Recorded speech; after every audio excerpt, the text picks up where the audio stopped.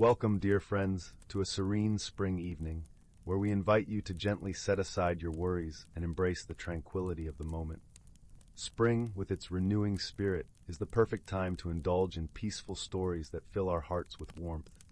As the gentle spring nights unfold, let the soothing tales we share guide you to relaxation and sweet dreams.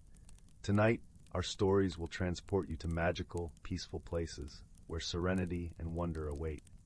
Relax and let the gentle embrace of spring lull you into a world of soothing dreams. Story 1. Once upon a starlit eve, nestled deep within an ancient forest, a wondrous tale unfolded amongst the whispering boughs and moss-cloaked roots. Here, where the boundaries between the natural and the ethereal blurred, dwelled creatures both enchanting and wise, their hidden lives intertwined with the rhythms of the wilderness. The forest, a vast expanse of emerald canopies, was alive with the symphony of life. The air was rich with the scent of pine and earth, mingling with the sweet aroma of wildflowers that carpeted the forest floor. The distant call of an owl echoed through the trees, a haunting melody that resonated with the whispers of the wind. The moonlight filtered through the leaves, casting playful shadows that danced in time with the nocturnal rhythm. The ground beneath was soft and damp, holding the warmth of the sun's embrace even as night crept over the land. As the first rays of dawn kissed the dewy ferns, a family of wood sprites awoke, their gossamer wings fluttering with the promise of a new day. These diminutive guardians of the forest danced amidst the sunbeams, tending to the delicate balance that sustained all life within their verdant realm. The leaves rustled gently under their feet, a soft chorus accompanying their every step. Each sprite glimmered with a unique hue, a reflection of their spirit's connection with the natural world, creating a kaleidoscope of colors as they moved. Little Willow, the youngest sprite, followed her elders in awe, learning the intricate language of the trees and the elaborate web of life that bound them together. Her eyes, wide with wonder, reflected the shimmering light that filtered through the canopy.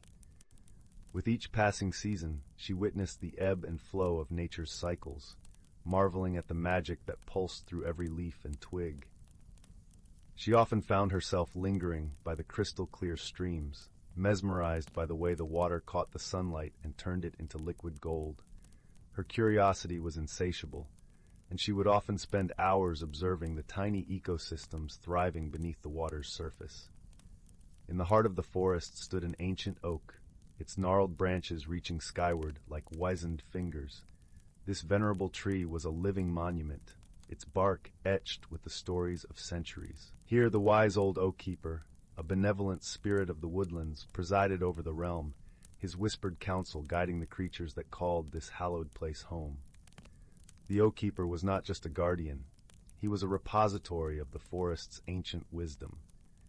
His presence was a comforting constant, as reliable as the changing seasons.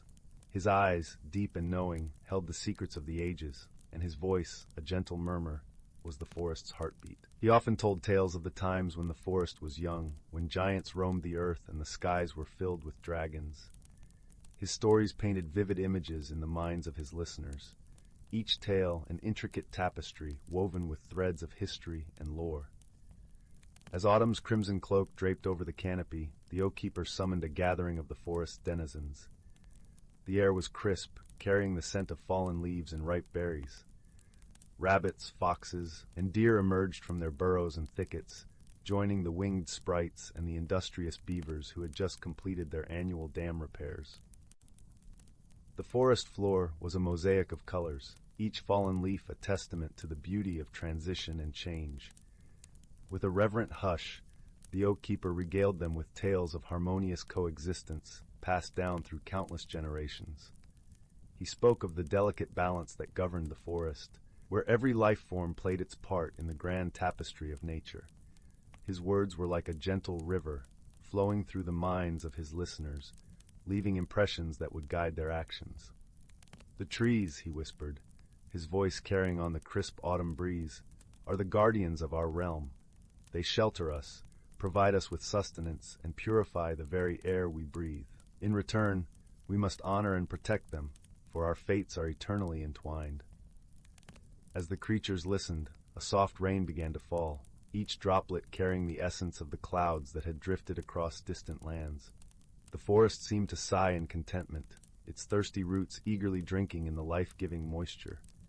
The rain was a gentle lullaby, soothing the spirits of the forest's inhabitants.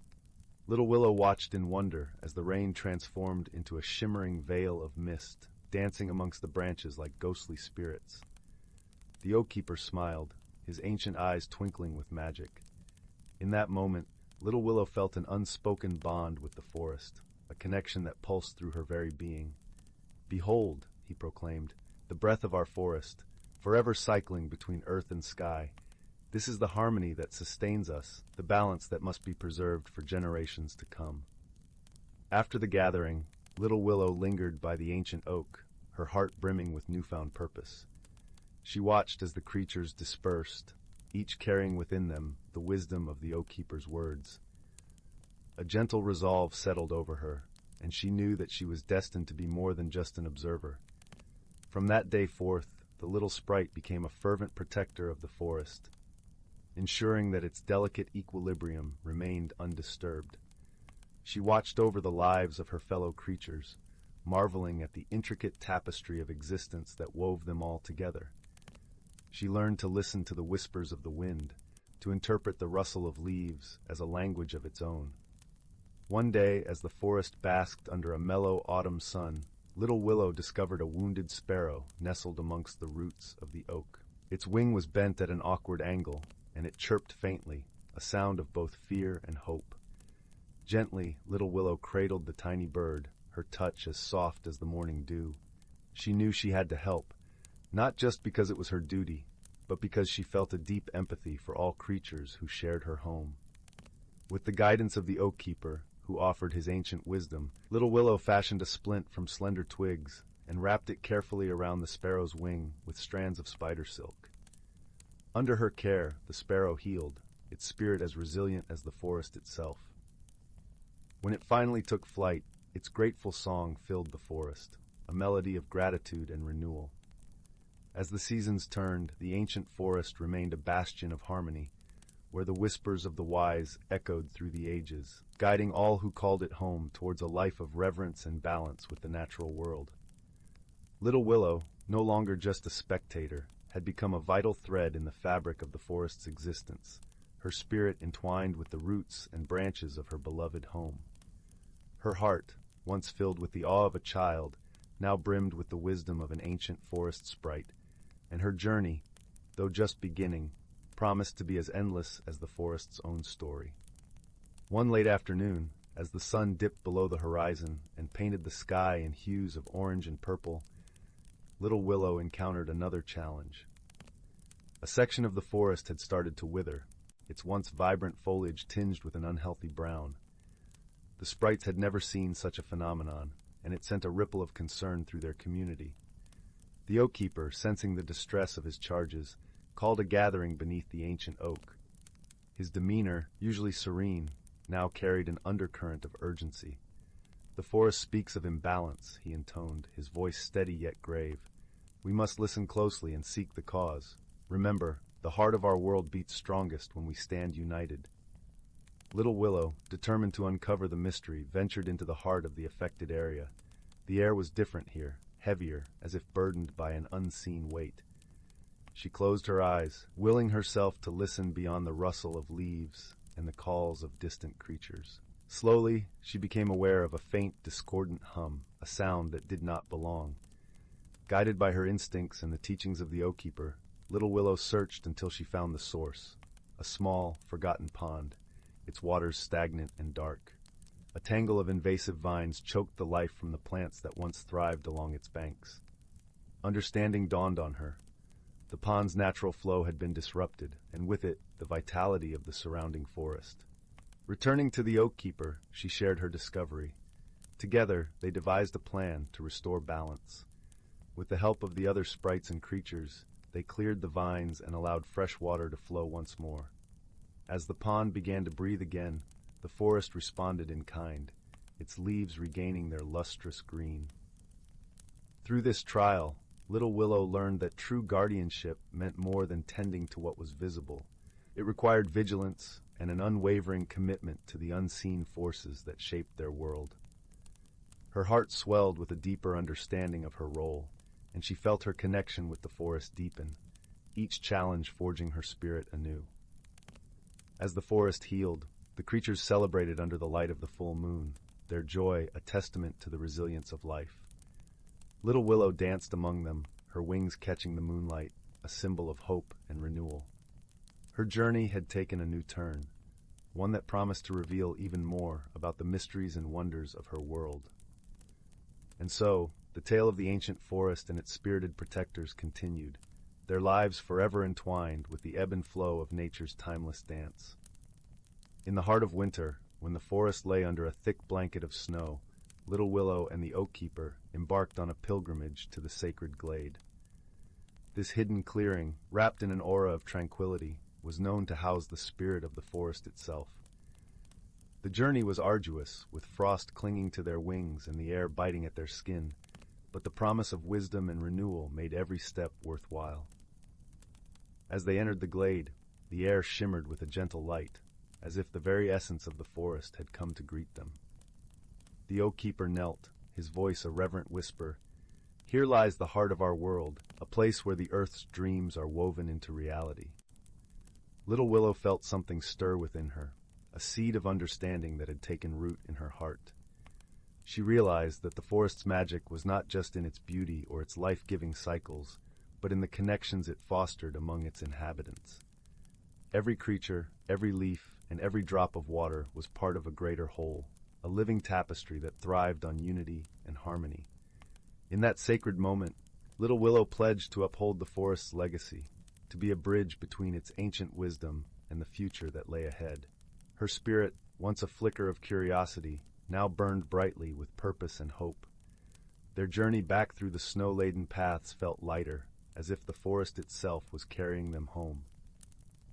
The Oakkeeper, his eyes twinkling with pride, knew that Little Willow's journey was only beginning. But he also knew she would become a beacon for all who called the forest home. The ancient forest, with its secrets and stories, continued to thrive under the watchful eyes of its guardians. Little Willow, with newfound strength and wisdom, stood ready to face whatever challenges lay ahead, her heart forever bound to the timeless dance of nature. As spring approached, a new challenge arose. A distant, unfamiliar sound echoed through the trees, an unsettling rumble that was neither beast nor storm. Little Willow, alert to every nuance of her world, felt a shiver of unease ripple through her wings. The Oakkeeper gathered the forest's inhabitants once again, his expression shadowed with concern. "This sound," he began, his voice steady but laced with apprehension, "comes from beyond our forest. It is a harbinger of change, a reminder that our world is not isolated." Little Willow, fueled by both curiosity and a sense of duty, volunteered to investigate. She ventured beyond the familiar boundaries of the forest, her path guided by the distant rumble. As she traveled, the air grew heavy with smoke, and the earth beneath her feet vibrated with an unfamiliar rhythm. At the edge of the forest, she discovered a clearing where humans had begun to encroach upon their world. Machines clawed at the earth, their metallic bodies belching smoke into the sky. The sight was both alien and alarming, a stark contrast to the harmony she had always known. Returning to the Oakkeeper, Little Willow shared what she had seen. The Oakkeeper's eyes, usually filled with gentle wisdom, now carried a weight of foreboding. "This is a new era," he said solemnly. "We must understand it, adapt to it, and find a way to coexist." Determined to bridge the gap between worlds, Little Willow began to observe the humans from a distance, learning their ways and searching for a path to harmony.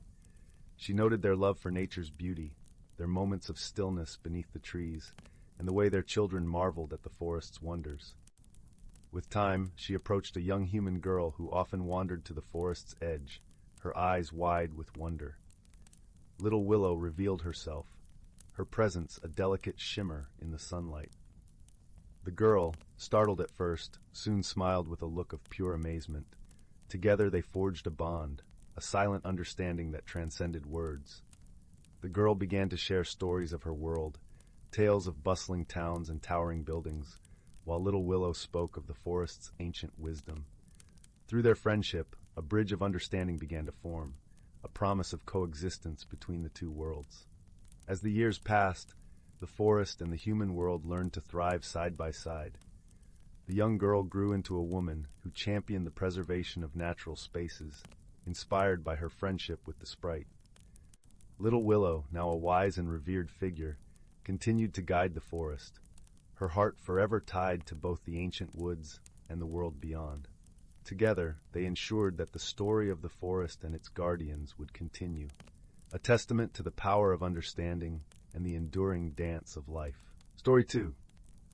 In the quaint village nestled in a verdant valley, cradled by rolling hills and whispering woods, there lived a gentle-hearted young girl named Clara. Her spirit, a flickering flame of curiosity, often led her to wander the forest paths, her thoughts as tangled as the ivy that crept over the stone cottages. Clara's heart mirrored the changing seasons, vibrant yet often adrift, as if she were a leaf caught in the unpredictable embrace of the wind. The village itself was a living tapestry of colors and sounds. The marketplace bustled with chatter as villagers bartered over the day's offerings, the air rich with the aroma of freshly baked bread and the sweet tang of ripe fruits. The sun's rays would dance across the cobblestones, casting playful shadows that seemed to join in the lively conversations. Yet, despite the warmth of this lively community, Clara felt a persistent yearning, an unfulfilled longing for something that lay beyond the familiar cobblestone streets and the comforting rhythm of village life. One evening, as the sun descended below the horizon, painting the sky in hues of lavender and rose, Clara ventured deeper into the forest, her sanctuary. The air was crisp with the scent of pine and damp earth, and the gentle rustle of leaves formed a melody that only the forest knew. She paused by an ancient oak, its gnarled branches reaching skyward like a wise guardian's arms. Beneath this majestic tree, she discovered a small, shimmering pond, its surface a mirror reflecting the twinkling stars above. As Clara gazed into the water, she noticed a peculiar sight, a silver fish, unlike any she had seen before. Its scales glistened with an ethereal light, and its eyes held a depth of wisdom that seemed to pierce through her soul. Intrigued, she leaned closer, and to her astonishment, the fish spoke. "Fear not, dear Clara," the fish said, its voice as soothing as the forest breeze. "I am here to guide you through the transformations you seek." Clara blinked in surprise, yet she felt an inexplicable calmness wash over her. "Transformations?" she echoed softly, her breath mingling with the cool night air. "Yes," replied the fish. "Change is a part of life's cycle, much like the shifting seasons and the phases of the moon. Embrace it, and you shall discover the beauty within yourself." With those words, the fish dove beneath the surface, leaving Clara with a sense of wonder and a heart full of questions. In the days that followed, Clara returned to the pond, seeking solace in its serene waters. She confided in the silver fish about her fears and dreams, and the fish listened patiently, offering gentle wisdom that planted seeds of courage in her heart. As the leaves turned golden and the air grew crisp with the approach of autumn, Clara began to notice subtle changes within herself. She felt more attuned to the rhythms of nature, more in tune with her own heart. One evening, as she sat by the pond, the silver fish shared a story about the transformative power of friendship. Just as trees in a forest support one another with their roots, so too can you find strength in the companionship of others, the fish said. Seek out those who uplift your spirit and nurture your growth. Inspired by the fish's words, Clara decided to open her heart to the villagers she had once felt distant from. She began to spend more time in the village square, engaging in conversations and sharing stories by the warmth of the fire. She found joy in the laughter of children, in the shared wisdom of the elders, and in the camaraderie of friends who, like her, sought to learn and grow. Through these connections, Clara realized that her journey of transformation was not a solitary one. Her newfound friendships were like the branches of the ancient oak, supporting and guiding her as she reached for the sky. As winter's chill settled over the village, Clara found herself at peace with the changes within her. She had discovered the strength that lay in vulnerability, the beauty of embracing the unknown, and the warmth of a community that cherished her for who she was. One snowy evening, as Clara stood by the pond, the silver fish appeared once more. Its scales shimmered under the moonlight, casting a gentle glow upon the snow-covered ground. "You have grown, dear Clara," the fish said, its voice filled with warmth. "You have learned to dance with the winds of change, to find balance in the ebb and flow of life." Clara smiled, her heart swelling with gratitude. "Thank you," she whispered, her breath misting in the cold air, "for showing me the way." With a graceful flick of its tail, the fish vanished into the depths of the pond, leaving Clara with a heart full of peace and a spirit ready to embrace whatever lay ahead. As the seasons turned once more, the village blossomed with the promise of spring. Clara's journey of transformation had not only brought her closer to herself, but had also woven her into the heart of the community. She had learned that change, though daunting, could lead to the most beautiful discoveries, and that the bonds of friendship were the true magic that illuminated her path.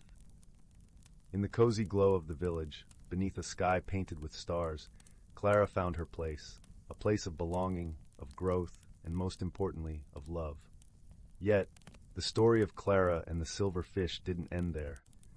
One day, as she wandered through the forest, she stumbled upon an old, forgotten path, overgrown with wildflowers and hidden beneath the canopy of ancient trees. With her heart beating in anticipation, she followed the trail, which led her to a clearing where a circle of standing stones stood, weathered and wise. The stones whispered secrets of the earth, tales of time and transformation. Clara could almost hear their murmurs, feel the vibrations of their stories beneath her fingertips. As she sat among them, she realized that her journey was part of something much larger, a tapestry woven through time, connecting her to the past and the future. In that moment, Clara understood that her journey was ongoing, a never-ending dance with the winds of change, guided by the wisdom of the forest and the enduring bonds of friendship. She rose with a newfound determination, ready to embrace the adventures that lay ahead, her heart open to the wonders of the world.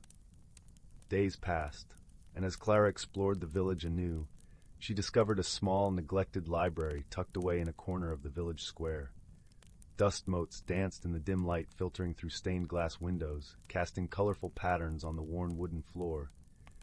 Drawn by an inexplicable urge, she ventured inside and found shelves filled with books that held stories of distant lands and ancient wisdom.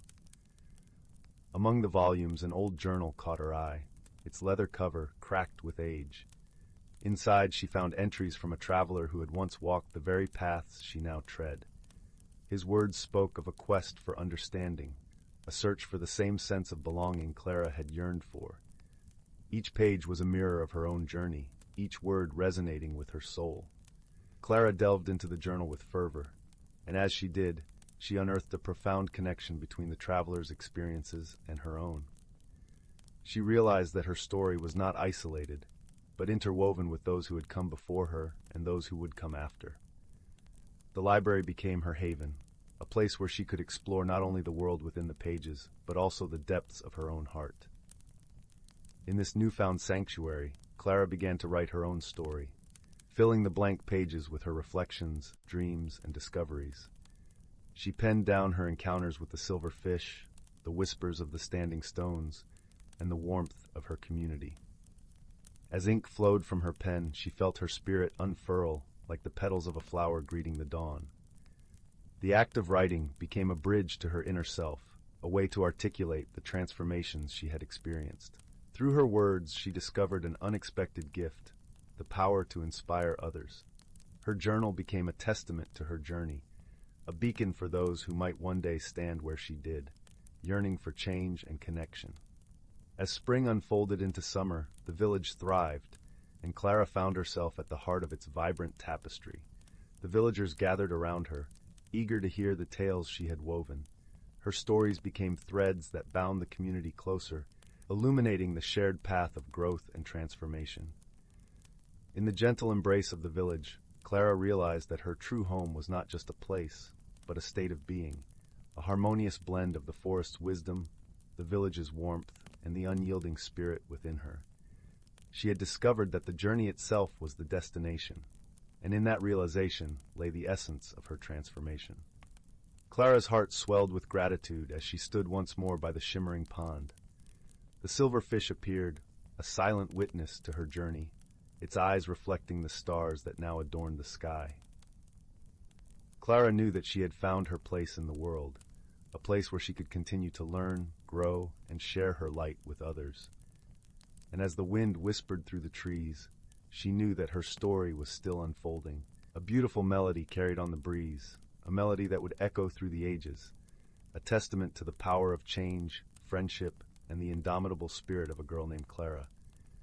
As the villagers embraced Clara's stories, they too found inspiration in her words. A newfound sense of unity blossomed, weaving the community together with threads of shared dreams and aspirations. The village, once a mere backdrop to Clara's personal journey, became an integral part of her transformation, and she an integral part of its legacy. In the embrace of her village, Clara had found not just a home but a family, a collective spirit that would carry her forward into the unknown, her heart forever open to the wonders yet to come. One day, Clara's newfound wisdom was put to the test. A fierce storm swept through the valley, its winds howling and rain lashing against the rooftops. The villagers huddled together, seeking shelter and comfort in each other's presence. Clara, feeling the weight of her community's anxiety, stepped forward, her voice calm and steady. "Remember the strength we find in each other, just as the forest stands tall and unwavering," she said, her words a beacon in the darkness. "We are the roots that bind this village, and together we can weather any storm." Her words resonated, and the villagers, drawing strength from one another, faced the tempest with newfound courage. As dawn broke, the storm subsided, and the village emerged, resilient and united. In that moment, Clara realized that her journey had come full circle. She had not only transformed herself, but had also become a source of strength for her community. The girl who once wandered the forest paths in search of belonging had found her place, her heart now forever intertwined with the village she called home. As the sun rose, casting its golden light over the valley, Clara stood amidst her fellow villagers, her spirit as bright as the dawn. Her journey continued, a testament to the power of change, the beauty of friendship, and the endless possibilities that lay ahead. Story 3. In the heart of the whispering woods, where the sun dappled the forest floor with golden patches and the air hummed with the gentle symphony of rustling leaves, there existed a secret known only to a few. The whispering woods were so named for a reason, as the trees themselves held secrets, murmuring them softly to those who would listen. It was within this serene yet mysterious forest that our tale begins, on a day that seemed just like any other to the untrained eye, but would soon reveal itself to be quite extraordinary. Amidst this vibrant green tapestry of life, a young girl named Lyra lived with her grandmother in a quaint cottage nestled at the forest's edge. Lyra was a curious soul, with eyes that sparkled like the morning dew and a heart as warm as the hearth that crackled in their cozy home. Her days were spent exploring the woods, collecting wildflowers, and listening to her grandmother's tales of magic and adventure. Yet, it was one particular story that held her imagination captive, the story of the silver feather. According to her grandmother, the silver feather was a magical object of great power, hidden somewhere deep within the heart of the whispering woods. It was said that whoever possessed the silver feather would gain the ability to understand the whispers of the forest, to speak with the animals, and to uncover the hidden truths of nature. More than just an object of power, it was a symbol of harmony and unity with the world around them. One crisp autumn morning, as the leaves fluttered down like golden confetti, Lyra set out on her daily wanderings. The forest was alive with the vibrant colors of fall, the air crisp and fragrant with the scent of pine and earth. But on this day, the woods seemed to beckon her deeper than ever before, urging her to follow paths untraveled and explore secrets yet uncovered. With each step, the forest seemed to grow more alive, its whispers growing louder, more insistent. It was almost as if the trees themselves were guiding her, their branches swaying gently, pointing the way. Lyra followed this invisible call with a heart full of wonder and anticipation. As she ventured further, she came upon a part of the forest she had never seen before, a clearing bathed in an ethereal light, where the air shimmered as if sprinkled with stardust. In the center of this magical glade stood an ancient oak, its trunk wide and gnarled, its branches stretching skyward like the arms of a wise old sage. Drawn to the oak, Lyra approached with reverence. It was then that she noticed something glinting at the base of the tree. A feather, not silver but shimmering with an otherworldly iridescence, reflecting the colors of the rainbow. Her heart skipped a beat. Could this be the legendary silver feather of her grandmother's tales? Tentatively, Lyra reached out and picked up the feather. As her fingers closed around it, she felt a warmth spread through her hand, a gentle pulse of life that seemed to resonate with her very soul. And then, as if on cue, the forest erupted into a symphony of whispers, the trees and creatures speaking to her in a language she somehow understood. "Welcome, Lyra," the oak rumbled, its voice deep and resonant. "You have found the silver feather, a gift of the forest for one with a heart pure and kind." Lyra's eyes widened in awe. "I can hear you. I can understand you," she exclaimed, her voice a mixture of disbelief and joy. "Indeed," the oak replied with a gentle chuckle. "The silver feather grants you the gift of understanding, but with this gift comes responsibility. The forest is a world of harmony, and it is your duty to protect it." Lyra nodded, her heart swelling with a newfound sense of purpose. She knew that this was just the beginning of her journey, a journey that would lead her to discover not only the secrets of the forest, but also the depths of her own heart. With the silver feather tucked safely in her pocket, Lyra set off back through the woods, her mind abuzz with possibilities. As she walked, the birds sang her a song of welcome. The squirrels chattered greetings in the branches above, and even the wind seemed to whisper words of encouragement. Days turned into weeks as Lyra embraced her new role as guardian of the Whispering Woods. She learned to communicate with the animals, understanding their needs and desires, and in turn, they taught her the delicate balance of the forest ecosystem. She discovered hidden groves and secret springs, befriending creatures both great and small. Yet it was not all peaceful days and harmonious nights. With the gift of understanding came the awareness of the challenges facing the forest. The changing seasons brought shifts in the ecosystem, and sometimes the balance would teeter precariously. Predators would grow too bold, or the streams would dry too soon. But Lyra had a gift beyond the silver feather. Her heart and mind, filled with wisdom and kindness, guided her in these times of trial. She would gather the animals, discussing solutions and forging alliances. Together, they worked to restore the balance, each creature playing its part in the delicate dance of life. One chilly winter evening, as the snowflakes drifted down like icy feathers, Lyra found herself faced with a particularly daunting challenge. A fierce storm had blown through the forest, leaving many trees damaged and several animal homes destroyed. Standing in the heart of the forest, Lyra felt the weight of responsibility heavier than ever. The animals gathered around her, their eyes full of trust and hope. She knew she had to devise a plan to help them all, to ensure their survival through the harsh winter months. Drawing upon her knowledge and the wisdom of the forest, Lyra crafted a plan. She organized the animals into teams, each assigned a task. The beavers worked tirelessly to build new shelters, while the birds gathered seeds and nuts. The foxes and deer scouted for safe passages and hidden caches of food. Under Lyra's guidance, the forest became a hive of activity, each creature contributing to the collective effort. As the days passed, the forest transformed, healing from the storm's wrath and preparing for the long winter ahead.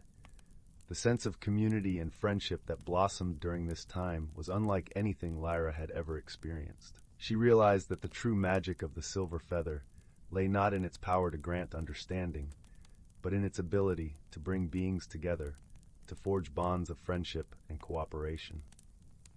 As winter slowly gave way to the first tentative hints of spring, the forest buzzed with life once more. The streams gurgled with renewed vigor, and the trees unfurled their fresh green leaves. Lyra stood at the edge of the clearing, watching the forest come alive again, her heart full of gratitude and joy. One morning, as she sat beneath the ancient oak, the silver feather resting in her lap, she felt a gentle nudge against her cheek. It was the soft brush of a butterfly's wings, delicate and ephemeral. "Thank you, Lyra," the butterfly whispered, its voice like the tinkling of tiny bells. "You have brought us all together, and your kindness has strengthened our bonds." Lyra smiled, her heart swelling with happiness. "It was all of us," she replied softly. "Together, we made it through." The butterfly fluttered off into the breeze, leaving Lyra with a sense of peace and fulfillment. She realized that her journey was not just about discovering the secrets of the forest, but also about understanding herself and the power of unity. As the sun dipped below the horizon, casting a warm golden glow over the whispering woods, Lyra headed back to the cottage where her grandmother awaited. The fire crackled invitingly in the hearth, and the comforting scent of freshly baked bread filled the air. Lyra nestled into her grandmother's embrace, the warmth of the fire wrapping around them like a soft blanket. "Tell me, dear," her grandmother said with a knowing smile, "what stories have the forest whispered to you today?" Lyra closed her eyes, picturing the vibrant tapestry of life she had come to know so well.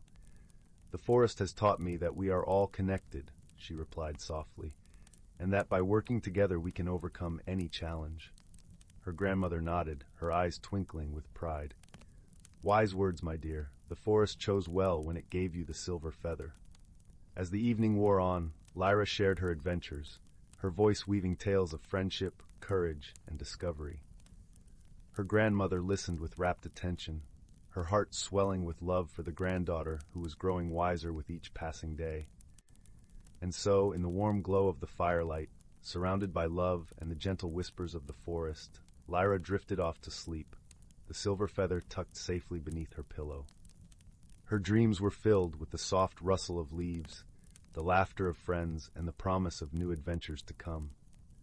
In the heart of the whispering woods, where the sun rose and set in a gentle dance of light and shadow, Lyra had found her place, a guardian of the forest, a keeper of its secrets, and a friend to all who called it home.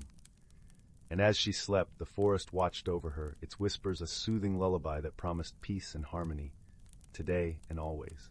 But as spring blossomed into summer, a new challenge loomed on the horizon. A group of loggers had set their sights on the whispering woods, unaware of its magical secrets and the delicate balance that Lyra and her friends had worked so hard to maintain. The forest trembled with fear at the encroaching threat, its whispers filled with anxiety. Lyra, sensing the forest's distress, convened a meeting beneath the ancient oak. The animals gathered, their eyes wide with worry, seeking guidance from the one who had become their leader and protector. "We must find a way to show them the forest's true beauty and worth," Lyra said, her voice steady despite the fear gnawing at her heart. "If they can see what we see, perhaps they will understand why this place must be preserved." With the silver feather in hand, Lyra devised a plan to reveal the wonders of the forest to the loggers. She enlisted the help of the forest's creatures, each playing their part in a grand spectacle of nature's magic. The birds sang their most enchanting melodies, while the fireflies danced in mesmerizing patterns. The trees swayed in unison, their branches whispering the ancient tales of the woods.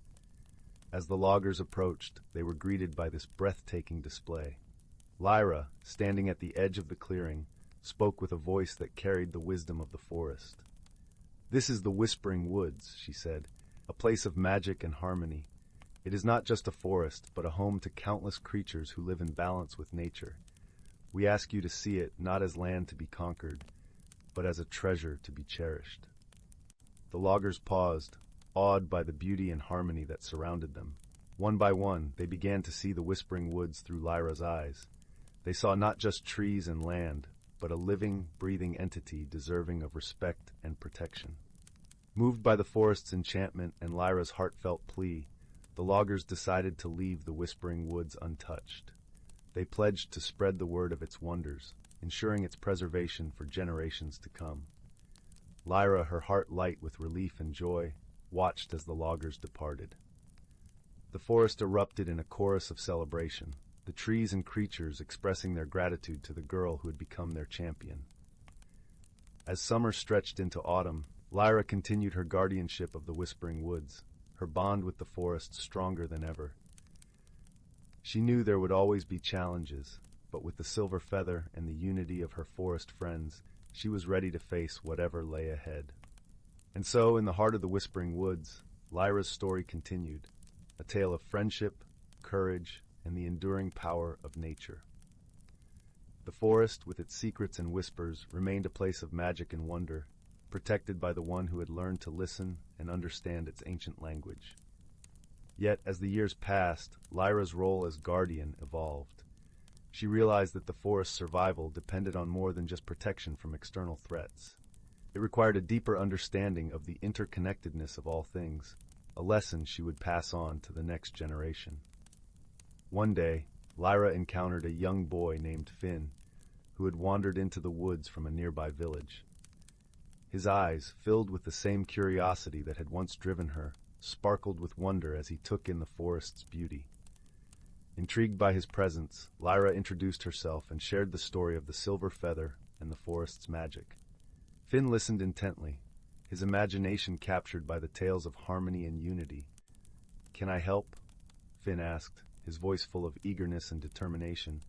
"I want to learn about the forest and help protect it, just like you." Touched by his sincerity, Lyra saw in Finn the potential for a new guardian of the Whispering Woods. She agreed to teach him, sharing her knowledge and the wisdom she had gathered over the years. Together they explored the forest, discovering new secrets and learning from its inhabitants. Finn, with his youthful enthusiasm, brought fresh ideas and perspectives, enriching the bond between the forest and its guardians. As the seasons changed, so did the forest and its protectors. Lyra and Finn forged a deep friendship, united by their shared love for the Whispering Woods. They worked side by side, ensuring the forest's continued harmony and nurturing its magic for future generations. And so, the legacy of the Whispering Woods lived on, a testament to the power of understanding, unity, and the enduring connection between humans and nature. The forest, with its whispers and secrets, remained a sanctuary of magic, watched over by those who had learned to listen to its ancient song. In the heart of the Whispering Woods, where the sun rose and set in a gentle dance of light and shadow, Lyra and Finn stood together, guardians of the forest and keepers of its stories, ready to face whatever challenges lay ahead, united in their love for the magical world they called home. Story 4. In the heart of the emerald-tinged forest, where the air was perfumed with the earthy aroma of damp moss and wildflowers, there lived a young woman named Lyra. Her home was a quaint cottage with ivy-clad walls and a roof thatched of golden straw, standing near a gentle brook. The brook's babbling waters sang a soft lullaby, harmonizing with the rustling leaves and sunlight filtered through the trees, casting a mosaic of light and shadow on the forest floor. Lyra had a unique connection with nature, her days spent in symbiosis with the lush garden that surrounded her home. The garden was a vibrant tapestry of colors, sunflowers towering like sentinels, lavender swaying gently in the breeze, and roses blooming in a riot of reds and pinks. Each morning she rose with the dawn, her fingers caressing the petals as if they were the faces of dear friends. The earth responded to her whispers, nurturing her plants with an unseen magic that seemed to pulse through her veins. Despite the harmony of her surroundings, a quiet restlessness stirred within Lyra. It was a persistent yearning for change, a longing that she could not quite define. She often found herself gazing into the brook, its water a mirror reflecting her inner turmoil. She wondered if she, too, could flow as freely as the brook, unburdened by uncertainty.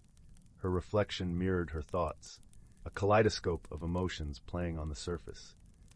One evening, as the sky blushed with the hues of twilight, Lyra sat by the brook, her feet dipped in the cool crystal waters.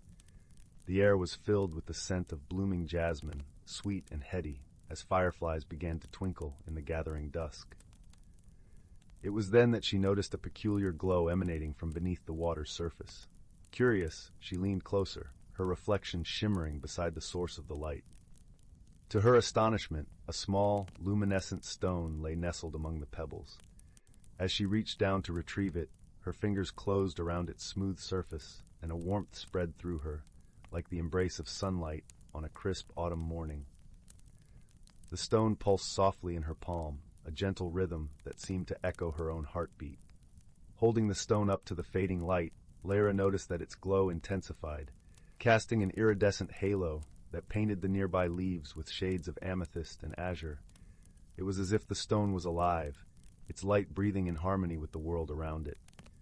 In that moment, Lyra felt a flicker of change within her, a spark that whispered of possibilities yet to unfold. As the days turned to weeks, Lyra discovered that the stone held a subtle magic. It resonated with her emotions, its light shifting and dancing in response to her thoughts and feelings. On days when she felt joyous, the stone gleamed brightly, illuminating her path through the forest with a warm, golden glow. In moments of doubt, its light would dim, gently urging her to seek clarity within herself. Lyra's closest companions, a pair of wise old owls named Tova and Soren, watched her transformation with interest. Perched high in the ancient oak that shaded her garden, they often offered their sage advice, their eyes twinkling with the wisdom of ages gone by. "Lyra," Tova cooed one morning as the sun filtered through the canopy, casting dappled shadows on the ground, "do not fear the changes that stir within you. Like the forest in spring, you are blooming into something new." Soren nodded in agreement, his voice a soothing baritone. "Indeed, dear one, embrace the flow of your journey. You are like the brook, ever moving, ever evolving." Lyra took their words to heart, and with each passing day she grew more attuned to the stone's magic and her own inner landscape. She began to notice the subtle shifts within herself, a newfound courage to explore beyond the familiar paths of her forest, a gentle confidence to express her dreams. One afternoon, as the sun dipped low in the sky, painting the horizon with strokes of pink and gold, Lyra ventured deeper into the woods than she ever had before. The stone's light guided her, casting a soft glow that illuminated a path winding through the ancient trees. She felt a sense of anticipation, a tingling excitement that urged her onward. As she walked, the forest seemed to come alive, its whispers a symphony of life. The rustling leaves sang with the voices of creatures unseen, and the cool breeze carried the earthy scent of moss and pine. Lyra's heart soared with each step, the stone's glow a steady companion. Eventually, she came upon a clearing where the air shimmered with an ethereal quality, as if the very fabric of reality was woven with threads of magic. In the center of the clearing stood an enormous, ancient tree, its trunk gnarled and twisted, its branches reaching skyward like the arms of an old sage. As Lyra approached, she felt a deep, resonant hum emanating from the tree, a vibration that resonated with her very soul. She placed her hand upon the rough bark, and the stone in her other hand flared with a brilliant light, mingling with the tree's aura in a dazzling display of color. In that moment, Lyra understood that she had found the heart of the forest, a place where magic and nature intertwined in perfect harmony. The tree seemed to speak to her, not with words, but with a profound understanding that filled her with peace. "You are part of this world," the tree seemed to say. "Your journey is one of growth and transformation, as natural as the changing of seasons. Embrace it, and you will find your true self." With tears of gratitude glistening in her eyes, Lyra nodded, feeling the truth of these unspoken words. She had discovered that change was not something to be feared, but a beautiful, necessary part of life's tapestry. The stone in her hand pulsed warmly, as if in agreement, and she felt a deep sense of belonging, of being exactly where she was meant to be. Returning home, Lyra found herself more attuned to the subtle rhythms of the forest. She took time each day to listen to the stories the wind whispered through the trees, to watch the dance of light and shadow as the sun filtered through the leaves. The world around her seemed richer, more vibrant, as if she had awakened to a new dimension of existence. One evening, as she sat by the brook, an unexpected visitor appeared. A fox, its fur a fiery red, emerged from the underbrush and approached her with cautious curiosity. Its eyes, bright and intelligent, held a question Lyra could not quite decipher. She extended her hand, the stone resting in her palm, its glow gentle and inviting. The fox sniffed the air, then sat beside her, its presence a quiet companionship. Together they watched the stars emerge, pinpricks of light in the velvet sky, the brook's song a soothing lullaby. As the night deepened, Lyra realized that the fox, like the stone, was a symbol of the new path she was on, a path of discovery, of forming unexpected connections with the world around her. She felt a kinship with the creature, a mutual understanding that transcended words. From that day forward, the fox often joined her, a silent guardian on her journeys through the forest. Lyra's world had expanded, her heart open to the wonders that lay beyond her cottage and garden. In the days that followed, Lyra found herself drawn to a hidden grove she had glimpsed on one of her walks. The grove was a secluded nook, where the trees formed a natural archway, their leaves creating a canopy that filtered sunlight into a serene green glow. It was a place untouched by time, where the air was thick with the scent of cedar and the gentle hum of cicadas. One afternoon, she ventured to this grove, the stone's light casting ethereal patterns on the mossy ground. She sat beneath the archway, the trees whispering secrets in a language she was beginning to understand. Here in this sacred space, she felt the forest's magic more profoundly than ever. It was as if the grove was an ancient library, its books written in the lines of bark and the whispers of the wind. As she sat in meditation, her mind drifted to her childhood. She recalled tales her grandmother had told her, stories of the forest spirits and the ancient magic that lived within the trees. Her grandmother had always spoken with a reverence that Lyra had not fully understood until now. Those stories were not mere myths, but truths woven into the fabric of her world. The stone pulsed softly, and Lyra felt a connection to her ancestry, a lineage that had always revered the natural world. She realized that her ability to commune with nature was a gift passed down through generations. It was a comforting thought, grounding her in a heritage that honored the earth and all its wonders. As dusk settled, Lyra rose, invigorated by her newfound understanding. She began to see her role in the forest not just as a caretaker, but as a custodian of its ancient magic. The forest, in turn, had become her family, its creatures and spirits her kin. And so, in the heart of the enchanted forest, by the side of the babbling brook, Lyra found her place in the world, a place of peace and endless possibility. As she lay under the starlit sky, the whispers of the trees and the songs of the night creatures lulled her to sleep, cradled in the embrace of her own magical transformation. She had learned to embrace change, to find beauty in the unknown, and to trust the journey that lay ahead. Weeks passed, and Lyra's bond with the forest deepened. She began to notice the subtle languages spoken by the wind and the rustling leaves, the way the brook's song shifted with each season. One day, while arranging herbs she had gathered, a soft voice echoed through her thoughts, a gentle reminder of the wisdom she had gained. "Lyra," it murmured, a familiar warmth in its tone, "remember to seek balance, for even in the heart of magic, one must find harmony." Lyra paused, her hands resting on a bundle of chamomile, and smiled. She recognized the voice as the essence of the forest itself, a guiding spirit that had become her steadfast companion. It was a reminder that her journey, while magical, was also a dance between the mystical and the mundane. She began to share her experiences with the villagers who lived on the outskirts of the forest. Her tales of the luminescent stone and the ancient tree stirred a curiosity among them, a renewed appreciation for the natural wonders surrounding their homes. They sought her guidance in planting gardens, and with each visit to their homes, Lyra felt the warmth of community embrace her. Her connection with the villagers flourished, and she found joy in teaching children the art of listening to the forest, of understanding its rhythms. Together, they would explore the woods, discovering hidden nooks and learning the healing properties of wild herbs and flowers. As the seasons shifted, so did Lyra's role in the forest.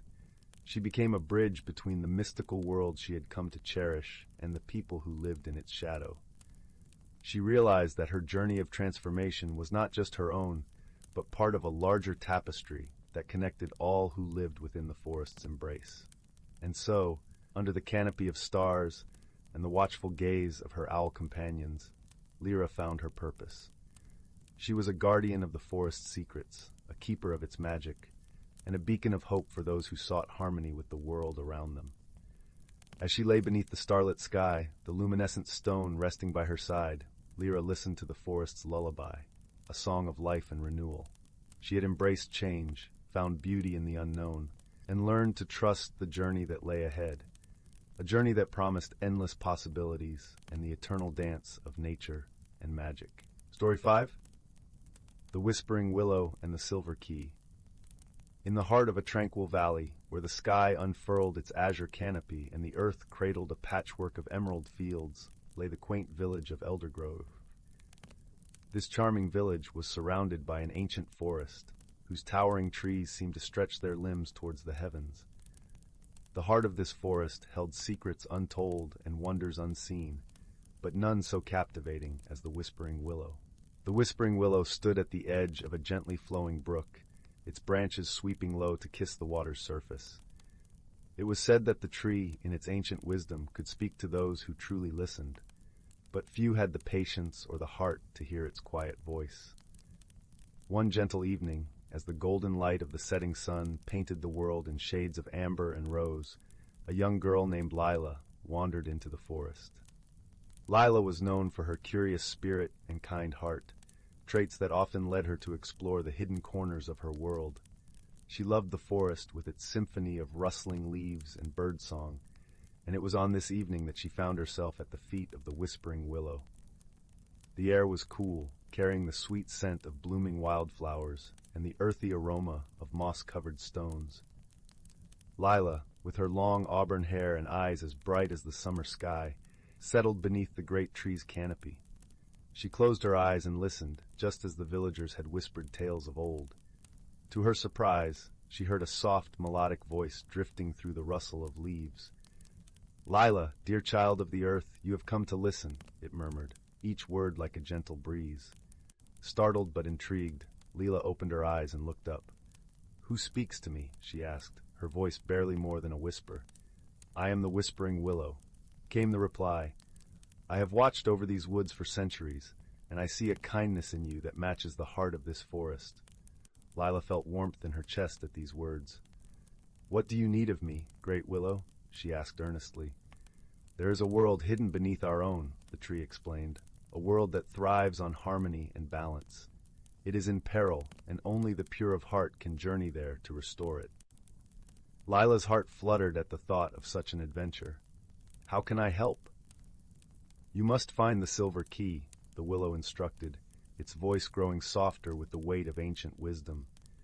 "It lies within the heart of this forest, protected by the creatures of the hidden world. They will test your spirit and your resolve. Only through trust and friendship can you succeed."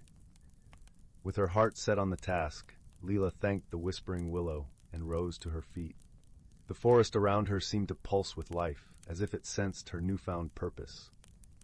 She followed the brook as it wound deeper into the woods, its babbling waters leading her onward.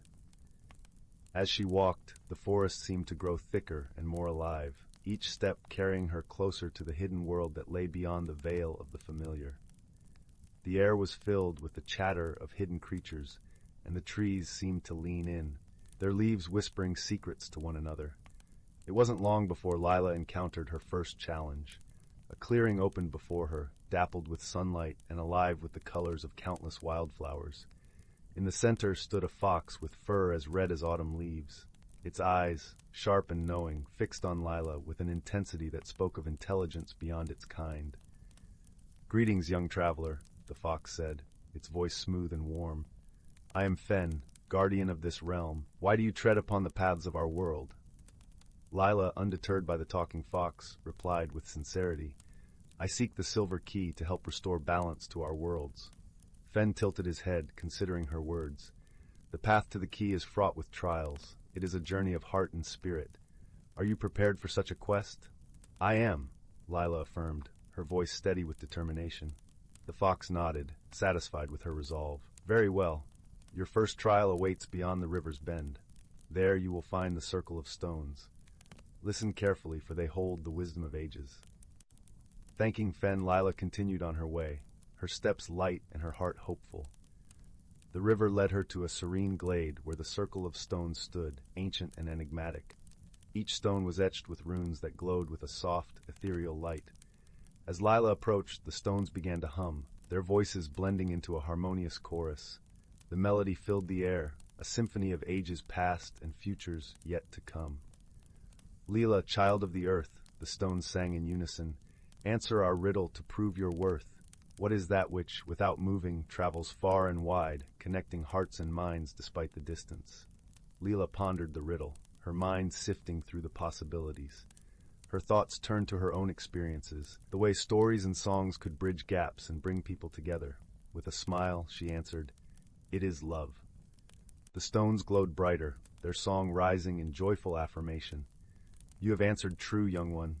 Continue on your path, for the next trial awaits. With renewed confidence, Lyra pressed on, the forest guiding her deeper into its embrace.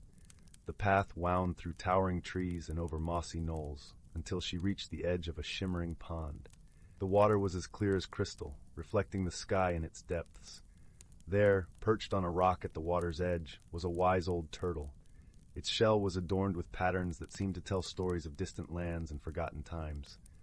The turtle watched Lyra with gentle eyes, its presence serene and calming. "Greetings, traveler," the turtle said, its voice slow and measured. "I am Taro, keeper of the pond, and guide to those who seek the silver key." Lyra approached with respect, sensing the turtle's ancient wisdom. "How can I prove myself, Taro?" "The pond holds the reflection of your heart," Taro explained. "Gaze into its depths and see what truth lies within. Only those who accept their own nature can move forward."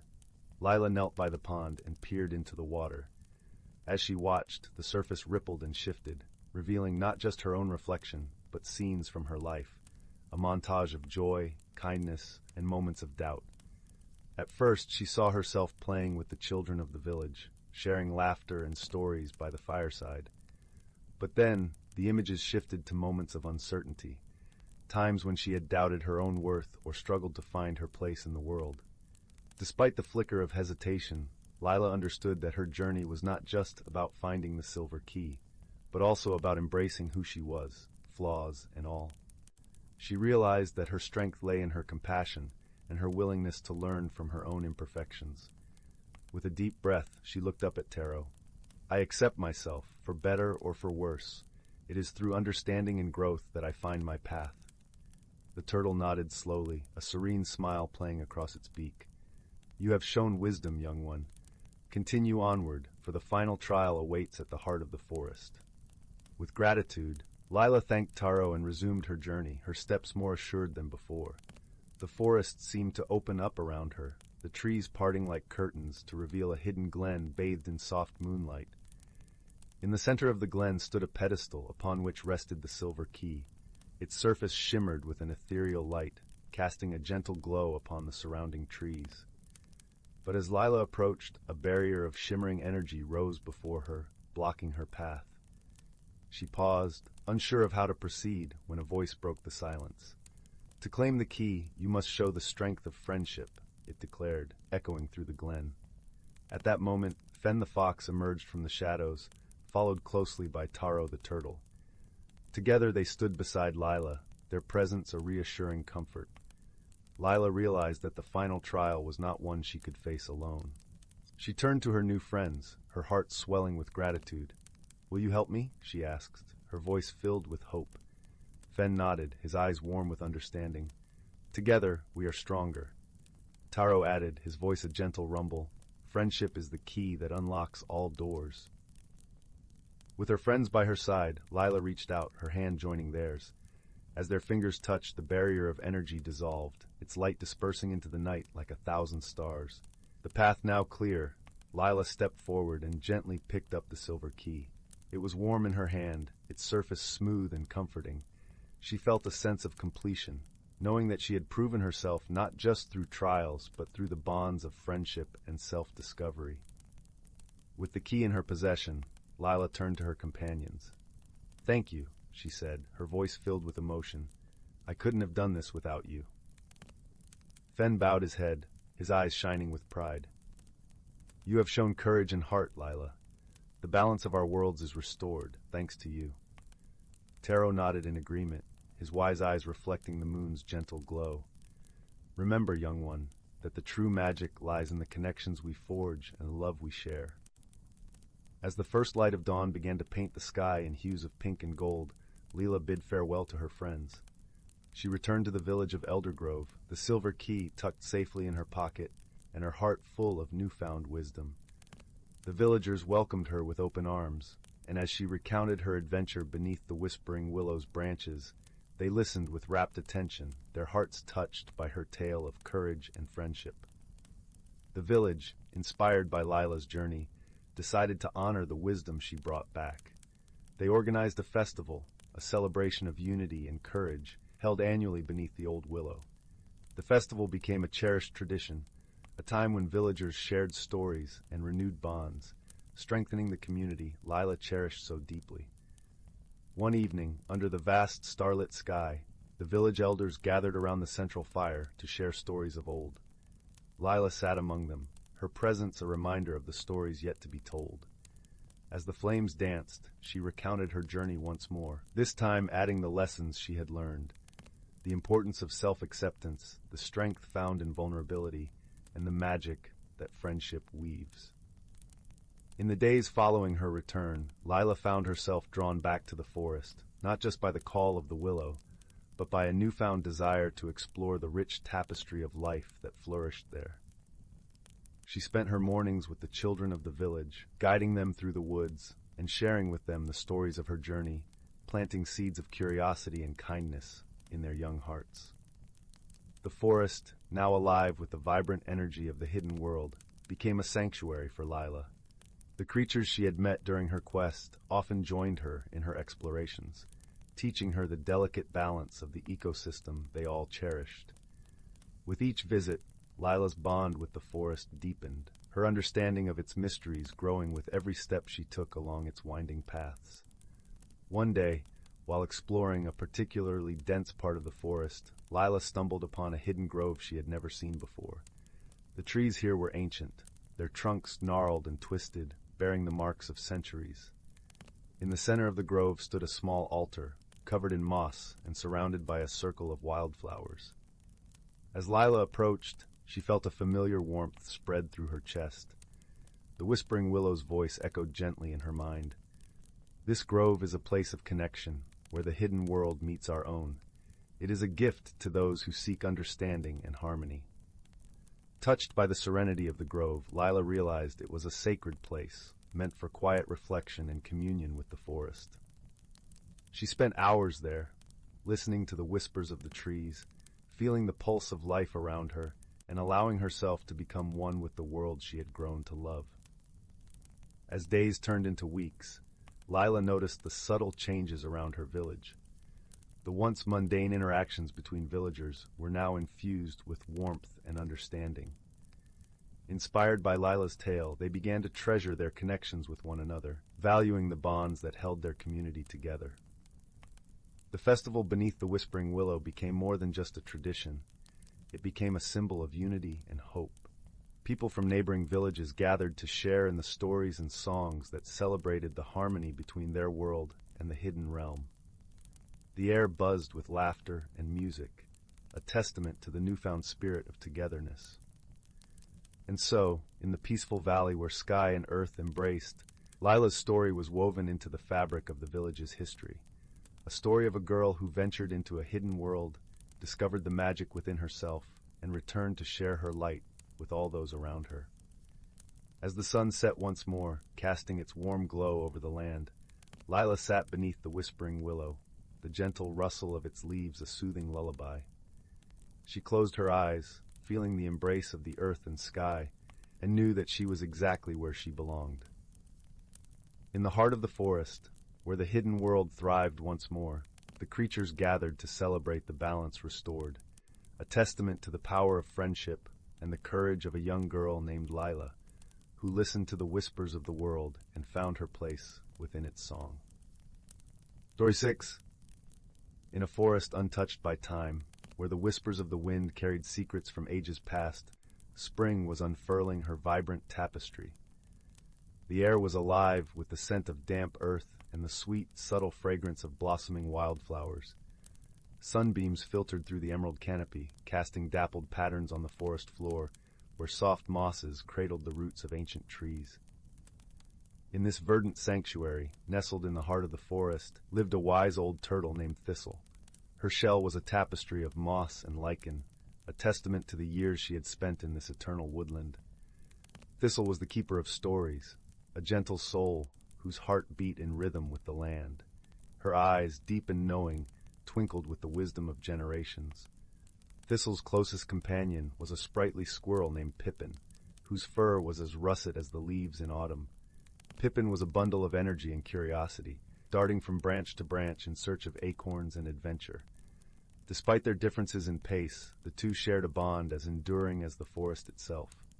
One bright morning, as the world awoke to the chorus of birdsong, Thistle sensed a change in the air. The breeze carried a hint of warmth, a promise of summer yet to come. But it also carried whispers of unease. The forest had been thriving, yet something felt amiss. "Dear Pippin," Thistle called softly, her voice as gentle as the sigh of the leaves. "There is a murmur of imbalance in our home. We must find the source before it grows." Pippin, perched on a branch overhead, twitched his ears with concern. "What could it be, Thistle? The forest seems so full of life." Thistle gazed into the distance, her eyes tracing the patterns of the trees. "Sometimes the most subtle shifts can lead to the greatest changes. We must listen to the forest and seek guidance from those who dwell within." Together, Thistle and Pippin embarked on their journey, moving through the forest with a grace born of familiarity. They passed babbling brooks where dragonflies danced and meadows where butterflies fluttered like living jewels. The forest sang its ancient song, a symphony of life in perfect harmony. Their first stop was the home of Sage, an elderly owl whose wisdom was revered by all. Sage lived in a grand oak tree, its gnarled branches spreading like welcoming arms. As they approached, Sage opened his eyes, golden and wise, and greeted them with a nod. "Ah, Thistle and Pippin," Sage hooted softly. "What brings you to my perch on this fine day?" Thistle explained her concerns, and Sage listened intently, ruffling his feathers in thought. "The balance of the forest is delicate," he began. "Each season brings its own magic, and each creature plays a part. But there have been whispers of unusual weather, of storms that come and go without reason. These may be the cause of the unease you feel." Pippin's eyes widened. "Storms? But the skies have been clear." "Even the clearest skies can hide the brewing of a storm," Sage replied. "The clouds gather their strength, and when they release, the earth itself trembles." Thistle nodded, her mind weaving the threads of Sage's words into understanding. "Thank you, Sage. We will seek the counsel of the river. She has seen the flow of time and may offer us insight." Bidding farewell to Sage, they made their way to the riverbank, where the water flowed smooth and clear, reflecting the sky like a ribbon of liquid sapphire. Here, the river spirit dwelled, her presence felt in the gentle lap of water against stone. "River spirit," Thistle called, her voice like the ripple of water. "We seek your wisdom to restore the balance of our forest." The river responded with a soft murmur, her voice echoing through the rustle of reeds. "The storms you seek are tied to the turning of the seasons. They are a reminder of nature's power and her need for harmony. But lately they have been stirred by something more, a disturbance that calls for attention." Pippin leaned closer, his whiskers twitching with curiosity. "What kind of disturbance?" "The land beyond the forest has been restless," the river continued. "The humans have begun to alter the earth, changing the flow of water and the patterns of the wind. This has disrupted the balance, and the forest feels this shift." Thistle's heart grew heavy with the river's words. "We must act, Pippin. The forest depends on us to listen and to guide." With newfound purpose, Thistle and Pippin set out once more, their path leading them to the edge of the forest, where the trees thinned and the open fields began. Here, they saw the handiwork of humans, a dam built across a stream, its presence altering the natural flow of water. Pippin scampered up a nearby tree to survey the scene. "What can we do, Thistle? This is too big for us to change alone." Thistle pondered this, her thoughts as deep as the roots of the forest. "We must remind the humans of the beauty and balance of the world we share. Together, we can show them the harmony they may have forgotten." Over the next few days, Thistle and Pippin enlisted the help of their forest friends. The birds sang their sweetest songs, filling the air with melodies that spoke of the forest's wonder. The butterflies painted the skies with their colorful wings, a dance of light and life. Even the wind joined their cause, rustling the leaves in a gentle symphony. The humans, noticing the exquisite display, paused in their work. They listened to the music of the forest, felt the caress of the breeze, and saw the beauty that lay in the unspoiled land. Slowly understanding dawned, and they began to see the forest not as a resource to be used, but as a partner to be cherished. Moved by this revelation, the humans altered their plans. They dismantled the dam, allowing the stream to flow freely once more. They planted trees along the riverbanks, restoring the land to its natural state. As the seasons turned and the forest healed, the balance returned. The storms quieted, their fury tempered by the newfound harmony. Thistle and Pippin watched as the forest thrived, a testament to the power of unity and understanding. And so, in the heart of the ancient forest, where magic and reality danced hand in hand, the creatures lived in peace, knowing that wisdom and friendship could overcome even the greatest challenges.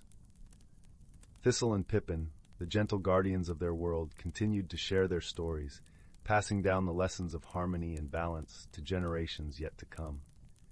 As the sun set, casting a golden glow over the land, the forest whispered its thanks. And in the gentle embrace of twilight, Thistle and Pippin rested, their hearts at peace, knowing that they had preserved the delicate thread of life that bound them all. Story 7. Once upon a time, in a quaint village nestled in the heart of an ancient forest, there lived a young girl named Luna. Though her days were filled with the simple joys of playing in the meadows and exploring the winding trails, Luna's heart yearned for something more, a grand adventure that would unlock the mysteries of the world beyond her humble home. One crisp autumn evening, as Luna tended to her chores, a strange and wondrous sight caught her eye. A twinkling light danced among the trees, weaving a mesmerizing pattern through the foliage. Curiosity piqued, Luna followed the enchanting glow deeper into the forest, her steps guided by an unseen force. As she ventured farther, the familiar sights and sounds of the forest faded, replaced by an ethereal realm of wonder. Towering trees with shimmering bark reached towards a canopy of twinkling stars, and every bush and flower seemed to radiate its own gentle luminescence. Luna stood in awe, her breath caught in her throat, as she realized she had stumbled upon a hidden world within the natural environment. Suddenly, a melodic voice broke the silence, beckoning Luna forward. "Welcome, dear child, to the Enchanted Grove, a place where dreams take flight and magic flows like the very air we breathe." Before her stood a radiant figure, a dazzling fairy with wings that shimmered like diamonds in the moonlight. "I am Lumina, keeper of the Enchanted Grove, and you, Luna, have been chosen for a great quest." Luna's eyes widened with wonder and trepidation. "A quest? But I'm just a simple village girl. What could I possibly do?" Lumina smiled warmly, producing a glowing crystal from the folds of her gossamer gown. "This is the Starlight Shard, a magical object imbued with the power of the celestial realm. It will guide you on your journey and aid you in your tasks." As Luna gently cradled the crystal in her hands, it pulsed with a warm, comforting energy, filling her heart with newfound courage. "What must I do?" she asked, her voice trembling with anticipation. "Deep within the Enchanted Grove lies the Heart Tree, a sacred entity that sustains the balance of magic in our realm," Lumina explained.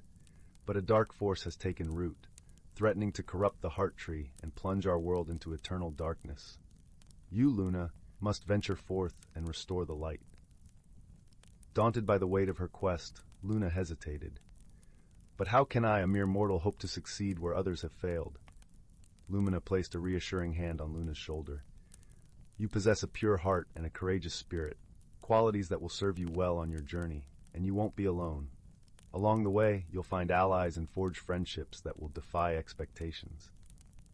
With a deep breath, Luna nodded, her grip tightening around the Starlight Shard. "I'll do it, for the Enchanted Grove and for the sake of preserving magic itself." And so, Luna's grand adventure began. Guided by the Starlight Shard's gentle glow, she ventured deeper into the Enchanted Grove, her path winding through enchanted glades and mystical groves. At every turn, she encountered wondrous beings and creatures, some friendly, others not so much. In a sparkling meadow, Luna met Willow, a spirited sprite with a mischievous streak. Though their initial encounter was one of mistrust, Luna's kindness and unwavering determination won Willow over, and the two became fast friends, embarking on a series of challenges that tested their courage and ingenuity. Together, they navigated treacherous swamps filled with tricksy wisps and scaled towering cliffs guarded by fierce griffins. Each obstacle brought them closer together, forging a bond of friendship that defied expectations and proved that true strength lies in unity. As they journeyed onward, Luna and Willow unraveled a mystery that threatened the very fabric of the Enchanted Grove.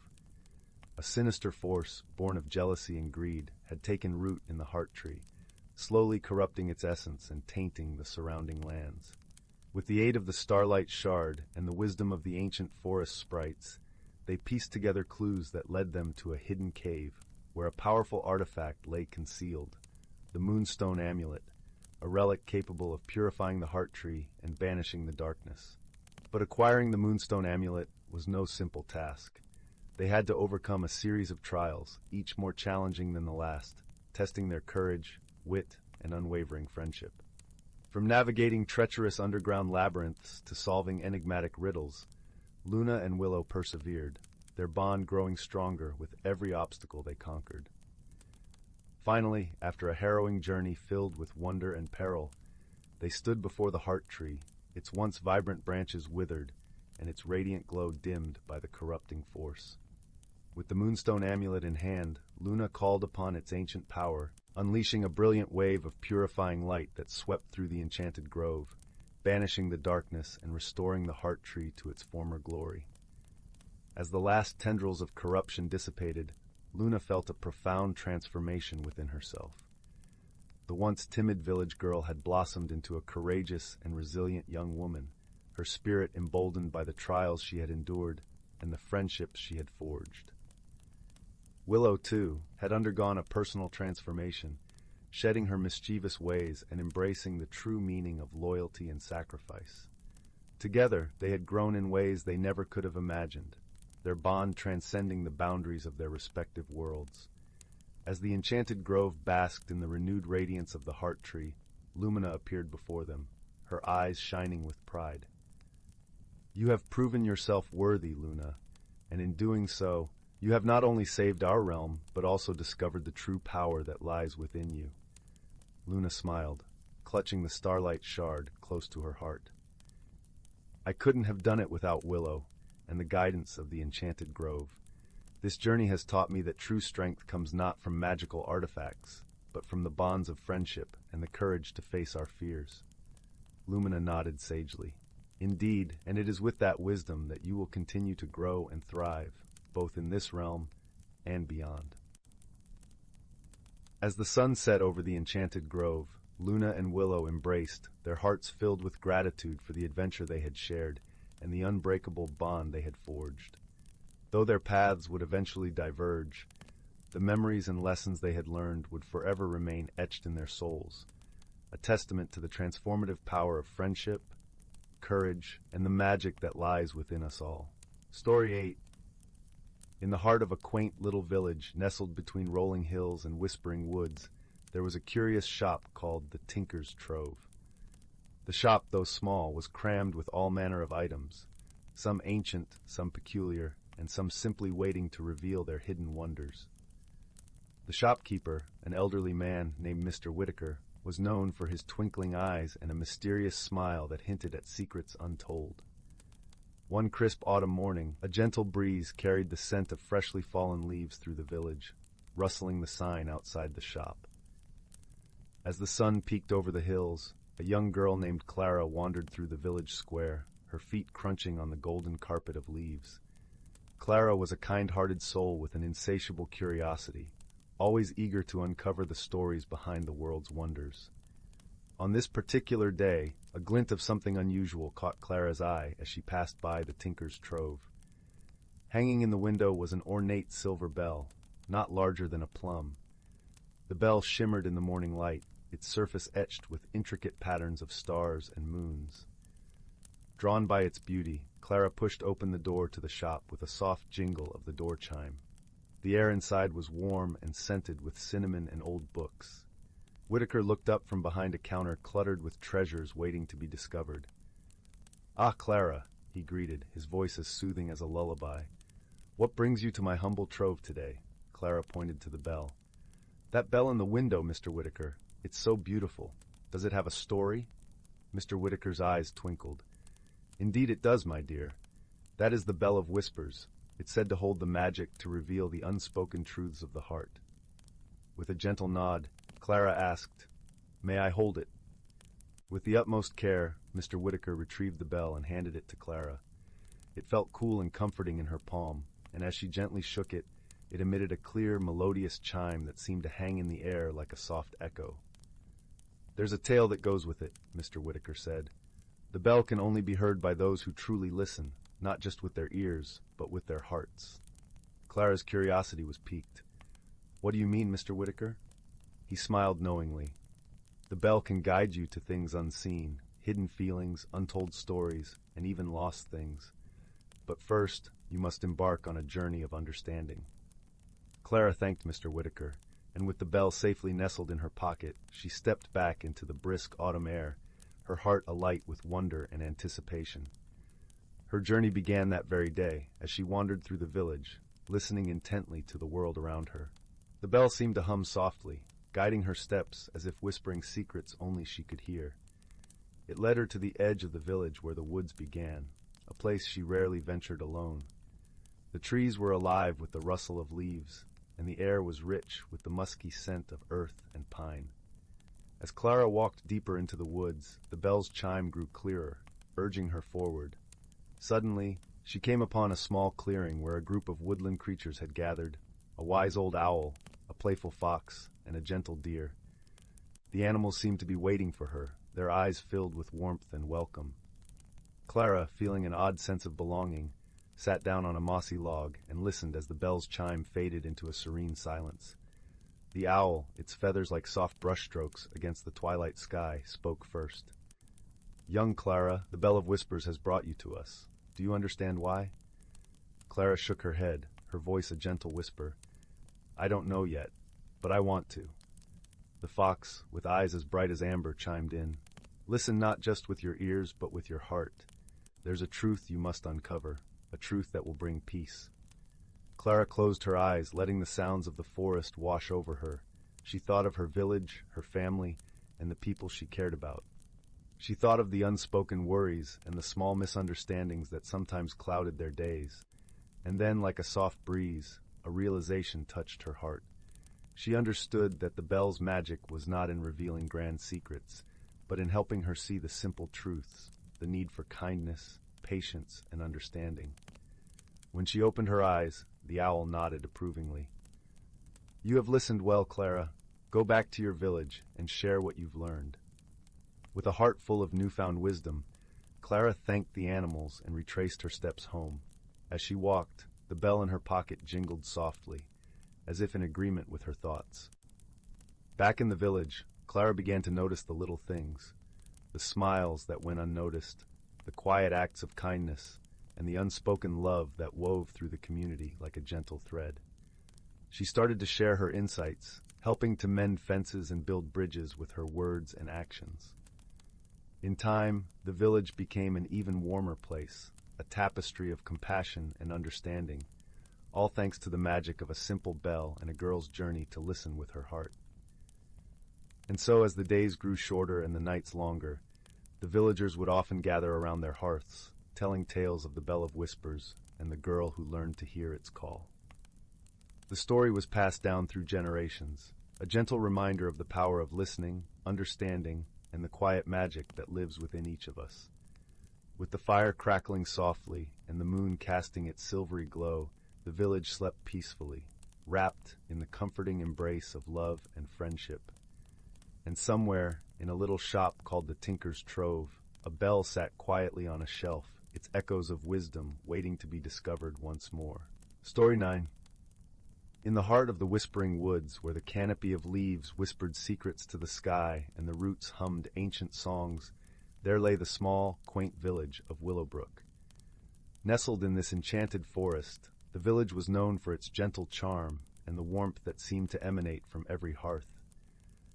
The cobblestone paths wound between cottages with thatched roofs and windows that glowed golden as the sun dipped below the horizon.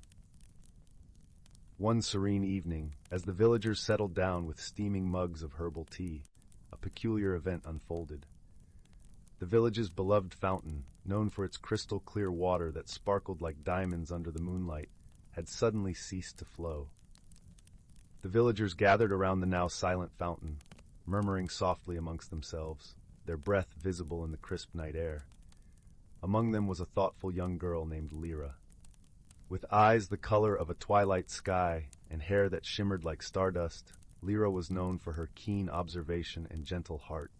She stood quietly, listening to the villagers' concerns, resolved to uncover the mystery behind the fountain's stillness. Deciding to seek wisdom, Lyra made her way to the edge of the village, where stood the grand, ancient oak known as the Elderwood tree. It was said that the tree was home to Mistral, an owl of great age and wisdom. As Lyra approached, the branches of the elderwood swayed gently, even though the night was calm, as if welcoming her presence. "Mistral," Lyra called softly, her voice blending with the rustling leaves. From the depths of the tree, Mistral emerged, his feathers a tapestry of moonlit silver and warm earth tones. His eyes, deep and knowing, blinked slowly as he regarded Lyra. "Ah, young Lyra," Mistral hooted softly, his voice carrying the weight of centuries. "What brings you to the Elderwood this fine evening?" "The village fountain has stopped flowing," Lyra explained, her brow furrowed with concern. "I wish to understand why." Mistral ruffled his feathers thoughtfully. "Often, the answers we seek are not hidden, but rather waiting to be seen with the right perspective." Lyra nodded, understanding that she must look beyond the obvious. With a gentle bow to Mistral, she set off into the heart of the Whispering Woods, where the fountain's source was said to lie. The path through the woods was soft with moss, and the air was filled with the sweet scent of blooming night jasmine. As Lyra walked, she listened to the gentle lullabies of the crickets and the distant hoot of owls. Her heart was calm, for she knew the woods well and trusted in their magic. Soon, she came upon a small clearing where the moonlight pooled like liquid silver. In the center stood a cluster of stones, and among them she noticed a flicker of movement. Curious, she stepped closer and discovered a family of small, luminous creatures known as glimmerlings. They were delicate beings, their wings shimmering with all the colors of the rainbow, and they were known to be both mischievous and wise. "Good evening, glimmerlings," Lyra greeted them warmly. The glimmerlings chittered softly among themselves before the largest of them fluttered forward, its tiny eyes sparkling with curiosity. "Good evening, Lyra," it replied in a voice like tinkling bells. "What brings you to our moonlit glen?" "The fountain in Willowbrook has stopped flowing," Lyra explained. "I believe the source begins here." The glimmerlings exchanged a series of melodic chirps before their leader nodded.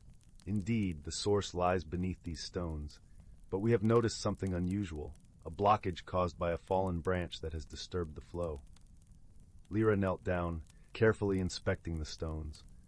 Sure enough, she could see the faint outline of a branch wedged among them, its presence almost hidden by the play of shadows and moonlight. "Perhaps I can help," she suggested gently. With the glimmerling's guidance, Lyra carefully maneuvered the branch free. As it came loose, the water beneath began to bubble and flow anew, gurgling happily as it resumed its journey towards the village fountain. The glimmerlings celebrated with a joyous dance, their wings casting prisms of light across the clearing. Lyra watched them with a smile, her heart light with the knowledge that the mystery was solved. "Thank you, dear glimmerlings," she said, rising to her feet. "The village will be most grateful." The glimmerlings bowed, their tiny forms shimmering in the moonlight. "And we thank you, Lyra, for your kindness and understanding. Remember, sometimes what appears to be a mystery is simply a small problem in need of a gentle touch." With a warm farewell, Lyra made her way back to Willowbrook, where the fountain now sang its familiar song once more, its waters dancing with the reflection of the stars. The villagers, upon seeing its return to life, rejoiced, their worries melting away with the sound of the flowing water. As the night deepened and the village settled into a peaceful slumber, Lyra sat by the fountain, her heart filled with contentment. She knew that even in a world filled with quiet mysteries, the answers often lay within reach, waiting for those with patience and a kind heart to uncover them. And so, under the gentle watch of the moon and stars, Willowbrook rested, wrapped in the comfort of its magical woods and the promise of another day filled with wonder and gentle surprises. Story. In the heart of a tranquil forest, where the gentle rustling of leaves played a symphony for the wind, there lived a young girl named Lyra. She was a curious soul, with eyes as bright as the morning sun and a heart as tender as the softest breeze. Yet despite the forest's constant whisper of change, Lyra found herself struggling with the idea of transformation. Lyra adored her life in the forest, where she knew every path, every tree, and every creature that dwelled within its boundaries. Her days were filled with the sweet songs of birds, the laughter of bubbling brooks, and the comforting shade of ancient oaks. But deep down, she felt a stir, a gentle nudge from within, urging her to embrace new experiences and growth. One misty morning, as the first light of dawn painted the sky with shades of rose and gold, Lyra wandered deeper into the forest than she had ever ventured before. The air smelled of pine and earth, and the dew-kissed grass glistened like a field of tiny stars under her feet. She followed a narrow path, guided by an inexplicable pull, until she arrived at a small, shimmering pond nestled amidst a circle of moss-covered stones. This was no ordinary pond. It was the Pond of Reflections, known in tales to reveal the innermost truths to those who dared to gaze into its waters. Lyra hesitated at first, her heart fluttering like a bird trapped in a cage.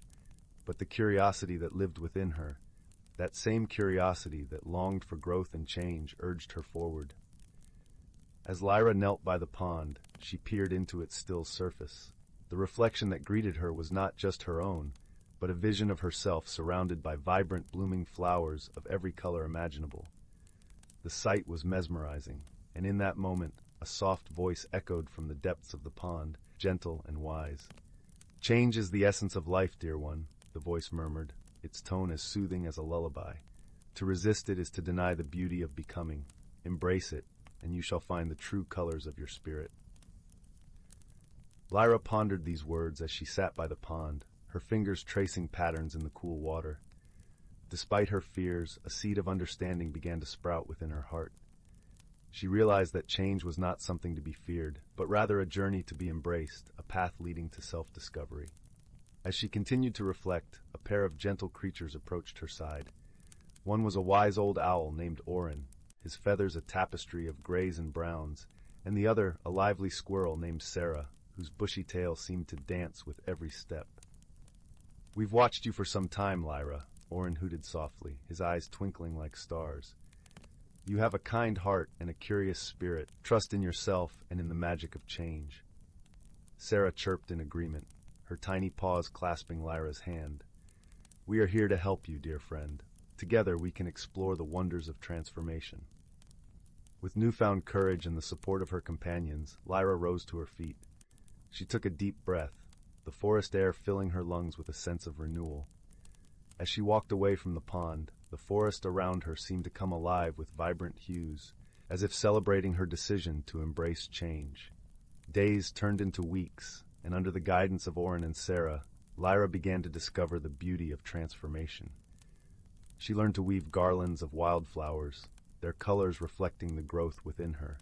She danced in the rain, feeling the rhythm of life pulse through her veins.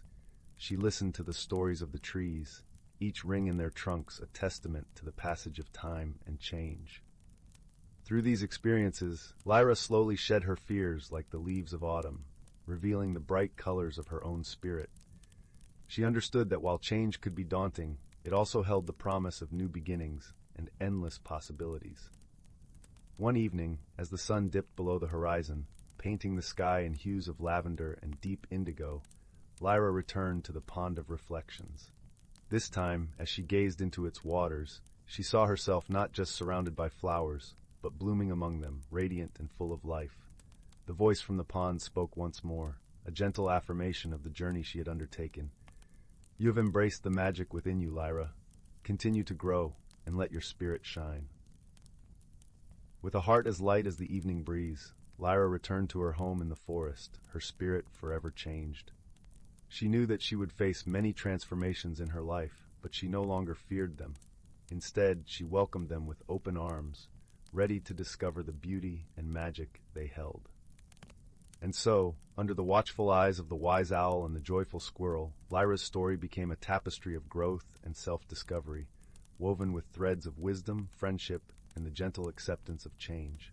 The forest around her thrummed with life, and in its heart, a young girl blossomed, her spirit as vibrant as the morning sun. Story 11. In the heart of the Whispering Woods, nestled among ancient oaks and gentle streams, lay the quaint village of Winding Hollow. Here the air was always sweet with the scent of pine and wildflowers, and the sun filtered through the leaves in a dappled dance of gold and green. It was a place where time seemed to slow, and the rustle of the trees carried secrets of ages past. In this serene village lived a young woman named Isla. Isla was known for her gentle nature and her deep love for the forest that surrounded her home. However, she felt a peculiar restlessness within her, a yearning for change that she did not understand. Though she cherished her life in Winding Hollow, she often found herself gazing wistfully at the horizon, wondering what lay beyond the familiar tapestry of trees. One crisp autumn morning, as the first hints of frost kissed the earth, Isla set out for her favorite spot in the woods, a small clearing where the sunlight pooled like liquid gold. The air was crisp, carrying the earthy scent of fallen leaves, and a soft breeze whispered through the branches above. As she approached the clearing, she noticed something unusual. A delicate vine of shimmering silver leaves had sprouted overnight, curling around the base of an ancient oak. Intrigued, Isla knelt to examine the vine. It seemed to pulse with a gentle, inner light, casting a soft glow on the forest floor. As she reached out to touch it, a warm, tingling sensation spread up her arm, and a soft voice, like the rustling of leaves, filled her mind. "Change is upon you, dear one," the voice murmured. "Embrace it, for within change lies the seed of growth." Startled but not frightened, Isla withdrew her hand, the words echoing in her heart. She spent the rest of the day pondering their meaning, her thoughts a swirl of curiosity and apprehension. Change had always been something she resisted, preferring the comfort of the known. But the vine's gentle presence awakened a new resolve within her, a willingness to explore the unknown. The next day, Isla returned to the clearing, hoping to learn more about the mysterious vine. To her surprise, she found a small gathering of woodland creatures around it. Deer with eyes like liquid pools, rabbits with fur as soft as clouds, and birds with feathers painted in the hues of dawn. They seemed to acknowledge her presence, nodding gently as if to reassure her. Among them was an old tortoise named Eldon, known in Winding Hollow for his wisdom and kindness.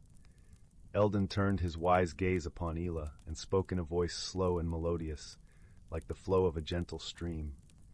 "The vine is a gift from the forest, Isla. It reflects the change within you, the potential for growth that you carry in your heart." "But how do I know what this change is meant to be?" Isla asked, her voice barely a whisper above the soft rustle of the leaves. "Change is not always clear at first," Eldon replied, a gentle smile in his eyes. "It is a journey, much like a river carving its path through the land. Trust in yourself and the wisdom of the forest. Follow where it leads, and you will find your way." Encouraged by Eldon's words, Isla began to visit the clearing daily. Each time she did, the vine grew a little more, its leaves shimmering with a light that seemed to mirror the growing courage in her heart. She spent hours listening to the stories of the forest, learning from the creatures who had become her friends. They shared tales of transformation and discovery, of overcoming fears and embracing new paths. As the days turned to weeks, Isla noticed subtle changes within herself. She became more attuned to the rhythms of the forest, more aware of the delicate balance that sustained it. She learned to listen with her heart, to see beyond the surface of things, and to trust in the gentle guidance of her instincts. One evening, as the sun dipped below the horizon and the sky blushed with the colors of twilight, Isla found herself standing at the edge of the clearing. The silver vine now climbed high into the oak, its shimmering leaves whispering secrets to the stars. In that moment, she understood that the vine's journey was her own, a journey of growth and transformation. With a deep breath, Isla turned her gaze to the path that led beyond the forest, her heart brimming with a newfound sense of purpose. She realized that change was not something to fear, but a natural part of life's tapestry. It was a chance to grow, to learn, and to discover the beauty of the world and herself anew. As she prepared to take her first step on this new path, the forest seemed to gather around her in a gentle embrace. The creatures of the wood nodded their encouragement, and Eldon's voice echoed softly in her mind. "Remember, dear Isla, that you are never alone. The forest and all its wisdom walk with you." With a heart full of gratitude and hope, Isla stepped forward, ready to embrace the journey ahead. And as she did, the forest around her seemed to come alive with a magical glow, celebrating her courage and the promise of new beginnings. Thus, beneath the watchful eyes of the ancient oaks, Isla embarked on her adventure, a living testament to the power of change and the beauty of personal discovery.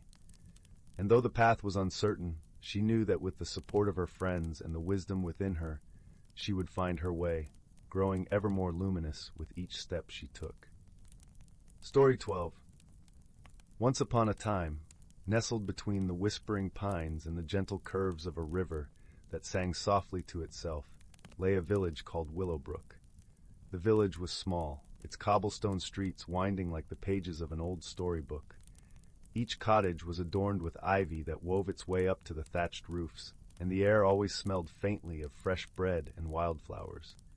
It was in this quaint town that our story unfolds, under the watchful eye of the moon and stars. In Willowbrook lived a young girl named Clara. Clara was known for her bright eyes, the color of a clear summer sky, and her heart as warm as the sun that peeked over the hills each morning. She had a curious mind and a spirit as free as the breeze that danced through the fields of lavender surrounding the village. Clara lived with her grandmother, who was the village's herbalist, known for her wisdom and her gentle touch that could heal both body and soul. Clara loved to help her grandmother gather herbs and flowers, learning the secrets of each plant and the stories they held. Her favorite tale was about the silver fern, a plant said to be hidden deep within the enchanted woods that bordered Willowbrook. Legend told that this fern possessed magical abilities. Those who found it would be granted a single wish, whispered the villagers with hushed voices and wide eyes. One evening, as the sun dipped below the horizon and painted the sky with hues of rose and gold, Clara sat by the fireplace with her grandmother. The flames crackled softly, casting a warm glow around the room.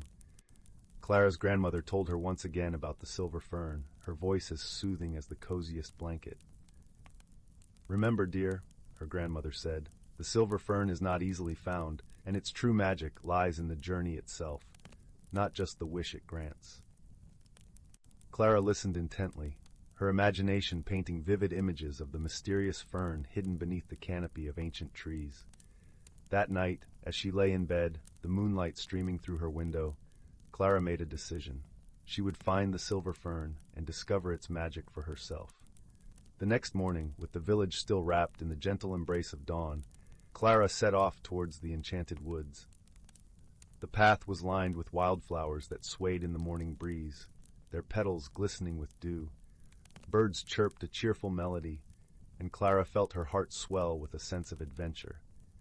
As she entered the woods, the sunlight filtered through the leaves, casting playful shadows on the forest floor.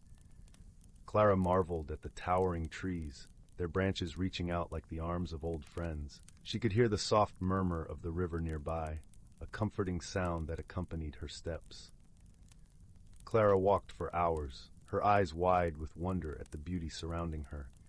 She stopped to admire the vibrant mushrooms that dotted the forest, their caps glistening like tiny jewels. She watched as a family of deer gracefully made their way through the underbrush, their presence a silent reminder of the harmony of nature. As the day wore on, Clara found herself deeper in the woods than she had ever been before.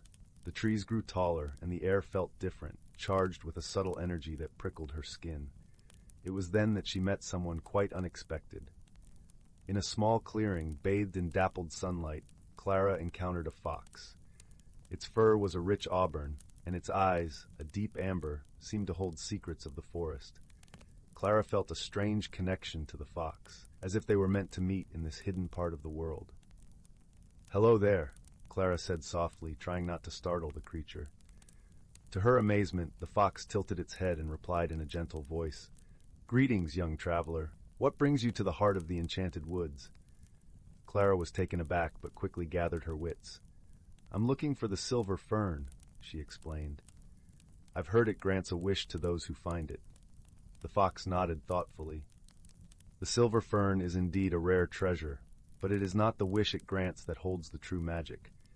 It is the journey that changes you, that teaches you about yourself and the world." Clara listened, her heart touched by the fox's wisdom. "Will you help me find it?" she asked, her voice filled with hope. The fox considered her request, then nodded. "I will guide you, for I see kindness in your heart and courage in your spirit. But remember, the path to the silver fern is not just through the woods, but through your own heart as well." With the fox by her side, Clara continued her journey. They traveled through meadows where wildflowers danced in the breeze and crossed streams that sparkled like diamonds in the sunlight. Along the way, the fox shared stories of the forest's history and its many inhabitants, teaching Clara to see the beauty in every leaf and stone. As they walked, Clara began to understand what her grandmother had meant. The journey was transforming her, opening her eyes to the magic in everyday moments and the power of connection with the world around her. Finally, as the sun began to set, painting the sky in hues of lavender and gold, they reached a secluded glade. In the center of the glade stood the silver fern, its fronds shimmering with an ethereal glow. Clara's heart raced with excitement and awe. "You have found it," the fox said softly, "but the choice is yours, Clara. Will you make a wish, or will you embrace the journey you have taken?" Clara gazed at the fern, its beauty mesmerizing. She thought of the wisdom she had gained, the friendship she had formed, and the new perspective she had discovered. In that moment, she realized she didn't need a wish. She had already found what she was searching for. "I choose the journey," Clara said, her voice steady and filled with joy. The fox nodded, a knowing smile in its eyes. "Then you have truly found the magic of the silver fern." As they made their way back to Willowbrook, Clara felt a deep sense of peace and fulfillment. She had learned that the true magic lay not in wishes granted, but in the experiences that shape us and the bonds we form along the way. That night, as Clara lay in her bed, the moonlight whispering through her window, she felt the gentle embrace of the forest and the warmth of her newfound wisdom. She drifted into a peaceful sleep, her dreams filled with the promise of new adventures and the magic of a world seen through eyes wide open. And so, in the heart of Willowbrook, under the watchful gaze of the stars, Clara's story became a cherished tale, whispered by the fireside and carried on the breeze, a reminder that the greatest journeys are those we take within ourselves, guided by the light of friendship and the wisdom of the heart. Story 13. In the gentle folds of a serene valley, embraced by whispering pines and the soft murmur of a crystal-clear brook, there lay a quaint village named Elderglen.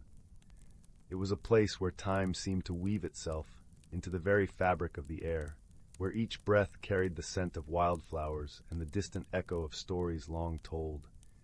The sun stretched its golden fingers over the rooftops each morning, greeting the day with a promise of warmth and wonder. In this village lived a young woman named Aveline. She was known for her kind heart and curious spirit, which often led her to the mossy trails and hidden nooks of the surrounding forests. One quiet, dewy morning, as Aveline wandered through a grove of ancient oak trees, her eye was caught by something unusual. There, nestled among the roots of the oldest oak, was a small, ornate box. Its surface was intricately carved with symbols that seemed to dance in the dappled sunlight. Aveline knelt down, her fingers tracing the delicate patterns. With a gentle push, she opened the box to reveal a shimmering pendant.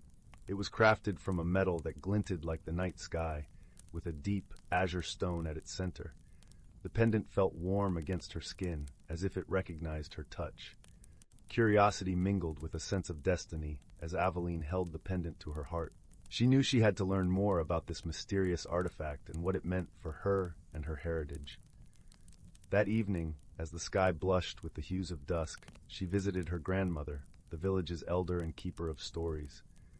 Her grandmother, with eyes that sparkled like starlit pools, welcomed Aveline into her cozy cottage. The smell of herbs and sweet tea hung in the air as the fire crackled warmly in the hearth. Aveline shared her discovery, placing the pendant carefully on the table between them. The elder's gaze softened with recognition and pride. "Ah, my dear," she began, her voice as soothing as a lullaby, "this pendant is a relic from our ancestors, the guardians of the glen. It's said to hold the wisdom of the ages and the strength of our lineage." Aveline listened intently as her grandmother recounted tales of the guardians, who were known for their harmony with nature and their ability to bring peace to the land. The pendant, she explained, was a symbol of their connection to the world and their commitment to protecting it. As the firelight danced in the room, Aveline felt a deep sense of belonging take root within her. She realized that she was part of something much larger than herself, a legacy woven through time with threads of love and unity. Her grandmother continued, "The pendant has chosen you, Aveline. It is your turn to carry the torch of our heritage, to seek wisdom from the past and bring it into the present. Remember, true strength lies in understanding and compassion." Over the following days, Aveline wore the pendant with a newfound purpose. She explored the village and its surroundings with fresh eyes, discovering hidden wonders and learning the stories behind them. Each step she took was guided by the gentle whispers of the wind and the tranquil song of the brook. Through her journey, she met others who shared her love for nature and stories. Together, they formed a close-knit circle of friends who celebrated the beauty of their world and worked to preserve its harmony. They planted gardens, shared meals, and created spaces of joy and peace. One day, as Aveline and her friends gathered in a sun-dappled meadow, she felt the pendant warm against her chest. She closed her eyes, letting the warmth spread through her, filling her with a serene confidence. In that moment, she understood that the legacy she carried was not just about the past. It was about creating a future where kindness and wisdom reigned, where every action sowed seeds of understanding and love. As the sun dipped below the horizon and stars began to twinkle above, Aveline and her friends sat together, feeling the earth beneath them and the sky above. They shared stories and laughter, their hearts beating in time with the gentle rhythms of the world. And so, in the heart of Elderglen, under a canopy of stars, Aveline found her place. She was a guardian of her heritage, a beacon of hope and unity in a world that often forgot its roots. With every story told and every seed planted, she honored the past and embraced the future, weaving a tapestry of life that shimmered with the light of 1,000 suns. In the quiet of the night, as the village lay in peaceful slumber, Aveline's heart was full. She had uncovered not only an ancient legacy, but also a profound truth, that the greatest magic of all was the love and connection shared between people and the world around them. And with that comforting thought, she drifted into dreams as gentle and beautiful as the world she cherished, knowing that she was exactly where she was meant to be. Story 14. In a quaint little village nestled between rolling emerald hills and a shimmering silver lake, there stood an old stone cottage with a thatched roof, covered in cheerful green ivy. This was the home of a kind-hearted young girl named Lyra. Lyra had a knack for noticing the extraordinary in the ordinary, a talent that was well known among the village folk. One crisp autumn evening, as the sun dipped below the horizon, painting the sky with hues of amber and rose, Lyra sat by the hearth, sipping warm spiced cider. The air was filled with the comforting scent of cinnamon and cloves, mingling with the earthy aroma of burning logs.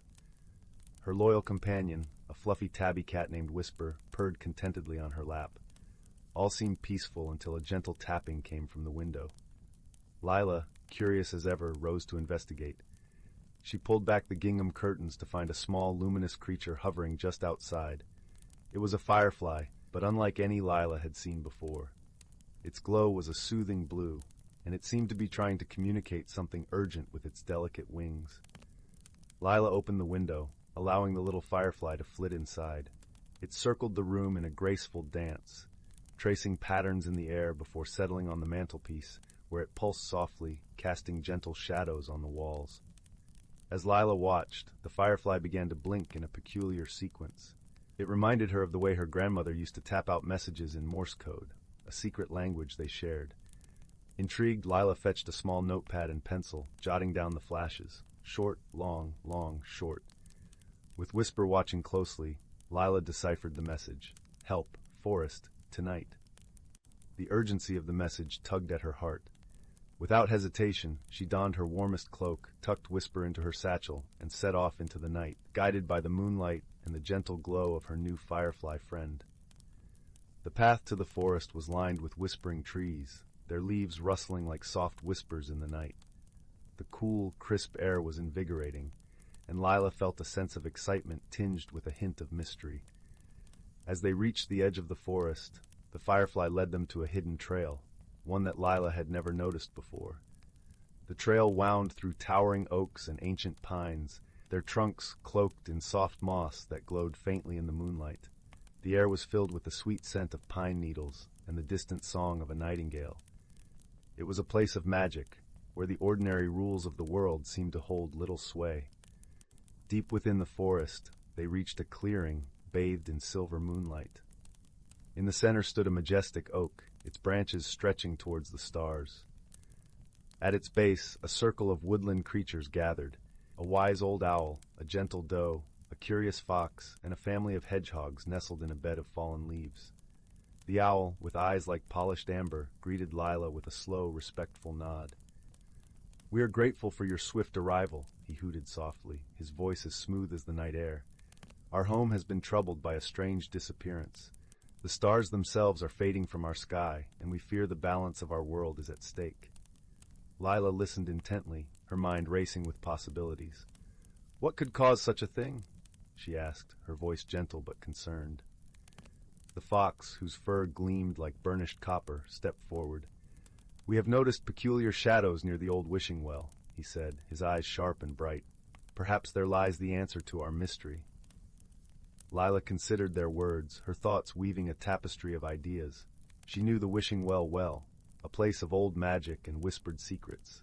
"Then to the wishing well we must go," she declared, her resolve as firm as the ancient oaks around them.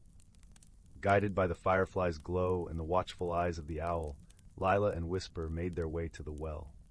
It stood in a secluded glen, surrounded by a circle of stones that glimmered like pearls in the moonlight. The air here was cool and still, as if holding its breath. As Lyra approached, she noticed the shadows the fox had mentioned. They danced unnaturally around the well, distorting the light in strange ways. Whisper, ever curious, padded over to inspect them more closely. The firefly hovered nearby, its glow illuminating the scene. Lyra knelt beside the well, peering into its depths. The water was dark and still, reflecting the stars above, or at least it should have. But the stars were missing from its surface, swallowed by something unseen. "It must be the shadows," Lyra murmured, her breath forming small clouds in the chilly air. "They've captured the starlight somehow."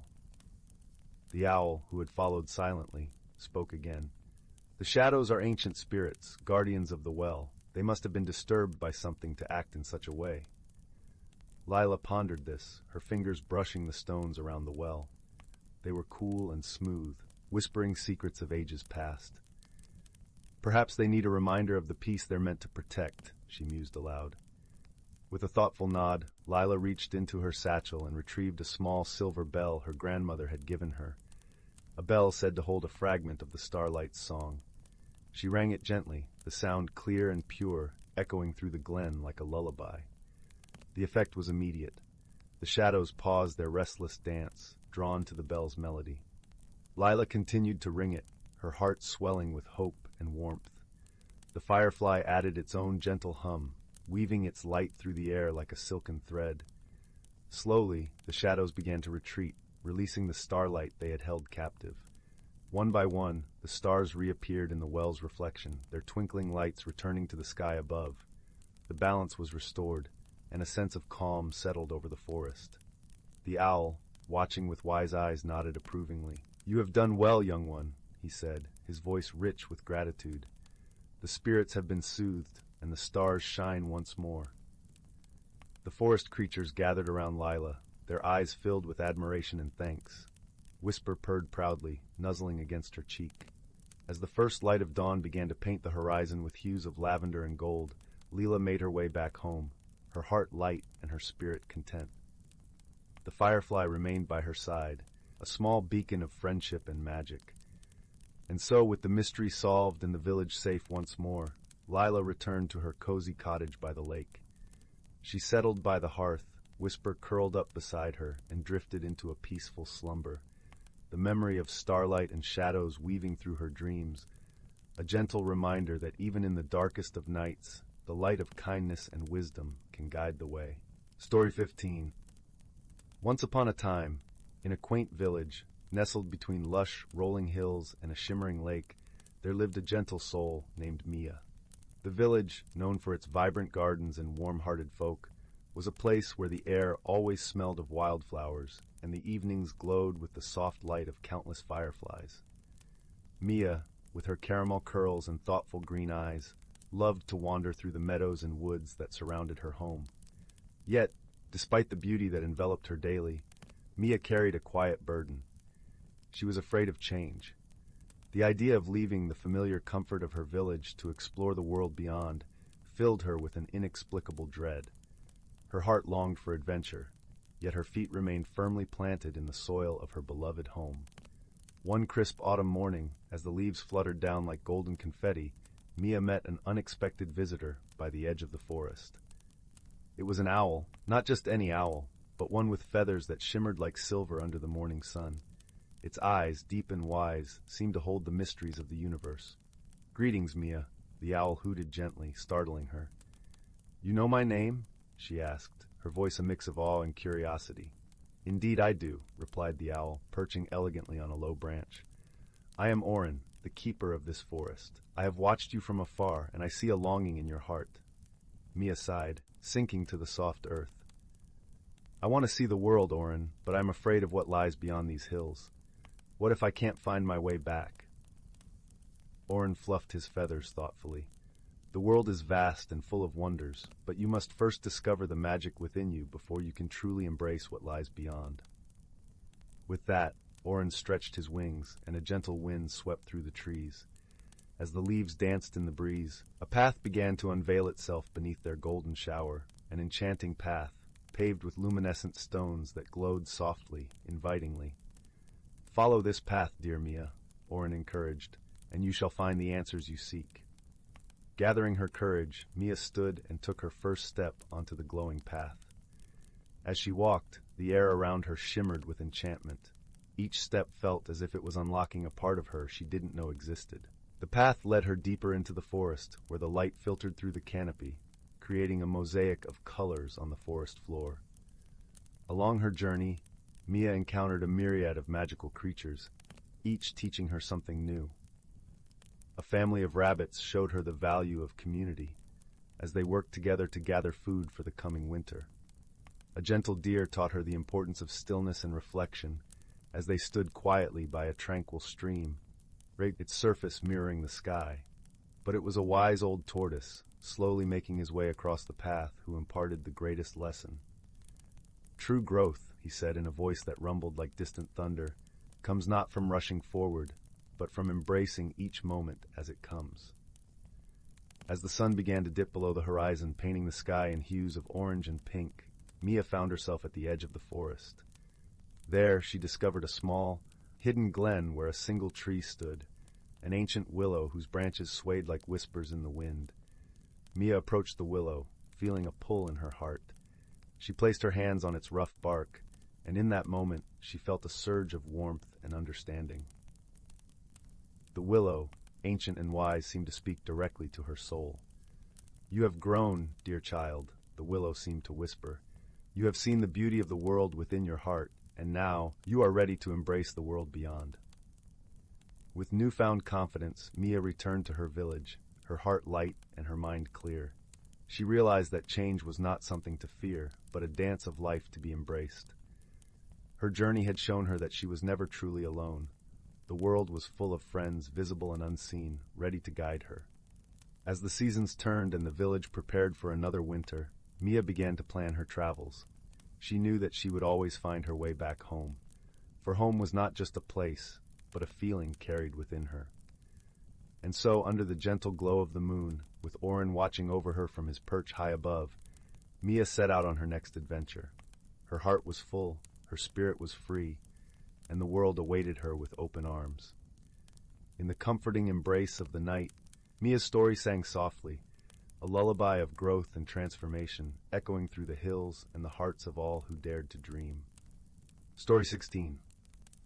The Whispering Tree and the Silver Feather. Once upon a time, nestled in the heart of a lush emerald forest, lay a quaint village called Eldergrove. The village was known for its cobbled streets and houses with thatched roofs that seemed to lean in to whisper secrets to one another. At the edge of Eldergrove, where the forest thickened and the canopy knitted itself into an intricate tapestry of green, stood an ancient tree known as the Whispering Tree. Its branches stretched wide like welcoming arms, and its leaves rustled with a sound like gentle laughter. The Whispering Tree was no ordinary tree. It was said to hold secrets of the forest, secrets that would be revealed only to those who approached with a pure heart and a mind open to wonders. It was under this tree that a young girl named Lyra often found herself drawn, her heart full of curiosity and dreams woven from the whispers of leaves. Lyra was a bright-eyed child with hair the color of chestnuts and a spirit as untamed as the wind that danced through the forest. She was known throughout Eldergrove for her kindness, a kindness as gentle as the spring rain that coaxed flowers from their slumber. Yet despite her sunny nature, Lyra felt a yearning for something more, something beyond the familiar paths of her village. One crisp autumn morning, as the sun spilled golden light across the forest floor, Lyra set off to visit the Whispering Tree. She packed a small satchel with bread and cheese, a canteen of honeyed tea, and a notebook where she scribbled thoughts and dreams. The air was filled with the rich scent of fallen leaves and the distant call of birds, creating a symphony of life that made Lyra's heart quicken with excitement. As she approached the tree, she noticed something peculiar. There, nestled among its roots, was a feather unlike any she had ever seen. It shimmered with a silvery glow, catching the light in a way that made it seem almost alive. Lyra hesitated, her fingers hovering above the feather. It was as if the feather pulsed with a gentle warmth, inviting her to pick it up. When she finally did, a soft breeze stirred the leaves, and the forest seemed to hold its breath. The feather was light in her hand, yet it felt as though it carried with it the weight of 1,000 stories. Lyra knew at once that this was no ordinary feather. It was a gift, a key to something wondrous. With the feather in her grasp, Lyra sat beneath the Whispering Tree, her back against its sturdy trunk. She closed her eyes and listened. The tree's whispers were clearer now, a gentle murmur that spoke of hidden worlds and ancient magic. As she listened, the world around her seemed to shift, the colors of the forest deepening, the air growing thick with enchantment. When Lyra opened her eyes, she found herself in a place both familiar and strange. The Whispering Tree still stood before her, but its leaves were now a vibrant silver, and the forest beyond was bathed in an ethereal glow. It was as if she had stepped into a dream, a world hidden within the one she knew. From the depths of this wondrous world emerged a creature unlike any Lyra had ever seen. It was a fox, its fur as white as snow with eyes that sparkled like the night sky. The fox regarded her with a knowing gaze, its tail curling around its paws in a gesture of calm. "Greetings, child of the forest," the fox said, its voice as soft as the whisper of leaves. "You have found the Feather of Echoes, a gift from the Whispering Tree. It is a token of trust, a sign that you are chosen." Lyra's heart fluttered with excitement and curiosity. "Chosen for what?" she asked, her voice barely above a whisper. The fox tilted its head, a playful glint in its eyes. "To explore the hidden world within our own, to uncover its mysteries and learn its lessons. The feather will guide you, but remember, it is your heart and mind that will truly lead the way." With these words, the fox turned and began to walk, its paws leaving no trace on the forest floor. Lyra followed, the silver feather tucked safely in her satchel. As they moved through the forest, the world around them seemed to shift and change, revealing hidden paths and secret glades that glowed with an inner light. Together, they journeyed deeper into this magical realm, where the ordinary and the extraordinary intertwined. They passed through a meadow where flowers bloomed in colors Lyra had never imagined, their petals releasing a sweet fragrance that filled the air like a gentle lullaby.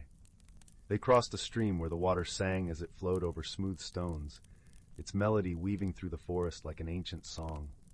As the day wore on, Lyra and the fox came upon a clearing bathed in golden light. In the center stood a crystal pool, its surface as smooth as glass. Lyra knelt by the edge, peering into the water. Her reflection gazed back at her. But there was something different, something deeper in the eyes that looked back. It was as if the pool held not just her reflection, but her very essence. The fox sat beside her, its gaze fixed on the pool. "This is the pool of reflections," it explained. "It shows not just what you are, but who you can become. It reveals the potential within, the strength and wisdom you carry." Lyra watched the water, her heart filled with wonder and a touch of uncertainty. In the depths of the pool, she saw glimpses of herself brave and strong, overcoming challenges and embracing the unknown. It was a vision of possibility, a promise of growth and transformation. "Do not fear what you see," the fox said gently. "Embrace it. The journey you are on is one of discovery, not just of this world, but of yourself. The feather you carry is a reminder of the magic within you, the power to shape your own destiny." With these words, the fox rose and began to walk once more. Lyra followed, her heart lighter and her mind clearer. They continued through the forest, the world around them alive with magic and wonder. The sun dipped low in the sky, casting long shadows that danced among the trees. As twilight descended, they arrived at a glen where fireflies floated like tiny stars, their glow casting a gentle light that filled the air with warmth. Lyra sat down on a moss-covered log, the feather resting in her lap. The fox settled beside her, its presence a comforting weight. "Tell me," Lyra said, her voice soft and filled with curiosity. "Why was I chosen? What is it that makes me worthy of this journey?" The fox regarded her with a gentle gaze. "It is not about worthiness, dear child. It is about the heart and spirit within you.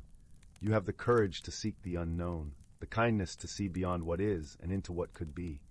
These are the qualities that guide you, that open the door to magic." Lyra nodded, her heart swelling with a sense of belonging, of purpose. The journey she had embarked upon was more than an adventure. It was a path of growth, of understanding both the world and herself. With the fox by her side and the feather in her grasp, she felt ready to embrace whatever lay ahead.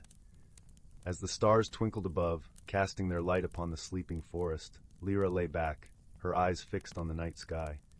The fox curled up beside her, its warmth seeping into her bones.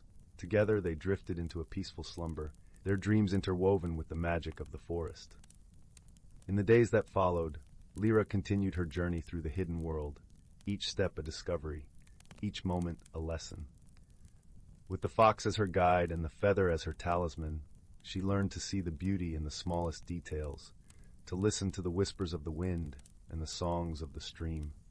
She met creatures of the forest, each with a story to tell, each offering a piece of wisdom that added to the tapestry of her journey. There was the wise old owl who spoke of patience and the art of listening, the playful squirrels who taught her the joy of living in the moment, and the gentle deer who showed her the strength in gentleness.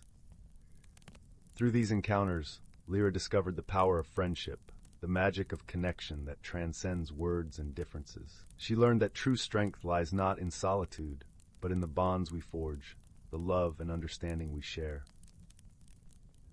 One day, as she and the fox rested beneath the branches of a towering oak, Lyra gazed at the silver feather, its glow a constant reminder of the magic she had discovered within herself. She realized that her journey had changed her, not just in the world she had explored, but in the heart and spirit she carried. The fox, sensing her thoughts, spoke softly. "You have come far, dear one. The path you walk is yours to choose, and the world is richer for having you in it. Remember the lessons you have learned, the friendships you have forged. They are the true treasures of your journey." Lyra smiled, her heart full of gratitude and contentment. She knew that her journey was far from over, that there were still mysteries to explore and wonders to discover. But she also knew that she carried with her the magic of the forest, the wisdom of the whispering tree, and the strength of the friendships she had made.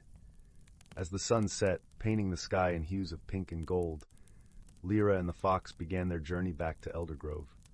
The forest, with its hidden worlds and ancient magic, would always be a part of her, a source of inspiration and wonder. When they reached the edge of the village, the fox paused, its eyes filled with warmth and pride. "This is not goodbye, dear child," it said. "The magic of the forest is always with you, a part of your heart and spirit.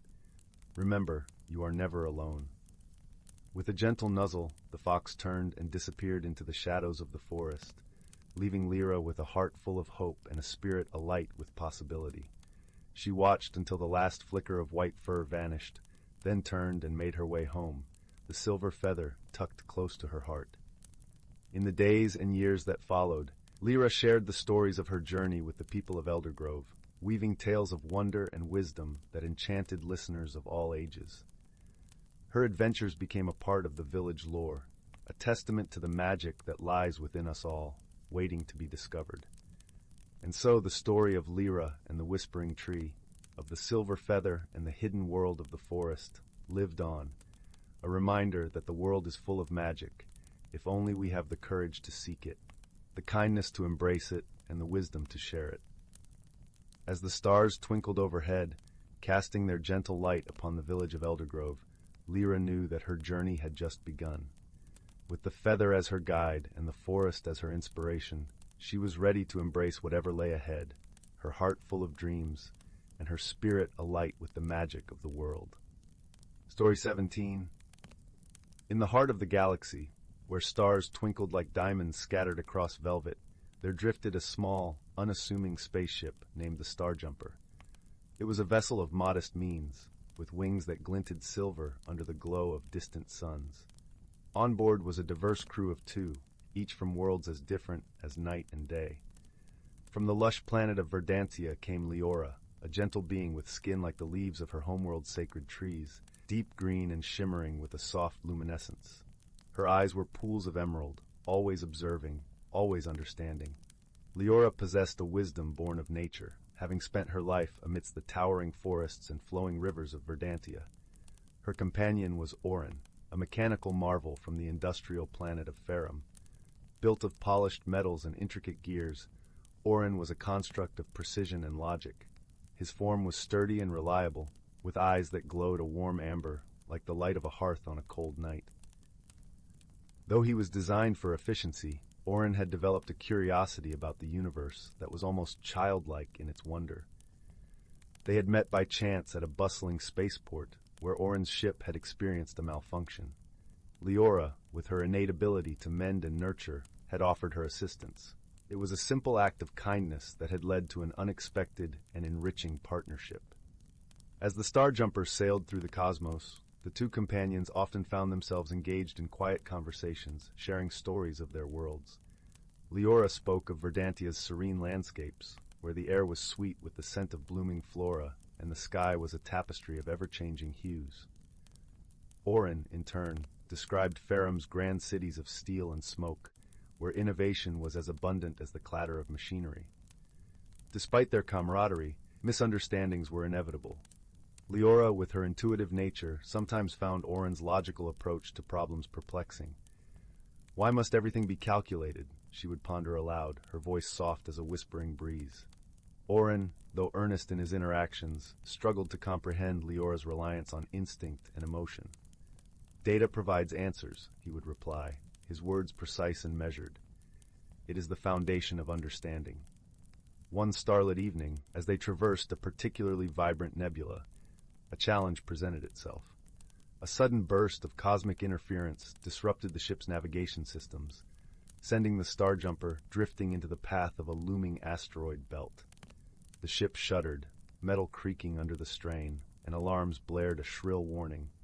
Panic could have easily taken hold, but Lyra and Orin, despite their differences, approached the crisis with a shared resolve. Lyra's calming presence was a balm to the situation, her voice a soothing counterpoint to the chaos. She suggested a course correction, guided not by calculations but by her intimate understanding of the celestial dance around them.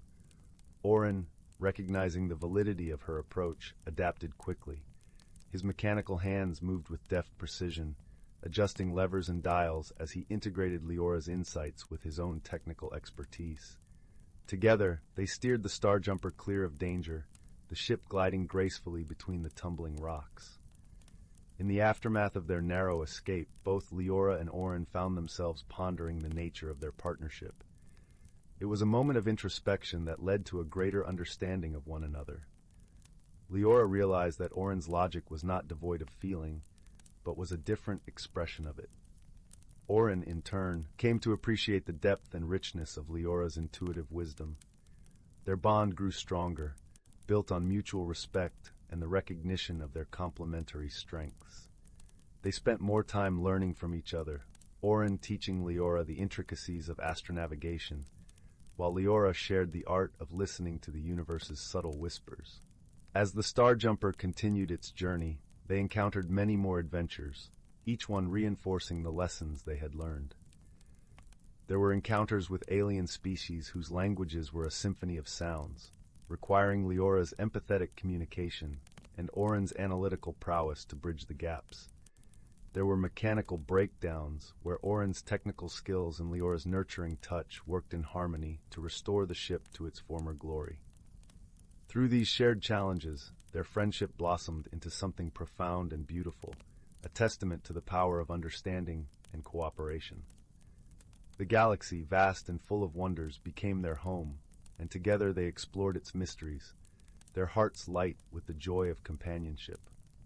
One evening, as they sat together in the ship's observation deck, the stars slowly spinning past the windows, Lyra turned to Oren.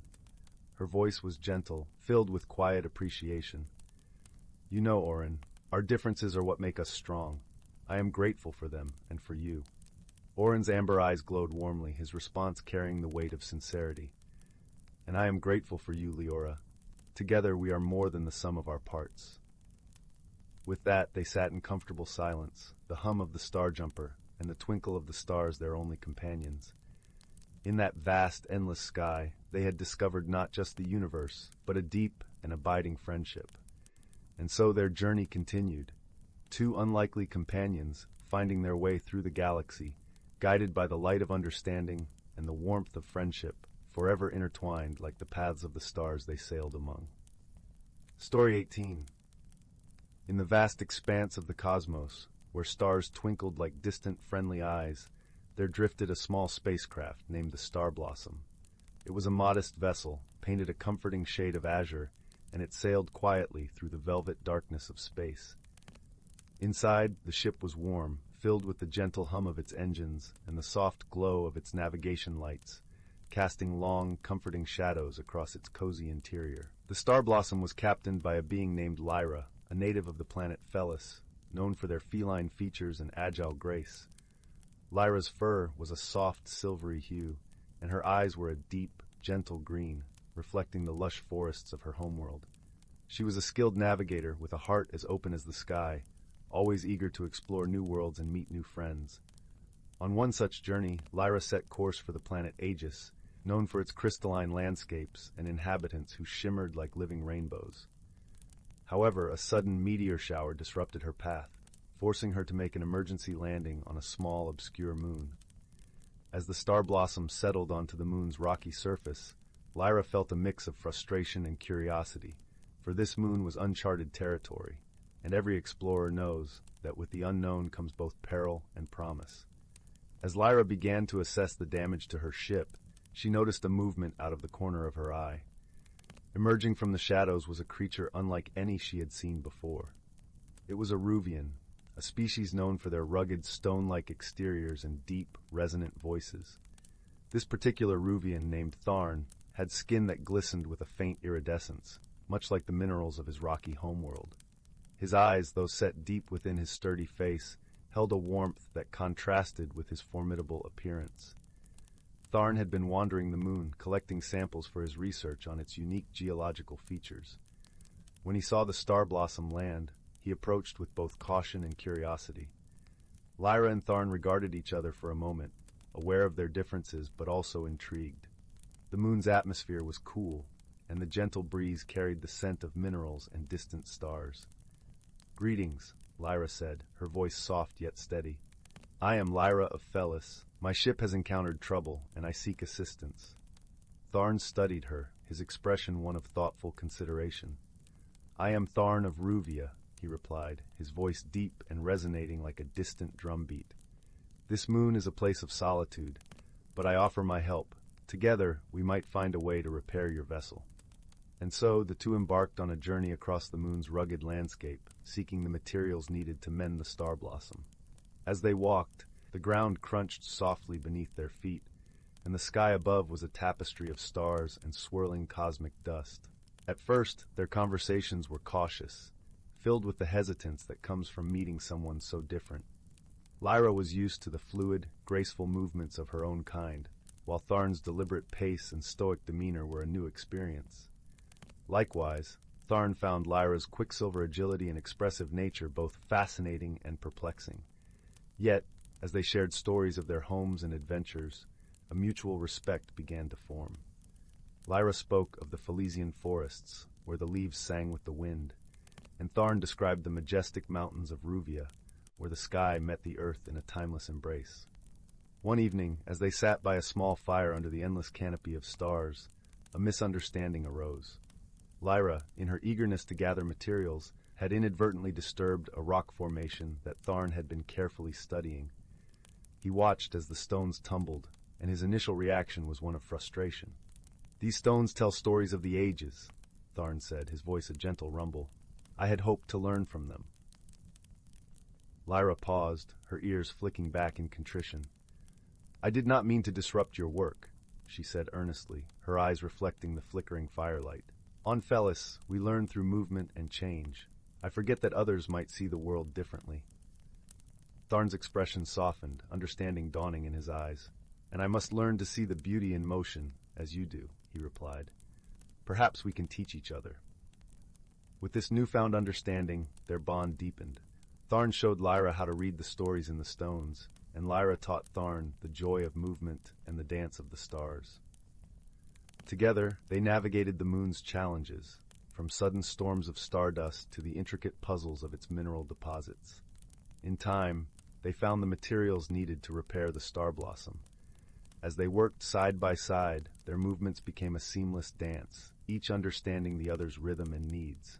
The ship was soon ready to sail once more, its hull gleaming under the moon's silver light.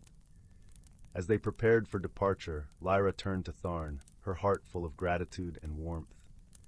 "I have learned much from our time together," she said. "You have shown me the strength in stillness and the stories that the earth holds. And you have taught me to see the world with new eyes," Tharn replied, his voice a gentle echo of the earth's heartbeat. "Our differences have made us stronger, and I am grateful for your friendship." With a final, shared glance, filled with unspoken promises of future adventures, Lyra boarded the Star Blossom. As the ship slowly ascended, Tharn watched from below, his heart lightened by the bond they had forged. The Star Blossom sailed into the stars, its course set for new horizons. And though Lyra and Tharn were separated by the vastness of space, they knew that they would carry the lessons of their friendship with them, a guiding light in the darkness. In the end, it was not the challenges they had faced that defined their journey, but the understanding and kindness they had found in each other. And as the stars sang softly to the rhythm of the universe, the unlikely companions knew that true friendship was a treasure beyond measure, a gift that transcended the boundaries of planets and species. Story 19. In the heart of a small, serene village nestled between rolling emerald hills and a crystal-clear lake, there was a quaint little shop called the Whispering Trinkets. The shop was a treasure trove of curious items, each with its own story to tell, and it was run by a kind elderly gentleman named Mr. Whitaker, whose eyes twinkled like stars whenever he spoke of the wonders within his store. One chilly autumn afternoon, as golden leaves danced in the gentle breeze, a young girl named Mia wandered into the shop. She was a curious soul, with hair the color of honey and eyes wide with wonder. Mia loved to explore and had a knack for finding hidden things that others often overlooked. Today she was seeking a gift for her grandmother, who had just celebrated a milestone birthday. As Mia browsed through the maze of shelves, her fingers brushed against a peculiar item, a small, intricately carved wooden box. It was no larger than a loaf of bread, with delicate vines and flowers etched into its surface. The box seemed to hum softly, a gentle and inviting melody that only Mia could hear. Intrigued, she asked Mr. Whitaker about it. "Ah, you've found the whispering box," Mr. Whitaker said, his voice as warm and soothing as a cup of cocoa on a frosty night. "It's a special item indeed. They say it holds the secrets of the heart. But remember, dear Mia, its magic is subtle. It reveals itself only to those who truly listen." Mia decided then and there that the whispering box would be the perfect gift for her grandmother. She purchased it with the last of her saved coins and carefully carried it home, cradled in her arms like a precious secret. That evening, as the sun dipped below the horizon, Mia sat by the crackling fire with her grandmother, a wise and gentle woman who always wore a smile as soft as her knitted shawls. Mia presented the box, and her grandmother's eyes sparkled with delight. Together they opened the box, but instead of finding treasures or jewels, they discovered a small, old-fashioned key and a folded piece of parchment. The parchment was blank at first, but as Mia held it close to the firelight, words began to appear, written in delicate, shimmering script. They read, "To find the heart's true desire, seek the place where shadows dance and whispers inspire." Mia's grandmother chuckled softly, her laughter like a gentle breeze rustling through the trees. "It seems the box has set us on a little adventure, my dear." The next morning, with a sense of excitement fluttering in their hearts, Mia and her grandmother set out on their journey. They decided to visit the old willow grove at the edge of the village, a place known for its enchanting shadows and soft whispers carried by the wind. As they walked, they were joined by two friendly companions, Oliver, a wise old owl with feathers as soft as the evening dusk, and Lily, a spry young squirrel with a penchant for mischief and an endless supply of acorns. Together, they made a merry band, sharing stories and laughter as they journeyed through the sun-dappled path. When they reached the willow grove, the air was filled with the gentle rustling of leaves and the melodic murmurs of the wind weaving through the branches. Mia and her grandmother sat beneath the grandest willow, its branches cascading down like a cascading waterfall of green. Mia took the key from the box, and as she held it up to the light, a soft, ethereal glow enveloped it. The key seemed to beckon them toward the heart of the grove, where the shadows were deepest and the whispers most profound. With Oliver perched on her shoulder and Lily scampering by her side, Mia ventured deeper into the grove, her grandmother following closely. There, hidden beneath a blanket of fallen leaves, they found a small stone pedestal. On it was an ancient-looking lock that perfectly matched Mia's key. With a steady hand and a heart full of anticipation, Mia inserted the key into the lock. As it turned, a gentle melody filled the air, and the pedestal slowly opened to reveal a shimmering mirror. The mirror was no ordinary looking glass. As Mia and her grandmother gazed into it, they saw not their reflections, but visions of their fondest memories and dreams. The mirror whispered tales of laughter shared, kindness given, and love cherished. It was a reminder of all that was truly important, the treasures of the heart that transcended time. Mia's grandmother smiled, the warmth of her love enveloping them all. "This is the true magic of the whispering box, my dear. It shows us that the greatest treasures are the ones we hold within." As the sun began to set, painting the sky in hues of orange and pink, Mia and her companions made their way back home, their hearts light and full of joy. The journey had taught them that sometimes the most wondrous discoveries are not of material wealth, but of the bonds that connect us and the love that lights our way. That night, as Mia snuggled under her cozy quilt, she drifted into a peaceful sleep, her dreams filled with the gentle whispers of the grove and the comforting knowledge that she was surrounded by love. The whispering box now sat on her grandmother's mantelpiece, a cherished reminder of their magical adventure and the timeless wisdom they had uncovered together. Story 20. In a small village nestled among rolling hills, there lived a young girl named Celia. She had a heart full of curiosity and a thirst for adventure that couldn't be contained. One warm summer evening, as the fireflies danced in the twilight, Celia noticed something peculiar, a shimmering light in the distance, peeking through the trees at the edge of the forest. Intrigued, Celia set out on a journey, her small feet carrying her deeper into the unknown. The forest grew thicker, the trees twisting into fantastical shapes, their branches reaching out like gnarled fingers. Suddenly, a rustling caught her ear, and from behind a mossy log emerged a tiny creature, a forest sprite with gossamer wings and eyes that sparkled like dewdrops. "Welcome, young one," the sprite chirped. "You've stumbled upon the Enchanted Grove, a place where magic thrives and wonders never cease." Celia gasped in delight as the sprite fluttered around her, leaving a trail of glittering dust in its wake.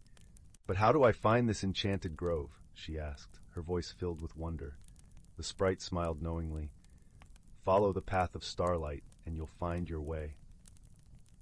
With a newfound sense of courage, Celia ventured further into the forest, guided by the twinkling lights that danced among the trees. She marveled at the sights around her, towering mushrooms with spotted caps, glowing toadstools that illuminated the path, and vibrant wildflowers that seemed to hum with life. As she wandered deeper, Celia encountered more whimsical creatures, a family of playful pixies who floated on the gentle breeze, and a wise old oak tree that whispered secrets of the forest. Each encounter filled her heart with joy and taught her valuable lessons about respecting nature's magic. Yet the journey wasn't without its challenges. Celia found herself navigating through a labyrinth of twisted vines, each step requiring careful thought and determination. But with every obstacle she overcame, her confidence grew, and she discovered strengths within herself she never knew existed. Finally, after what felt like an eternity, Celia emerged into a clearing unlike anything she had ever seen. The enchanted grove stretched out before her, a tapestry of vibrant colors and enchanting sounds. Ethereal lights danced among the trees, casting a warm glow over the entire scene. Celia gasped in wonder, her eyes wide with amazement. As she explored the grove, she encountered creatures and phenomena beyond her wildest dreams. Talking flowers that sang in harmony, crystalline pools that reflected the starry sky above, and gentle breezes that carried the scent of magic itself. In that moment, Celia realized that her journey had been about more than just finding the enchanted grove. It was about discovering the courage within herself to explore the unknown, to embrace the wonders of the world, and to appreciate the beauty that surrounded her. As the night drew to a close, Celia found herself back at the edge of the forest, the lights of her village twinkling in the distance. She smiled, her heart full of gratitude for the extraordinary adventure she had experienced. And as she drifted off to sleep that night, she knew that the magic of the enchanted grove would forever live within her, a constant reminder to embrace the wonders of life with open arms and an open heart. Story 21. In the heart of an ancient, whispering forest, where the sunlight danced through the canopy like 1,000 golden fairies, lived a community of creatures who understood the delicate art of harmony. This forest, known as Verdant Vale, was not just a mere collection of towering trees and babbling brooks, but a living tapestry woven from the threads of magic and nature. At the center of this lush realm stood the great oak, its branches reaching ever skyward as if to brush the clouds themselves. The great oak was ancient beyond memory, its roots entwined with the wisdom of ages past. It was here, beneath its sprawling branches, that the creatures of Verdant Vale gathered to share stories and learn the secrets of the earth. Among these creatures was a wise old tortoise named Thistle. His shell was etched with the patterns of countless seasons, and his eyes held the serene depth of one who had witnessed the turning of many years. Thistle was the keeper of stories, the one to whom all creatures turned when they sought understanding or solace. One crisp autumn morning, as the leaves blushed a brilliant tapestry of crimson and gold, a young squirrel named Pippin approached Thistle with a quiver of questions. Pippin was full of the energy of youth, his eyes bright with curiosity. "Thistle," he chattered, "why do the leaves change color and fall from the trees? Is it because they are tired of being green?" Thistle chuckled softly, his voice like the gentle rustle of leaves. "Ah, young Pippin, the leaves change as part of the rhythm of life, a dance between the earth and sky. As the days grow shorter and the nights cooler, the trees prepare for the rest of winter. They let go of their leaves to conserve energy, teaching us the beauty of release and renewal." Pippin nodded, softly scratching his ear with a tiny paw, pondering the wisdom hidden in Thistle's words. But before he could ask more, a soft breeze carried the scent of rich, damp earth and the hint of rain. It was a sign, a whisper from the forest, that change was afoot. As the creatures gathered closer, an ethereal glow began to emanate from the great oak, casting a warm light that danced across their faces. This glow was the spirit of the seasons, an ancient magic that guided Verdant Vale through the cycles of transformation. Suddenly, the air shimmered with the hues of 1,000 rainbows as tiny, glowing sprites appeared, flitting like sparks of light. These were the season sprites, guardians of the forest's balance. They wove through the air, their laughter like the tinkling of distant bells, weaving a tapestry of magic that enveloped the forest in a gentle embrace. The leader of the sprites, a delicate creature named Aurelia, hovered before the gathered creatures, her wings a blur of iridescent color. "Dear friends," she began, her voice as soft as a sigh, "our forest thrives through the harmony of change. Each season brings its own gifts, and it is through your care and respect that Verdant Vale flourishes." The creatures listened in rapt attention, understanding the weight of her words.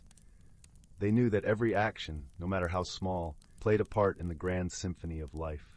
They had seen the forest thrive when they worked together, and with Aurelia's guidance, they vowed to continue this tradition of stewardship. As the weeks turned to months, the forest donned its winter cloak. Snow fell in soft, silent blankets, and the world was hushed under its pristine cover. But even in this quiet time, life stirred beneath the surface. The creatures of Verdant Vale had learned to adapt, to find warmth and sustenance in the darkest days. With the arrival of spring, the forest awoke in a riot of color and sound.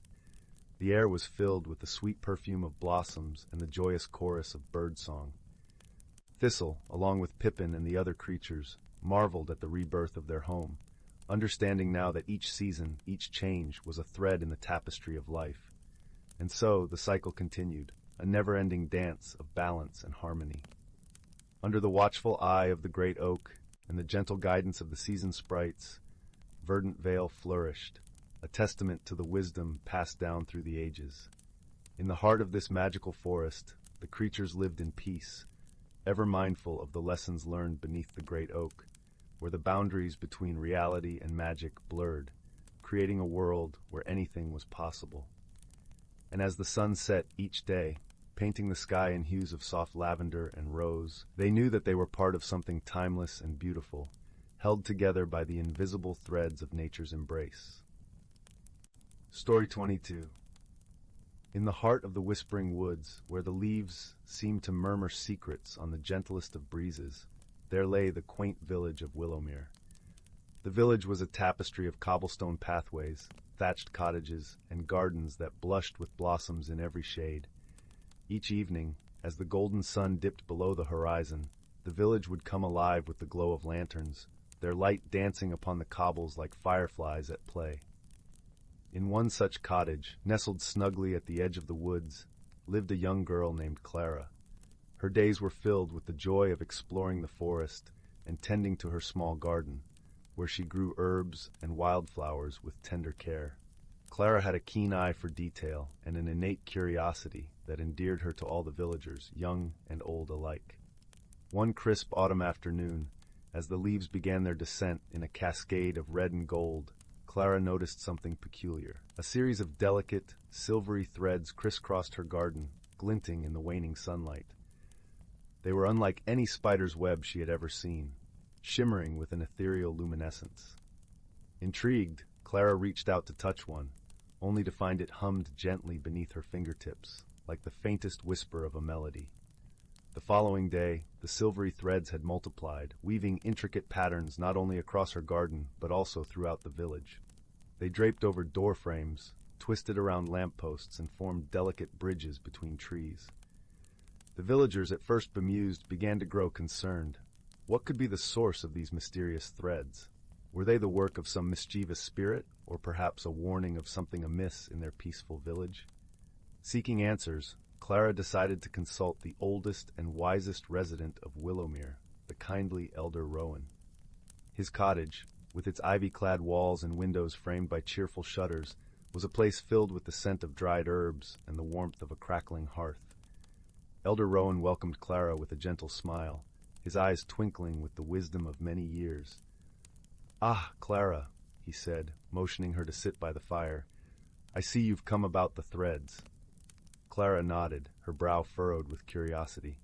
"There's a story," Elder Rowan continued, his voice like the rustle of leaves, "of the moonweavers, gentle creatures who spin threads of moonlight to mend the fabric of the world.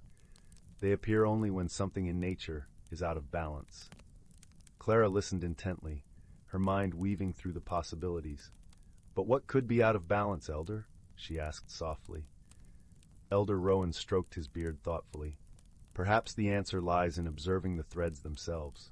They are drawn to places of need. Inspired by the elder's advice, Clara set out to follow the threads, her heart guided by both wonder and purpose. As she moved through the village, she noticed that the threads seemed to converge towards the edge of the whispering woods. There, she found a grove of ancient oak trees, their roots intertwined like the fingers of old friends. But something was amiss. One of the grandest oaks was wilting, its leaves brittle and brown, a stark contrast to the vibrant life around it. With a gentle hand, Clara touched the tree's bark, feeling the faint pulse of life within. She understood now. The tree was in need, and the moonweavers were seeking to heal it. But why was the tree ailing? Kneeling at its base, Clara noticed that the soil was unusually dry. The stream that usually trickled nearby had diverted its course, leaving the tree without the water it so desperately needed. Determined to help, Clara enlisted the assistance of her friends in the village.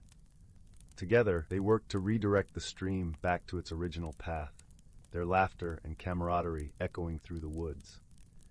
As the water began to flow once more, the moonweaver's threads shimmered ever more brightly, weaving a delicate cocoon around the tree's branches. Days turned into nights, and under the gentle care of the villagers and the watchful presence of the moonweavers, the oak began to revive. Its leaves unfurled in a symphony of green, whispering thanks to the wind that carried them. One evening, as Clara sat beneath the now thriving oak, she felt a soft tickle on her cheek. Looking up, she saw a moonweaver, its form a gentle glow against the twilight sky. It hovered for a moment, then vanished into the night, leaving behind a single, shimmering thread. Clara smiled, understanding that balance had been restored. The mystery of the silvery threads had brought the village together, teaching them the importance of harmony with nature and the strength found in unity and friendship. As the village of Willowmere settled into the comfort of the evening, the silvery threads slowly faded away, having fulfilled their purpose. The villagers, grateful and wiser, carried on with their lives, ever mindful of the lessons learned from the moonweavers and the gentle mysteries of the world around them. And so, under a canopy of stars, with the soft rustle of the leaves whispering lullabies, Willowmere returned to its peaceful slumber, its heart forever touched by the magic of the moonweavers and the kindness of those who called it home. Story 23. In the heart of a lush, evergreen forest, nestled between the whispering pines and the babbling brook, lay the tiny, whimsical village of Wimblewood. This quaint village was unlike any other, for it was inhabited by a merry band of quirky creatures, each with their own endearing peculiarities. The air was perpetually filled with the sweet aroma of honeysuckle, and a gentle breeze often swirled through, carrying with it the light, tinkling laughter of its residents. The village's most curious inhabitant was a plucky young squirrel named Whisker. Whisker was not your average squirrel. He wore a tiny purple top hat atop his head and had a penchant for collecting shiny trinkets. He had a knack for solving puzzles, a skill that came in handy for the many whimsical predicaments he often found himself in.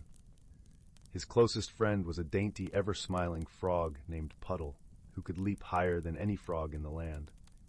Puddle had a vibrant, polka-dotted skin and a contagious giggle that seemed to brighten even the cloudiest of days. One crisp morning, as the first rays of sunlight filtered through the canopy, casting dappled patterns on the forest floor, Wimblewood awoke to a peculiar sight. Overnight, the entire village had been covered in a shimmering blanket of purple bubbles, each one bobbing gently in the air. The bubbles were not only enchanting but also bewildering, for they formed a labyrinthine maze throughout the village, blocking paths and doorways. The villagers gathered in the town square, their eyes wide with curiosity and a hint of concern. Whisker, adjusting his top hat, climbed atop a moss-covered stone to address the crowd. "Fear not, dear friends," he chirped, his voice as bright as the morning sun, "for with a bit of cleverness and teamwork, we shall unravel this bubbly mystery." Puddle hopped up beside him, her polka dots gleaming in the sunlight. "Yes! And just think of the fun we'll have along the way," she added with a cheerful croak. The first order of business was to investigate the source of the bubbles. With Whisker leading the way, the The villagers formed a jolly parade, weaving through the floating maze, their laughter echoing through the trees. As they meandered deeper into the forest, they stumbled upon a peculiar sight. A large, ancient cauldron bubbling away at the base of a grand old oak tree. Beside it stood a rather befuddled-looking raccoon named Tinker, who wore oversized spectacles that seemed to magnify his already wide eyes. "Ah, visitors!" Tinker exclaimed, his voice a mix of surprise and delight. "I must admit, I was attempting to whip up a batch of my famous fizzy forest lemonade, but it seems I added a dash too much pixie dust." Whisker chuckled, tipping his hat politely. "A dash, you say? More like a sprinkle of stardust, I'd imagine." Puddle giggled, her eyes twinkling with mischief. "Well, Tinker, it seems you've turned our village into a bubble wonderland. But don't fret, we're here to help." The villagers set to work, their spirits high and their hearts light. Together they devised a plan to gently guide the bubbles back to Tinker's cauldron, where they could be safely dissolved. Whisker, with his nimble paws, devised a clever contraption using twigs and leaves to gently pop the bubbles without harming them. Puddle used her mighty leaps to reach the highest bubbles, her laughter ringing like a melody as she soared through the air. As they worked, the villagers found themselves enjoying the unexpected adventure, their initial worries replaced by joy. They played games, weaving in and out of the bubbles, and shared stories of past misadventures, each tale met with rounds of laughter. Finally, as the sun began to dip below the horizon, casting a warm, golden glow over the forest, the last bubble was returned to the cauldron. Tinker, his spectacles now slightly askew, offered each villager a taste of his now perfected fizzy forest lemonade, which sparkled in the fading light like liquid sunshine. "To friendship and a day well spent," Whisker declared, raising his acorn cup high. The villagers cheered, their voices harmonizing with the gentle rustling of the leaves. As night fell, the residents of Wimblewood returned to their cozy homes, their hearts full and their spirits lifted. The forest, once again calm and serene, cradled the village in its gentle embrace. And as they drifted into happy dreams, a chorus of crickets serenaded the night, reminding all that even the quirkiest of mishaps could turn into the most delightful of adventures. Story 24. In the far reaches of the cosmos, where stardust danced in perpetual twilight and nebulae painted the skies with vibrant hues, there existed a curious little planet named Glim. Glim was known for its shimmering fields of luminescent flora and tranquil turquoise lakes that mirrored the heavens above. Its air was thick with the scent of sweet nectar and mossy earth, creating a sense of serenity that enveloped all who visited. On this gentle world lived a creature named Relo, a being of soft silvery fur and wide, curious eyes that reflected the universe. Relo's people, the Glimmers, were known for their innate ability to sense the emotions of those around them, a gift they cherished and used to foster harmony. One day, as Relo lounged by a glistening lake, a peculiar sight caught his eye. A small spacecraft, sleek and metallic, descending from the sky with a gentle hum. It landed on the soft moss with a whisper, and from it emerged a visitor unlike any Rilo had seen before. The visitor was a tall, slender figure, cloaked in a shimmering suit that seemed to shift colors with each movement. Her name was Lyra, and she hailed from the distant planet of Zyra, a world known for its towering crystalline cities and endless nights. Lyra's people, the Zyrans, communicated through intricate patterns of light and sound, a language both beautiful and bewildering to those unfamiliar. Relo watched with a mix of awe and apprehension as Lyra stepped onto Glim's soil. Her eyes, a deep azure, scanned the surroundings with a mixture of wonder and uncertainty. Eager to welcome her, Relo approached, his heart open and his spirit curious. "Hello," Relo said, his voice soft as the breeze. "Welcome to Glim." Lyra paused, her head tilting slightly as she processed the unfamiliar sounds. She responded with a series of melodic tones, her suit emitting soft glows that danced across its surface. Relo struggled to understand, but sensed a warmth in her expression that eased his worry. Their initial encounter was filled with gentle misunderstandings, as Relo tried to interpret Lyra's luminous language, and Lyra endeavored to make sense of Relo's spoken words. Yet, beneath these differences was a shared desire to connect, to bridge the gap between their worlds. As days turned to weeks, Rilo and Leora embarked on a journey across Glim, exploring its hidden wonders and sharing stories of their homelands. They wandered through fields where flowers chimed in the wind and beneath trees that whispered ancient secrets. With each step, they learned to read each other's gestures and sounds, finding a rhythm in their companionship. One evening, as the sky painted itself in hues of lavender and gold, a challenge presented itself. A sudden storm, rare but powerful, swept across Glim, its winds howling like a wild symphony. Rilo and Leora sought refuge in a nearby cave, its walls adorned with shimmering crystals that flickered with the storm's electric energy. As they huddled together, Rilo noticed Leora's unease. The storm's fury was foreign and frightening to her, far removed from the quiet nights of Zyra. In that moment, Rilo's gift of empathy bloomed into a gentle glow that wrapped around them both, a silent promise of safety and understanding. "Fear not," Rilo murmured, his voice a soothing lullaby. "This storm will pass, as all storms do." Leora, though unable to grasp every word, felt the comfort in Rilo's presence. She responded with a soft, harmonious note, her suit casting a warm light that mingled with Rilo's glow. Together they created a cocoon of calm amidst the tempest's rage.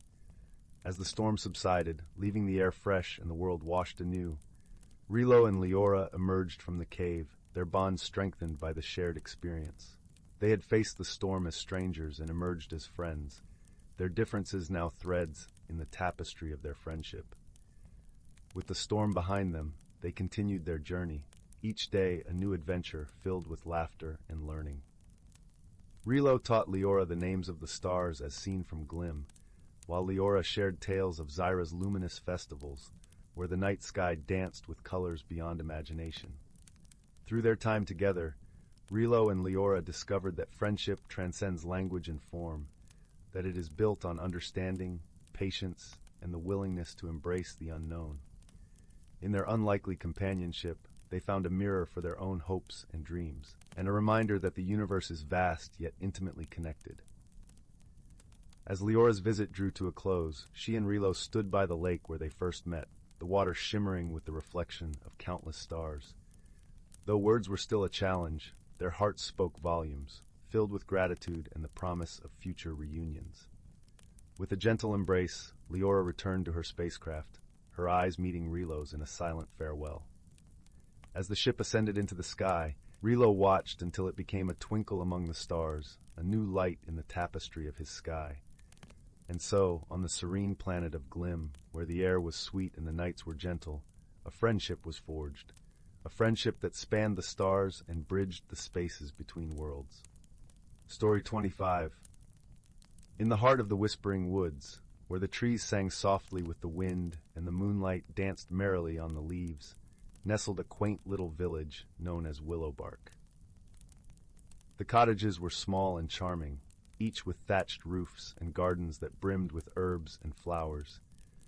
Willowbark was a place where magic was as natural as the flutter of a butterfly's wing, and the villagers lived harmoniously with the enchanting creatures that called the woods home. One crisp autumn evening, as the sun dipped below the horizon, painting the sky in hues of amber and rose, a peculiar event began to unfold. The villagers noticed that their lanterns, which usually flickered warmly with the soft glow of enchanted fireflies, were dimmer than usual. The light they emitted was pale and uncertain, casting long, wavering shadows across the cobblestone paths. A kind-hearted young girl named Lyra, with hair as dark as the midnight sky and eyes that twinkled like stars, was the first to sense that there was more to this dimming than met the eye.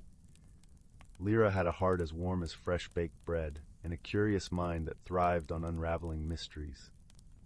Feeling a gentle tug at her sleeve, she looked down to see her faithful companion, a tiny fox with fur the color of autumn leaves, and eyes wise beyond his years.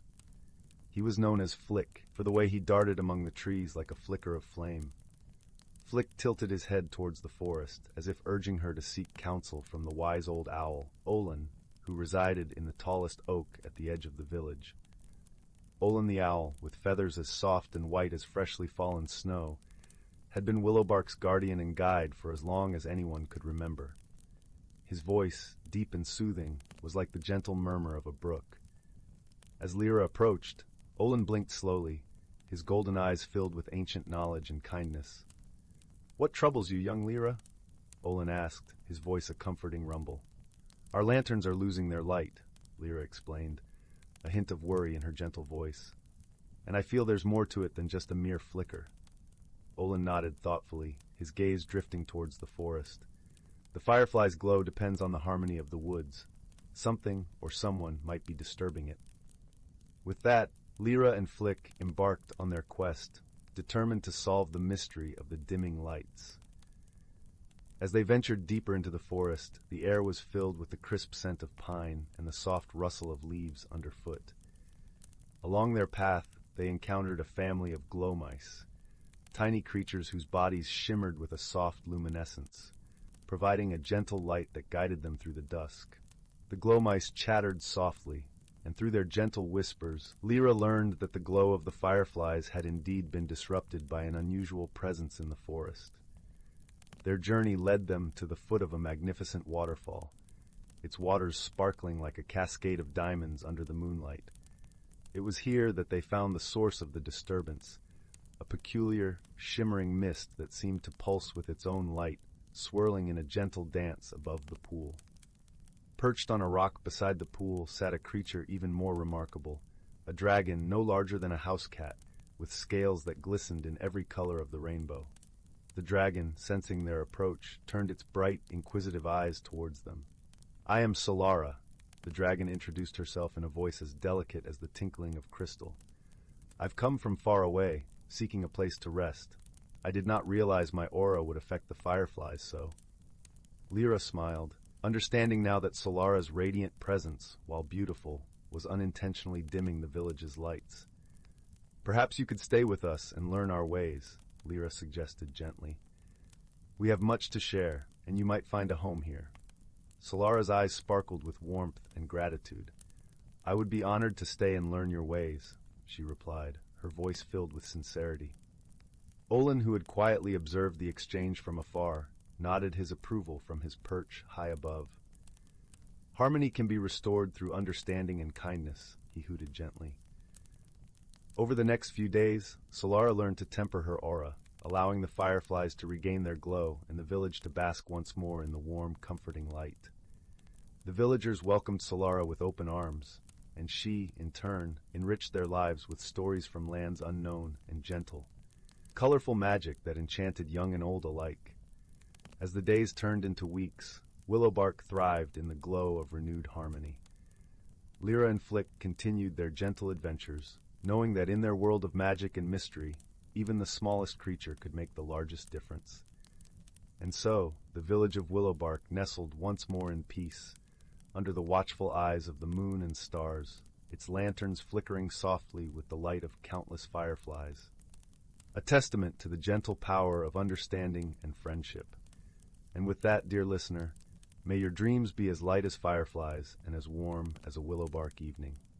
Good night. Story 26. In the heart of an ancient forest, where the air was perpetually sweet with the scent of pine and earth, there lay a secret realm known only to those who dared to look beyond the ordinary. This realm was a symphony of life, where the whispers of the wind carried tales older than time, and the rustling leaves danced to the rhythm of an unseen orchestra.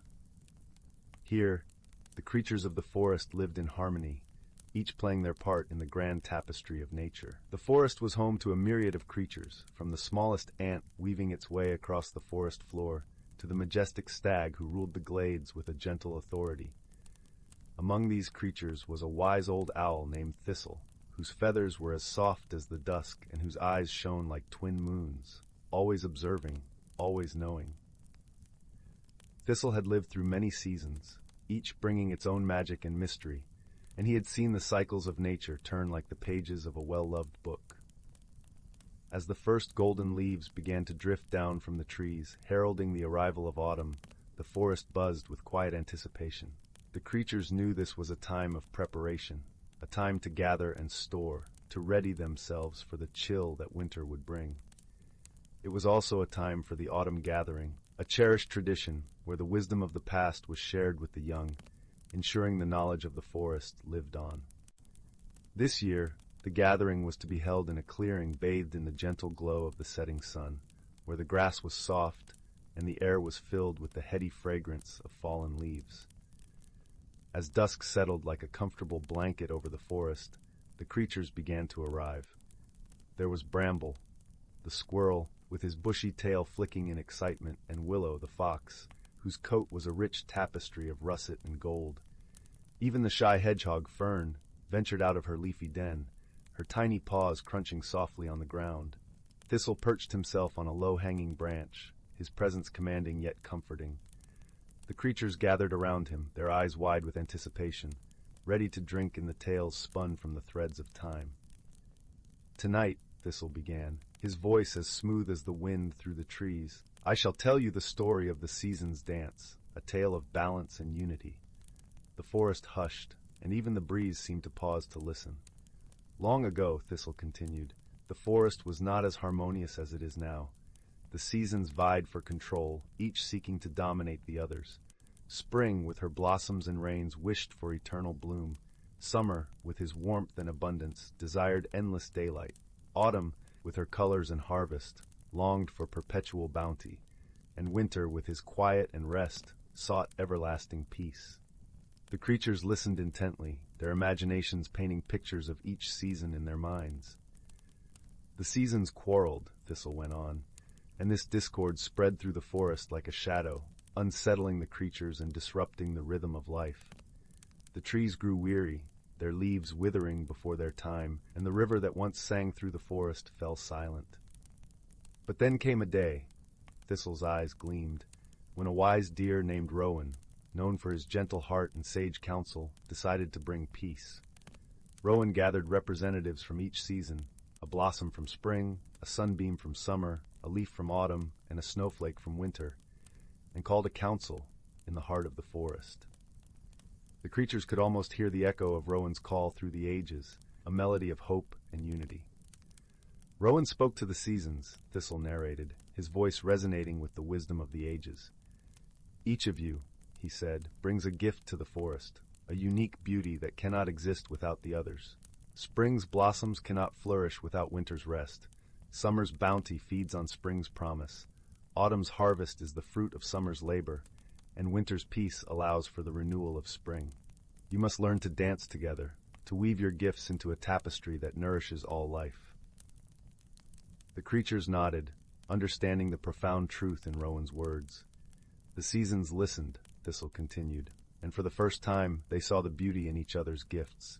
They agreed to share their time, to let each season have its moment to shine and to rest. This truce brought balance to the forest. The trees stood tall once more, their leaves vibrant and alive. The river sang a song of joy, and the creatures thrived, each playing their part in the dance of life. Thistle paused, letting the story sink into the hearts of his listeners, like seeds taking root in fertile soil. "And so," Thistle concluded, "the forest learned the art of harmony, and the seasons continue their dance, a reminder that balance and unity bring peace and prosperity." As Thistle's words faded into the night, the creatures sat in contented silence, the lesson of the season's dance resonating within them. They understood that each of them, no matter how small, was a vital part of the forest's harmony, and that by working together, they could keep the balance and ensure the forest flourished for generations to come.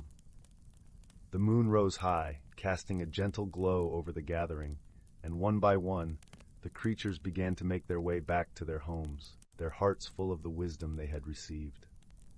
The forest, too, settled into a peaceful slumber, cradled by the gentle arms of the night. And there, under the watchful gaze of the stars, the ancient forest breathed in unison, its hidden life a testament to the magic of harmony and the enduring power of nature's wisdom. Story 27. In the heart of the ancient forest, where the trees stretched their limbs high into the sky and the air hummed with secrets, there lay a meadow known only to the creatures who dwelled within its embrace. This was no ordinary meadow. It was a place where the whispers of the wind carried stories of old, and the sunlight danced through the leaves like 1,000 golden fairies. The forest, a living tapestry of emerald hues and earthy scents, was home to a myriad of creatures who thrived in perfect harmony.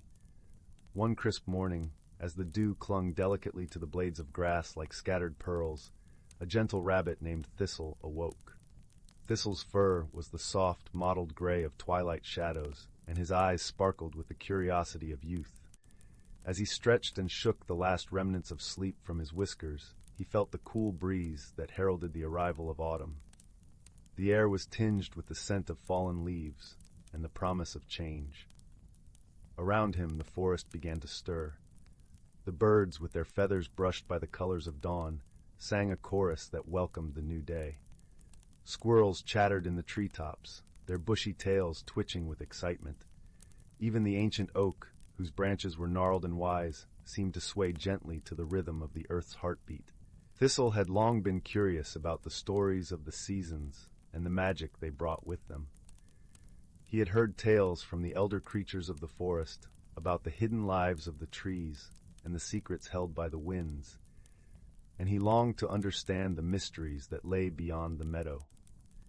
His first stop that morning was to visit Fern, the wise old tortoise who lived by the glistening stream that wound its way through the forest like a silver ribbon. Fern's shell was a mosaic of greens and browns, as if the forest itself had crafted it from its essence. She was known for her infinite patience and her knowledge of the earth's rhythms. As Thistle approached, Fern lifted her head slowly, her eyes as deep and steady as the forest's roots. "Good morning, Thistle," she greeted him, her voice as gentle as the stream's murmur. "What brings you to my sunlit patch so early?" Thistle twitched his nose, gathering his thoughts. "I want to learn about the magic of the seasons," he replied earnestly. "I've heard stories of how the forest changes, and I wish to understand how we all fit into this great dance of nature."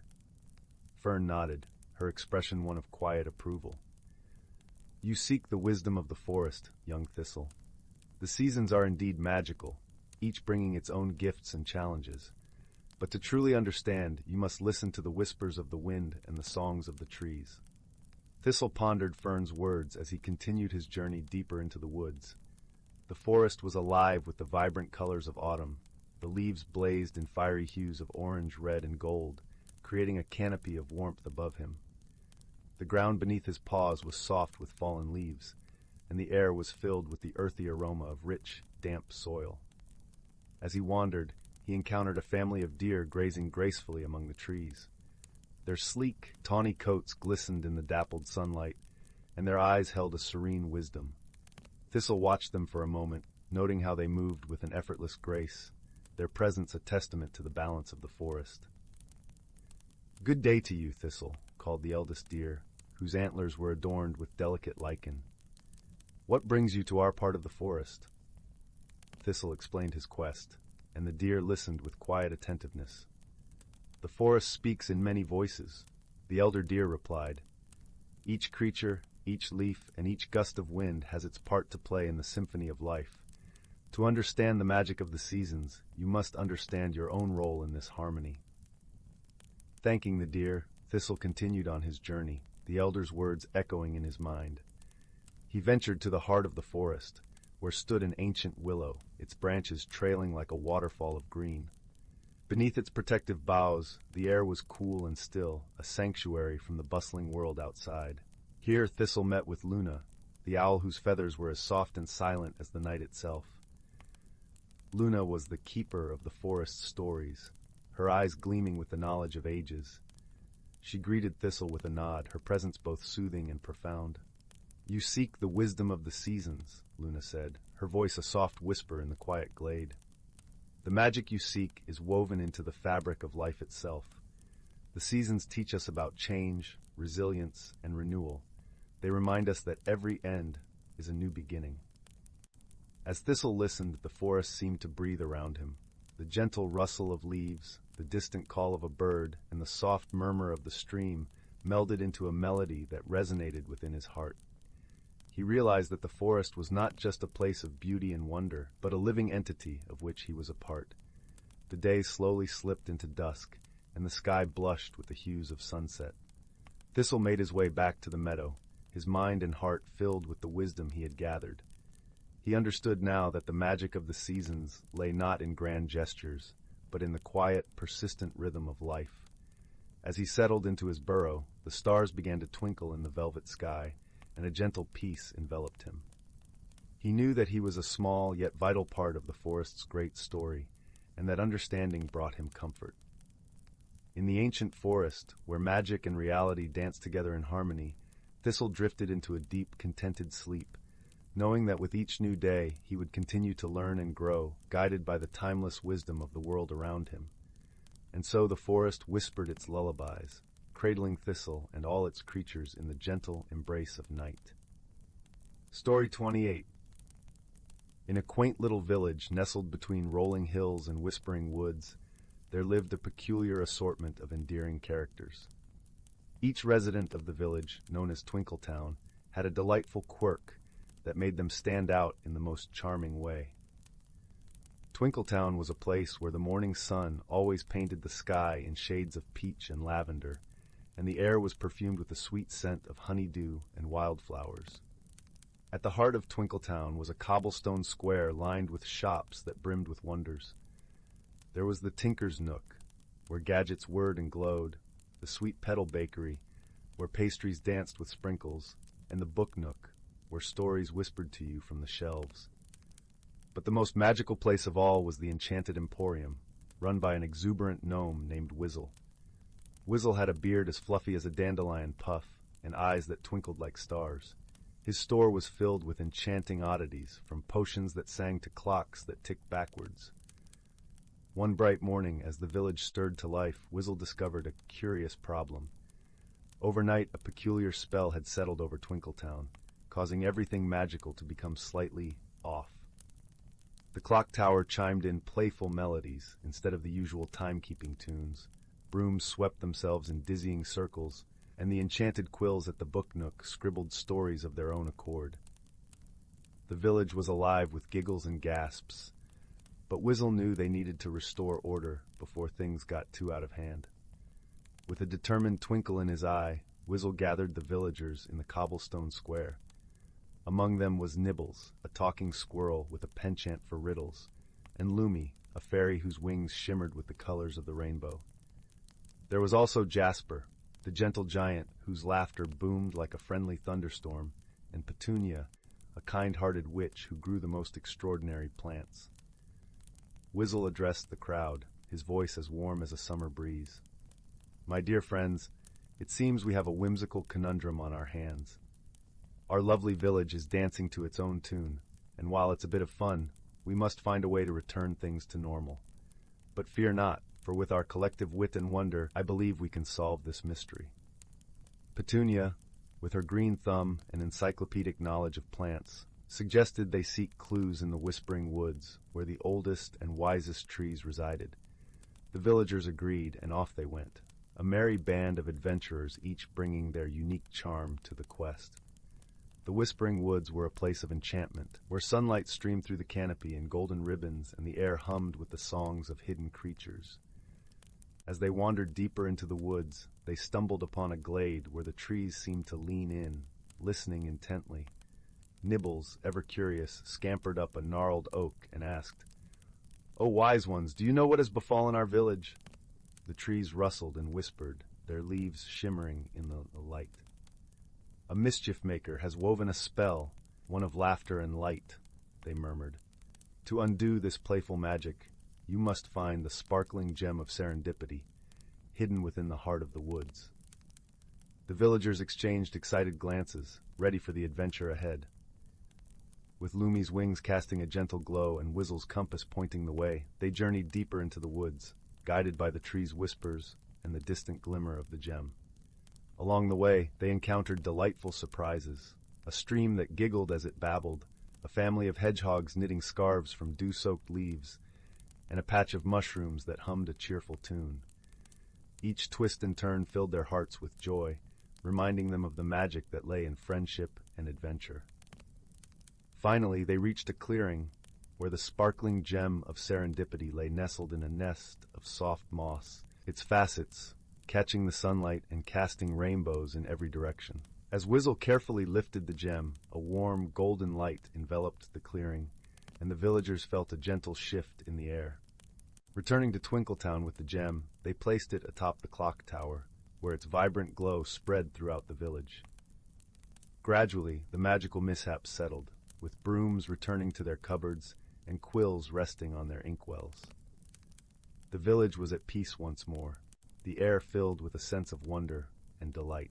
To celebrate their success, the villagers gathered in the square for a grand feast, with tables laden with Petunia's magical fruit and Lumi's sparkling fairy cakes. As the stars twinkled above, Whizzle raised a goblet of shimmering cider. To friendship, laughter, and the magic in every day, he toasted, his voice echoing the warmth of the crackling hearths around them. And so, under the watchful gaze of the loving moon, the villagers of Twinkletown danced and sang, their hearts light and their spirits high. The magical mishap had brought them closer than ever, reminding them that sometimes the most enchanting adventures are the ones shared with friends.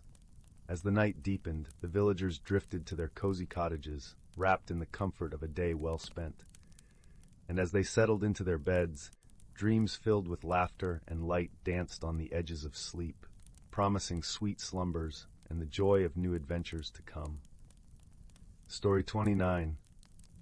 Once upon a time, in a galaxy far, far away, two unlikely companions embarked on an adventure that would change the course of their lives forever. Zara was a young Venusian, her skin shimmering with the iridescent glow of her home planet's lush forests. Curious and wide-eyed, she had always dreamed of exploring the vast expanse of the cosmos. And Blix, a gruff and grumbling Martian, was as rough around the edges as the rugged Martian canyons he called home. Their paths crossed quite by chance when Zara's spacecraft experienced a malfunction and crash-landed on the dusty red planet. At first, their interactions were strained, clouded by misunderstandings and preconceptions. Zara found Blix's abrasive manner off-putting, while Blix was skeptical of Zara's childlike wonder and naivety.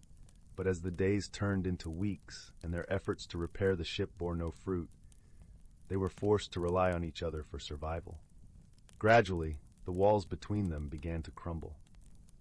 Blix learned to appreciate Zara's boundless optimism and her ability to find beauty in the smallest of things, like the way the twin moons cast ethereal shadows across the Martian landscape.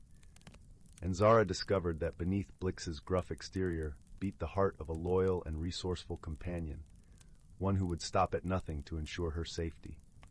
Together, they faced countless challenges, scorching sandstorms that threatened to bury them alive, treacherous canyons that tested their strength and agility, and even a run-in with a rogue band of space pirates. But through it all, their bond only grew stronger. In the quiet moments, huddled around a flickering campfire, they would share stories of their homeworlds, marveling at the diversity of life in the universe. Zara would regale Blix with tales of the luminous Venusian forests, where every leaf seemed to glow with its own inner light. And Blix would describe the breathtaking vistas of the Martian deserts, where towering rock formations cast intricate shadows that danced across the russet sands. As their journey progressed, they discovered that their differences were not a source of division, but rather a wellspring of strength and understanding. Zara's inherent empathy and compassion helped to soften Blix's rough edges, while Blix's pragmatism and resilience kept Zara grounded in the face of adversity. And when the day finally came that they managed to repair the ship and set a course for the nearest inhabited planet, there was a bittersweet quality to their parting. For in their shared trials and triumphs, they had forged a bond that transcended mere friendship. They had become a family, bound not by blood, but by the unbreakable ties of love and loyalty. As Zara's spacecraft streaked across the inky blackness of space, leaving a trail of stardust in its wake, she knew that her heart would forever be intertwined with Blix's. And no matter how vast the distances between them, the memory of their friendship would shine as brightly as the countless stars that illuminated the cosmos. For in that faraway galaxy, two unlikely companions had discovered the true meaning of friendship, a bond that could overcome any obstacle, bridge any divide, and illuminate even the darkest corners of the universe with its warmth and radiance. Story 30. In the heart of the quaint village of Willowbrook, where cobblestone paths wound through lush meadows and gentle streams, there existed a particularly peculiar grove. The villagers often spoke in hushed tones about the grove of whispering oaks, a secluded area nestled at the edge of the forest. Tall, ancient oaks stood like sentinels, their branches twisting and curling in an eternal dance with the sky. They were said to murmur secrets and stories to those who listened closely, their leaves rustling not just with the wind, but with the whispers of time itself. In this village lived a young girl named Isla, known for her curious nature and heart as gentle as the summer breeze.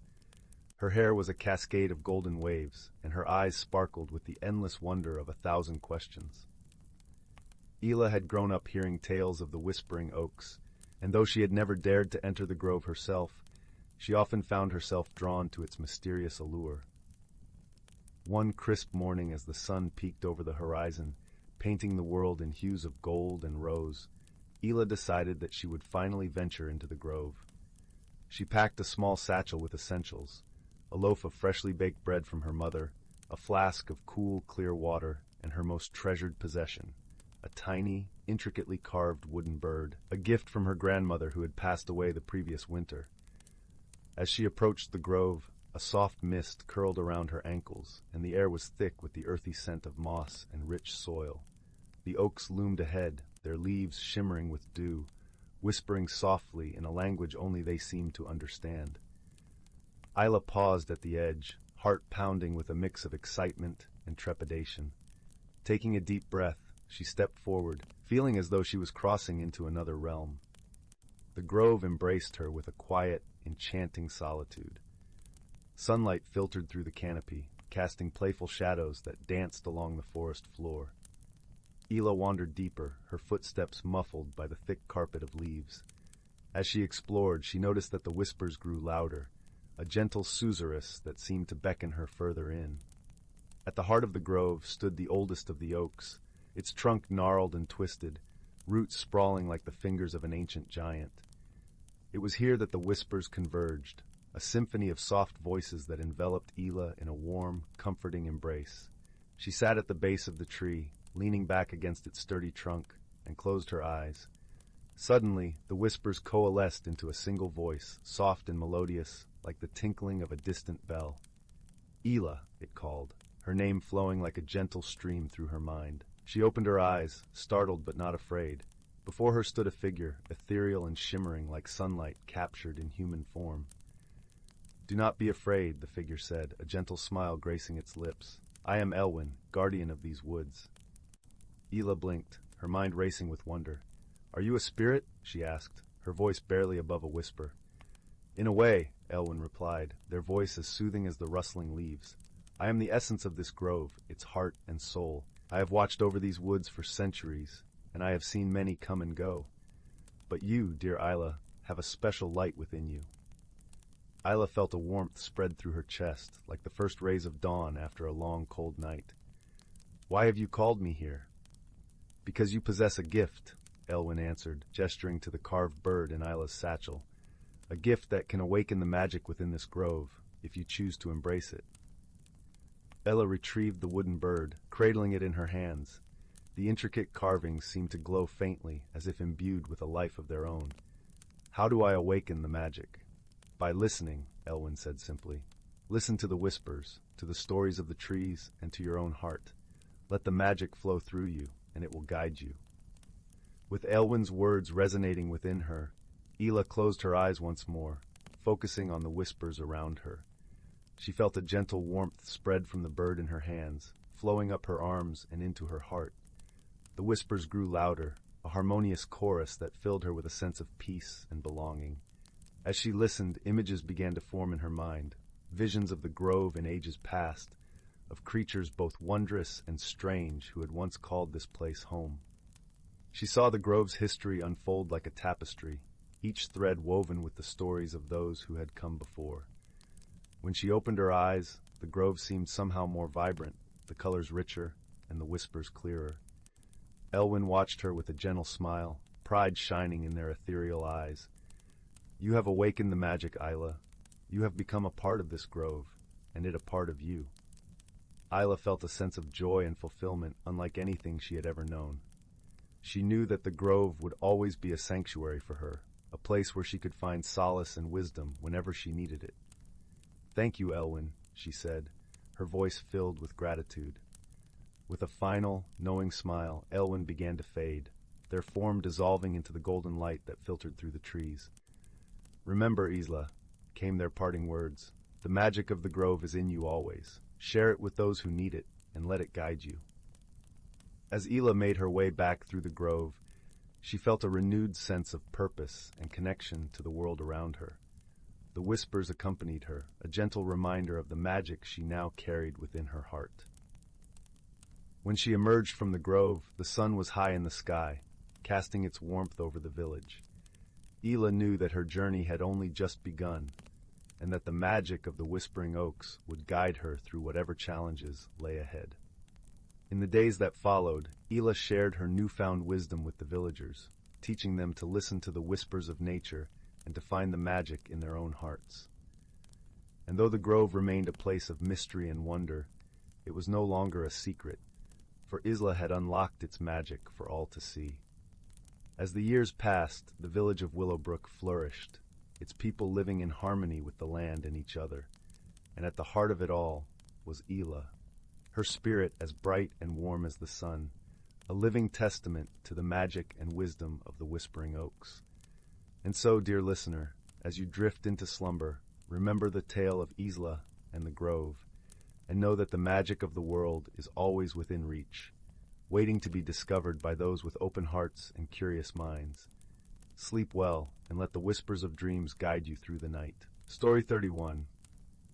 In the heart of the Whispering Woods, where the trees swayed with a rhythm known only to the earth, there lay a quaint little village named Bramblebrook. The houses were snugly built with moss-covered roofs, and the cobblestone paths were lined with glowing mushrooms that emitted a gentle luminescence as dusk settled each evening. The air always smelled of sweet clover and warm bread, and the laughter of children often mingled with the soft rustling of leaves. The villagers of Bramblebrook were a close-knit group, known for their kindness and the occasional sprinkle of magic that wove through their everyday lives. It was a place where stories of enchantment were as common as the songs sung by the nightingales. Yet one autumn evening, a curious series of events began to unfold, leaving the villagers puzzled and in need of gentle unraveling. It all started when the village's beloved weather vane, perched atop the town hall, began to spin wildly even when there was no wind. The weather vane, shaped like a graceful swan, had always been a reliable herald of the weather, its movements as predictable as the sunrise. But now it twirled and spun in all directions, leaving the villagers scratching their heads in wonder. As the days passed, other oddities began to occur. The village well, known for its crystal-clear water, suddenly bubbled with a soft musical hum whenever anyone drew water. The humming was melodious and soothing, yet entirely unexpected. And then, the pumpkins in the village garden, which were usually ordinary and orange, began to glow with a soft bluish light as twilight approached. The villagers, though perplexed, were not particularly alarmed. In Bramblebrook, even the strangest happenings were often seen as opportunities for new stories, and sometimes new friendships. But they were determined to uncover the mystery behind these peculiar events. Enter Maeve, a gentle soul with a heart as warm as the hearth in her cozy cottage. Maeve was known for her wisdom and her love of solving puzzles, much like her late grandmother, who had been the village's storyteller. With her long, silver hair tied back in a braid and eyes that sparkled with curiosity, Maeve decided to look into the strange occurrences. She was joined by her dear friend Finn, a kind-hearted fellow with a knack for noticing the smallest details. Maeve and Finn began their investigation at the village well. As they approached, they noticed a family of whispering will-o'-the-wisps dancing around the well's edge. These tiny, glowing creatures were known to bring good fortune, and their presence was usually a sign of something magical afoot.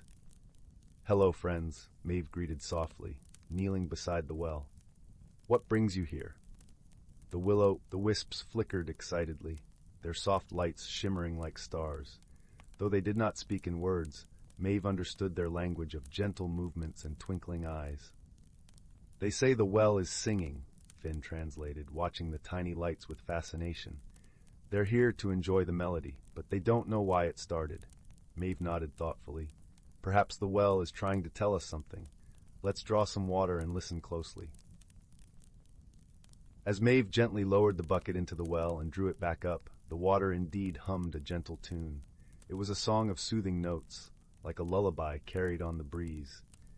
Finn leaned closer, his brow furrowed in concentration. "I think I recognize the melody," Finn murmured. "It's a tune my grandmother used to hum, a song of friendship and togetherness." Maeve smiled softly. "Perhaps the well is reminding us of the bonds that hold our village together. Let's see if the other mysteries are connected." Their next stop was the village garden, where the glowing pumpkins sat like round lanterns beneath the twilight sky. As they approached, they found a small, wise-looking hedgehog nestled among the pumpkins, his quills softly illuminated by the eerie glow. "Good evening, Thorn," Maeve greeted the hedgehog, who was known for his vast knowledge of the forest and its secrets. Thorn blinked slowly, his eyes kind and thoughtful. "Evening, Maeve. I see you've come to unravel the mystery of the glowing pumpkins." "Indeed," Maeve replied, kneeling beside him. "Do you have any insight?" Thorn nodded, his voice a gentle rumble. "The pumpkins glow with the light of the moon, reflecting the love and care the villagers have shown in tending the garden. It's a rare sight, but a beautiful one. It happens when the village is at its most harmonious." Maeve and Finn exchanged a knowing glance. It seemed that the strange occurrences were all tied to the village's sense of community and the magic of friendship. Their final visit was to the town hall, where the weather vane still spun lazily in the evening air. As they climbed to the rooftop, they found an old wise owl perched beside the swan-shaped vane. His feathers were soft as down, and his eyes gleamed with ancient wisdom. "Ah, Maeve and Finn," the owl hooted softly. "You've come to seek the truth behind the swan's dance." "Yes, wise one," Maeve replied, bowing her head respectfully. "Do you know why it spins so freely?" The owl chuckled, a gentle sound like the rustling of leaves. "The swan spins in celebration of the village's unity. When hearts are open and kind, even the elements join in the dance of joy." With the owl's words, the mystery unfurled like a blossom in the sun. The strange occurrences were not signs of distress, but of celebration. A gentle reminder of the magic that thrived in Bramblebrook, born from the love and kindness of its people. Maeve and Finn returned to the village, sharing their findings with the villagers, who gathered in the town square beneath the stars. As they recounted the story of the well's song, the pumpkin's glow, and the swan's dance, a warm sense of peace settled over the village.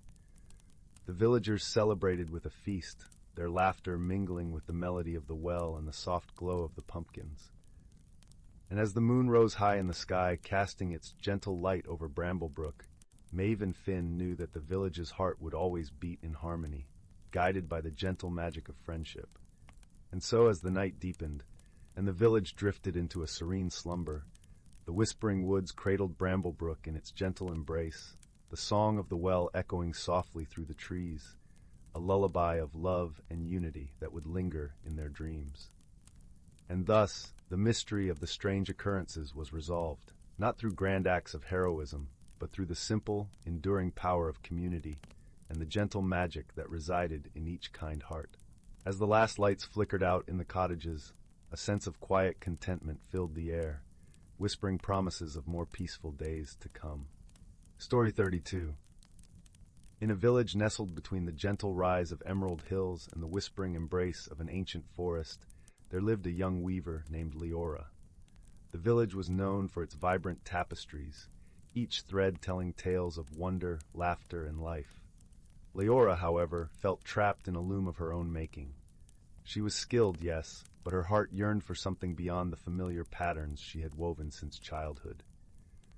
The villagers adored her work, yet Lyra found herself staring longingly at the forest's edge each morning, where the mist curled like tendrils of mystery and promise. It was said that the woods were enchanted, home to creatures of old magic, and those who ventured too deeply returned changed, if they returned at all. One brisk autumn morning, the air crisp with the scent of fallen leaves and the promise of frost, Lyra finally decided to step beyond the boundaries of her known world. She wrapped herself in a cloak of deep blue, as if draped in twilight itself, and ventured into the forest, her heart a drumbeat of excitement and trepidation. As she walked, the forest accepted her with a serene silence, broken only by the soft rustle of leaves and the occasional call of a distant bird. Sunlight filtered through the canopy, casting dappled patterns on the forest floor, and Lyra felt as though she were walking through a living tapestry, each step a stitch in her unfolding story. Deeper she wandered until she came upon a clearing bathed in the golden light of late afternoon. In its center stood an ancient oak, its branches wide and welcoming, leaves whispering secrets to the wind. At the tree's base sat an elderly woman, her eyes as bright and twinkling as stars in a winter sky. Her hair, silver as moonlight, cascaded down her shoulders, and around her neck hung a pendant shaped like a crescent moon. "Welcome, child," the woman said, her voice warm and gentle, like the first fire of autumn. "I am Seraphina, guardian of these woods. What brings you to this sacred place?" Lyra hesitated, the weight of her uncertainty pressing down upon her. "I seek change," she confessed, her voice barely a whisper.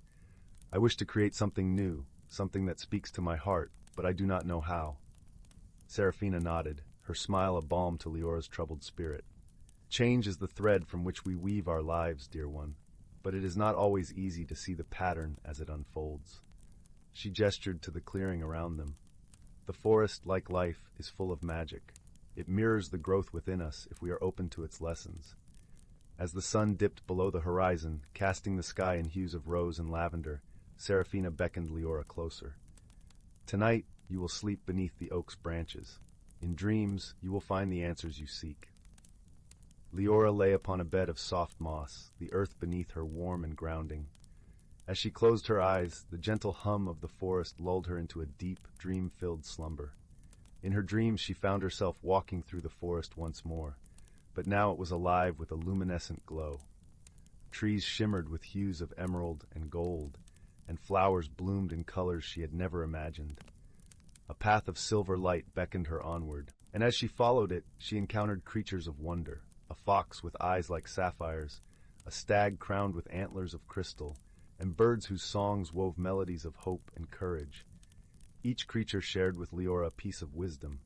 The fox spoke of adaptability, the stag of strength and stillness, and the birds of the beauty of change. As she listened, Lyra felt her heart expand with understanding, her fear of the unknown transforming into a tapestry of possibilities. When she awoke with the dawn, the forest greeted her with a symphony of birdsong and the gentle rustle of leaves. Seraphina stood beside her, a knowing smile on her lips. "You have seen the magic within, Lyra," she said, her voice as soft as the morning breeze. "Now take it with you, and let it guide your hands and heart." Lyra returned to her village, her spirit renewed. She approached her loom with a sense of wonder, her fingers dancing across the threads like a painter's brush upon canvas. Her creations were no longer mere tapestries. They were windows into her soul, intricate and alive with the colors of her journey. The villagers marveled at the transformation in Lyra's work, but more so in her spirit.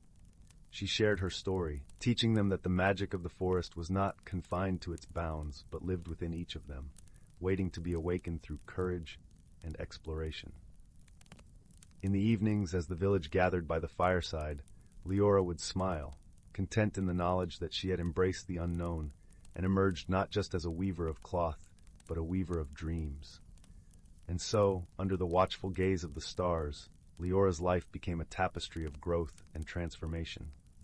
Each thread a testament to her newfound wisdom and the enduring magic that lived within her heart. Story 33. In a small, quaint village nestled at the foot of the misty mountains, where the air was sweet with the scent of pine and the earth hummed with the whispers of ancient trees, there lived a young girl named Anwen. She was known for her bright laughter and gentle spirit, which seemed to blend seamlessly with the vibrant tapestry of nature surrounding her. Anwen lived with her grandmother in a snug cottage, its roof thick with moss and its windows draped in ivy.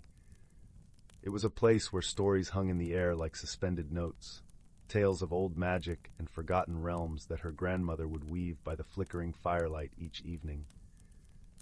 Anwen's favorite stories were those of hidden worlds, secret places concealed just beyond the veil of the ordinary.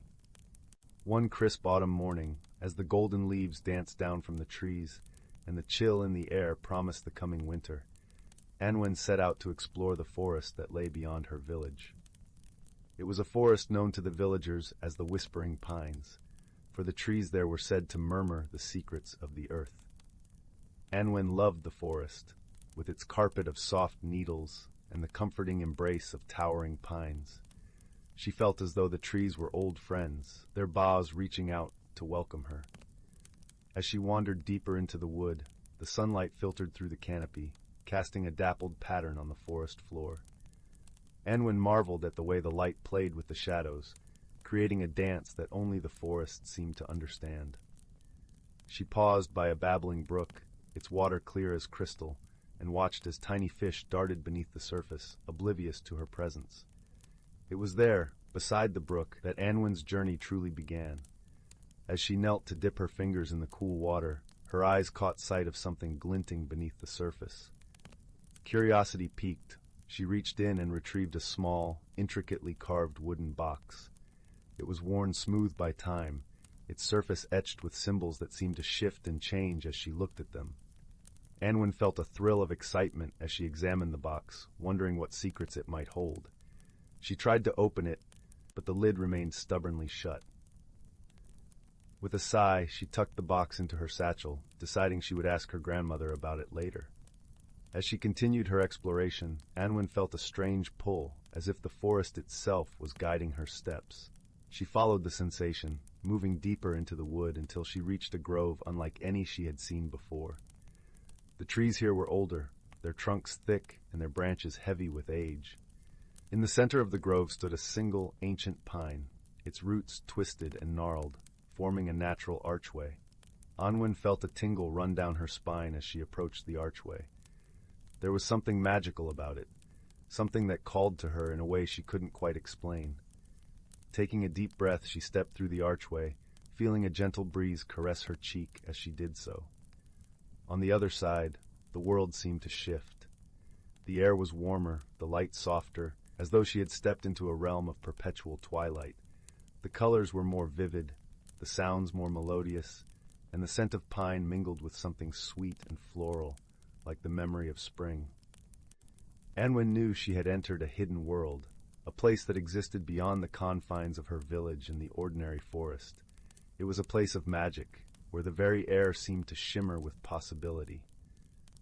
As she wandered through this new realm, she came upon a clearing where a group of creatures, unlike any she had ever seen, were gathered.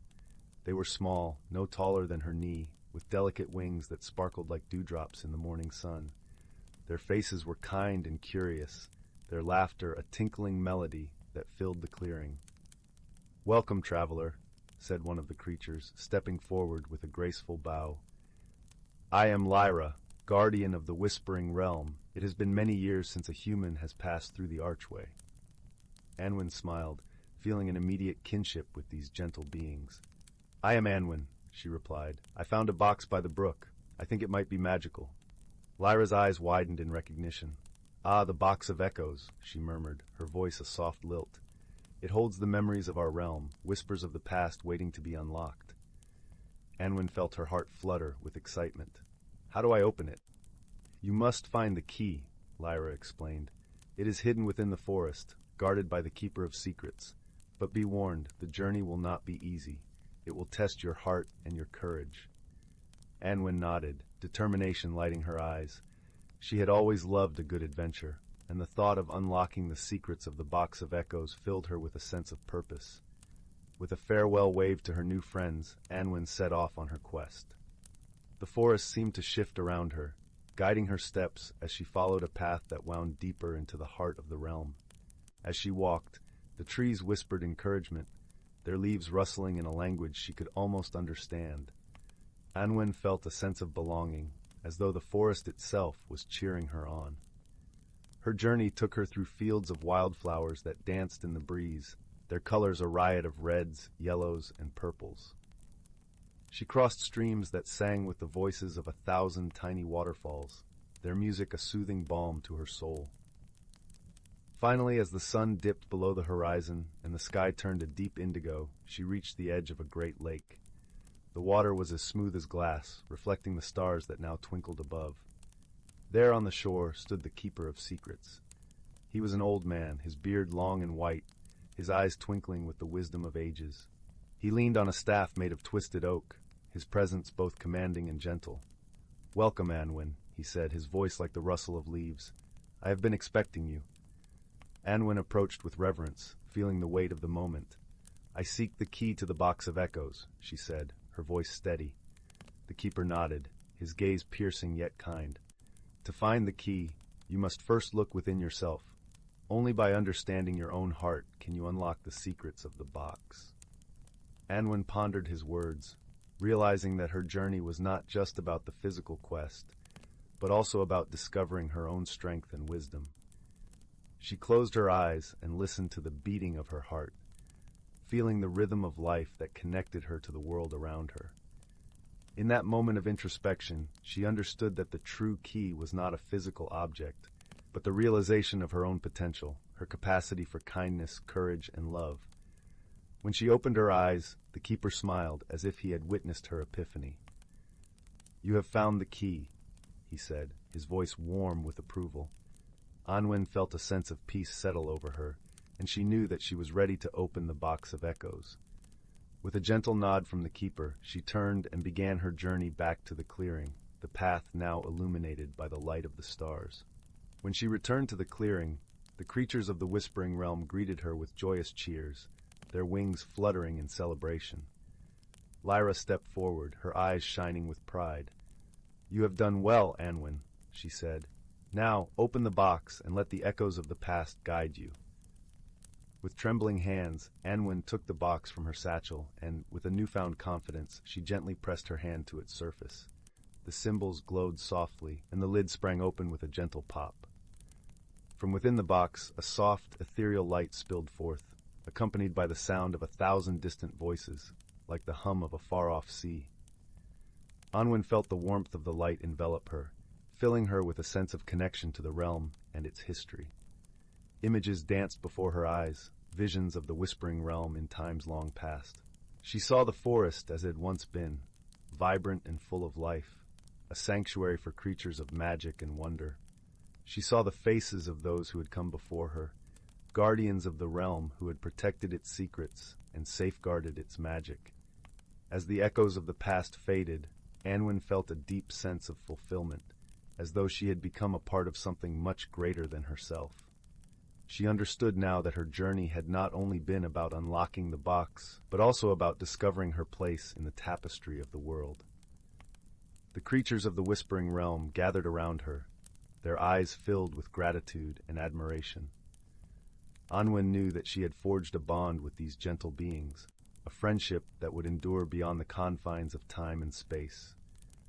As the first light of dawn broke over the horizon, Anwen bid farewell to the Whispering Realm, her heart filled with the warmth of newfound wisdom and friendship. She stepped back through the archway, feeling the gentle breeze brush her cheek once more. The forest welcomed her back as an old friend, its whispers now familiar and comforting. Anwen made her way home, the box of echoes nestled safely in her satchel, a reminder of the hidden world she had discovered and the journey that had changed her forever. When she returned to her grandmother's cottage, the old woman greeted her with a knowing smile, her eyes twinkling with the light of shared secrets. Anwen sat by the fire that evening, recounting her adventure with a voice full of wonder and joy. As the flames danced in the hearth and the shadows flickered on the walls, Anwen felt a deep sense of peace, knowing that she had found her place in both the world of magic and the world of home. The box of echoes sat on the mantelpiece, a symbol of her journey and the promise of future adventures yet to come. And so, as the stars twinkled in the night sky and the forest whispered its ancient secrets, Anwen drifted into a peaceful sleep, her dreams filled with the magic of the Whispering Realm and the gentle laughter of her newfound friends. Story 34. Once upon a time, in the quaint village of Whimsy Hollow, nestled between rolling emerald hills and a murmuring brook, there lived a gentle young girl named Lyra. Lyra had hair as golden as the morning sun and eyes as deep and tranquil as the autumn sky. She lived with her grandmother, in a cozy cottage covered in climbing ivy and surrounded by a garden of fragrant herbs and colorful wildflowers. Lila's days were filled with simple joys, tending to the garden, helping her grandmother bake bread, and wandering through the nearby woods where the trees whispered ancient secrets. Yet there was a gentle curiosity that always stirred within her heart, a yearning for something beyond the ordinary. One crisp morning, as the first blush of dawn painted the sky, Lila decided to venture deeper into the forest than she had ever gone before. The air was cool and fresh, carrying the earthy scent of pine needles and damp soil. Birds sang their melodious tunes, creating a symphony with the rustling leaves. As she walked, Lila's fingers brushed against the rough bark of the trees, and she marveled at the delicate lacework of sunlight filtering through the canopy above. It was then, amidst the hush of the forest, that she stumbled upon a peculiar sight, a smooth stone, no larger than her palm, nestled in a bed of moss. The stone shimmered with an iridescent glow, its surface etched with intricate patterns that seemed to dance in the light. Intrigued, Lila picked up the stone, feeling a gentle warmth spread through her fingertips. As she held it, a strange sensation washed over her, a sense of connection, as if the stone held stories untold and secrets yet to be discovered. That evening, as Lila sat by the crackling fireplace with her grandmother, she turned the stone over in her hands, wondering about its mysterious origins. Her grandmother, wise and gentle, noticed Lila's preoccupation and smiled softly. "Ah, you have found the whispering stone," she said, her voice a soothing melody.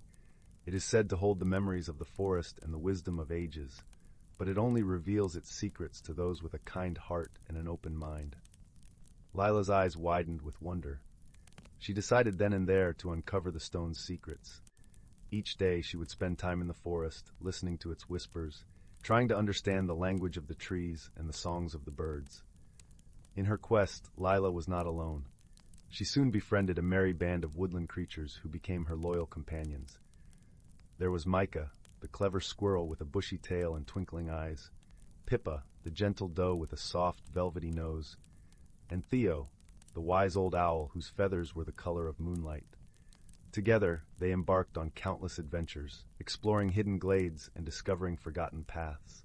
With each step, the stone seemed to guide them, glowing softly in Lila's hand. One day, as the sun dipped below the horizon, painting the sky in hues of pink and gold, Lila and her friends found themselves at the edge of a serene, glistening lake. The surface of the water mirrored the sky, creating a breathtaking tapestry of light and color. Here, Lila felt a pull, a gentle urging from the stone. She knelt by the water's edge, and as she gazed into the depths, the stone began to glow more brightly than ever before.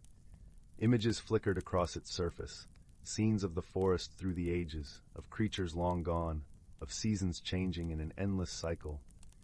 It was then that Lila understood. The stone was a keeper of stories, a bridge between the past and the present. It held the wisdom of those who had walked the earth before her, teaching that life was not a series of isolated moments, but a tapestry woven together by the threads of time. With this newfound understanding, Lila looked at her friends, who watched her with eyes full of trust and affection. She realized that the true magic lay not in the stone itself, but in the connections she had formed, the friendships she cherished, and the love that bound them all.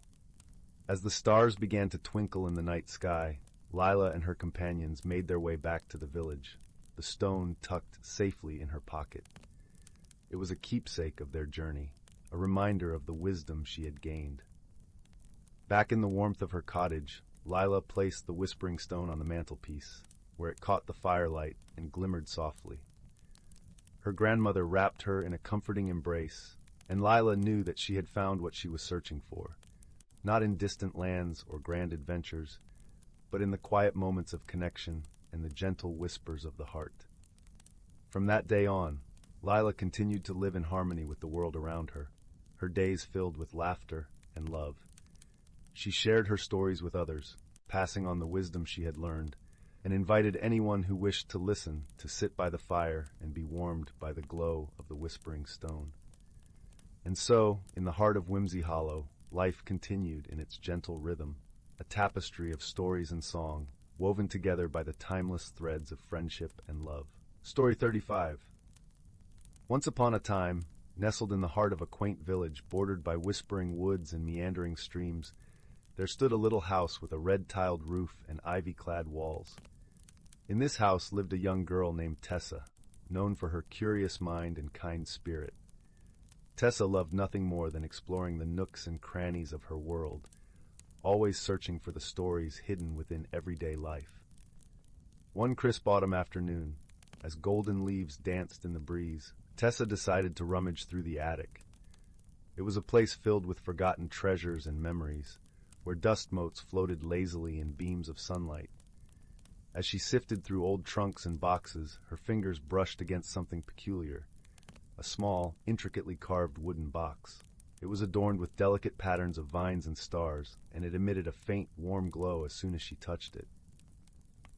Curiosity piqued. Tessa carefully opened the box to find a beautiful, iridescent feather nestled inside. It shimmered with hues of blue and green, seeming almost alive. As she held it in her hand, a gentle tingling sensation spread through her fingers, and a soft voice whispered in her mind, "Use me wisely, and I shall show you wonders." Astounded and a little bewildered, Tessa knew this feather was no ordinary object. She tucked it safely into her satchel, feeling its comforting presence as she descended the creaky attic stairs. That night, she lay in bed, gazing at the feather under the moonlight filtering through her window, pondering what wonders it might reveal. The next morning, Tessa set out on her journey, the feather securely in her satchel. Her path led her to the edge of the whispering woods, where the trees seemed to lean in as if sharing secrets only they knew. As she entered the woods, the feather began to glow softly, guiding her footsteps along a hidden path she had never noticed before. Along the way, Tessa met a host of friendly creatures who became her companions. First was Pip, a sprightly squirrel with a penchant for riddles and a twinkle in his eye. He scampered alongside her, chattering merrily and pointing out the best acorn caches and hidden nooks. Then there was Lyra, a wise old turtle with a shell that gleamed like polished jade. She offered sage advice in her slow, deliberate manner, teaching Tessa to listen to the whispers of the forest. The trio ventured deeper into the woods, where sunlight filtered through the canopy in dappled patterns, and the air was filled with the earthy scent of fallen leaves. They soon arrived at a clearing where an ancient oak stood, its trunk gnarled and branches sprawling like open arms. At its base lay a shimmering pool, its water as clear as crystal and surface reflecting the sky like a mirror. Here the feather's glow intensified, casting ripples of light across the pool. Tessa, Pip, and Lyra gathered at the water's edge, sensing the importance of this moment. It was then that a soft voice, carried on the breeze, spoke to them, saying, "To unlock the feather's magic, you must look beyond what is seen and find the courage within."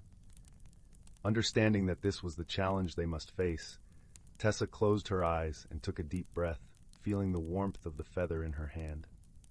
She thought of all she had learned from her friends and the journey that had brought her here. She realized that true magic lay not in the feather itself, but in the bonds of friendship and the wisdom shared along the way. As she opened her eyes, Tessa noticed that the feather had transformed into a beautiful key, its intricate design mirroring the patterns on the wooden box. With a gentle smile, she understood that the key was not meant to unlock a physical treasure, but a treasure of the heart. Feeling a newfound sense of wonder and peace, Tessa thanked Pip and Lyra for their companionship and guidance. Together, they returned to the village, where Tessa shared her tale with the villagers, inspiring them to look for magic in their own lives and to cherish the friendships and wisdom they encountered. And so, as the seasons turned and the winds carried whispers of adventure, Tessa's story became a cherished tale in the village, a reminder that true magic is found in the journey and the hearts of those we meet along the way. As Tessa settled into bed each night, she knew that the wonders of the world were never far away, waiting just beyond the whispering woods. And with that comforting thought, she drifted into a peaceful sleep, dreaming of new adventures to come. Story 36. Once upon a time, in the heart of a charming village cradled by rolling hills and whispering forests, there was a small, unassuming shop called Whimsy Wonders. The The shop was filled to the brim with peculiar trinkets and curiosities from all corners of the world. Shelves lined with jars of vibrant marbles, miniature music boxes that tinkled lullabies, and books with pages that seemed to shimmer in the sunlight. The shop was run by a gentle, elderly woman named Agatha, whose eyes twinkled like the stars above as she greeted each visitor with a warm smile. Agatha had a knack for uncovering the magic hidden in everyday things, a gift she cherished dearly. One brisk autumn afternoon, as leaves danced down from the trees in a golden flurry, a young boy named Oliver wandered into Whimsy Wonders. Oliver was a curious soul, his imagination as vast as the sky. He loved to explore and discover new things, and the shop seemed like the perfect place for an adventure. As Oliver meandered through the aisles, his eyes caught sight of a peculiar object tucked away in a dusty corner. It was an old brass telescope, its surface ingrained with intricate designs that seemed to tell stories of distant lands and ancient times. "Ah, you found the stargazer's eye," Agatha said, her voice as soft as the leaves rustling outside. "It's said to reveal the unseen if you look through it with an open heart." Intrigued and a little skeptical, Oliver held the telescope to his eye and peered through. To his astonishment, the ordinary world around him transformed into a realm of shimmering colors and dancing lights. The trees whispered secrets, the sky was painted with the auroras of 1,000 sunsets, and the air was alive with the music of the spheres. "It's beautiful," Oliver breathed, his heart swelling with wonder. "Indeed it is," Agatha chuckled. "But remember, true sight is not just about seeing with your eyes. It's about seeing with your heart." With the stargazer's eye tucked carefully into his satchel, Oliver set off on a journey to explore this newfound world. His first stop was the Enchanted Grove, a place of towering trees and winding paths where the air was sweet with the scent of pine and earth. Here he met Thistle, a sprightly squirrel with a coat as red as the autumn leaves. Thistle was a chatterbox, always bustling about with stories of grand adventures and hidden treasures. "The best treasures are found where you least expect them," Thistle chirped, offering a paw in friendship. Together, Oliver and Thistle ventured deeper into the grove, where they discovered a hidden glade bathed in a gentle golden light. In the center stood an ancient stone pedestal, upon which rested a delicate silver feather. "That must be the feather of wisdom," Thistle squeaked excitedly. "They say it belongs to the wise old owl who watches over the forest." As Oliver reached out to touch the feather, a voice, deep and resonant, echoed through the glade. "To claim the feather of wisdom, you must answer a riddle," it said. A great owl, with eyes like pools of liquid amber, swooped down and perched upon the pedestal. "Listen well, young one," the owl intoned. "What is it that you can keep after giving it to someone?" Oliver furrowed his brow, pondering the riddle. Beside him, Thistle tapped his paw thoughtfully. Suddenly a smile broke across Oliver's face. "It's your word," he exclaimed. "You can keep your word even after giving it." The owl nodded, its eyes twinkling with approval. "You have answered wisely. The feather of wisdom is yours." As Oliver took the feather, a warmth filled his heart, and he realized that the true magic lay not in the telescope or the feather, but within himself. He had learned to see with his heart and to trust in the wisdom that friendship and kindness bring. With the stargazer's eye and the feather of wisdom, Oliver and Thistle returned to Whimsy Wonders, where Agatha welcomed them with a knowing smile. "You have seen much, young Oliver," Agatha said gently. "Remember, the world is full of wonders for those who have eyes to see and hearts to understand." And so, with a heart brimming with joy and newfound wisdom, Oliver thanked Agatha and Thistle for their companionship and set off for home. As he walked, the stars above began to twinkle, guiding him on his way. From that day on, Oliver knew that the world was a place of endless discovery, where even the smallest object could hold the greatest secret. And as he lay in bed that night, the gentle glow of the moonlight spilling through his window, he closed his eyes and drifted into dreams of adventure, knowing that he carried the magic of seeing with his heart wherever he went. And thus, in the cozy warmth of his room, with the soft whispers of the night surrounding him, Oliver's journey came to a peaceful end, leaving behind a world of wonder and the promise of new adventures waiting to unfold. Story 37. In a hidden corner of the world, cradled within the arms of towering ancient trees, lay the Whispering Grove. Here the forest seemed almost alive, with each leaf and twig humming with a gentle, rhythmic pulse. It was as if the very air held its breath, listening to the secrets shared between the tall oaks and the gossamer winds. Within this enchanted woodland lived creatures as old as time itself. They were the caretakers of the forest, bound by a deep understanding of the natural world and its delicate balance. Among them was a wise old fox named Thistle, whose fur shimmered with a silvery sheen, reflecting the moonlight like a tapestry of stars. Thistle was known for his tales, each filled with wisdom gleaned from countless seasons. One crisp autumn evening, as the maple leaves turned to fiery hues and the air was filled with the earthy scent of fallen foliage, Thistle gathered the young creatures of the forest. They nestled around him, their eyes wide with curiosity, eager to hear the stories woven from the very fabric of their home. "Tonight," Thistle began, his voice as smooth as polished amber, "I shall tell you the tale of the season's dance, a time when the forest dons its most vibrant attire and the world above and below harmonize in perfect symphony." The creatures leaned in closer, their breaths creating small clouds in the cool air. Thistle continued, "Once, many moons ago, the forest was visited by a rare phenomenon known as the aurora drift. It was a magical display where the northern lights descended to dance among the trees, painting the night with colors of emerald and violet. The young ones gasped, their imaginations alight with visions of this celestial ballet." Thistle chuckled softly, the sound echoing the rustling of leaves. The aurora drift was not just a sight to behold, but a reminder from the Earth Mother that every creature, plant, and drop of dew has its place in the grand design. With a flick of his bushy tail, Thistle beckoned them closer. During this time, the forest came alive with whispers of change. The squirrels gathered their acorns with renewed vigor, and the birds composed melodies that resonated with the pulse of the earth. "But," Thistle said, his voice dipping into a more somber note, "there was a challenge. A cold, biting wind swept through the forest, threatening to disrupt the fragile balance. It was the kind of wind that could chill the heart of even the bravest stag." The young creatures shivered, huddling closer to one another for warmth. "Fear not," Thistle assured them, for it was the wisdom and friendship of the forest creatures that would overcome this challenge. He spoke of Luna, the gentle doe with eyes as deep as forest pools, and Bramble, the clever hare with fur like spun gold.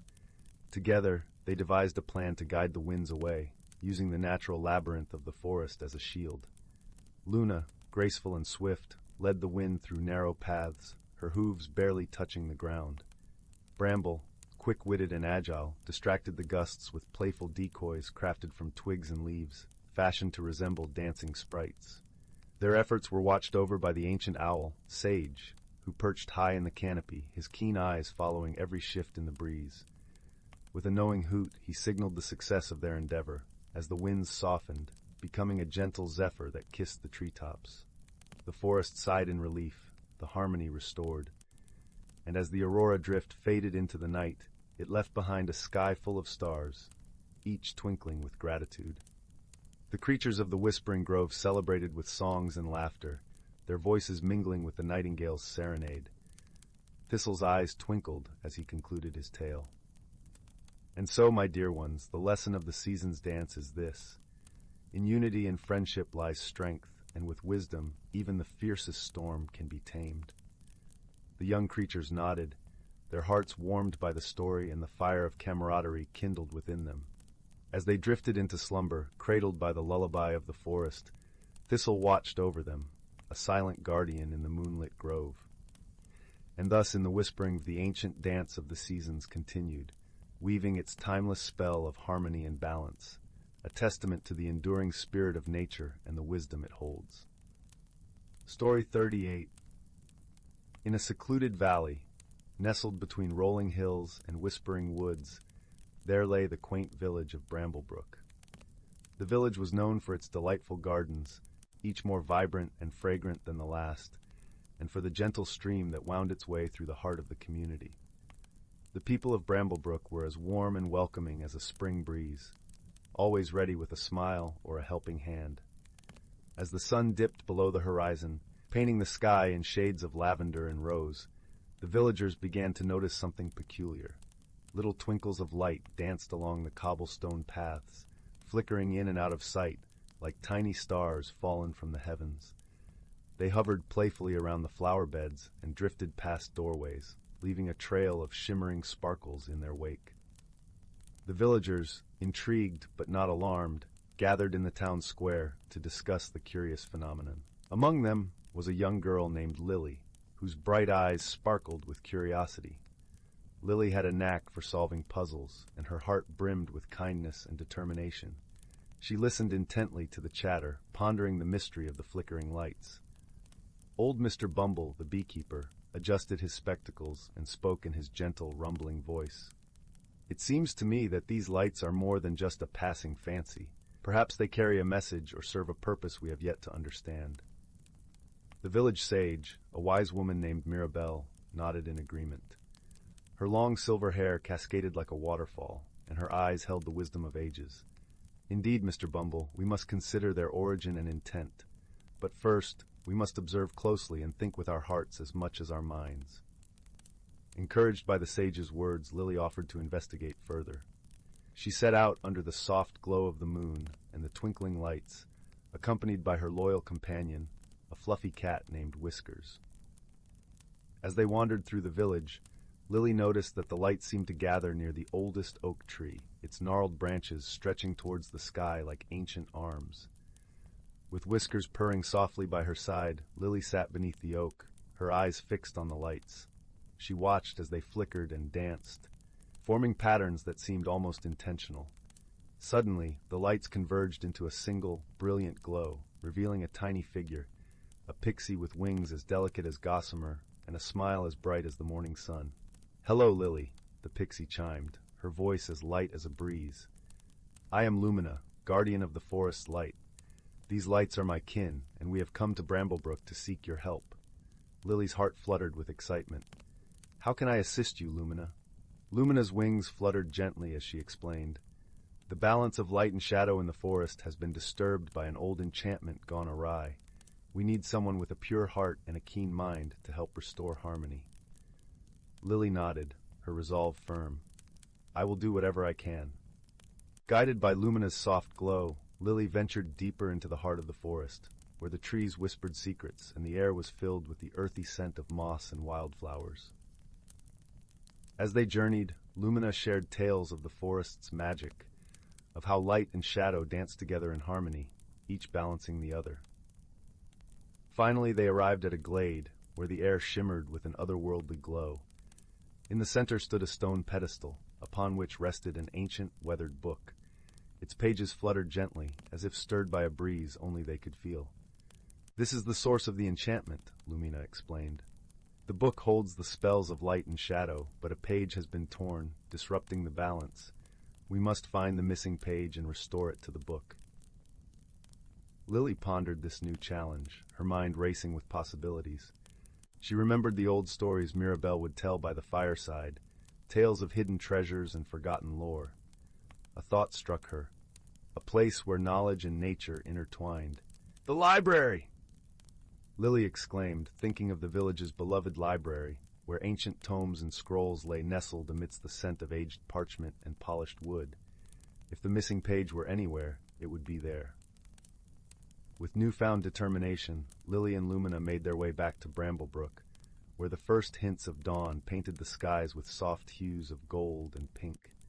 The village, still wrapped in the gentle embrace of slumber, seemed to hold its breath in anticipation.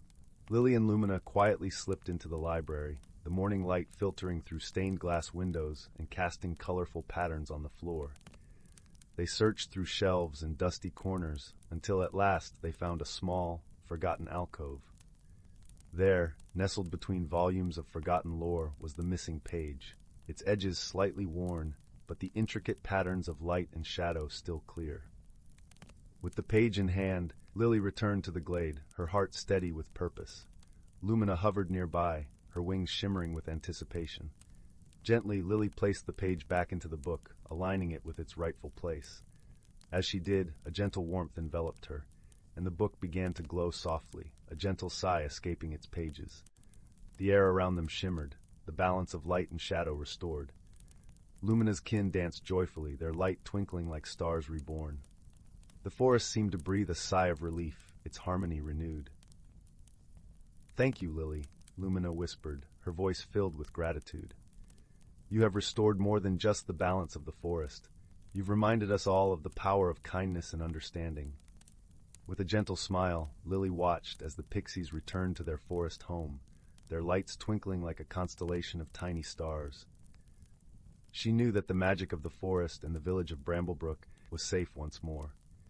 As she made her way back to the village, the first rays of the sun spilled over the horizon, bathing Bramblebrook in a warm, golden glow. The villagers, now awake and curious, gathered to hear Lily's tale, their faces alight with wonder and appreciation. That night, as Lily lay beneath her quilt, whiskers curled up beside her, she felt a deep sense of peace. The mystery had been solved, the balance restored, and the village, with its gardens and gentle stream, was as serene and beautiful as ever. And so, with a heart full of contentment and a mind at ease, Lily drifted into a gentle sleep, dreaming of twinkling lights and the magic that lay just beyond the whispering woods. In the village of Bramblebrook, under the watchful eyes of the stars, the night unfolded like a soft, comforting blanket, wrapping its gentle embrace around all who slumbered within its care. Story 39. Once upon a time, nestled within the gentle embrace of rolling hills, lay the quaint village of Meadowbrook. This village was a tapestry of cobblestone paths and timbered cottages, their thatched roofs dusted with moss and morning dew. The air was perpetually sweet, with the scent of lavender and honey, drifting lazily through the village as if carried by invisible threads of enchantment. In this serene setting lived a young girl named Lyra. Lyra was known for her curious spirit and kind heart, her laughter as bright as the sun-dappled streams that wound through the fields. She had a peculiar fondness for the old, forgotten things that others overlooked, often spending her afternoons exploring the nooks and crannies of Meadowbrook's many hidden corners. One particularly breezy afternoon, as golden leaves danced across the village square, Lyra found herself drawn to the edge of the whispering woods, a place where the trees seemed to hum with secrets known only to those who listened closely. Her eyes caught sight of something unusual, a small, intricately carved wooden box, peeking out from beneath a tangle of ivy. Lyra's fingers tingled with excitement as she gently brushed aside the leaves. The box was adorned with delicate patterns of stars and swirling vines, each detail crafted with such care that it seemed to pulse with a life of its own. She hesitated for just a moment, then opened the lid with a soft creak. Inside, nestled on a bed of velvet, was a small, shimmering stone. It was unlike anything Lyra had ever seen, glowing with an inner light that shifted through shades of blue and green, as if it held the essence of a tranquil sea. As she picked it up, the world around her seemed to ripple, the air shimmering like the surface of a pond touched by rain. The stone felt warm in her palm, and as she gazed into its depths, she heard a gentle voice whispering, "You have found the heart of harmony, a gift of balance. Use it wisely, for it holds the power to reveal the unseen and heal the broken." Lyra tucked the stone safely into her pocket, her mind swirling with wonder. She knew this was the beginning of something extraordinary, a journey that would lead her beyond the familiar paths of Meadowbrook. As she turned to leave the woods, she was joined by a small, feathery creature, a robin with a curious twinkle in its eye. "Hello there," chirped the robin, its voice bright and cheerful. "I see you found something special. May I accompany you on your journey? I'm quite the expert in finding hidden paths and sunny spots for resting." Lyra nodded with a grateful smile, her heart lightened by the robin's company. Together they set off, the woods parting like a green sea around them, guiding their steps with whispers of encouragement. Their path led them to the edge of the village where the river, known as the Silver Thread, glistened under the setting sun. The river was deep and wide, its waters flowing with a gentle murmur that had lulled many a villager to sleep. But today it seemed to sing a different song, a melody full of promise and mystery. It was here that they encountered an elderly tortoise, its shell worn smooth by time. The tortoise was wise and patient, its eyes full of stories untold. "Ah, travelers," it greeted them, voice as deep and soothing as the river. "To cross the silver thread is to embark on a journey of the heart, but beware, for its currents can carry away the unwary." Lyra listened intently, the stone in her pocket warm with reassurance. "We wish to cross, but we seek your wisdom first. What must we do to safely navigate the river's depths?" The tortoise nodded, a slow, deliberate motion. "The river tests the spirit, not the strength. To cross, you must answer its riddle, a question that lies within your own heart. What is it that you truly seek?" Lyra pondered the question, feeling the weight of the stone in her pocket like a gentle heartbeat.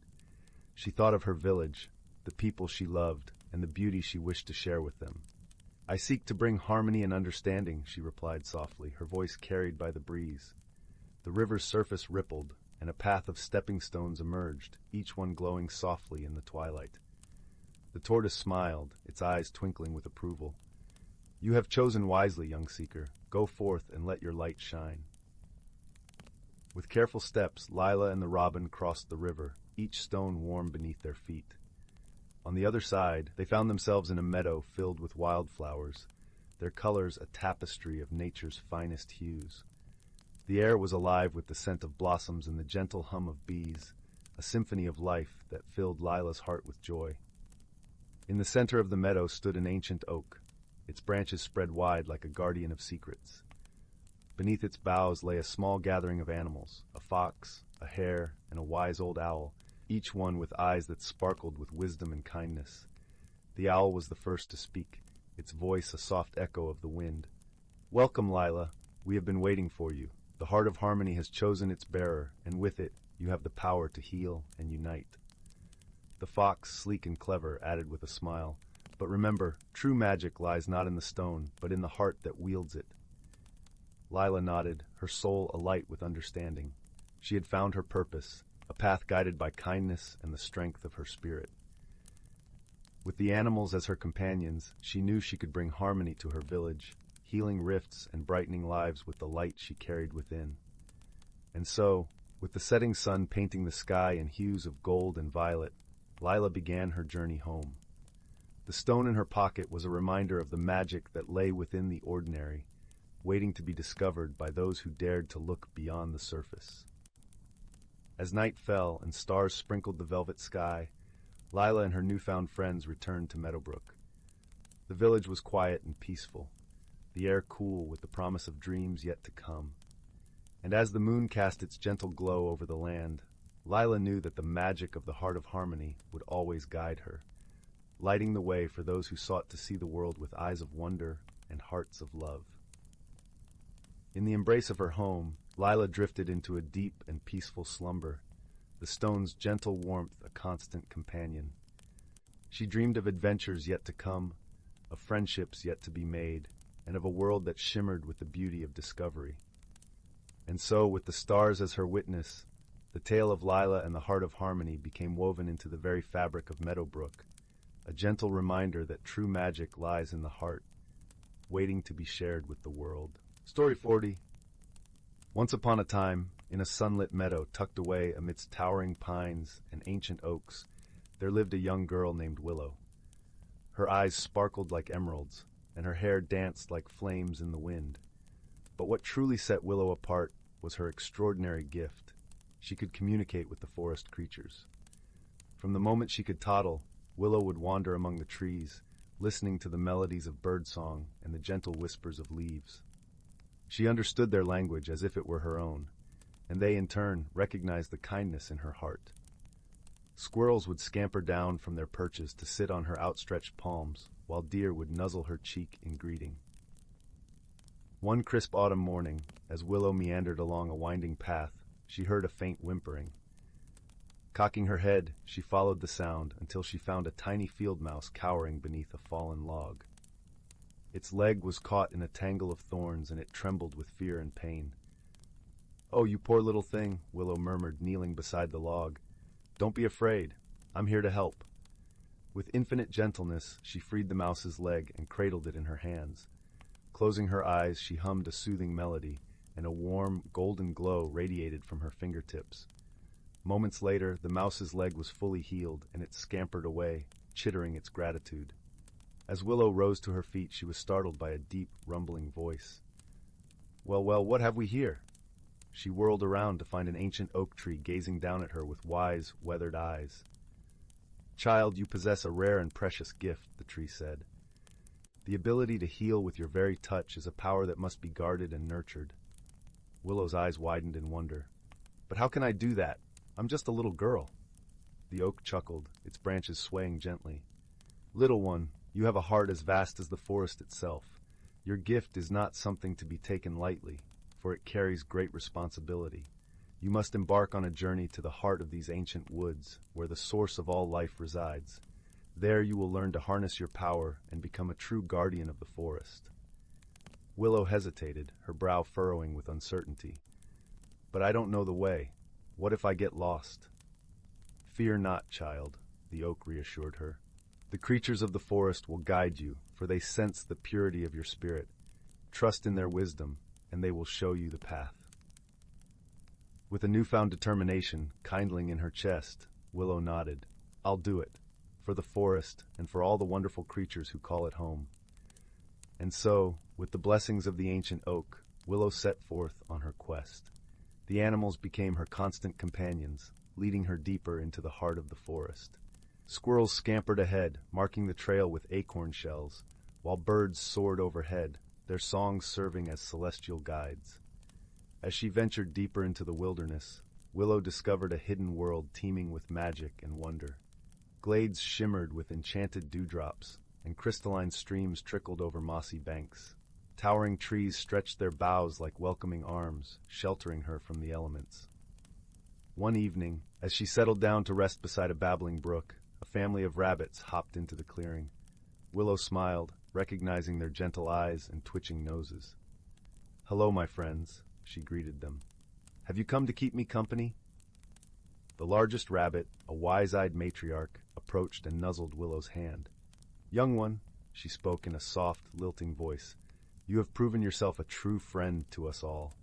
Your kindness and compassion have touched our hearts, and we are honored to guide you on your journey. Willow's eyes widened in delight. You can talk. The rabbit nodded sagely. In this enchanted realm, the boundaries between our worlds blur. Here we can communicate freely, sharing our hopes, fears, and dreams. As the night wore on, Willow and the rabbits exchanged tales by the fire's warm glow. She learned of their secret burrows, hidden beneath twisted roots and mossy knolls, and the intricate society they had built, governed by wisdom and respect for nature. In turn, Willow shared stories of her own world, where humans often forgot to appreciate the beauty and fragility of the natural world around them. The rabbits listened with rapt attention, their eyes growing wide with wonder and concern. Humans have lost their way, the matriarch mused, her whiskers twitching. But perhaps, with guidance and patience, they can relearn the ancient ways of living in harmony with the forest. Willow nodded, her heart swelling with determination. I promise, I'll do everything I can to help bridge the gap between our worlds. We all have so much to learn from one another. As the first rays of dawn peeked over the horizon, the rabbits bid Willow farewell, promising to send word of her progress to the other creatures of the forest. With their blessings and a renewed sense of purpose, Willow continued her journey, her steps lighter and her heart filled with hope. Days turned to weeks, and Willow encountered countless wonders and challenges along the way. She befriended a mischievous band of fairies who taught her the secrets of woodland magic, and she helped a family of bears escape a raging wildfire, using her healing powers to soothe their burns.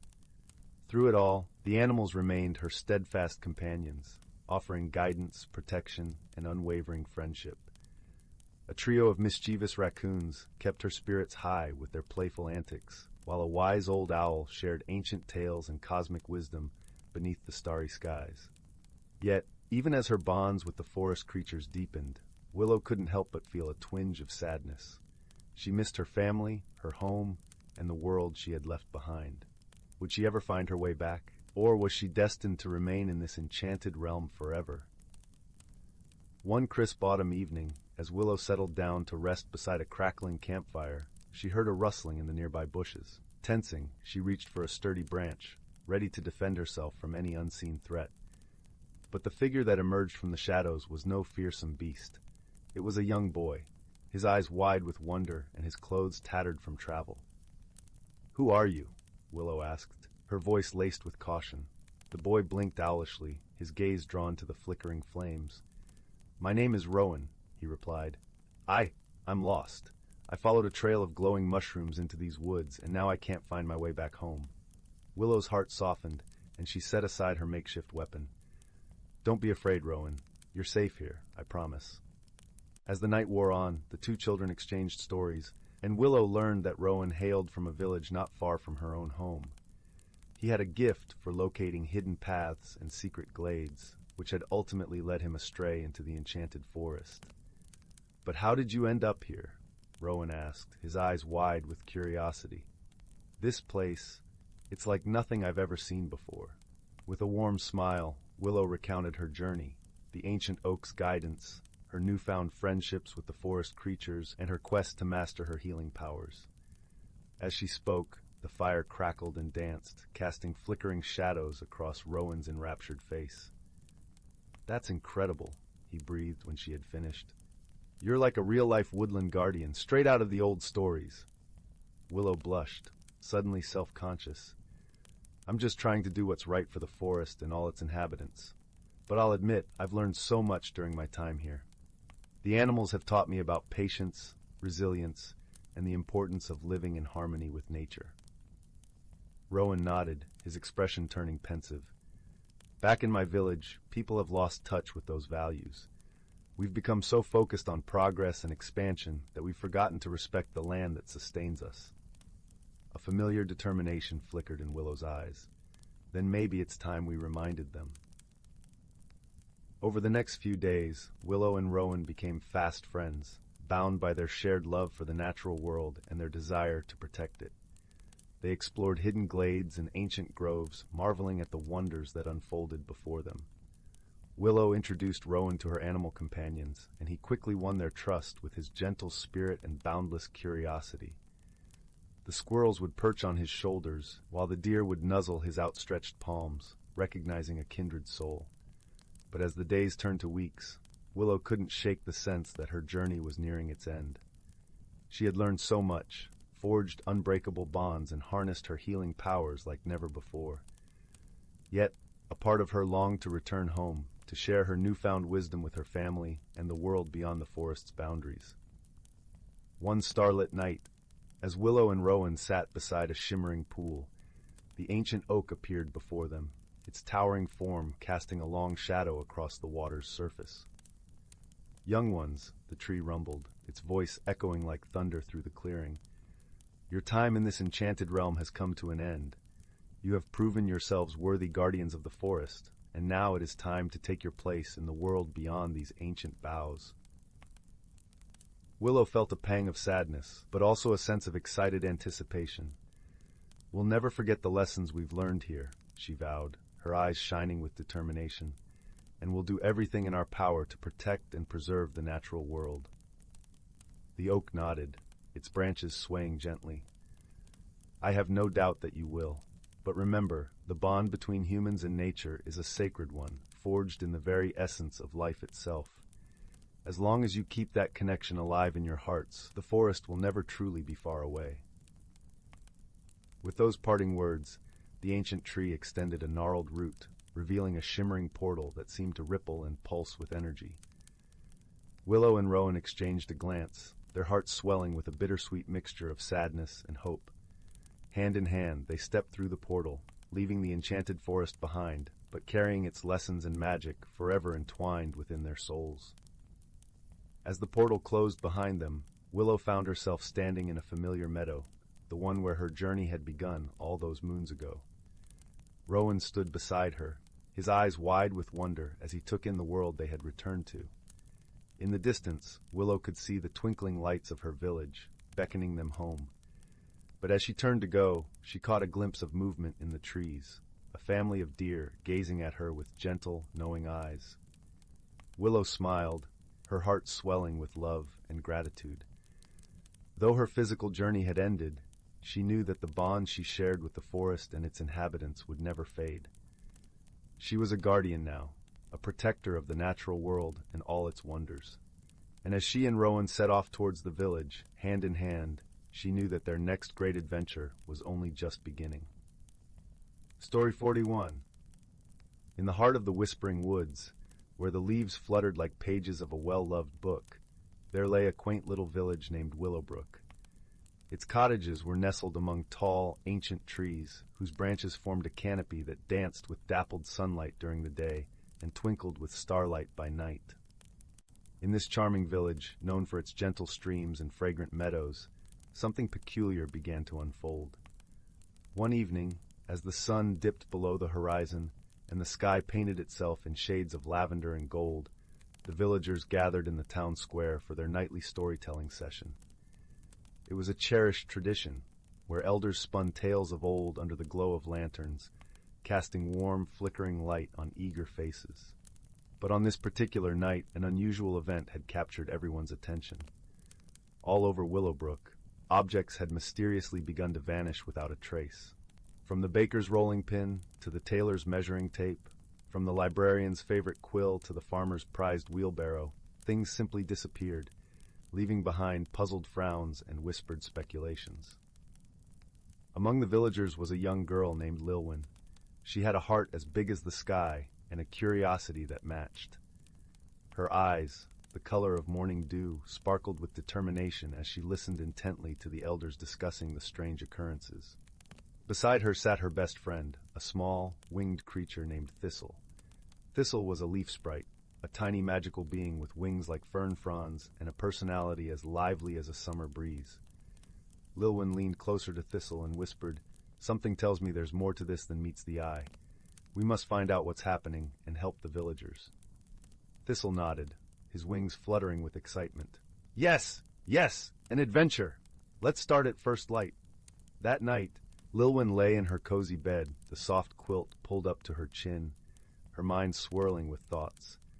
She could hear the gentle rustle of leaves outside her window and the occasional hoot of an owl, sounds that usually lulled her to sleep. But tonight, they seemed to whisper secrets, urging her to solve the mystery. As dawn broke, painting the sky in hues of pink and peach, Lilwyn and Thistle set out on their quest. The air was crisp and filled with the fresh scent of pine and wildflowers. They decided to visit Elder Moss, the wisest of the village mentors, who lived in a cottage at the edge of the woods. Elder Moss was a kindly old man with a long silver beard that flowed like a river and eyes that twinkled with ancient knowledge. He welcomed them with a gentle smile and invited them to sit by the hearth where a small fire crackled warmly. "I've heard of your troubles," Elder Moss said, his voice smooth and soothing. "The answer might lie in understanding the forest's language. All things in this world are connected, and sometimes the simplest things hold the greatest truths." Lilwyn pondered his words. "You mean we should listen to the forest?" Elder Moss nodded. "Indeed, young one, the forest speaks in rustles and whispers, in shadows and echoes. It may guide you to what you seek." With newfound insight, Lilwyn and Thistle thanked Elder Moss and ventured deeper into the woods. They walked the winding paths, their footsteps soft on the earth carpeted with fallen leaves. As they moved, they paid close attention to the sounds and sights around them.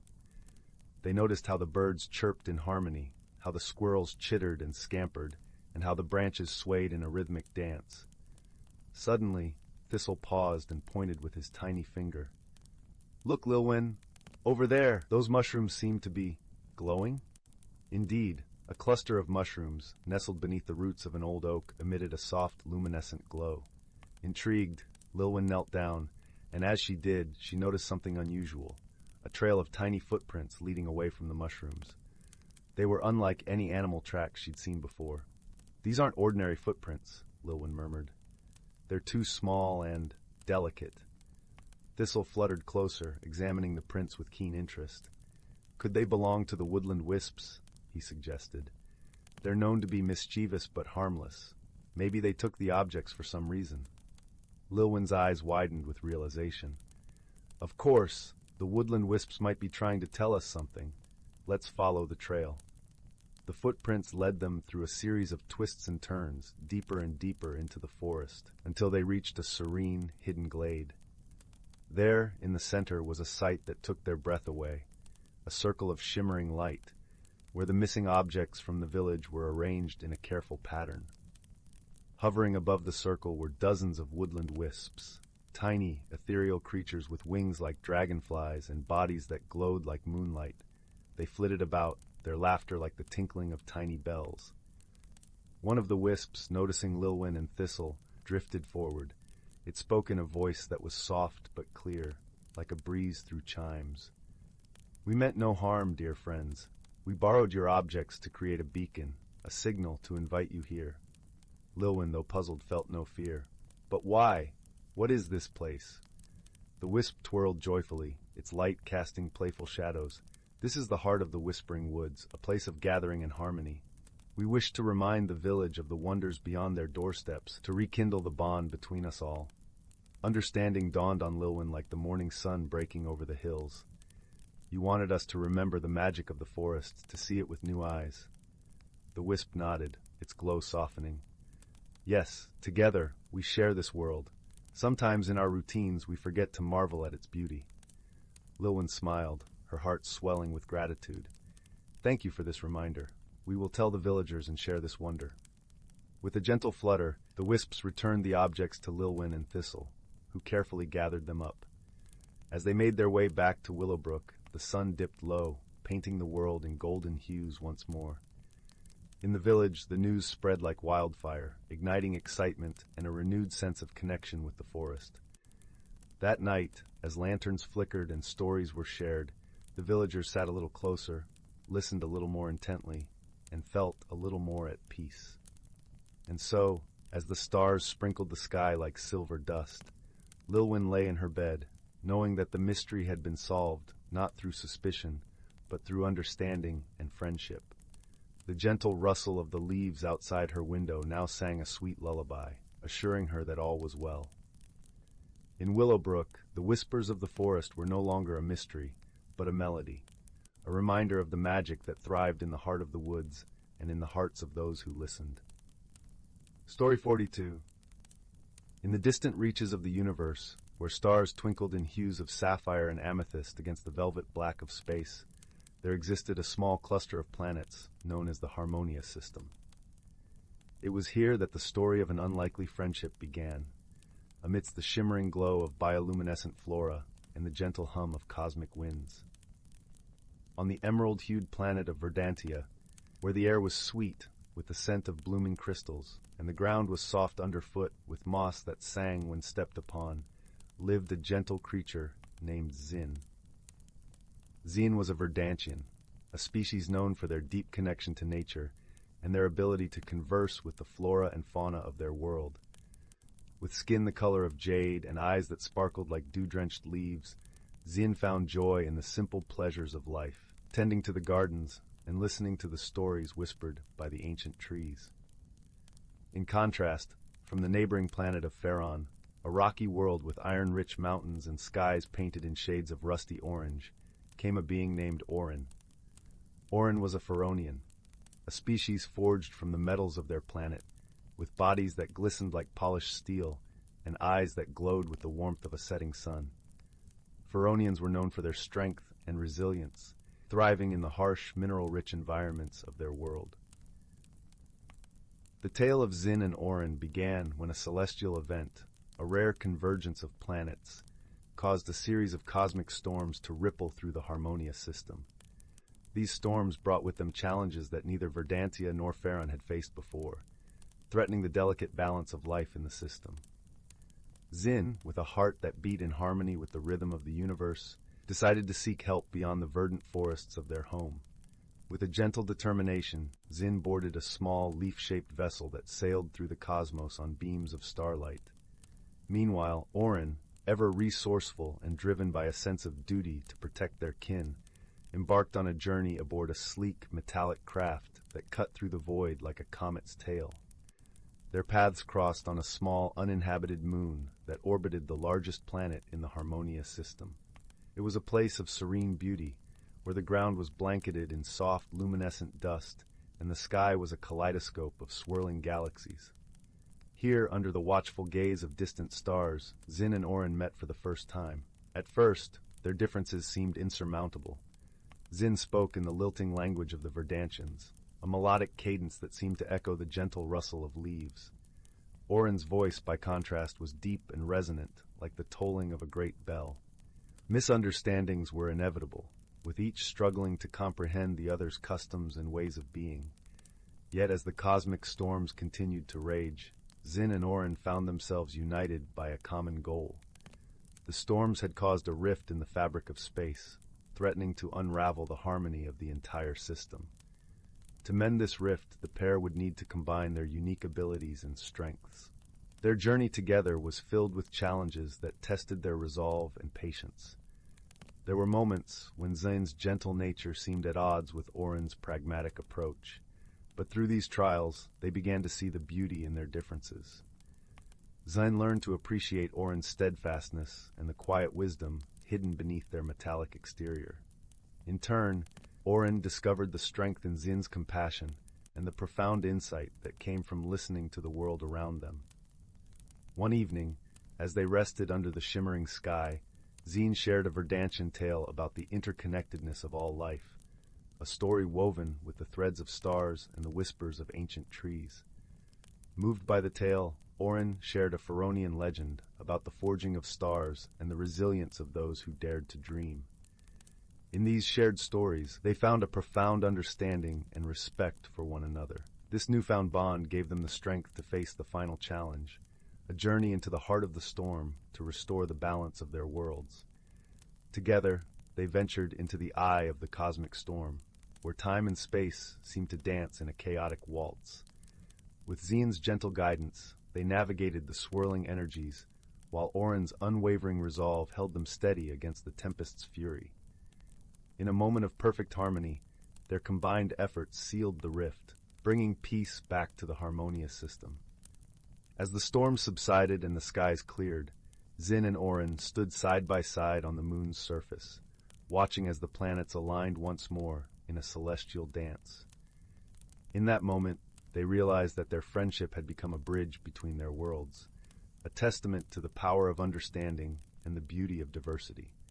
With hearts full of gratitude and spirits lifted by the warmth of their shared journey, Zin and Orin returned to their respective planets, forever changed by the bond they had formed. And in the Harmonia system, where the stars continued to twinkle in hues of sapphire and amethyst, their story became a cherished legend, a reminder of the true meaning of friendship that transcends the boundaries of space and time. Story 43. The Whispering Woods and the Luminescent Locket. In a quaint village nestled between rolling hills and dense forests, where the air was perpetually scented with the earthy aroma of pine and wildflowers, lived a young girl named Lyra. Her hair was the color of autumn leaves, and her eyes reflected the endless sky. Lyra was known for her gentle spirit and insatiable curiosity. She lived with her grandmother in a cozy cottage at the edge of the Whispering Woods, a mysterious forest famed for its ancient trees that seemed to cradle secrets within their gnarled branches. The Whispering Woods were not merely a backdrop to Lyra's life, but a world of wonder she loved to explore. As the sun dipped below the horizon, casting a warm glow over the land, Lyra would often sit by the fireplace, listening to her grandmother's tales about the forest. Her grandmother spoke of a hidden world within the woods, a place where the ordinary became extraordinary, and where those with kind hearts and open minds could discover their truest selves. One crisp autumn evening, as the stars began to shimmer like scattered diamonds in the sky, Lyra's grandmother handed her a small, delicate package wrapped in faded blue velvet. "This," she said, her voice as soft as the crackling fire, "is a family heirloom, a luminescent locket. It is said to hold a magical ability, but only those with the purest intentions can unlock its secrets." Lyra carefully unwrapped the package, revealing a locket that seemed to glow with an inner light. It was an intricate piece, adorned with swirling patterns that caught the firelight, and it felt warm and comforting in her hand. Her grandmother's eyes twinkled with mystery as she added, "Remember, the locket will guide you if you listen closely to your heart." The next morning, Lyra awoke to a world painted in the vibrant hues of dawn. With the locket resting against her chest, she felt a gentle tug in her heart, urging her toward the whispering woods. Drawn by an inexplicable yearning, she set off on a journey that would change her life forever. The forest was alive with the whispers of the wind weaving through the leaves, creating a symphony of soft rustles and distant bird calls. Lyra walked along a path dappled with sunlight, each step taking her deeper into the heart of the forest, where time seemed to slow and the air grew cool and fragrant. As she ventured further, she noticed something peculiar. The trees, which had always seemed just trees, now appeared to be more than they seemed. The bark was etched with symbols that shimmered in the light, and the leaves whispered her name. Entranced, she followed the path until she reached a clearing where the sunlight poured down like liquid gold. In the center of the clearing stood a majestic oak tree, its branches stretching up toward the heavens. Beneath it, a brook babbled over smooth stones, its waters sparkling with an ethereal glow. Lyra felt the locket pulse warmly against her skin, and she knew she had reached the hidden world her grandmother had spoken of. Kneeling by the brook, she gazed into its depths, where the water seemed to swirl with colors and images that danced just beyond comprehension. As she watched, a small creature emerged from the shadows, a fox with fur as white as snow and eyes that gleamed with an ancient wisdom. The fox approached Lyra cautiously, its movements graceful and fluid. "Hello, Lyra," the fox said, its voice as gentle as a breeze. "I am Aster, the guardian of the Whispering Woods. You have been chosen to undertake a journey of discovery, guided by the locket you wear." Astounded yet comforted by the fox's presence, Lyra felt an overwhelming sense of trust.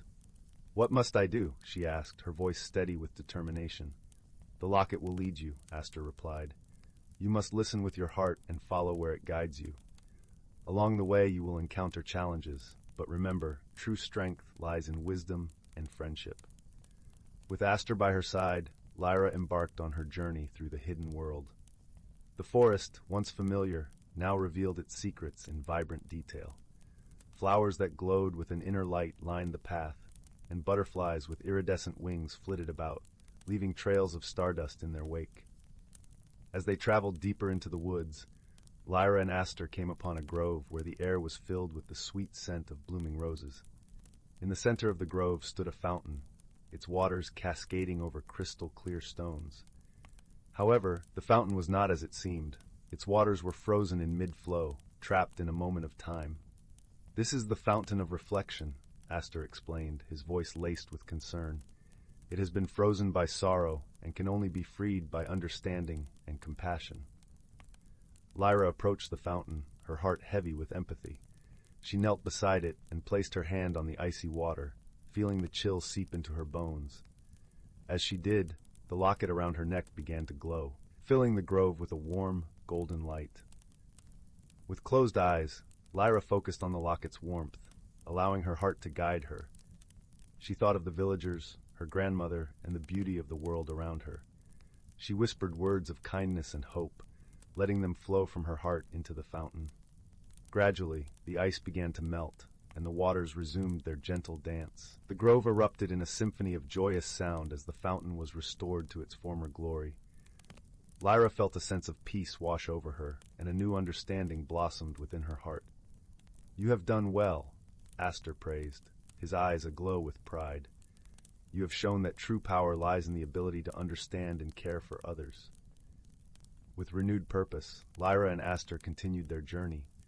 The forest seemed to embrace them, its trees swaying in a gentle rhythm, as if celebrating their success. They wandered through meadows filled with wildflowers, their colors vivid and alive, and over hills where the sky kissed the earth in a tender embrace. As dusk descended, painting the world in shades of indigo and silver, Lyra and Aster found themselves at the edge of a tranquil lake. The water mirrored the night sky, a tapestry of stars that seemed to stretch into infinity. In the center of the lake, a small island glimmered with a soft, inviting light. "We must cross to the island," Aster said, motioning toward a boat that lay moored at the water's edge. Together, they climbed into the boat, and with Aster guiding the way, they drifted across the lake, the water whispering softly against the hull. Upon reaching the island, Lyra felt a sense of wonder envelop her. The air was filled with the scent of jasmine and the gentle hum of unseen creatures. In the center of the island stood an ancient stone archway, its surface etched with runes that glowed softly in the moonlight. "This is the gateway of truth," Aster explained, his voice a reverent whisper. "It reveals the deepest truths to those who seek it with pure intentions." Lyra approached the gateway, her heart steady and open. As she stepped through the archway, a warm light enveloped her, and she found herself standing in a realm of pure light and love. Here, she felt the presence of all those she held dear, their love wrapping around her like a comforting embrace. In this place, Lyra understood the true meaning of her journey.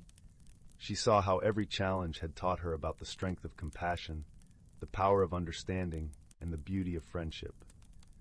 She realized that the locket's true magic lay not in its glow, but in the love and wisdom it had helped her discover within herself.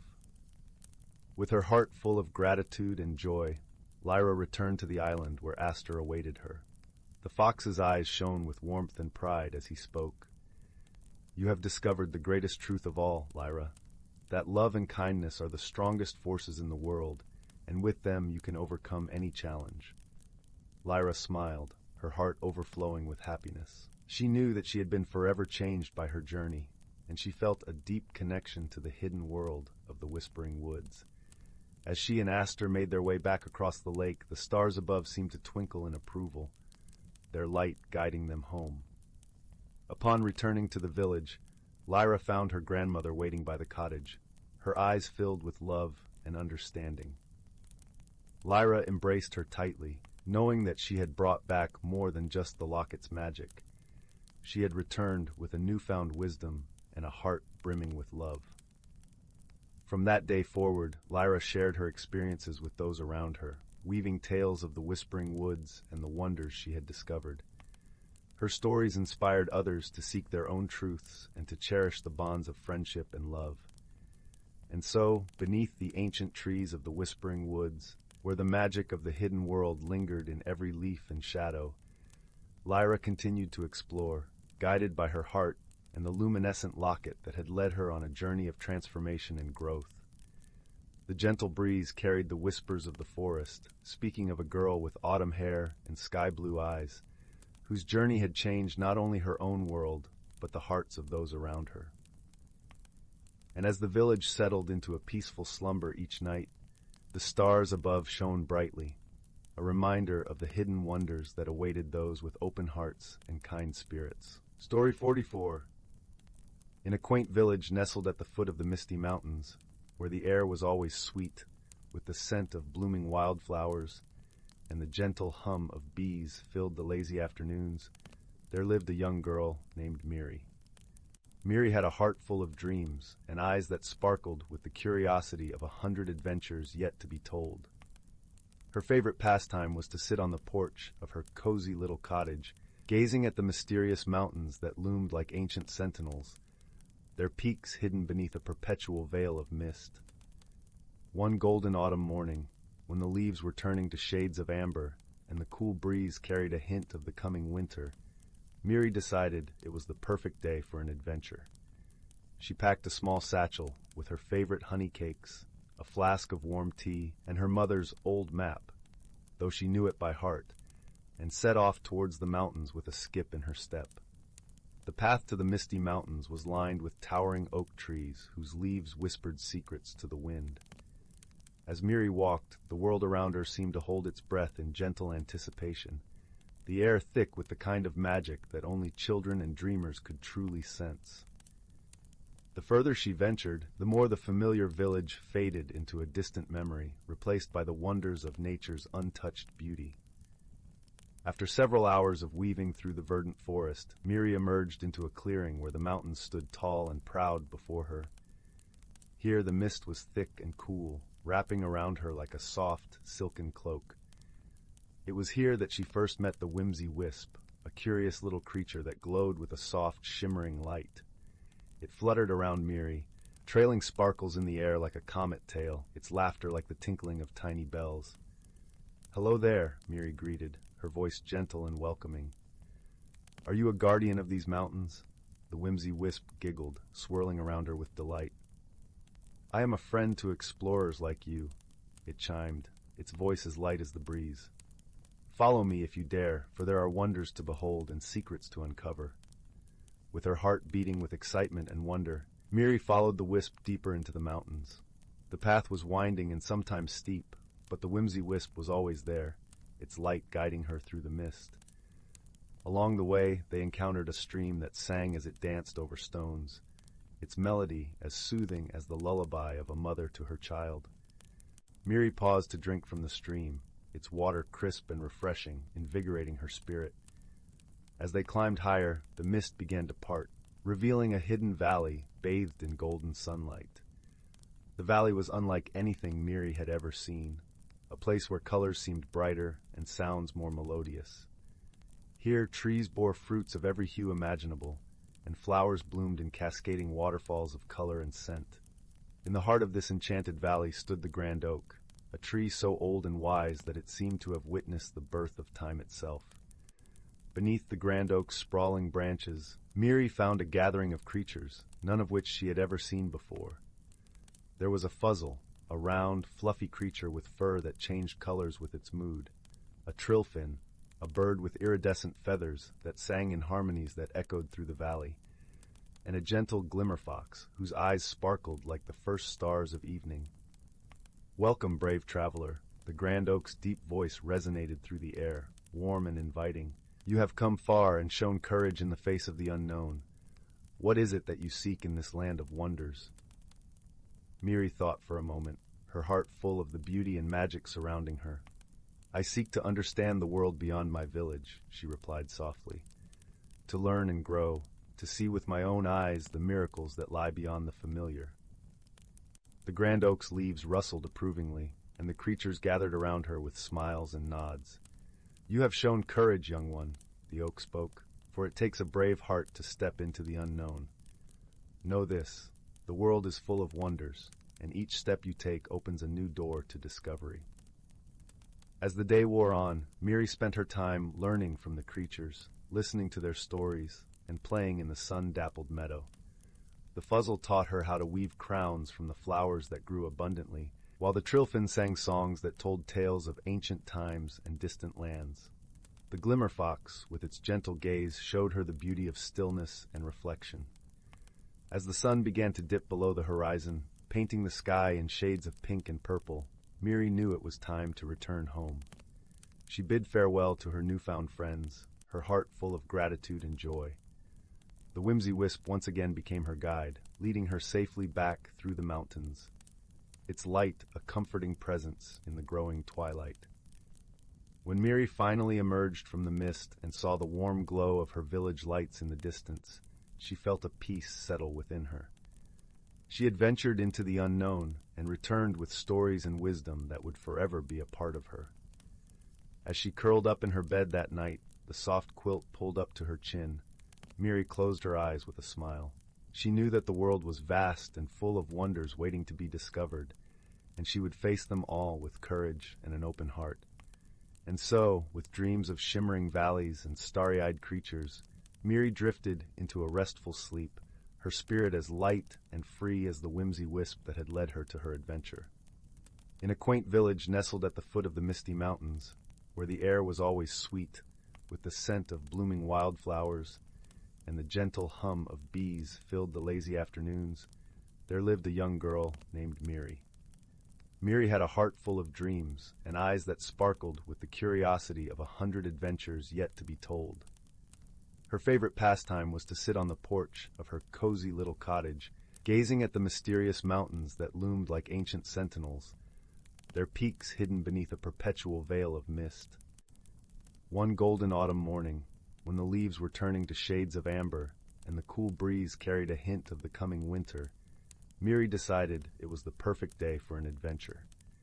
She packed a small satchel with her favorite honey cakes, a flask of warm tea, and her mother's old map, though she knew it by heart, and set off towards the mountains with a skip in her step. The path to the misty mountains was lined with towering oak trees whose leaves whispered secrets to the wind. As Miri walked, the world around her seemed to hold its breath in gentle anticipation, the air thick with the kind of magic that only children and dreamers could truly sense. The further she ventured, the more the familiar village faded into a distant memory, replaced by the wonders of nature's untouched beauty. After several hours of weaving through the verdant forest, Miri emerged into a clearing where the mountains stood tall and proud before her. Here the mist was thick and cool, wrapping around her like a soft, silken cloak. It was here that she first met the whimsy wisp, a curious little creature that glowed with a soft, shimmering light. It fluttered around Miri, trailing sparkles in the air like a comet tail, its laughter like the tinkling of tiny bells. "Hello there," Miri greeted, her voice gentle and welcoming. "Are you a guardian of these mountains?" The whimsy wisp giggled, swirling around her with delight. "I am a friend to explorers like you," it chimed, its voice as light as the breeze. "Follow me if you dare, for there are wonders to behold and secrets to uncover." With her heart beating with excitement and wonder, Miri followed the wisp deeper into the mountains. The path was winding and sometimes steep, but the whimsy wisp was always there, its light guiding her through the mist. Along the way, they encountered a stream that sang as it danced over stones, its melody as soothing as the lullaby of a mother to her child. Miri paused to drink from the stream, its water crisp and refreshing, invigorating her spirit. As they climbed higher, the mist began to part, revealing a hidden valley bathed in golden sunlight. The valley was unlike anything Miri had ever seen, a place where colors seemed brighter and sounds more melodious. Here, trees bore fruits of every hue imaginable, and flowers bloomed in cascading waterfalls of color and scent. In the heart of this enchanted valley stood the grand oak, a tree so old and wise that it seemed to have witnessed the birth of time itself. Beneath the grand oak's sprawling branches, Miri found a gathering of creatures, none of which she had ever seen before. There was a fuzzle, a round, fluffy creature with fur that changed colors with its mood, a trillfin, a bird with iridescent feathers that sang in harmonies that echoed through the valley, and a gentle glimmerfox whose eyes sparkled like the first stars of evening. "Welcome, brave traveler," the grand oak's deep voice resonated through the air, warm and inviting. "You have come far and shown courage in the face of the unknown. What is it that you seek in this land of wonders?" Miri thought for a moment, her heart full of the beauty and magic surrounding her. "I seek to understand the world beyond my village," she replied softly.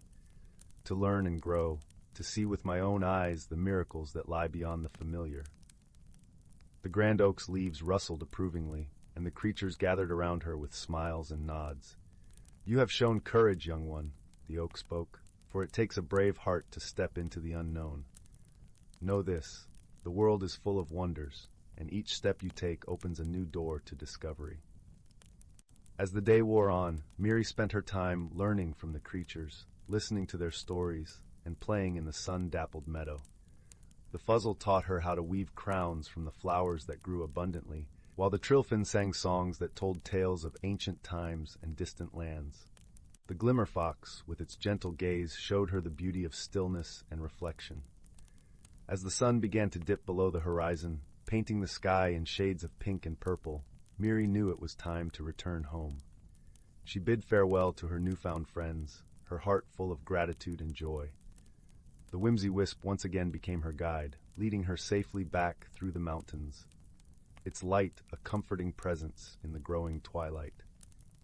When Miri finally emerged from the mist and saw the warm glow of her village lights in the distance, she felt a peace settle within her.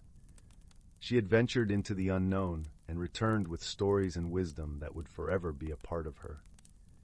As she curled up in her bed that night, the soft quilt pulled up to her chin, Miri closed her eyes with a smile.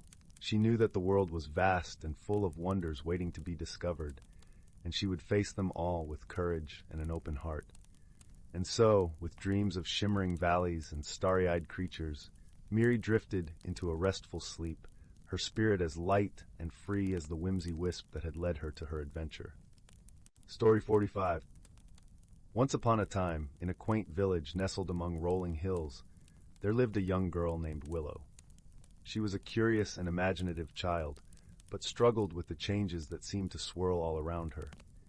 As Willow grew older, she found herself feeling more and more out of place.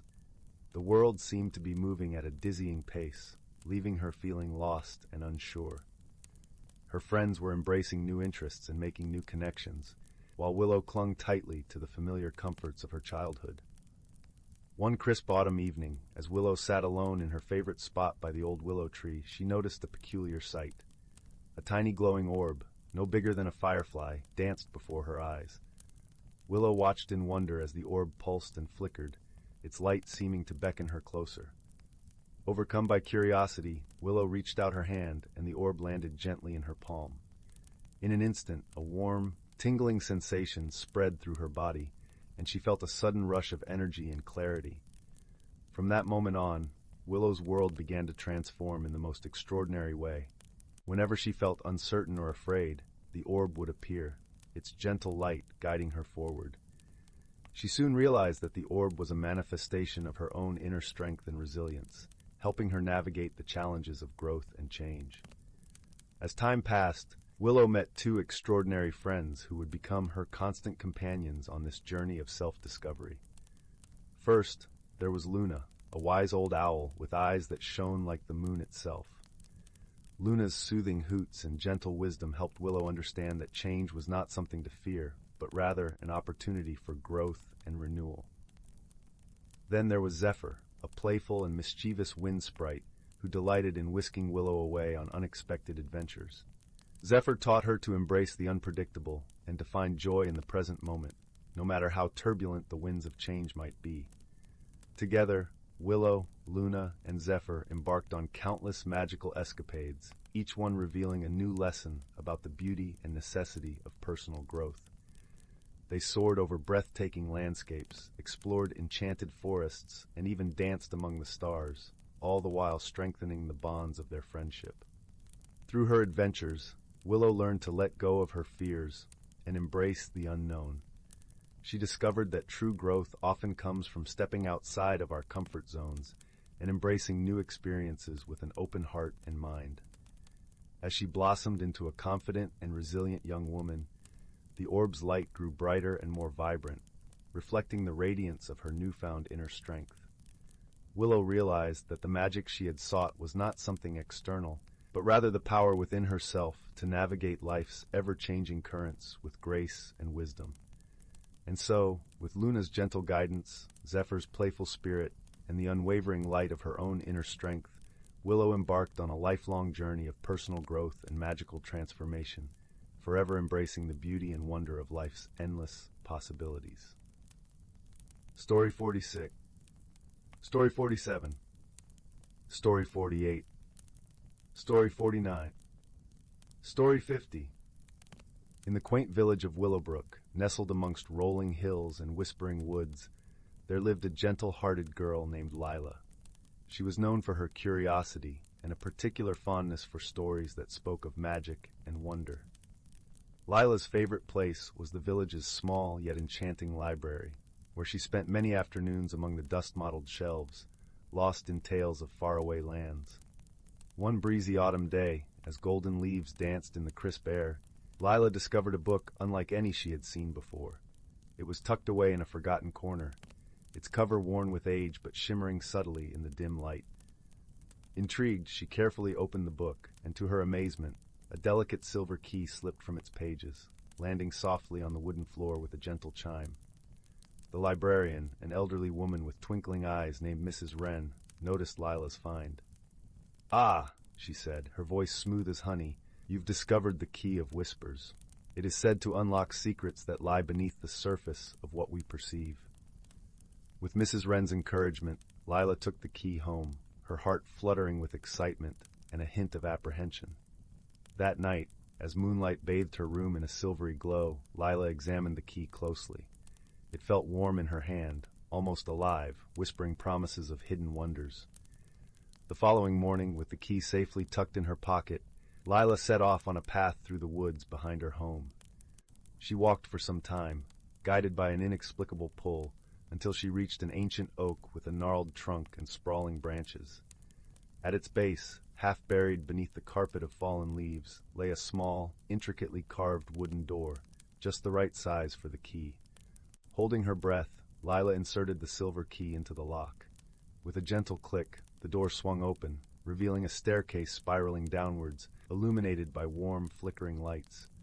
Heart pounding with a mix of fear and excitement, Lyra descended into the unknown.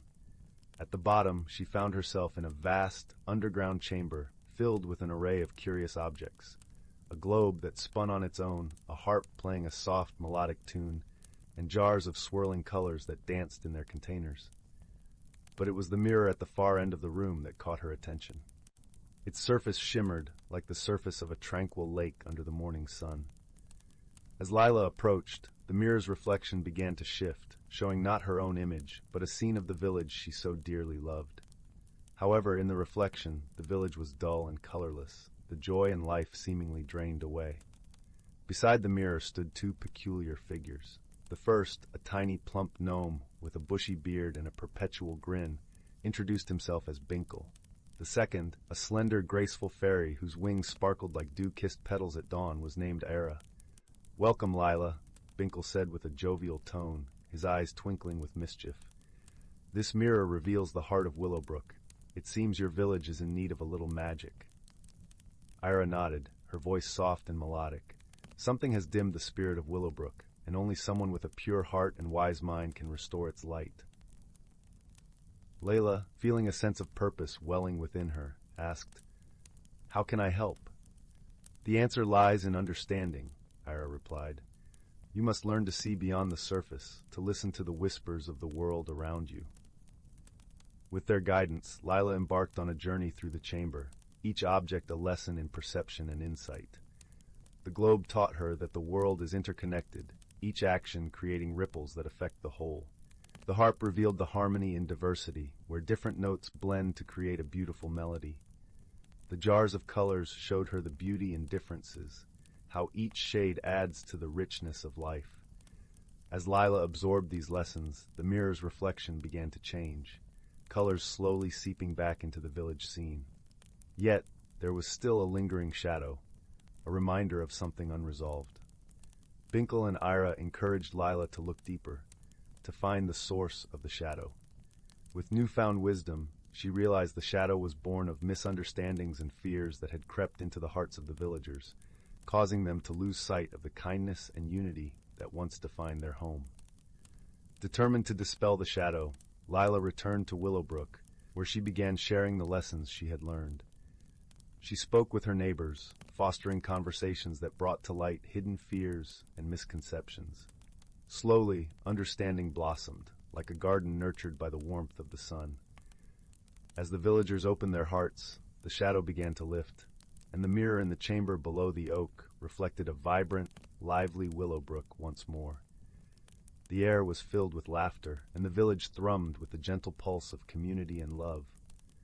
With her mission complete, Lyra returned to the ancient oak, where Binkle and Lyra awaited her. The silver key glowed warmly in her hand, a symbol of the journey she had undertaken and the changes she had inspired. "You have done well, Lyra said, her voice like a soft breeze. "Remember, the greatest magic lies within the heart, in kindness and understanding." Binkle added with a wink, "And never forget the wonders that can be found when you dare to look beyond." With a grateful heart, Lyra bid farewell to her new friends, knowing that their lessons would stay with her always. As she walked back to her village, the sun setting in a blaze of colors, she felt a deep sense of peace and fulfillment. The silver key, now a cherished keepsake, found its place on Lyra's bedside table, a reminder of the extraordinary adventure that began with a single, unexpected discovery. And as she drifted to sleep that night, the warmth of friendship and the promise of new wonders cocooned her in a comforting embrace, the whispers of magic echoing softly in her dreams. Story 51. Story 52. Story 53. Story 54. Story 55. Story 56. In the heart of an ancient forest where the whispering pines reached toward a sky as vast as dreams, there existed a world often hidden from human eyes. A world where the air was rich with the scent of pine needles and the gentle rustle of leaves played a soothing melody. Sunlight, filtered through a canopy so dense it seemed woven from emerald silk, danced upon the forest floor in dapples of gold. This was a place where creatures small and great lived in harmony, their lives woven together like the intricate patterns of a spider's web. Among them was a wise old tortoise named Tiberius, whose shell was mottled with the colors of earth and time. He had seen many seasons come and go, and his gentle nature was known far and wide. One crisp morning, as autumn began to paint the world in hues of amber and crimson, Tiberius made his slow, deliberate journey to the grand oak, a tree so ancient that its roots were said to cradle the very heart of the forest. It was here that the creatures gathered to share news and stories, and where Tiberius would offer his wisdom. The forest was alive with the sounds of preparation for the coming winter. Squirrels chattered energetically as they buried acorns beneath a blanket of fallen leaves, and the air was filled with the soft murmur of wind brushing through branches. A delicate mist hung in the air, wrapping the forest in a gentle embrace. As Tiberius approached the grand oak, he was greeted by a chorus of welcomes. There was Lyra, the clever fox with fur as bright as the morning sun, and a family of rabbits whose ears twitched with curiosity. High above, the birds looked down, their feathers ruffled into fluffy coats against the chill. "Good morning, friends," Tiberius rumbled, his voice deep and warm like the earth itself. "I have come to speak of the changing seasons and the magic they bring." The creatures settled around him, eyes bright with anticipation. Tiberius began to tell them of the magical phenomena that tied the forest to the rhythm of the seasons.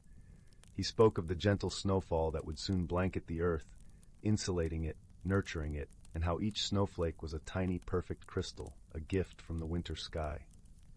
"But," he continued, "we must remember the balance. Just as the earth must rest beneath the snow, so too must we prepare and respect the cycles of nature." Lyra, the fox, nodded thoughtfully. "Tiberius, how do we ensure we live in harmony with these cycles?" Tiberius smiled, his eyes crinkling at the corners. "We listen, dear Lyra. The forest speaks to us if we take the time to hear its whispers. It tells us when to gather, when to conserve, and when to give back." As the morning sun climbed higher, warming the chill from the air, the creatures shared their plans for the upcoming winter. The rabbits had dug snug burrows lined with leaves, and the birds had fluffed their nests high in the trees. In the midst of their preparations, a young deer named Serene approached, his eyes wide with concern. "Tiberius," he said softly, "I've heard of a great storm that might come. What should we do?" The old tortoise regarded the young deer with kindness. "Ah, Serene, storms are a part of the cycle, too. They can be fierce, but they also bring renewal. We must find shelter when they come, and afterward, we will see how the forest renews itself."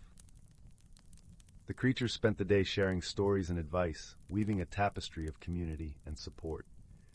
As twilight descended, painting the sky in shades of lavender and rose, Tiberius spoke once more. "Remember, dear friends, the forest thrives because of the balance we maintain. Our lives are intertwined with the seasons, and it is our duty to protect and cherish this harmony."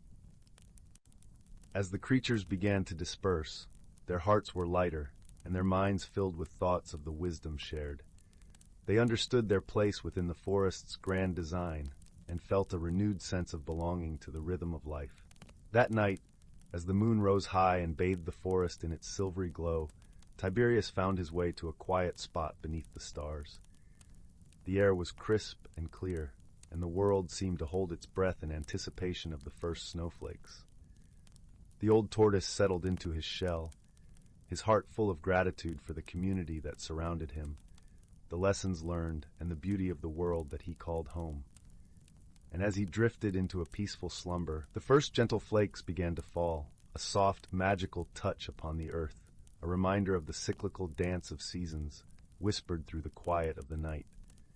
And so in the heart of the ancient forest, the lives of its creatures continued, bound together by friendship, wisdom, and the eternal magic of nature's embrace. Story 50. Once upon a time, nestled in the quiet village of Willowbrook, there was a little cottage with a thatched roof and ivy-covered walls. The cottage belonged to an elderly woman named Granny Willow, who was known for her kindness and the twinkle in her eye that suggested she knew more than the average person. But the real secret of Granny Willow's cottage was not the woman herself, but a simple, unassuming object that lay amidst her collection of trinkets, a silver spoon. This spoon was unlike any other. It had been passed down through generations, and its handle was etched with intricate patterns that seemed to shimmer when touched by the light of the moon. Many who visited Granny Willow would admire the spoon for its beauty, but only a few knew of its true magic. When held with a heart full of wonder, the spoon revealed a hidden world, a place where dreams could be tasted and where the impossible seemed possible. One brisk autumn evening, a young girl named Clara visited Granny Willow. Clara was a curious child, with eyes the color of the clearest morning sky and a heart eager for adventure. As she warmed her hands by Granny's crackling fireplace, the elderly woman offered Clara a cup of hot cocoa, stirring it gently with the silver spoon. Clara watched, mesmerized by the way the spoon caught the firelight, and she could not help but reach out to touch it. As her fingers brushed the cool metal, Clara felt a gentle tingling sensation spread through her hand and up her arm. Suddenly, the room around her seemed to blur, and she found herself standing in a forest unlike any she had ever seen. Towering trees with leaves of gold and silver swayed gently in a breeze that carried the scent of wildflowers and honey. It was a place both foreign and familiar, a place where magic felt as real as the earth beneath her feet. "Welcome, dear Clara," a melodious voice greeted her. Turning, Clara saw a small creature perched on a branch, a tiny bird with feathers of the deepest blue and eyes that sparkled with intelligence. "I am Lyra, your guide in this enchanted place." Clara marveled at the bird, her heart swelling with excitement and curiosity. "Where am I?" she asked, her voice barely above a whisper. "You are in the land of whimsy, where the imagination knows no bounds," Lyra replied, fluttering down to Clara's shoulder.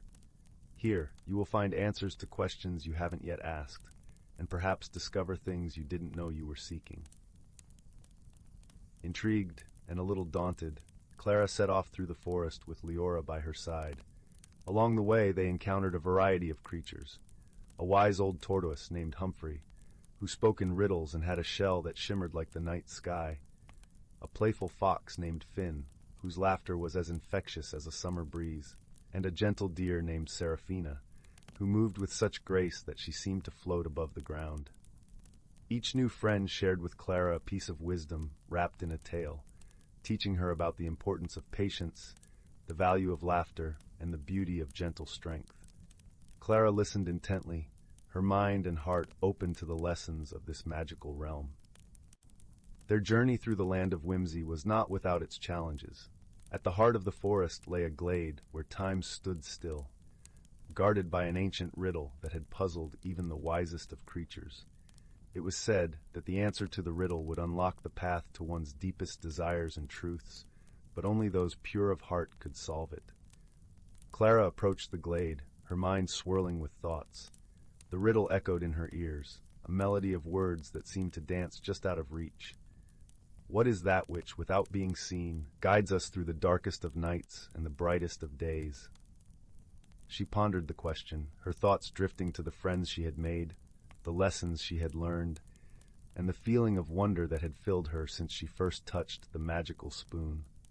Then, with a dawning realization, she whispered, "Hope." As the word left her lips, the glade transformed, the trees shimmered with a golden light, and a pathway opened before her, leading to a clearing bathed in the soft glow of moonlight. In that moment, Clara understood that hope was the thread that wove through every story, every lesson, and every heart. With a sense of peace and fulfillment, Clara bid farewell to her new friends, promising to carry their wisdom back to her world. As she stepped onto the path, the forest began to dissolve, and she found herself once again in Granny Willow's cozy cottage, the silver spoon warm in her hand. Granny Willow, her eyes twinkling with understanding, smiled gently at Clara. "Did you find what you were looking for, my dear?" she asked. Clara nodded, her heart full of gratitude and newfound perspective.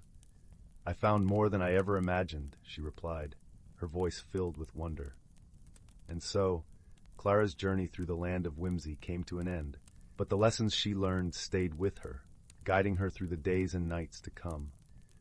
She cherished the silver spoon and the magic it held, knowing that its true power lay not in the enchantment of a distant land, but in the hope and friendship it had awakened within her own heart.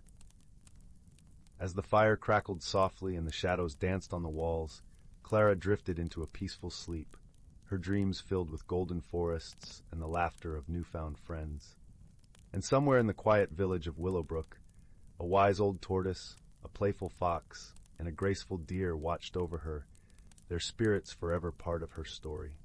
And thus, the magic of ordinary things continued to weave its gentle spell, reminding all who listened that true wonder lies within the simplest of moments, waiting to be discovered by those who dare to dream. Story 58. Story 59. Story 60. 61. Story 62. Story 63. Story 64. Story 65. Story 66. Story 67. Once upon a time, deep within the heart of an ancient forest, there lived a young rabbit named Thistle. Though small in stature, Thistle possessed a remarkable gift, the ability to communicate with the trees and plants that surrounded her. On a crisp autumn evening, as Thistle nestled beneath the twisted roots of an ancient oak, she heard a faint whisper carried by the wind. It was the voice of the forest, calling out to her in a language only she could understand. "Thistle, brave one," the trees rustled. "A great darkness has fallen upon our realm, and only you can restore the balance." Thistle's eyes widened as a glimmering acorn tumbled from the oak's branches and landed at her feet. This was no ordinary acorn, for it radiated with a warm golden glow. "Within this sacred acorn lies the power to dispel the shadows that threaten our home," the trees explained. "You must embark on a journey beyond the forest's edge and seek out the forgotten realm of the Dryads, ancient guardians of nature's harmony." Though fear stirred within her, Thistle knew she could not ignore the forest's plea. With the enchanted acorn tucked safely beneath her chin, she bid farewell to her woodland friends and set off into the unknown. The path ahead was long and treacherous, winding through sun-dappled glades and misty ravines. Thistle encountered many wonders and perils along the way, towering mountains that scraped the sky, rushing rivers that roared with ancient voices, and creatures both friendly and fearsome. Yet through it all, the acorn's warm glow guided her steps, reminding her of the sacred duties she had sworn to uphold. After many moons of travel, Thistle found herself standing before a massive willow tree, its branches heavy with trailing vines and crystalline dewdrops. This, she knew, was the gateway to the Dryad's realm. With a deep breath, Thistle stepped through the curtain of vines and emerged in a world unlike any she had ever imagined. Towering trees adorned with shimmering leaves stretched as far as the eye could see, their branches intertwined in a canopy of verdant splendor. And there, among the ancient trunks, stood the Dryads themselves, lithe, graceful beings whose very existences seemed woven from the fabric of nature itself. "Welcome, Thistle," their melodic voices chimed in unison. "We have been awaiting your arrival." Thistle trembled as she recounted the darkness that had befallen her forest home, and the Dryads listened with solemn reverence. "The shadows you speak of are born of an ancient evil, a force that seeks to sever the sacred bond between the natural world and those who dwell within it," they explained. "But you have carried the light of hope and perseverance through your journey, and for that, we shall aid you in your quest." With a wave of their slender hands, the Dryads conjured a shimmering pool of crystal-clear water. Within its depths, Thistle saw visions of a hidden glade, where a twisted, gnarled tree stood sentinel over a dark, foreboding chasm. "There lies the source of the shadows," the Dryads whispered. "Deep within that chasm dwells Noctis, the embodiment of eternal night. Only by confronting Noctis and restoring the balance can your forest be saved." Thistle's heart quailed at the thought of facing such a foe, but the determination within her burned brighter than ever before. Armed with the enchanted acorn and the wisdom of the Dryads, she set off once more, her paws treading the paths of destiny. After many trials and tribulations, Thistle finally reached the glade where the twisted tree stood guard. A sense of dread hung heavy in the air, and the very ground seemed to tremble beneath her feet. Taking a deep breath, Thistle stepped towards the chasm, the acorn's golden glow burning brighter than ever before. Noctis, she called out, her voice echoing through the endless darkness. I come bearing the light of hope and the strength of the natural world. Your reign of shadow ends here. A deep, rumbling laugh echoed from the depths of the chasm, sending shivers down Thistle's spine. Foolish creature, a voice like crackling thunder boomed. You think your paltry light can pierce the eternal night I have wrought? Your hopes are but embers, soon to be snuffed out. From the inky blackness, a writhing mass of shadows emerged, coalescing into the towering form of Noctis. His very presence seemed to leach warmth and light from the world around him. Thistle trembled, but she refused to back down. Clutching the acorn tightly, she summoned every ounce of courage and defiance within her. You may cloak the world in darkness, Noctis, she cried, but the light of hope burns eternal within the hearts of those who refuse to surrender. With those words, Thistle hurled the acorn into the swirling vortex of shadows. For a moment, all seemed lost as the darkness threatened to consume the tiny seed of light. But then, a brilliant burst of golden radiance erupted from within the chasm, banishing the shadows and bathing the world in a warm, comforting glow. Noctis howled in anguish as his shadowy form disintegrated, reduced to mere wisps of smoke scattered by the wind. The battle was won, and the balance restored. As Thistle emerged from the glade, she was greeted by a wondrous sight. The forest had been reborn, its trees and plants bursting with vibrant life and color. The dryads appeared once more, their faces aglow with joy and reverence. Well done, brave Thistle, they sang. Through your courage and unwavering spirit, you have proven yourself a true guardian of nature's harmony. From that day forth, Thistle became a living symbol of hope and resilience. Her tale passed down through generations, as a reminder that even the smallest creatures can achieve greatness when guided by the light of their own convictions. And though the shadows may rise again, the world would forever know that as long as there are those willing to stand against the darkness, the light of hope can never be extinguished. Story 68. Story 69. Story 70. In the heart of an ancient forest, where sunlight danced through the canopy in delicate patterns, there lay a quaint village known as Mistwood Hollow. This village was unlike any other, nestled snugly between towering oaks and whispering pines. The air was perpetually sweet with the scent of wildflowers, and the gentle murmur of a nearby brook provided a constant, soothing lullaby. Mistwood Hollow was home to a small, tight-knit community of kind-hearted souls. Among them was a young boy named Finn. Finn had eyes the color of the forest after a rainstorm, deep and vibrant, with a spirit as gentle as the morning dew. He was a curious child, always eager to explore the hidden nooks and crannies of the forest that surrounded his home. One crisp, golden morning, Finn set out for an adventure, his heart brimming with the promise of discovery. The forest was alive with the chirping of crickets and the rustling of leaves underfoot. Finn loved these sounds. They were like the voice of an old friend, comforting and familiar. As he wandered deeper into the woods, Finn stumbled upon a clearing he had never seen before. In the center of this clearing stood a magnificent tree, its trunk wide and gnarled, with branches that stretched towards the sky like welcoming arms. It was unlike any tree Finn had ever seen, its bark shimmering with an otherworldly glow. Intrigued, Finn approached the tree, his footsteps light and respectful. As he drew nearer, he noticed something peculiar nestled among the roots, a small, intricately carved box. It was made of polished wood, with delicate engravings that seemed to shift and change in the dappled sunlight. Finn's heart raced with excitement and a hint of trepidation. He knelt beside the box and gently lifted the lid.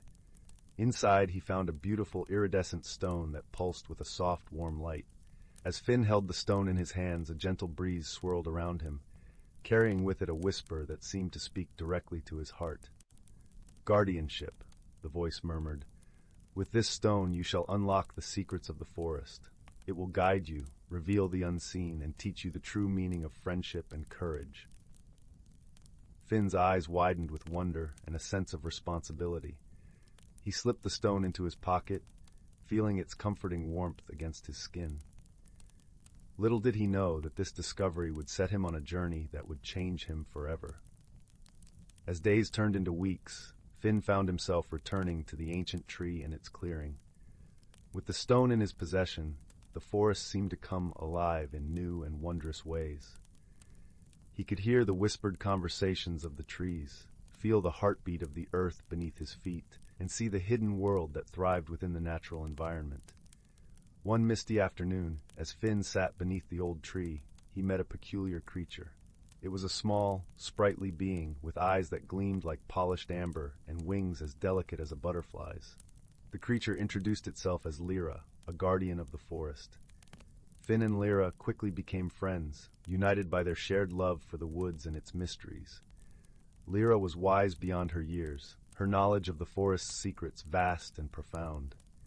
She taught Finn about the delicate balance of nature and the importance of protecting it. Together, they embarked on countless adventures, exploring hidden groves and babbling brooks, uncovering the stories etched into the bark of ancient trees. Finn learned to listen to the whispers of the wind and the songs of the birds, each note a piece of the forest's intricate symphony. But not all was harmonious in Mistwood Hollow. A shadow loomed over the village, a mysterious blight that threatened to wither the trees and silence the songs of the forest. The villagers grew worried, their once vibrant spirits dimmed by fear and uncertainty. Finn, determined to help his beloved home, turned to Lyra for guidance. Together, they decided to seek out the source of the blight, hoping that the stone's magic would reveal the answers they sought. Their journey led them deep into the heart of the forest, to a place where the air was thick with magic and mystery. It was there that they discovered an ancient grove, its trees twisted and darkened by a malevolent force. In the center of the grove stood a figure cloaked in shadows, its presence both commanding and ominous. Finn felt a shiver run down his spine, but he stood firm, his resolve unwavering. The figure spoke, its voice a low, rumbling echo. "Why have you come, child of the forest? This is not a place for the likes of you." Finn took a deep breath, feeling the stone's warmth spread through him like a comforting embrace. "I have come to protect my home," he replied, his voice steady, "to heal the forest and restore its harmony." The shadowy figure chuckled, a sound like dry leaves rustling in the wind. "And what makes you think you can do that? The forest is dying, and there is nothing you can do to stop it." But Finn, with Lyra by his side, refused to give in to despair. He closed his eyes and focused on the stone, feeling its magic pulse in rhythm with his heartbeat. He thought of the forest's beauty, its resilience, and the love he held for its every creature and leaf. As his thoughts flowed through him, the stone began to glow brighter, casting a warm light that banished the shadows and revealed the grove's true form. The twisted trees began to straighten, their leaves unfurling with renewed life. The shadowy figure recoiled, its power waning in the face of Finn's unwavering spirit. "You may have won this time," it hissed, "but remember, the forest's fate is ever in your hands." With those parting words, the figure vanished, leaving Finn and Lyra standing in a grove now filled with light and hope. The blight was lifted, the forest's harmony restored. As they made their way back to Mistwood Hollow, Finn felt a profound sense of peace and accomplishment. He had learned that true strength came not from power or magic alone, but from love, friendship, and the courage to stand up for what he believed in. The villagers welcomed Finn and Lyra with open arms, their joy and gratitude boundless. The forest thrived once more, its songs echoing through the trees like a promise of brighter days to come. And so Finn's journey came to an end, but his heart was forever changed. He had discovered the magic that lay within him, the power of friendship, and the beauty of the world around him. And in the heart of Mistwood Hollow, beneath the ancient tree that had started it all, Finn found his place, a guardian of the forest, a keeper of its secrets, and a friend to all who called it home. As the sun dipped below the horizon, casting the forest in a soft golden glow, Finn sat beneath the ancient tree, the iridescent stone in his hand.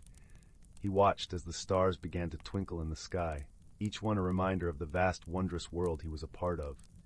Beside him, Lyra perched on a low-hanging branch, her wings shimmering in the moonlight. "You did well, Finn," she said, her voice a gentle melody.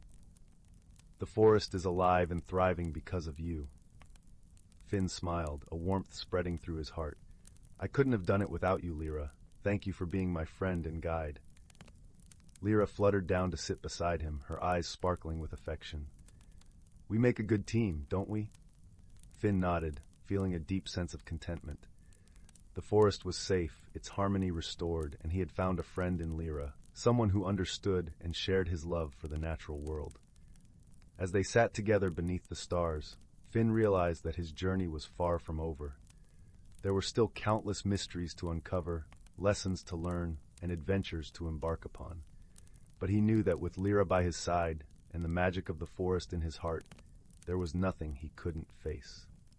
And so, in the heart of Mistwood Hollow, surrounded by the beauty and magic of the forest, Finn found his place in the world, a place where he belonged, where he was loved, and where he could make a difference.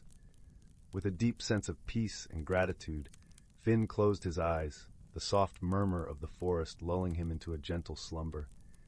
And as he drifted off to sleep, he knew that he was home, in the heart of the forest, in the company of friends, where dreams and reality intertwined in a tapestry of magic and wonder.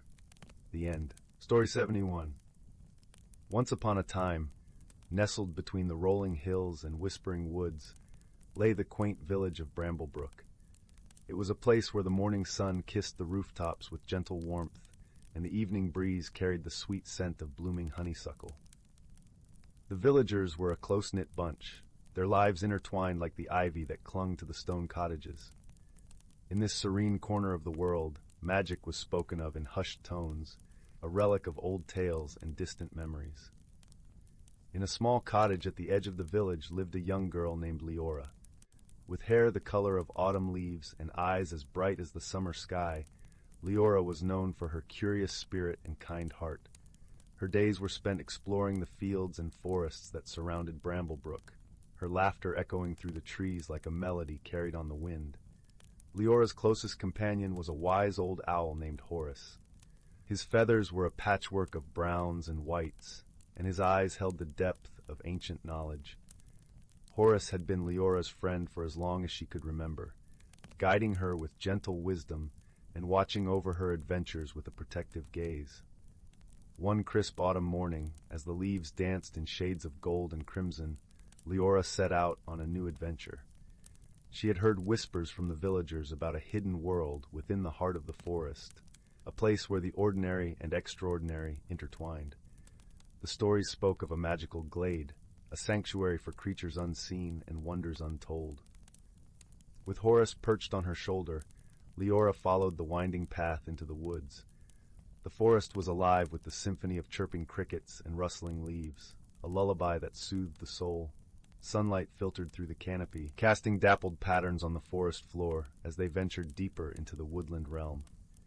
As they journeyed, Lyra noticed something peculiar. A faint glow seemed to emanate from beneath the moss-covered roots of an ancient oak tree. Intrigued, she knelt down, brushing aside the leaves and twigs to reveal a small, ornate box. It was crafted from polished wood, inlaid with delicate silver filigree that shimmered in the dappled light. "What do you suppose this is, Horace?" Lyra wondered aloud, her fingers tracing the intricate patterns on the box. Horace tilted his head thoughtfully. "It appears to be a relic of the old magic, Lyra. Handle it with care, for such objects often carry both wonder and responsibility." With a gentle touch, Lyra opened the box. Inside, nestled on a bed of soft velvet, lay an exquisite amulet. It was a pendant of silver and sapphire, glowing with a soft, ethereal light. As she held it in her hand, a warmth spread through her as if the amulet recognized her touch. "It's beautiful," Lyra marveled, slipping the chain around her neck. The moment the amulet settled against her heart, the forest around her seemed to shift. The colors grew more vibrant, the sounds clearer, as if the world had come alive in a way she had never experienced before. With Horace by her side, Lyra continued her journey, drawn by an unseen force that guided her deeper into the forest. The path led them to a secluded glade, where the air was thick with enchantment. Here the trees stood tall and proud, their branches adorned with blossoms that glowed like stars. A gentle stream babbled nearby, its waters sparkling with 1,000 tiny rainbows. In the center of the glade stood a magnificent tree unlike any other. Its trunk was wide and gnarled, its bark a tapestry of twisting vines and emerald moss. From its branches hung clusters of luminescent fruits, each one pulsating with a soft, inviting light. As Lyra approached the tree, a soft voice echoed through the glade, warm and welcoming. "Welcome, Lyra, guardian of the amulet. You are in the realm of the Whispering Woods, a sanctuary for all that is magical and true." Startled, Lyra looked around, searching for the source of the voice. "Who's there?" she called, her curiosity tinged with awe. "I am the spirit of the woods," the voice replied, gentle as a summer breeze.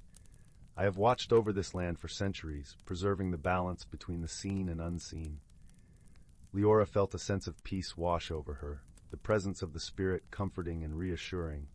"Why have I been brought here?" she asked, her voice barely a whisper.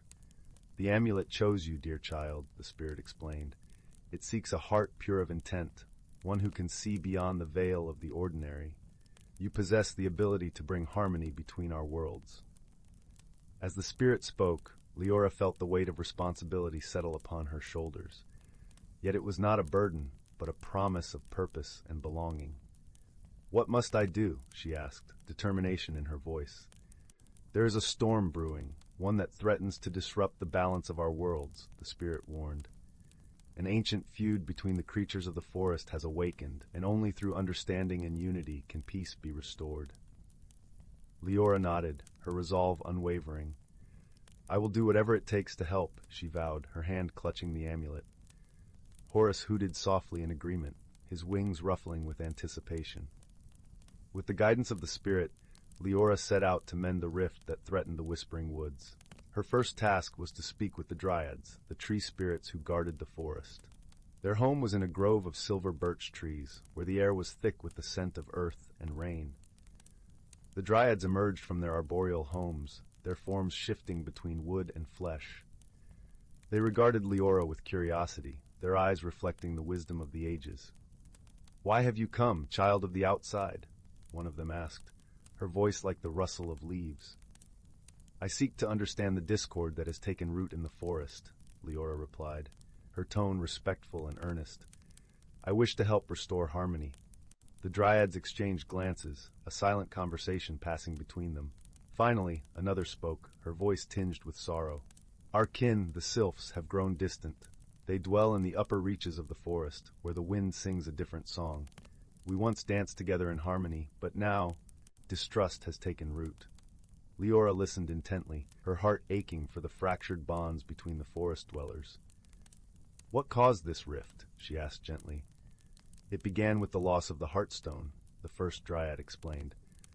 "A gem of great power, it was a symbol of our unity. Without it, our connection has withered, leaving space for fear and misunderstanding." Lyra thanked the dryads for their honesty and promised to seek out the sylphs. As she and Horus continued their journey, she pondered the wisdom in the dryads' words. She understood that the Heartstone was more than a mere object. It was a representation of the unity and trust that bound the forest together. The path to the sylphs' domain was steep and winding, leading them to the treetops where the air was crisp and the sky stretched wide. The sylphs, ethereal and graceful, greeted Lyra with wary curiosity. Their translucent wings shimmered in the sunlight, casting iridescent shadows on the leaves. "What brings you to our realm, earthbound one of the sylphs inquired, her voice melodic and airy. "I come seeking understanding and reconciliation," Lyra answered, her gaze steady and sincere. "The dryad spoke of the lost Heartstone and the rift it has caused. I wish to help bridge the divide." The sylphs exchanged looks, their expressions a mixture of hope and skepticism. Finally, a sylph with wings the color of twilight spoke. "The Heartstone was entrusted to the care of both our kin. It vanished one stormy night, leaving only whispers of betrayal in its wake."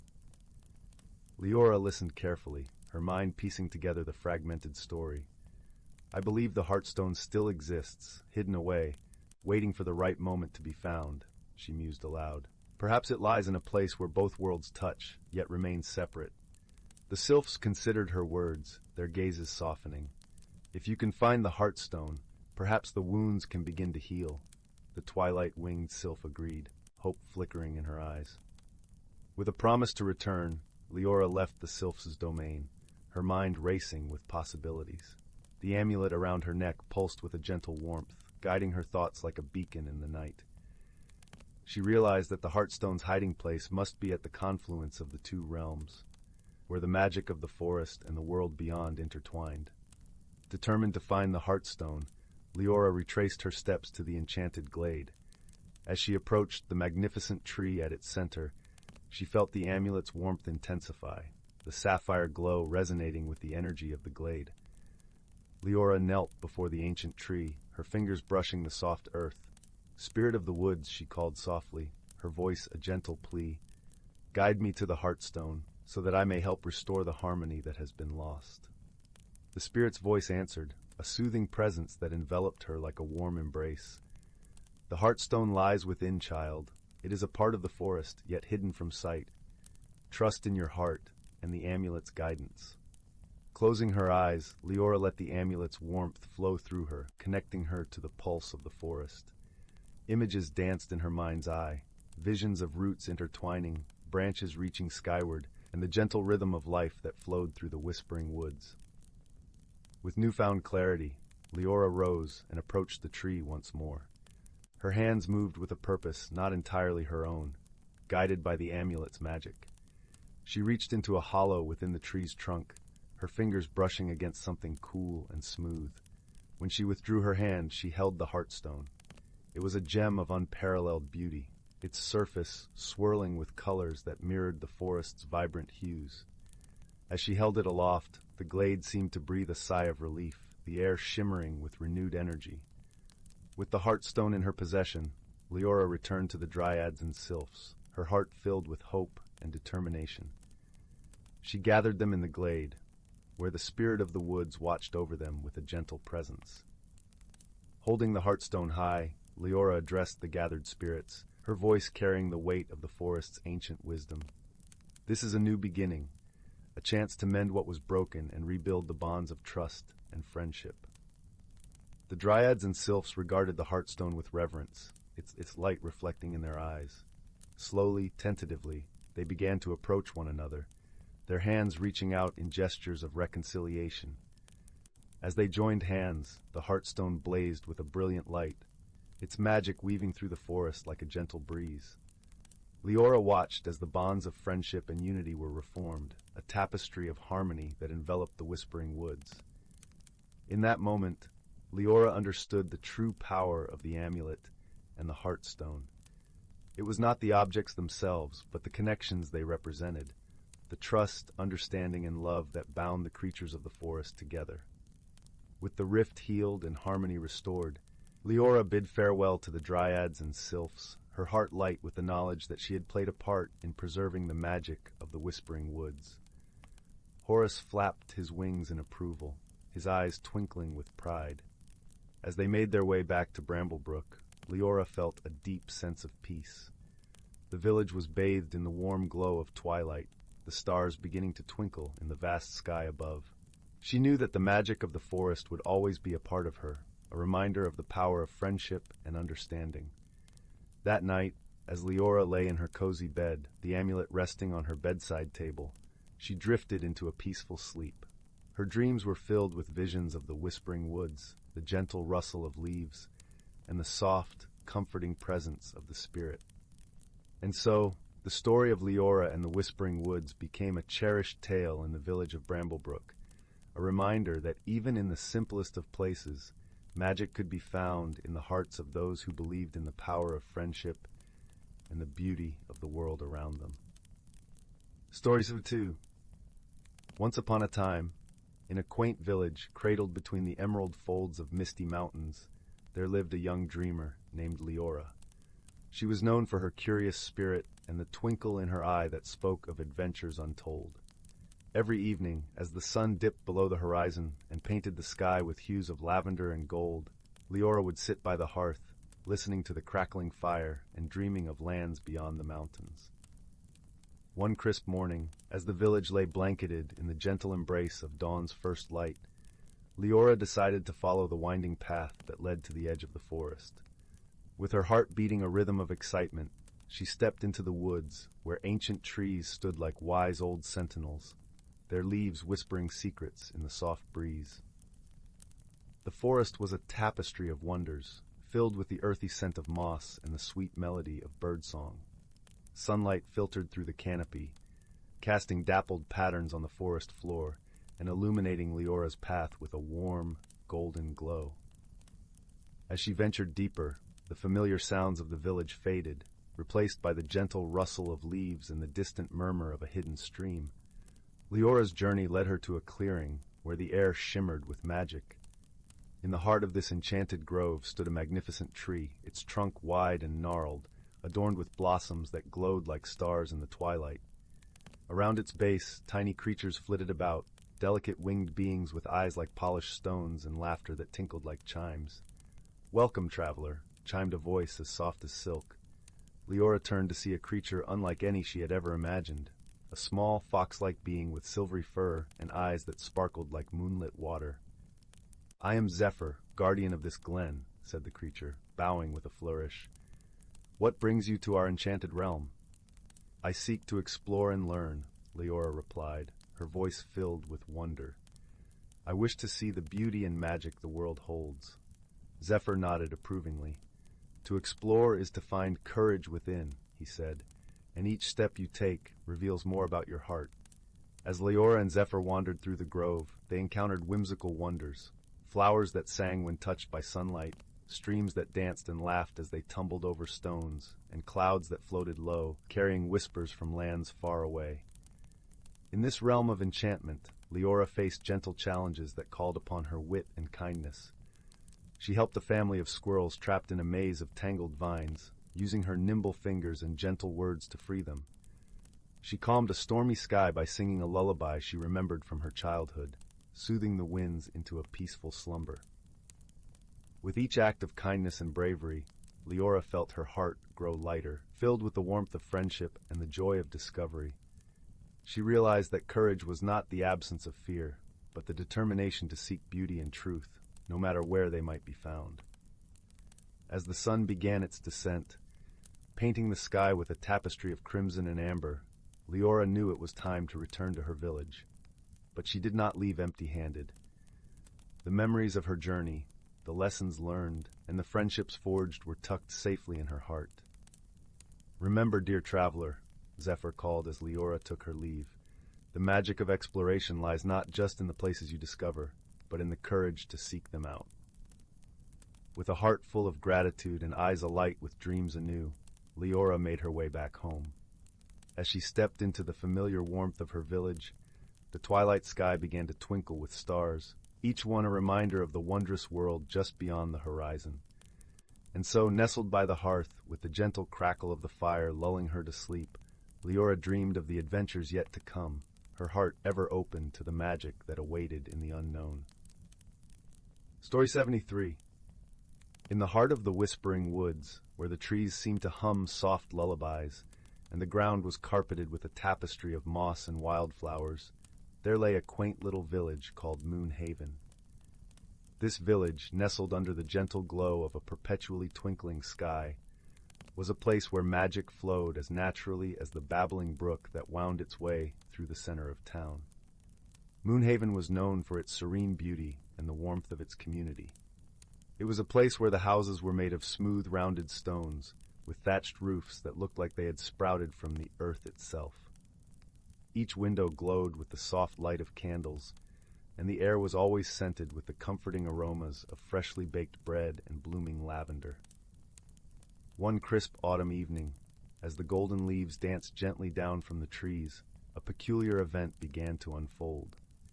The village's beloved clock tower, which stood proudly in the village square for generations, had started to chime at odd hours.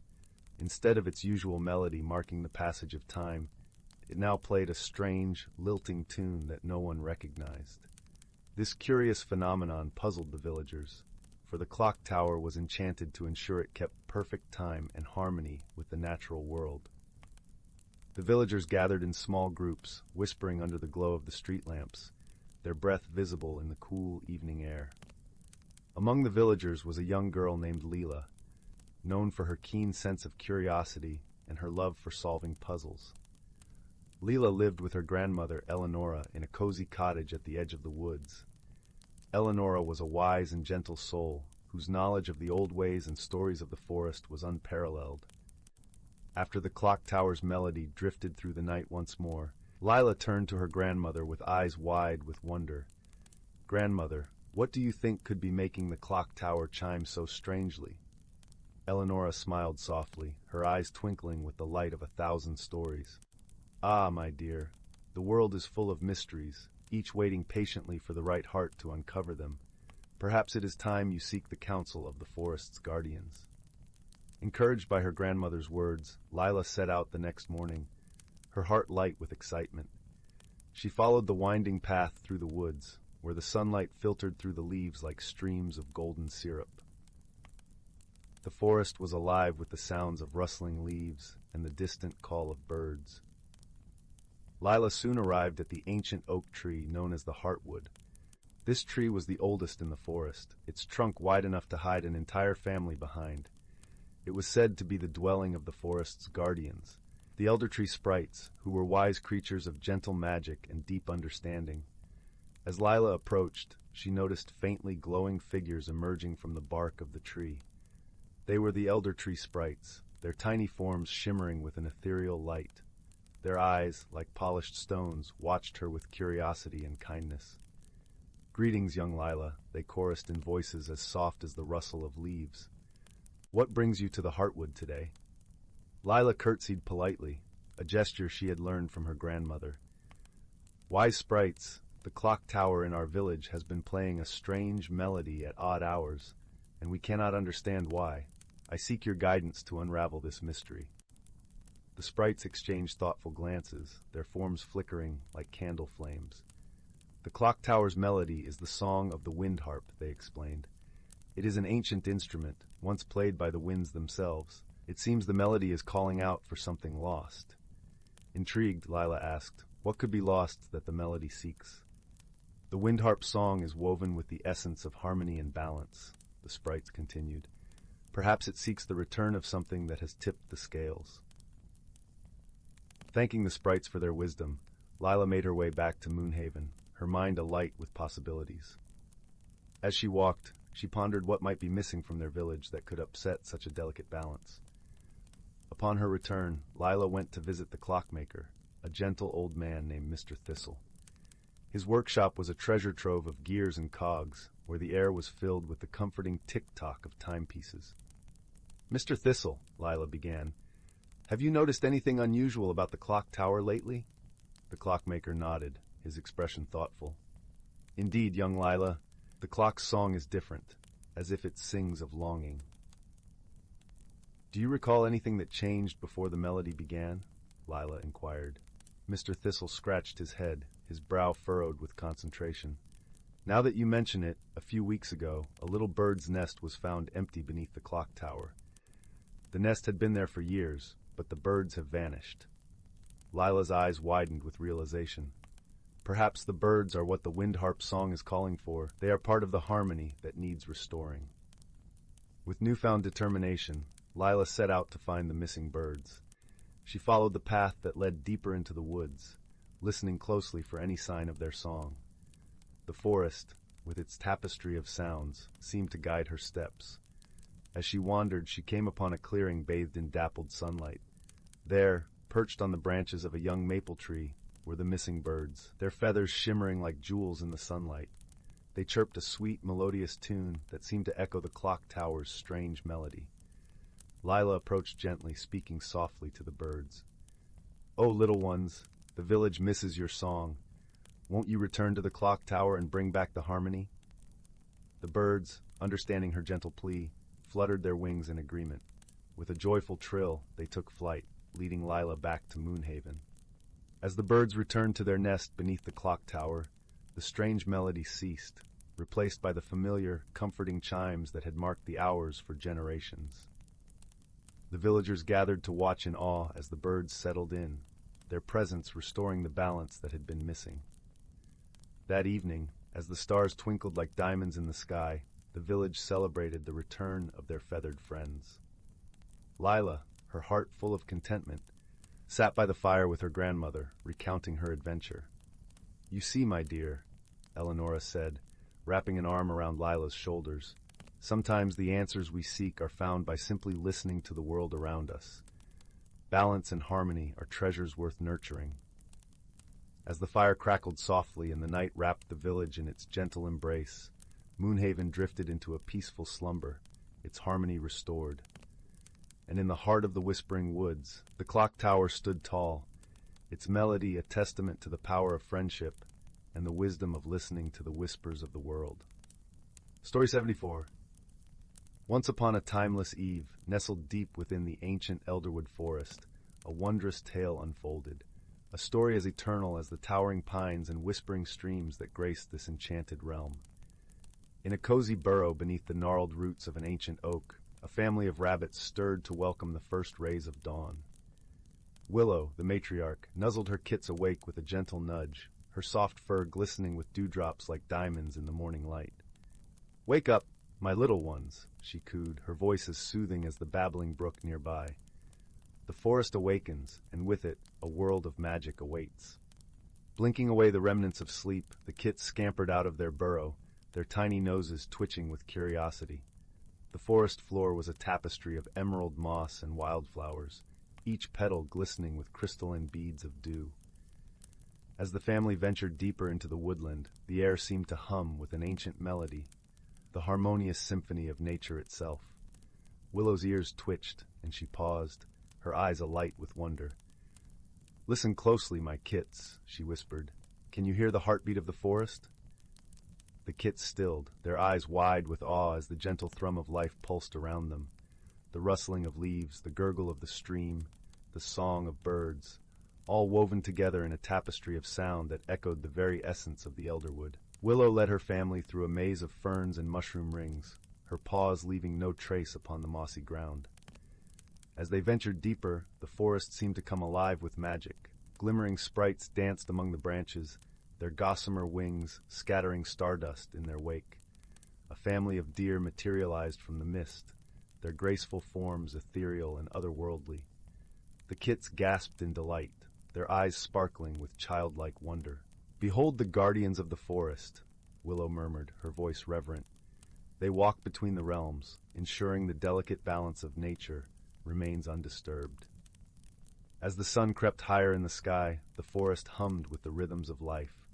Squirrels chattered from their lofty perches, and butterflies flitted from blossom to blossom, their wings a kaleidoscope of color. In a secluded glade, a crystal-clear pool shimmered like liquid moonlight, its waters infused with the magic of the ancient wood. Willow gestured for her kits to approach, her eyes sparkling with mischief. "Watch closely, my little ones," she whispered. With a flick of her paw, she conjured a ripple upon the surface of the pool. Instantly, the water transformed into a shimmering mirror, reflecting not their physical forms, but the very essence of their spirits, glowing orbs of pure energy, pulsing with the vibrant hues of life itself. The kits gasped in wonder, their eyes wide with amazement.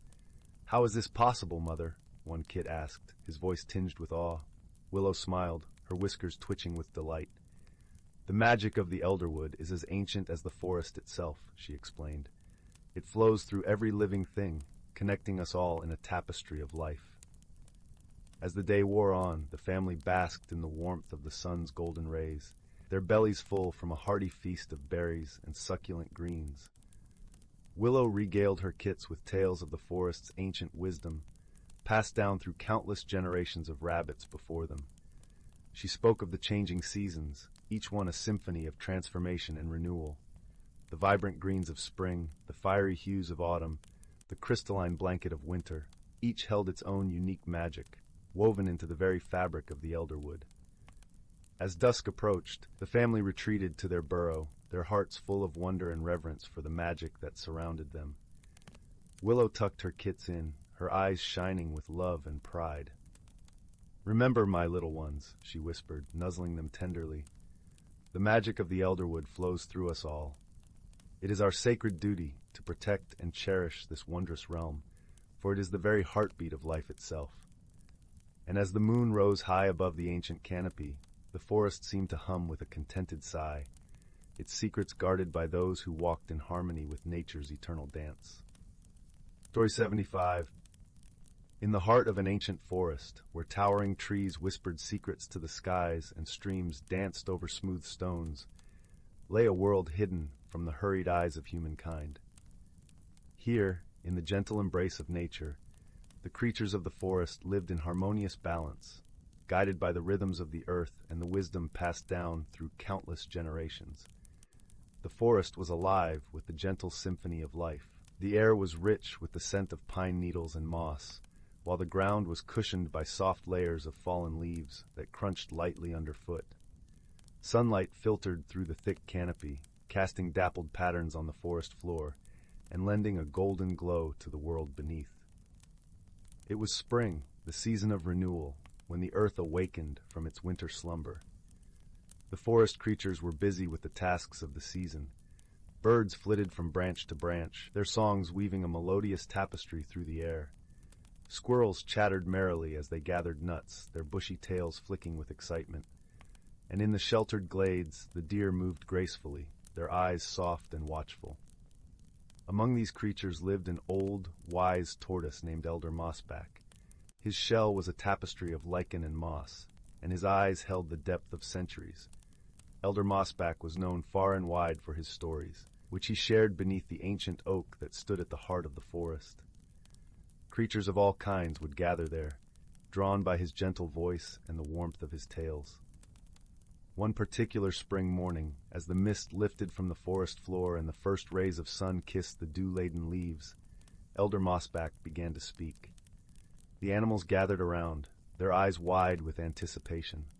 Once, in a time long forgotten, the forest was threatened by a great imbalance. He began, his voice a soothing rumble that seemed to resonate with the very earth itself. The seasons had forgotten their dance, and winter lingered too long, casting a chill over the land. A shiver ran through the assembled creatures, for they knew the importance of the season's dance, each one flowing into the next, bringing with it the changes that nurtured life. In those days, continued Elder Mossback, there lived a young fox named Fern.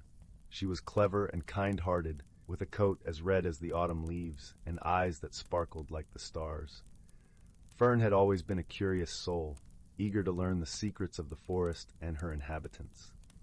The animals leaned in closer, captivated by the tale of Fern, who was known to them as a figure of legend. Fern was troubled by the endless winter, Elder Mossback said, his voice dropping to a conspiratorial whisper. She saw the hardship it brought to her friends, the struggle for food and warmth. Determined to help, she sought the wisdom of the ancient beings who dwelled in the forest's hidden places. The forest seemed to hold its breath as Elder Mossback spoke of Fern's journey. She traveled to the heart of the forest, where the trees grew so tall and thick that they whispered only to the sky. There, in a grove untouched by time, lived the season's circle, ancient spirits who watched over the world. As Fern approached, the spirits appeared before her, he said, describing their forms, spirits of mist and shadow, of light and wind, each one embodying the essence of a season. Fern bowed her head respectfully, her heart full of hope and courage. The spirits listened as Fern spoke of the forest's plight, her voice steady and sincere. Winter, represented by a figure draped in frost and snow, stepped forward. "We did not realize our dance had faltered," Winter said, his voice like the soft crunch of snow underfoot. "We have become lost in our own rhythms." Fern, with her gentle wisdom, proposed a solution. "Perhaps," she suggested, "if you each share your gifts with us, the forest can remind you of your dance." The spirits considered her words, and slowly they nodded in agreement. Thus, a pact was made. Spring brought forth a rain of blossoms, new life unfurling in vibrant hues. Summer followed with warm breezes and sunlight that kissed the earth. Autumn painted the world in gold and crimson, while winter, now mindful of his place, brought the gentle hush of snow. Through Fern's courage and kindness, Elder Mossback concluded, the seasons found their balance once more, and the forest thrived in harmony. The creatures around Elder Mossback nodded, their hearts warmed by the tale. They understood the lesson woven into the story, the importance of balance, of listening and understanding, and the power of a single kind heart to make a difference. As the sun dipped below the horizon, casting a soft twilight over the forest, the animals slowly dispersed, each carrying a piece of the story with them. Elder Mossback watched them go, a gentle smile on his ancient face. In the heart of the forest, beneath the watchful eyes of the stars, life continued its timeless dance, guided by the wisdom of the past and the promise of the future. And so, the forest remained a sanctuary of harmony and peace, where the whispers of old stories lingered like a gentle breeze, reminding all who listened of the beauty of balance and the magic of the natural world. Story 76, Story 77, Story 78, Story 79, Story 80, Story 81.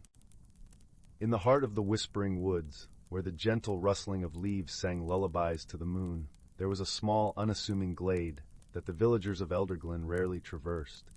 It was a place of serene beauty, where the air was perpetually sweet with the scent of honeysuckle, and the ground was carpeted with soft moss that glimmered like emerald velvet under the sunlight. This glade was the gateway to a hidden world, known only to those with the purest of hearts and sharpest of eyes. One such heart belonged to a young girl named Lyra.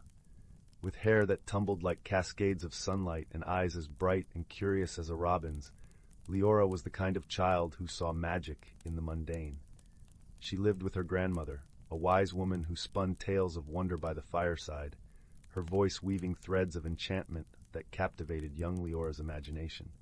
It was from these tales that Lyra learned of the Enchanted Glade, a place her grandmother described as a realm of endless possibilities, where the boundaries between reality and dreams blurred like the morning mist.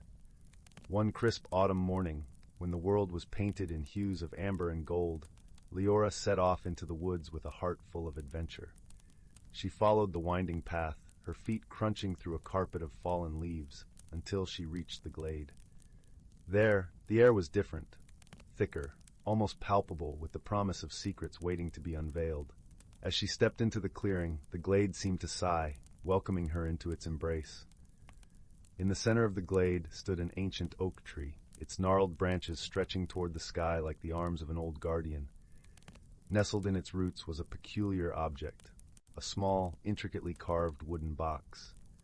Lyra felt an irresistible pull toward it, as if the box itself was whispering her name. She knelt beside it, tracing the elaborate patterns with her fingertips. The wood was warm and alive under her touch, humming with a gentle energy that resonated with her very soul. With a soft click, the box opened, revealing a shimmering stone, no larger than a robin's egg. It pulsated with a faint, ethereal glow, casting delicate patterns of light across Lyra's face. As she held it in her palm, she felt a rush of warmth and a sense of profound peace. It was as though the stone was a conduit, connecting her to the very heart of the forest. Lyra knew, instinctively, that this was no ordinary stone. It was the heart of the woods, a fabled treasure her grandmother had often spoken of. A stone said to hold the power to bridge worlds and bring forth the hidden wonders of nature. Yet with such power came responsibility, for the heart was also a guardian of balance, a keeper of harmony between the seen and unseen. As Lyra held the heart, the world around her shifted subtly. The glade seemed to come alive, the leaves whispered secrets, the flowers turned their faces toward her, and the very air vibrated with anticipation. She realized that she was now a part of something greater, a guardian of the glade, entrusted with the care of its mysteries. Her first challenge came in the form of a shadow that crept into the forest, a blight that threatened to suffocate the vibrant life within. The trees began to wither, their leaves turning to ash, and the air grew heavy with sorrow. Lyra, with the heart clutched to her chest, felt the forest's pain as if it were her own. Determined to save her beloved woods, Lyra embarked on a journey to seek the source of the shadow. Guided by the whispers of the heart, she ventured deeper into the forest than ever before. The path was fraught with obstacles, tangled underbrush that snagged her clothes, murky bogs that threatened to swallow her whole. But Lyra pressed on, her resolve as unyielding as the ancient trees. Along her journey, she encountered a curious creature, a fox with fur as silver as moonlight, and eyes that twinkled with mischief. His name was Reuven, and though he appeared sly, there was a kindness in his gaze that put Lyra at ease. Reuven offered his aid, his nimble paws guiding her through the treacherous terrain. Together they formed an unlikely friendship, one forged in shared purpose and mutual respect.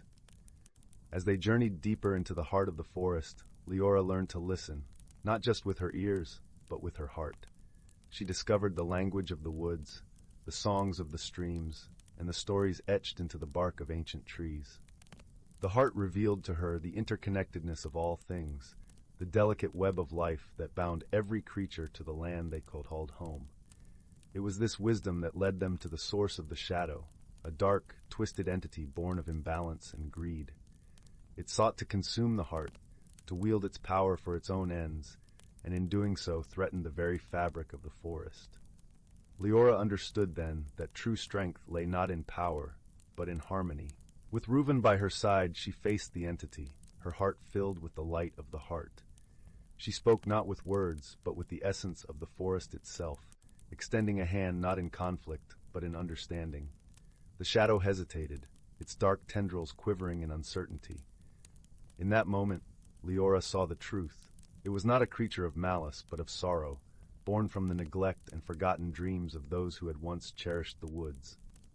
She reached out with compassion, offering the shadow a place within the balance of the forest. Slowly the shadow began to dissolve, its darkness giving way to light.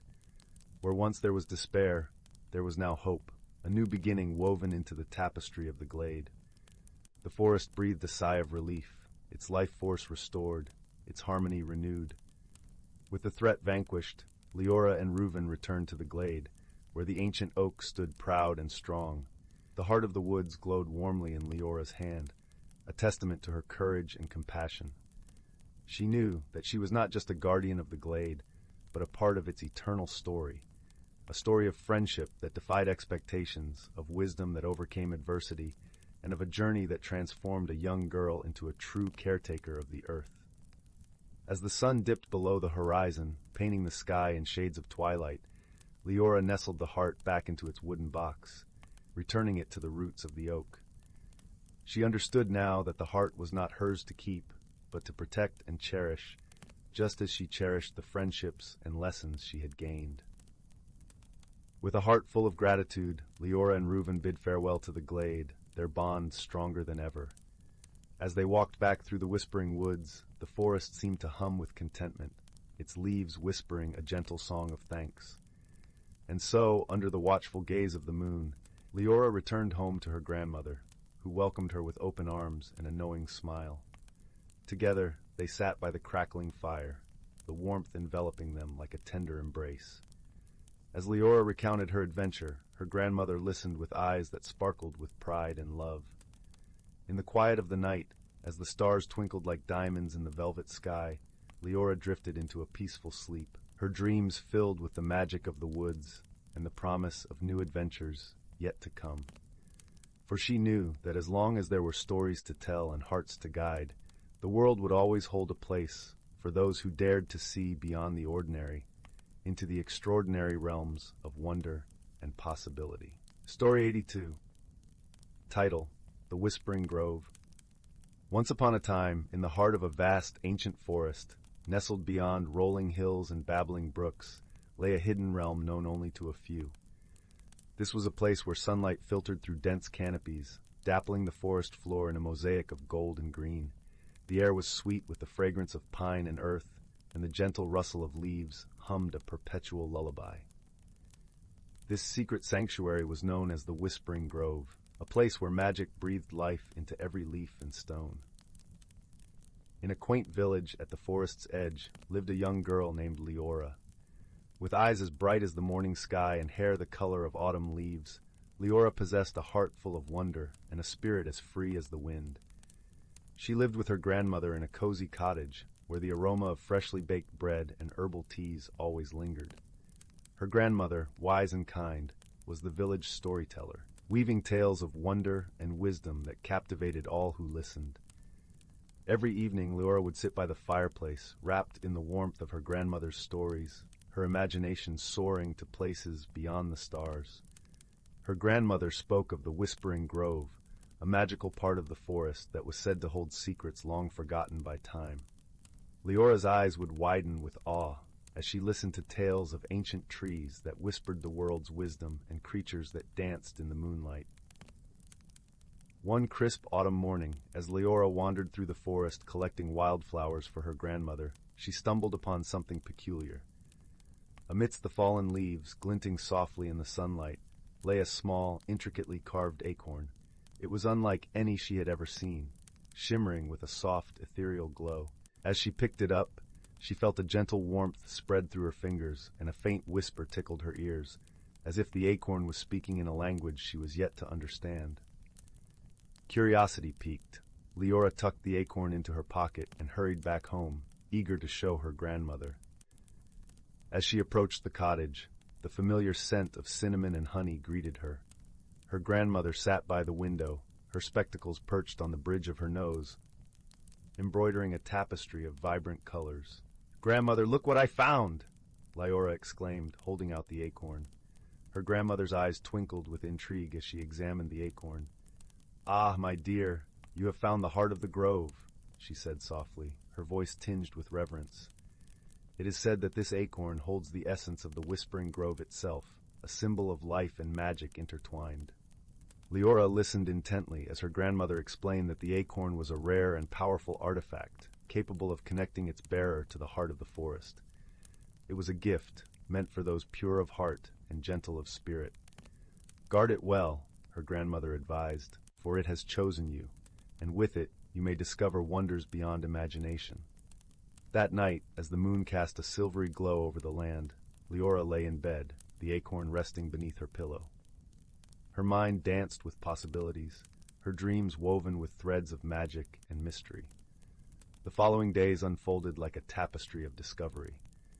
Each morning, Lyra ventured deeper into the forest, the acorn guiding her with gentle whispers. It led her to hidden glades where flowers of every hue bloomed in harmonious symphony, and to tranquil streams where the water sang as it flowed over smooth stones. One afternoon, while exploring a particularly dense thicket, Lyra stumbled upon a clearing she had never seen before. In its center stood a towering oak tree, its branches stretching towards the heavens, its bark etched with runes that pulsed with a soft golden light. Lyra felt a peculiar sense of belonging, as if she had finally come home. As she approached, the runes began to glow brighter, and a soft voice resonated through the air. "Welcome, Keeper of the Heart," the voice intoned, gentle and wise. "You have found the Whispering Grove." Lyra's heart swelled with wonder. "Who speaks?" she asked, her voice barely above a whisper. "I am the guardian of the grove," the voice replied. "For centuries I have watched over this sanctuary, waiting for one worthy to bear the heart.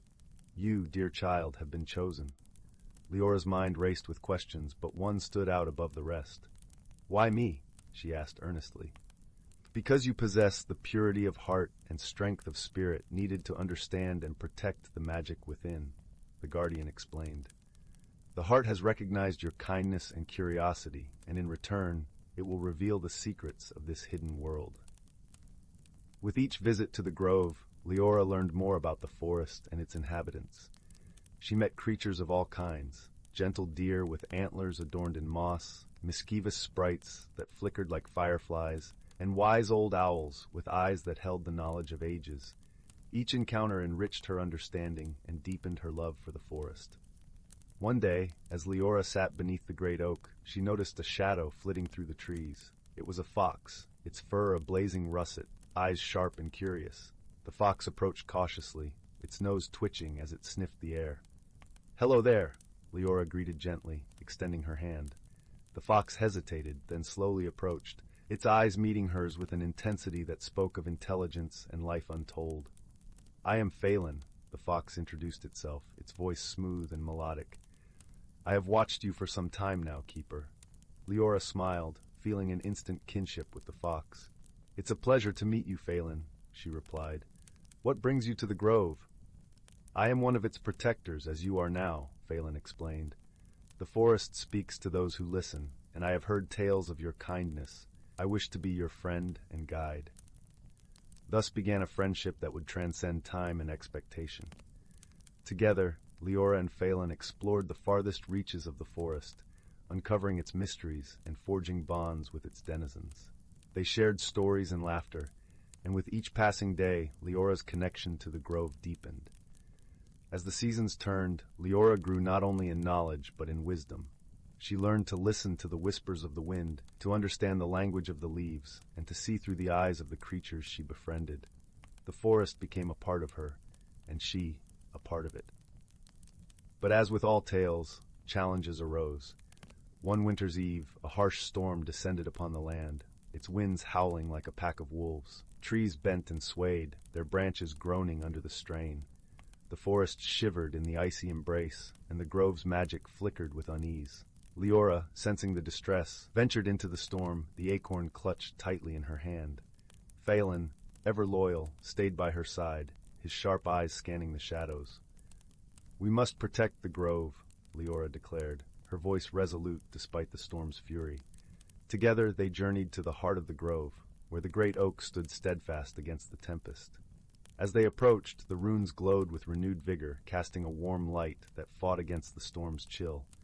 "Fear not, Keeper," the guardian's voice echoed, calm and steady. "The heart will guide you." Lyra closed her eyes, focusing on the acorn's warmth. She felt its magic flow through her, a gentle current of strength and life. With a deep breath, she reached out, her heart open and her spirit unwavering. As if in response, the grove's magic surged, a radiant force that enveloped her in its embrace. The storm's fury began to wane, its winds calming, its chill retreating. The trees straightened, their branches reaching skyward in gratitude. The grove had been saved, its magic secure once more. Lyra and Phelan stood together beneath the great oak, their bond fortified by the trials they had faced. In the days that followed, the forest flourished anew, its beauty undiminished by the storm's wrath. Lyra continued to learn and grow, her heart forever intertwined with the whispering grove. Years passed, and the little girl who had once wandered the woods with wide-eyed wonder became a wise and gentle guardian. The village spoke of her with admiration, and her grandmother's stories carried her legacy to future generations. Lyra often returned to the grove, where the great oak stood as a testament to the enduring magic of the forest. Phelan remained her loyal companion, their friendship a timeless bond that defied the passage of time. And so, the Whispering Grove thrived, a sanctuary of magic and wonder, where the whispers of the past and the dreams of the future intertwined in harmony. Lyra's tale became a part of the forest's lore, a gentle reminder of the power of kindness, friendship, and the magic that resides in every heart. As the sun set behind the hills, casting a warm glow over the land, the forest whispered its eternal promise, that those who listen with an open heart will always find a place of belonging within its embrace. And somewhere, deep within the heart of the grove, the great oak stood tall and proud, its leaves rustling in a language older than time. It spoke of a girl named Lyra, a keeper of the forest's secrets and a guardian of its wonders, a testament to the magic that endures in the heart of those who believe. As the moon rose high and bathed the world in silver light, the forest sang a lullaby, a melody of peace and promise, a song of life and love, and in that moment all was well, and all was as it should be. The end. Story 83. Once, in a small village cradled between emerald hills and a golden sea of daisies, there lived a curious young girl named Lyra. Her eyes, sparkling like the morning dew on a spider's web, often wandered far beyond the horizon, where she imagined lands of untold wonders. Her favorite place was the edge of the whispering woods, where trees stood so tall and thick that their tops seemed to tickle the heavens. One crisp autumn morning, when the air was filled with the scent of ripe apples and the sky was painted in hues of orange and pink, Lyra felt a gentle tug at her heart. It was as if the woods themselves were calling out to her, whispering secrets through the rustling leaves. With a deep breath of courage and a heart full of wonder, she decided to venture into the unknown. As she stepped past the familiar boundary of the village, the forest enveloped her in a cool embrace. The path was lined with moss that felt like the softest velvet beneath her feet. Sunlight streamed through the branches in playful patterns, and Lyra felt as though she was walking through a living cathedral of nature. The air was alive with the symphony of chirping birds and the gentle babble of a hidden brook nearby. A little way into her journey, Lyra stumbled upon a clearing where the ground was carpeted with mushrooms of all shapes and colors. Sitting atop one of the largest mushrooms was a peculiar creature with fur the color of twilight and eyes that sparkled with the light of 1,000 stars. It was a wisp fox, a creature as rare as it was wise, known for guiding lost travelers. Welcome, dear Lyra, the wisp fox greeted, its voice as soft as a lullaby. I see you have a heart full of questions. Would you like some answers? Lyra, though surprised that the creature knew her name, nodded eagerly. Yes, please. I wish to learn about the wonders of these woods. The wisp fox flicked its bushy tail and smiled. Then follow me, for this forest holds more magic than you can imagine. As they ventured deeper, the forest unfolded like a storybook. They passed trees with bark that shimmered like silver and leaves that sang gentle tunes when the wind caressed them. They walked alongside streams that flowed with water as clear as crystal, reflecting the sky's ever-changing moods. At one point, they came across a glen where luminous butterflies danced in the air, their wings casting rainbows with every flutter. Lyra reached out, and one alighted on her finger, its tiny heart beating in rhythm with her own. It was in that moment she realized the importance of gentle curiosity and respect for the wonders of the world around her. Suddenly, the path divided into three. Lyra hesitated, unsure which way to go. The wisp fox looked at her kindly. Sometimes, the right path is the one that calls to your heart, not your mind. Remembering the gentle tug she felt that morning, Lyra chose the path to the right, which was lined with glowing fungi that lit up under her steps like warm, welcoming lights. The path led them to a serene pond, its surface like a mirror reflecting the sky.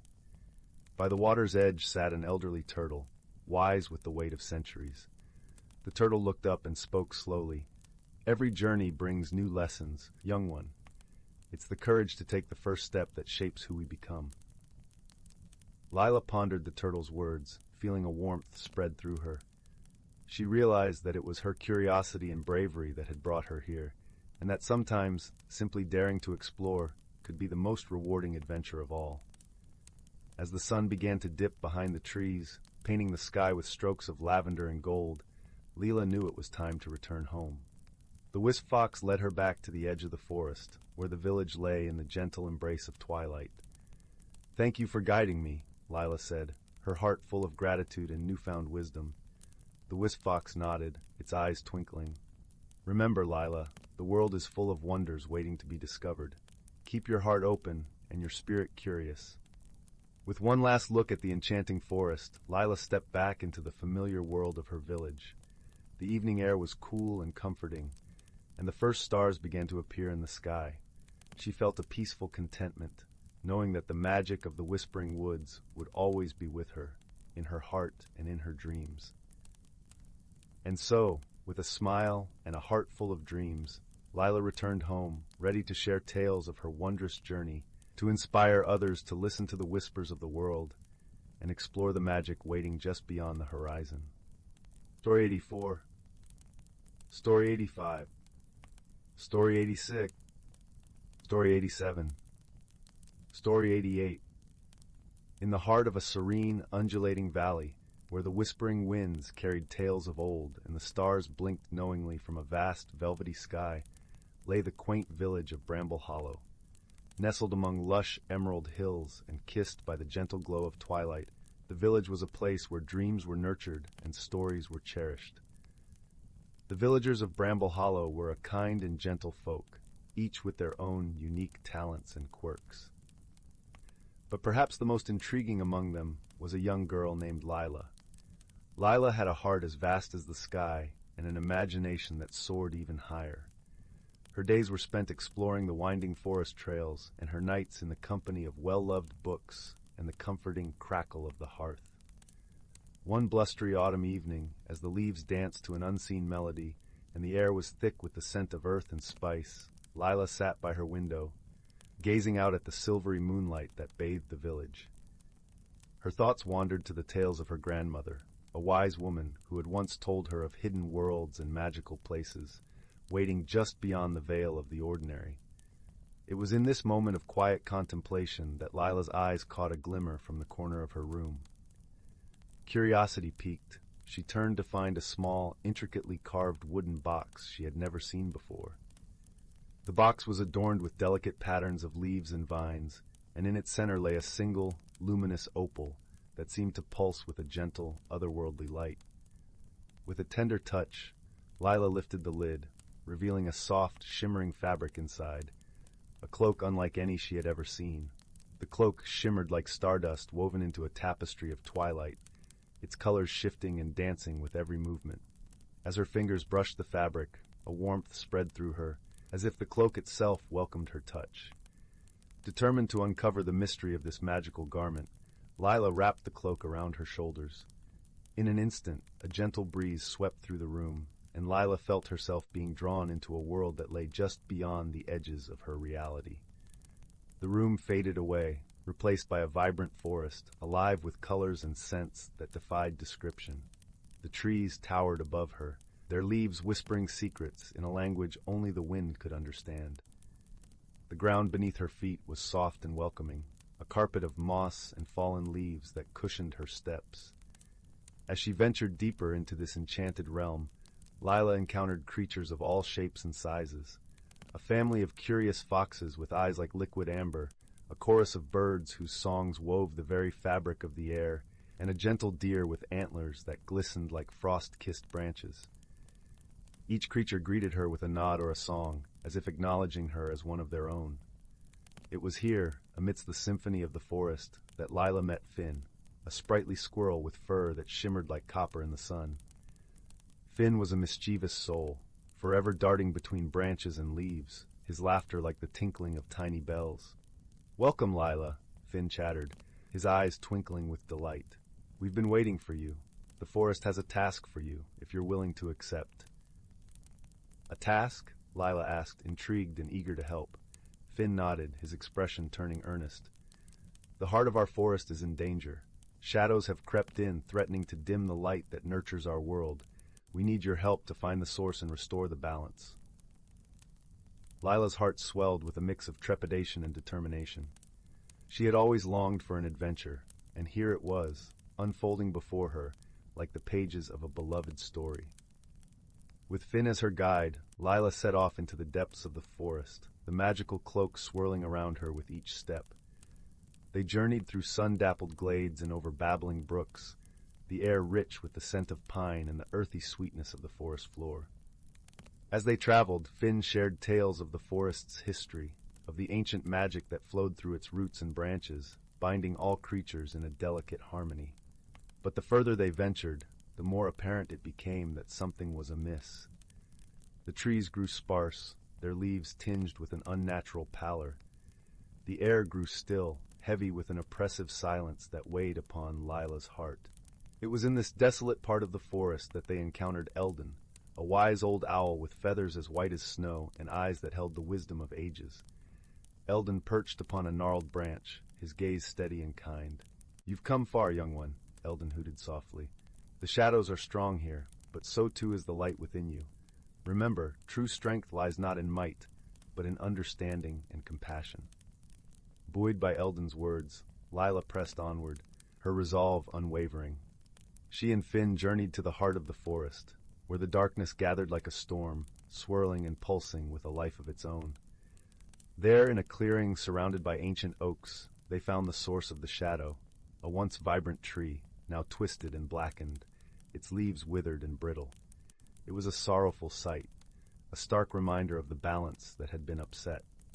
Lyra approached the tree, her heart aching with empathy for its plight. She laid a gentle hand upon its trunk, feeling the coldness of the shadow that had taken hold. But beneath it, she sensed a flicker of warmth, a glimmer of the tree's former vitality. With Finn by her side, Lyra closed her eyes and focused on the warmth within. She envisioned the tree as it once was, full of life and light, its branches reaching skyward in joyful abandon. She poured all her love and hope into that vision, willing the shadow to retreat. Slowly, the darkness began to lift, like mist rising from a sunlit meadow. The tree shuddered, its branches stretching as if awakening from a long slumber. Color returned to its leaves, a vibrant green that shimmered in the dappled light. As the last of the shadows faded, the forest breathed a collective sigh of relief.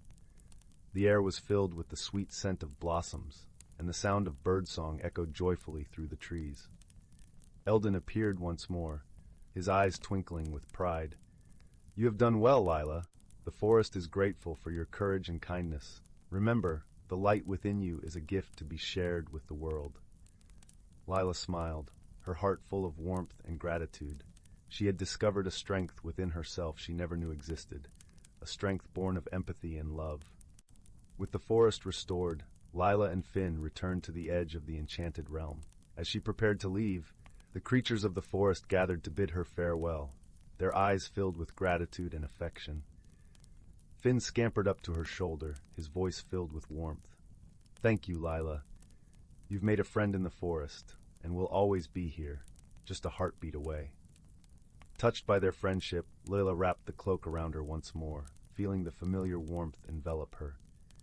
The forest faded from view, and she found herself back in her room, the wooden box resting on her lap. The cloak lay across her shoulders, its magic now a part of her own. Lyra knew that the world was full of hidden wonders, and that the strength to make a difference lay within her heart. As she settled into bed, the gentle glow of the moonlight cast comforting shadows on the walls, and the soft rustle of the leaves outside lulled her into a peaceful slumber. In her dreams, she wandered once more through the forest, her spirit forever entwined with the magic of Bramble Hollow. And so, in the quiet stillness of the night, Lyra's heart swelled with the knowledge that she was never truly alone, that friendship and love could bridge the gap between worlds, and that the light of kindness could banish even the deepest shadow. Story 89. Story 90. Story 91. Story 92.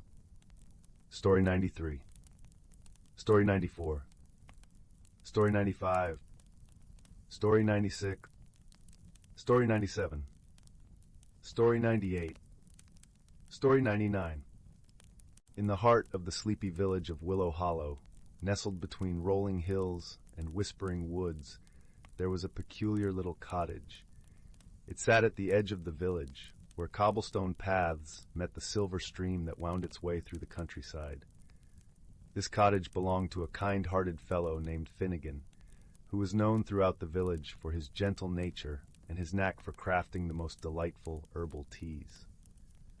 One crisp autumn evening, as golden leaves danced in the cool breeze and shadows grew long under the setting sun, Finnegan noticed something unusual. As he sat by his window, sipping a steaming cup of chamomile, he saw a flickering light deep within the forest. It bobbed and weaved like a lantern carried by an unseen hand before disappearing entirely. Intrigued by this strange occurrence, Finnegan decided to investigate. He donned his favorite woolen scarf, slipped on his sturdy boots, and set out along the moonlit path that led into the forest. The air was filled with the earthy scent of fallen leaves and the distant hoot of an owl, creating a symphony of autumnal peace. The deeper Finnegan ventured into the woods, the more the shadows seemed to come alive. Yet there was something comforting about the forest's embrace, as if it held secrets waiting to be discovered. As he followed the path, the mysterious light reappeared, flickering just beyond the reach of his lantern. It beckoned him to follow, leading him to a small, hidden glade. In the center of the glade stood an ancient oak tree, its gnarled branches reaching skyward like wise old arms. At its base, nestled between the roots, was a tiny door. It was intricately carved with symbols and patterns, shimmering faintly in the moonlight. Finnegan knelt down, his curiosity piqued, and gently knocked. To his amazement, the door creaked open, revealing a diminutive creature with twinkling eyes and a warm smile. "Welcome, dear traveler," the creature said in a voice as soft as the rustling leaves. "I am Nyla, the guardian of this glade."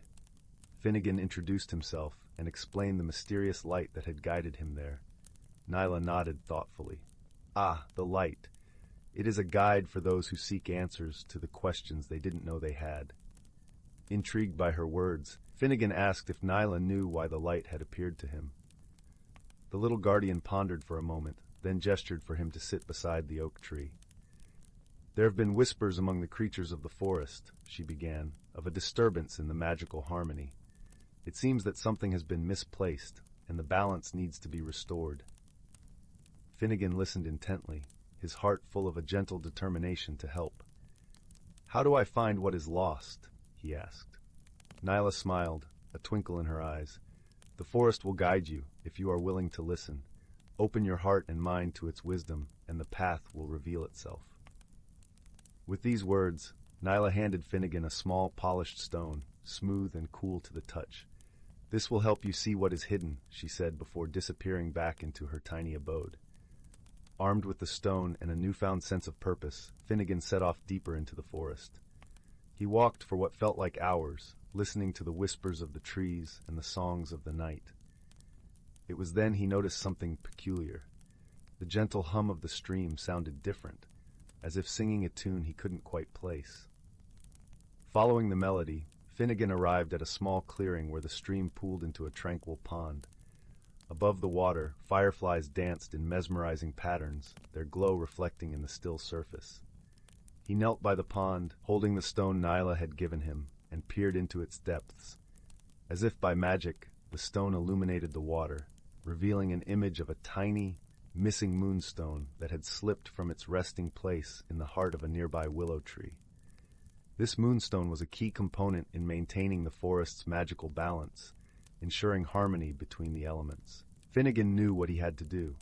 He thanked the fireflies with a nod, then hurried to the willow tree, guided by the faint glow of the moonstone that now seemed to call out to him.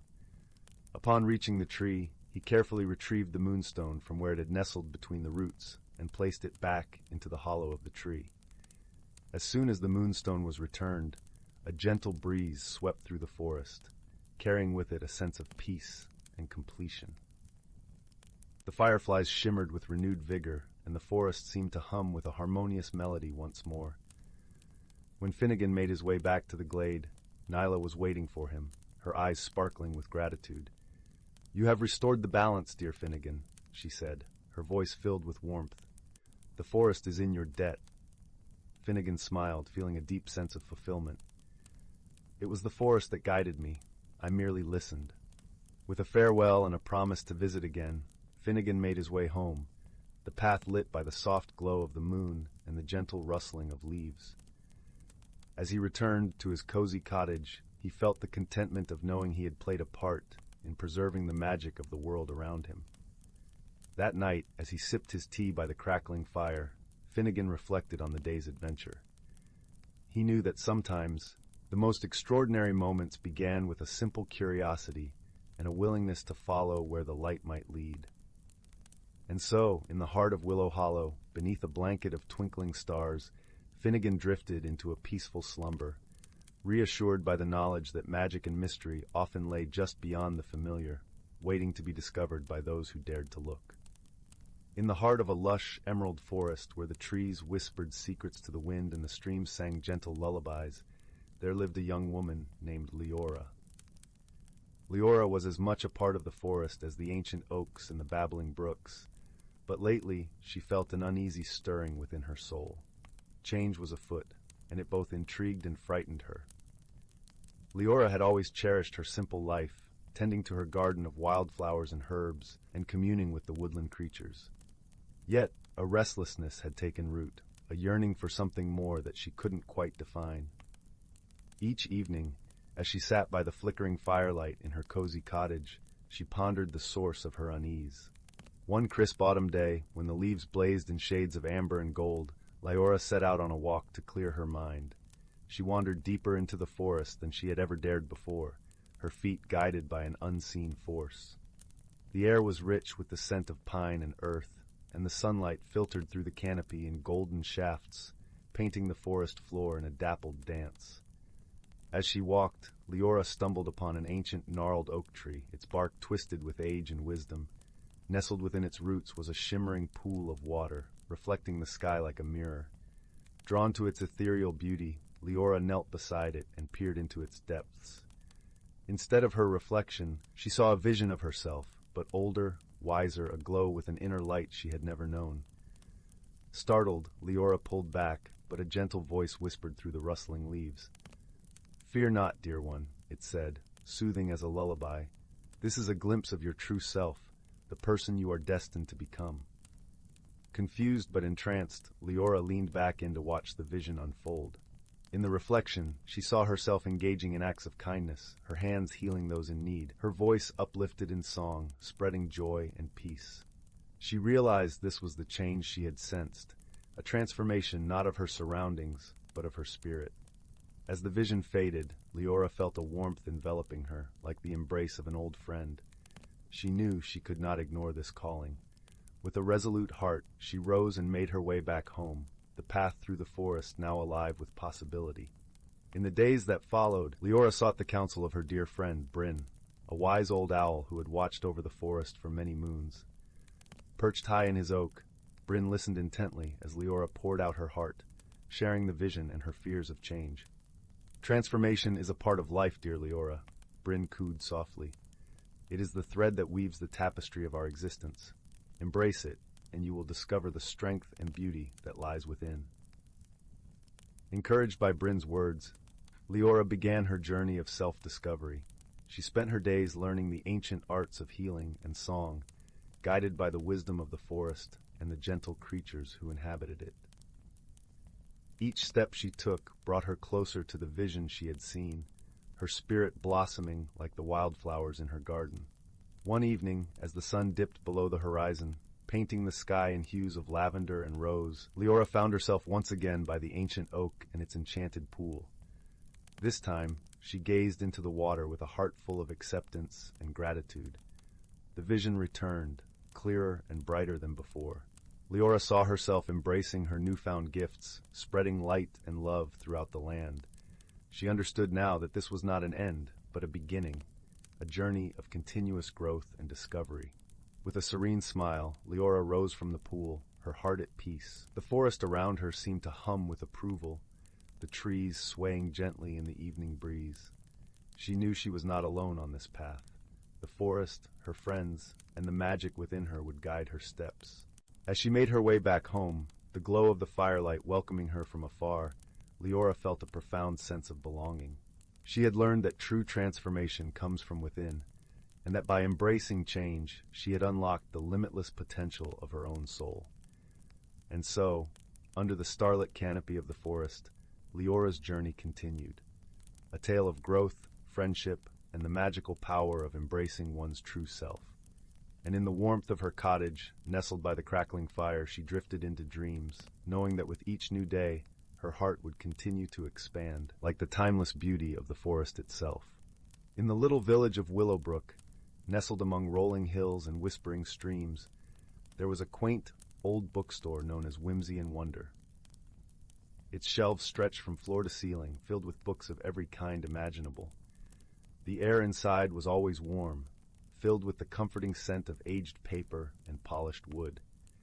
It was here that a young girl named Clara found herself spending most of her afternoons, losing herself in the pages of adventure and mystery. One particularly drizzly afternoon, as raindrops stitched a delicate pattern on the windows, Clara stumbled upon a dusty, leather-bound book tucked away in a shadowed corner. Its cover was embossed with faded gold letters that read, "The Book of Whispers." Intrigued, Clara carefully opened it, and to her surprise, the pages were blank. Disappointed but curious, she decided to take the book home, thinking it might make a perfect sketch pad for her drawings. As night fell and the village was enveloped in a cozy hush, Clara sat by her bedroom window, the gentle patter of rain a soothing lullaby. She opened the book again, and as she did, she noticed a soft glow emanating from the pages. Words began to appear in elegant script, forming a story as if written by an invisible hand. It was a tale about a hidden world where everyday objects held magical secrets, waiting to be discovered by those with kind hearts and open minds. The book spoke of a magical quill, crafted from the feather of a mystical bird, said to bring stories to life. It lay hidden in the heart of the Whispering Woods, a place known for its enchanting beauty and gentle spirits. Clara's heart leapt with excitement and an adventurous spirit. She decided she must find this quill and learn its secrets. The next morning, with the sun peeking through the clouds and painting the village in soft hues of gold, Clara set out on her journey to the Whispering Woods. Along the way, she met a peculiar old man named Mr. Tibbles, who wore spectacles so large they seemed to magnify his twinkling eyes. Mr. Tibbles was the village storyteller, known for his vast knowledge of the woods and its wonders. "Ah, the Whispering Woods," he mused, adjusting his spectacles. "A place of great beauty and mystery. But remember, dear Clara, it is not strength or speed that will guide you to the quill, but wisdom and kindness." With Mr. Tibble's words in her heart, Clara ventured into the woods.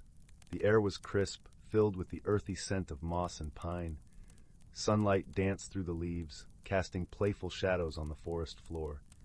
As she walked deeper, she felt a gentle sense of calm, as if the woods themselves were whispering secrets of ancient times. It wasn't long before Clara encountered a small, timid squirrel named Oliver, who was frantically searching for his lost acorns. With a kind smile, Clara offered to help, and together they found the acorns nestled beneath a pile of autumn leaves. Grateful, Oliver decided to accompany Clara on her quest, chattering cheerfully and offering bits of wisdom about the forest. Further along, they came across a wise old turtle named Gertrude. Her shell was etched with patterns that told stories of the forest's past. To find the quill, Gertrude said in a slow, gentle voice, you must first listen to the whispers of the forest. They will guide you. Clara closed her eyes, allowing the forest sounds to envelop her. The rustle of leaves, the chirping of birds, and the soft murmurs of the wind seemed to form a melody, leading her deeper into the woods. After what felt like hours, Clara and her newfound friends reached a clearing bathed in golden light. In the center stood an ancient oak tree, its branches stretching towards the sky. Nestled within the roots was the quill, glowing softly with a magical light. As Clara reached out to take the quill, a gentle voice filled the air. The quill chooses those who write with their hearts, it said. Clara understood that the quill's true magic lay not in the stories it could write, but in the intentions of the storyteller. With the quill in hand, Clara returned to the village, her heart filled with gratitude and wonder. She realized that the true journey had been one of self-discovery, learning the value of kindness, friendship, and wisdom. Back at Whimsy and Wonder, Clara began writing stories with the magical quill, sharing tales of her adventures and the lessons she had learned. The bookstore became a haven of warmth and imagination, drawing people from near and far who came to listen to Clara's enchanting stories. And so, in the gentle glow of the bookstore's lanterns, with the rain softly tapping on the windows, Clara's stories lived on, whispering secrets of magic and wonder to all who would listen. And in the heart of Willowbrook, where ordinary objects held extraordinary secrets, the spirit of adventure and kindness thrived, gently guiding all who ventured into the realms of imagination. Once upon a starry night, in a cozy woodland village, there lived a young hedgehog named Willow. Though small in stature, Willow's heart was vast, filled with dreams of adventure and self-discovery. However, like the tightly furled leaves that protected her, Willow found herself resistant to change, preferring the comfort of her familiar burrow.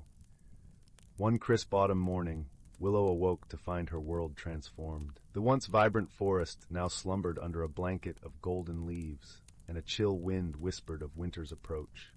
Willow shivered, her quills prickling with apprehension. How could she embrace this new season when every fiber of her being longed for the warmth of summer? As Willow ventured forth in search of sustenance, she encountered her dear friend, Oakley, a wise old oak tree whose branches had weathered countless seasons. "Greetings, little one," Oakley rumbled, his deep voice like the creaking of ancient wood. "I sense your unease with the changing tides." Willow nodded, her eyes downcast. "Everything feels so different, so unfamiliar. I fear I am ill-equipped to handle such upheaval." Oakley chuckled, a sound like rustling leaves. "My dear Willow, change is the natural order of life. Just as the forest sheds its vibrant cloak each autumn, only to be reborn in spring's verdant embrace, so too must we embrace the cycles of growth and renewal." Sensing Willow's skepticism, Oakley gestured towards a nearby clearing with a gnarled branch. "Behold the beauty of transformation," he whispered. In the heart of the clearing stood a magnificent weeping willow tree, its slender branches adorned with delicate, crystal-like leaves that shimmered in the morning light. As Willow drew nearer, she gasped in wonder, for the leaves seemed to emanate a soft, ethereal glow, casting prismatic patterns upon the forest floor. "This is no ordinary tree," Oakley explained. "It is a manifestation of the magic that courses through our woodland realm, a living embodiment of the cycle of renewal. Each autumn, as the leaves turn to crystal, they capture the essence of the changing season, only to melt away come spring, replenishing the earth with their life-giving energy." Willow's eyes widened with childlike wonder as she beheld the crystalline splendor. In that moment, she felt a profound connection to the weeping willow, as if its roots had entwined with her very soul. Over the following weeks, Willow found herself drawn to the willow's enchanting presence, marveling at the ever-changing patterns cast by its luminous leaves. As winter's icy grip tightened upon the forest, Willow's once prickly nature softened, and she began to embrace the beauty of each season's unique gifts. One frosty night, as Willow huddled beneath the willow's crystalline canopy, she was joined by her friends, Oakley, the wise old oak, Flutter, a kind-hearted butterfly, and Burrow, a loyal rabbit with a penchant for cozy nooks. Together they shared stories and laughter, their bonds strengthened by the willow's nurturing embrace. As the first blush of spring crept over the horizon, Willow witnessed a miraculous transformation. The once crystalline leaves began to melt, their radiant droplets seeping into the earth, nourishing the slumbering seeds that would soon burst forth in a riot of new life. In that moment, Willow understood the profound truth Oakley had imparted, that change, though often daunting, was an essential part of growth and renewal. Just as the willow shed its crystalline cloak to nurture new beginnings, so too must Willow embrace the cycles of her own life, shedding her fears and insecurities to make way for the boundless potential within. From that day forth, Willow greeted each season with open arms, her heart filled with gratitude for the enduring magic of the woodland realm. And though the weeping willow's crystalline leaves would return with the autumn chill, Willow knew that within her burned an eternal flame, the inextinguishable light of hope, resilience, and the courage to embrace life's ever-changing tapestry. In a quaint village nestled between the lush, rolling hills and a gentle stream that sang softly as it wound its way through the countryside, there lived a young woman named Linnea. Her home was a modest cottage, its roof adorned with moss and ivy, and its windows framed by cheerful boxes bursting with lavender and daisies.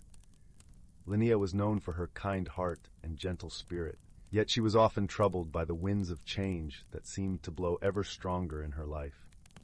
Each morning she would awaken to the sweet melody of birdsong, the air alive with the scent of dew-kissed grass and blooming wildflowers. But beneath this serene surface, Linnea felt an unease growing within her, like a vine creeping through her soul. She feared the unknown changes that loomed in the distance, much like the approaching autumn wind that rustled through the trees, turning their leaves to gold. Her life had been simple and predictable, revolving around the village and its gentle rhythms.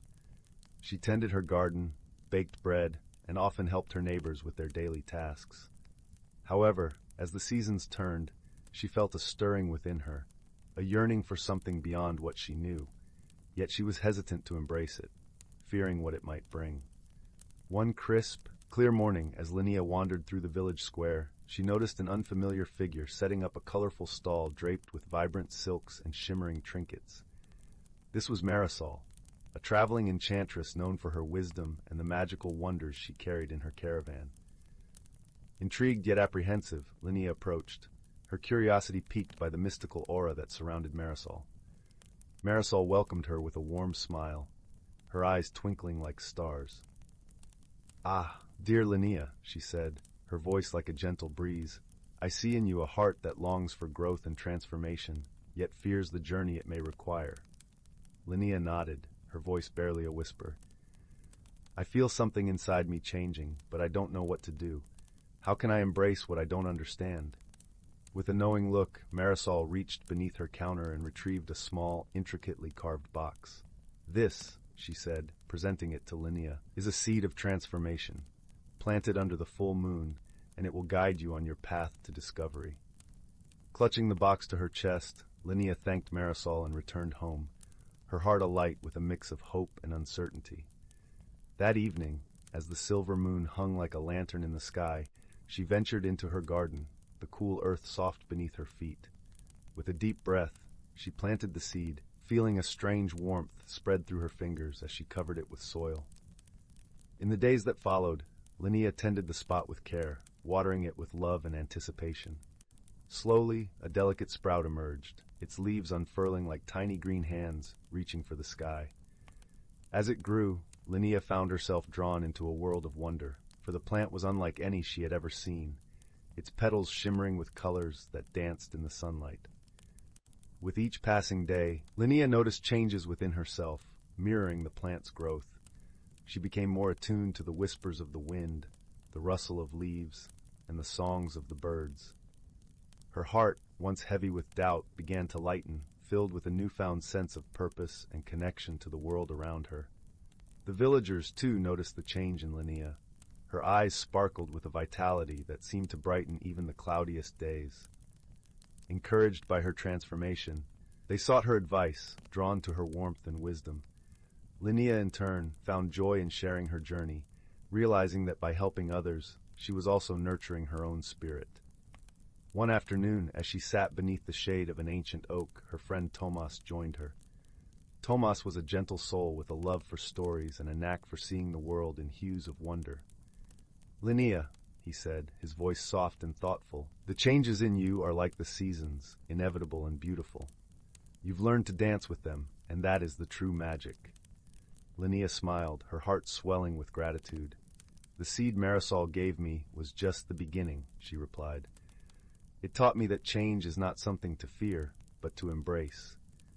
Every leaf that falls, every blossom that blooms, carries a lesson if we're willing to listen." As the seasons continued to turn, Linnea's garden flourished, a testament to her journey of growth and self-discovery. She had learned that change, like the gentle flow of the stream, could lead to new and wondrous places. Her fears had dissolved like morning mist, replaced by a deep-seated belief in the beauty of life's ever-unfolding path. And so, in the heart of the village where magic and wisdom mingled beneath the starlit sky, Linnea found her place. She had become a beacon of hope, reminding all those around her that the most profound transformations often begin with a single, daring step into the unknown. As the sun set over the hills, painting the sky with hues of lavender and rose, Linnea stood in her garden, surrounded by the soft hum of twilight. She whispered a silent thank you to Marisol and the seed that had set her on this path of discovery, for in the gentle embrace of nature and the kindness of others, she had found the courage to grow, to change, and to truly become herself. And so, dear reader, as you drift into the gentle embrace of sleep, remember that, like Linnea, you too can find magic in the changes life brings. For every challenge holds the promise of growth, and every ending is but the beginning of a new and wondrous journey. In the tranquil village of Willowbrook, where the chimneys always puffed gentle wisps of smoke, and the cobblestone streets hummed with the whispers of history, lived a young girl named Lyra. Her heart thrummed with curiosity, and her eyes sparkled with the light of 1,000 unspoken questions.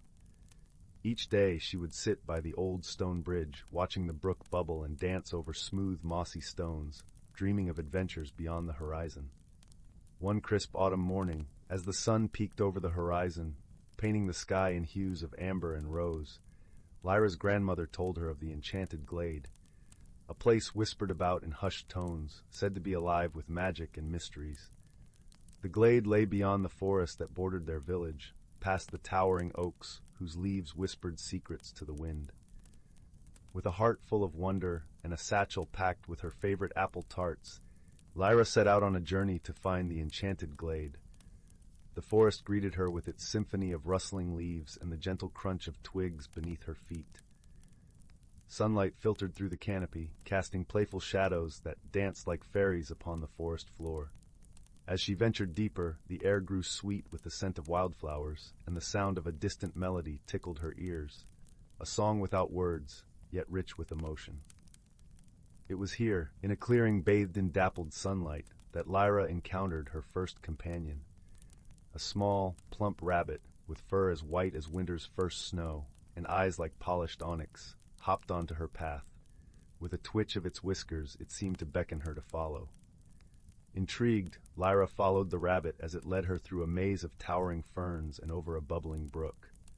The world around her shimmered with an otherworldly glow, as though the very air was woven with threads of magic.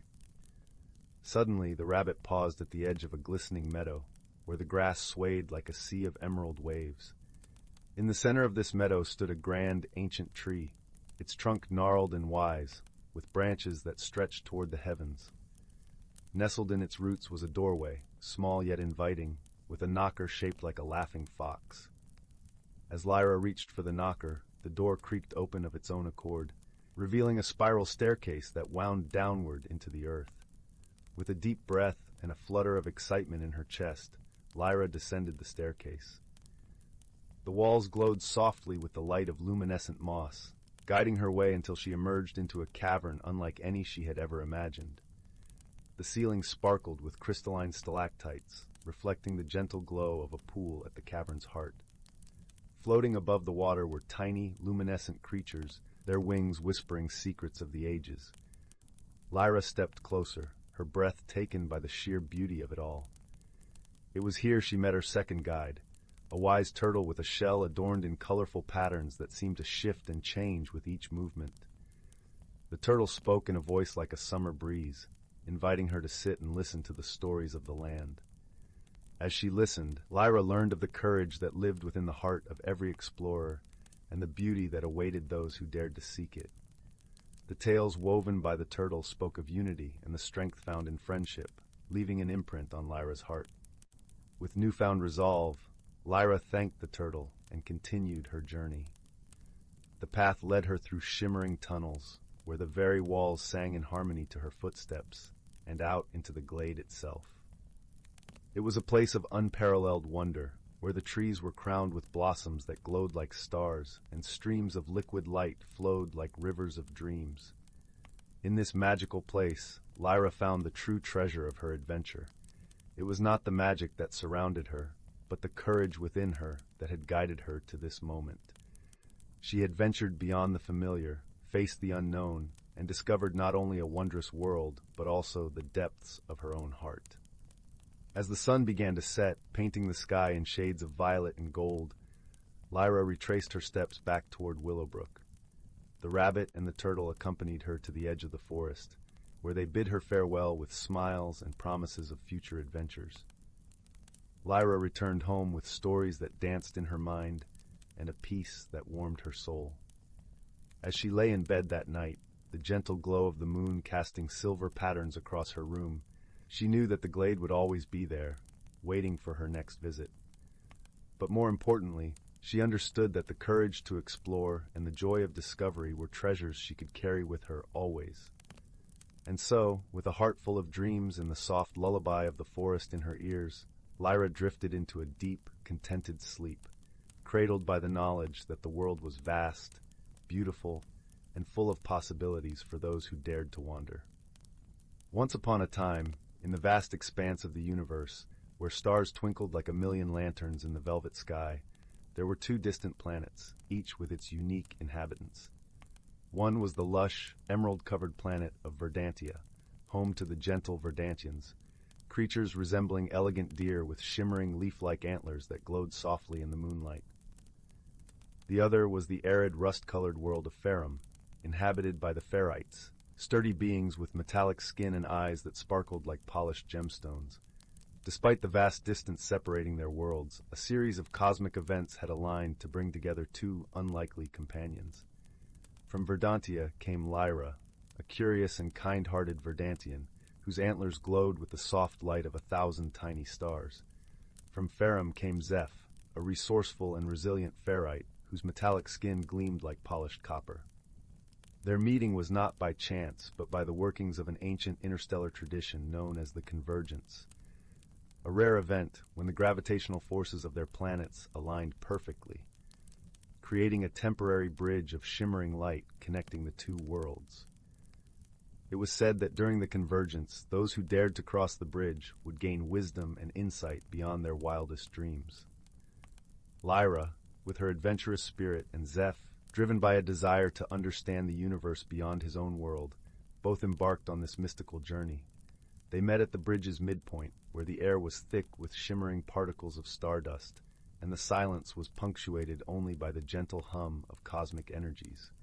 At first, their encounter was marked by misunderstanding.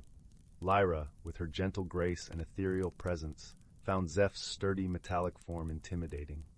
Meanwhile, Zeph, accustomed to the harsh conditions of Ferrum, mistook Lyra's delicate appearance for fragility. They exchanged polite, cautious greetings, both unsure of what to make of the other. Their initial attempt to communicate was fraught with confusion. Lyra spoke in soft, melodic tones, her words like a gentle breeze rustling through leaves, while Zeph's voice had the resonance of deep, rolling thunder. Each struggled to understand the other's language, and their efforts were met with awkward silences and hesitant gestures. But the Bridge of Light was a place of magic, and its energies soon worked to bridge not just the gap between their worlds, but between their hearts.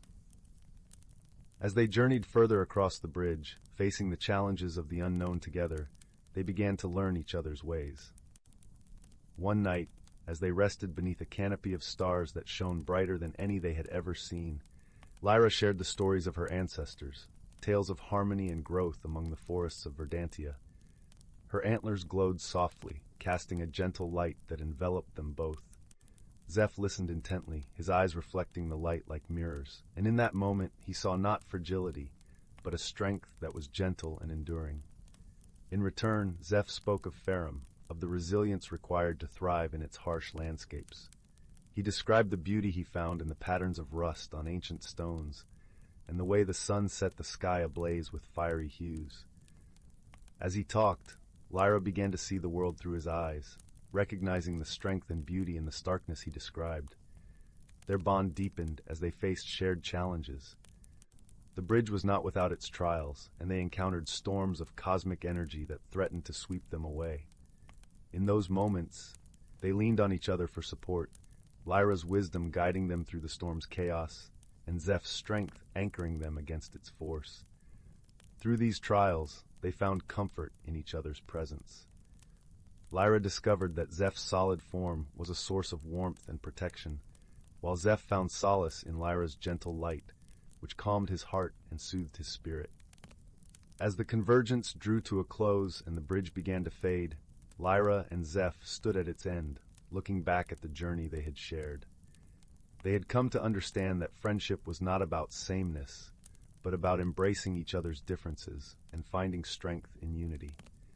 With a newfound appreciation for their own worlds and each other's, they prepared to return to their planets.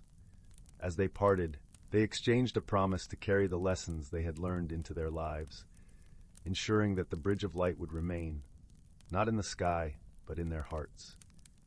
And so, under a sky ablaze with the fading glow of the convergence, Lyra and Zeph returned to their homes, forever changed by the friendship they had forged among the stars. Though they were separated by the vastness of space, they knew that their bond would endure, shining brightly like the stars above, a testament to the power of understanding and the magic of friendship. In the heart of the whispering woods, where the trees wore cloaks of emerald leaves and the air was sweet with the scent of honeysuckle, a quaint village lay nestled amidst the gentle hills. This village, wrapped in the tender embrace of nature, was home to creatures both ordinary and magical, living together in harmony. One evening, as the golden sun dipped below the horizon, casting a warm glow over the land, a peculiar event occurred. The villagers awoke to find that all the colors in their world had shifted. The sky was a soft lavender instead of blue, the grass was a vivid shade of turquoise, and the roses in the village gardens bloomed in hues of vibrant orange and indigo. The change was not alarming, but it was certainly curious. Among the villagers was young Aiden, a thoughtful boy with eyes the color of a summer storm and a heart full of curiosity. His best friend, a small, wise fox named Bramble, trotted by his side, her fur a fiery red that seemed to shimmer in the twilight. Together they were known for their adventures throughout the whispering woods, often unraveling small mysteries and helping their neighbors. Perplexed by the sudden color change, Aiden and Bramble decided to visit the village's revered sage, the gentle owl known as Elder Moonfeather. His home was a cozy hollow in a towering oak tree, lined with soft moss and illuminated by the glow of dozens of tiny fireflies. As they approached, Elder Moonfeather greeted them with a warm hoot, his eyes twinkling like twin stars. "Ah, Aiden and Bramble, what brings you to my humble abode on such a peculiar evening?" Aiden explained the situation, describing the kaleidoscope of colors that had transformed their village. Elder Moonfeather listened intently, nodding his feathery head. "Such a phenomenon is rare indeed," he mused, "but not unheard of. Long ago, a similar event occurred, and it was said to be the work of the prism spirit. Bramble's ears perked up at the mention of the prism spirit, a legendary creature known for weaving rainbows across the sky. "Do you think the prism spirit is responsible for this?" she asked, her voice full of wonder.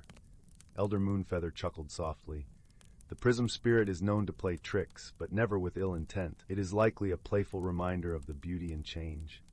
To understand its message, you must visit the crystal cavern, where the spirit dwells."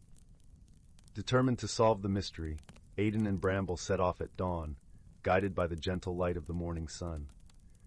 The path to the crystal cavern wound through the heart of the forest, where every leaf whispered secrets of the past, and every shadow danced in harmony with the light. As they traveled, they encountered various woodland creatures who offered guidance. A family of deer pointed the way with graceful nods, while a chorus of birds sang tunes that filled the air with music, lifting their spirits and keeping them on course. Finally, Aiden and Bramble reached the entrance of the crystal cavern, a majestic archway draped with ivy and glistening with dew. Inside, the cavern sparkled with countless crystals, each reflecting light in a dazzling array of colors. At the heart of this wondrous place, the prism spirit awaited. The spirit, a luminous being woven from the colors of the rainbow, greeted them with a radiant smile. "Welcome, young seekers. I trust you have enjoyed the vibrant transformation of your world?"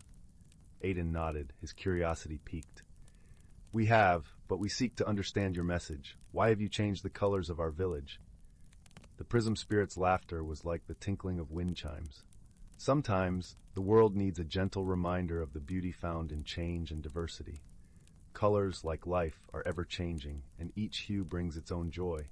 My gift to your village is a celebration of this truth."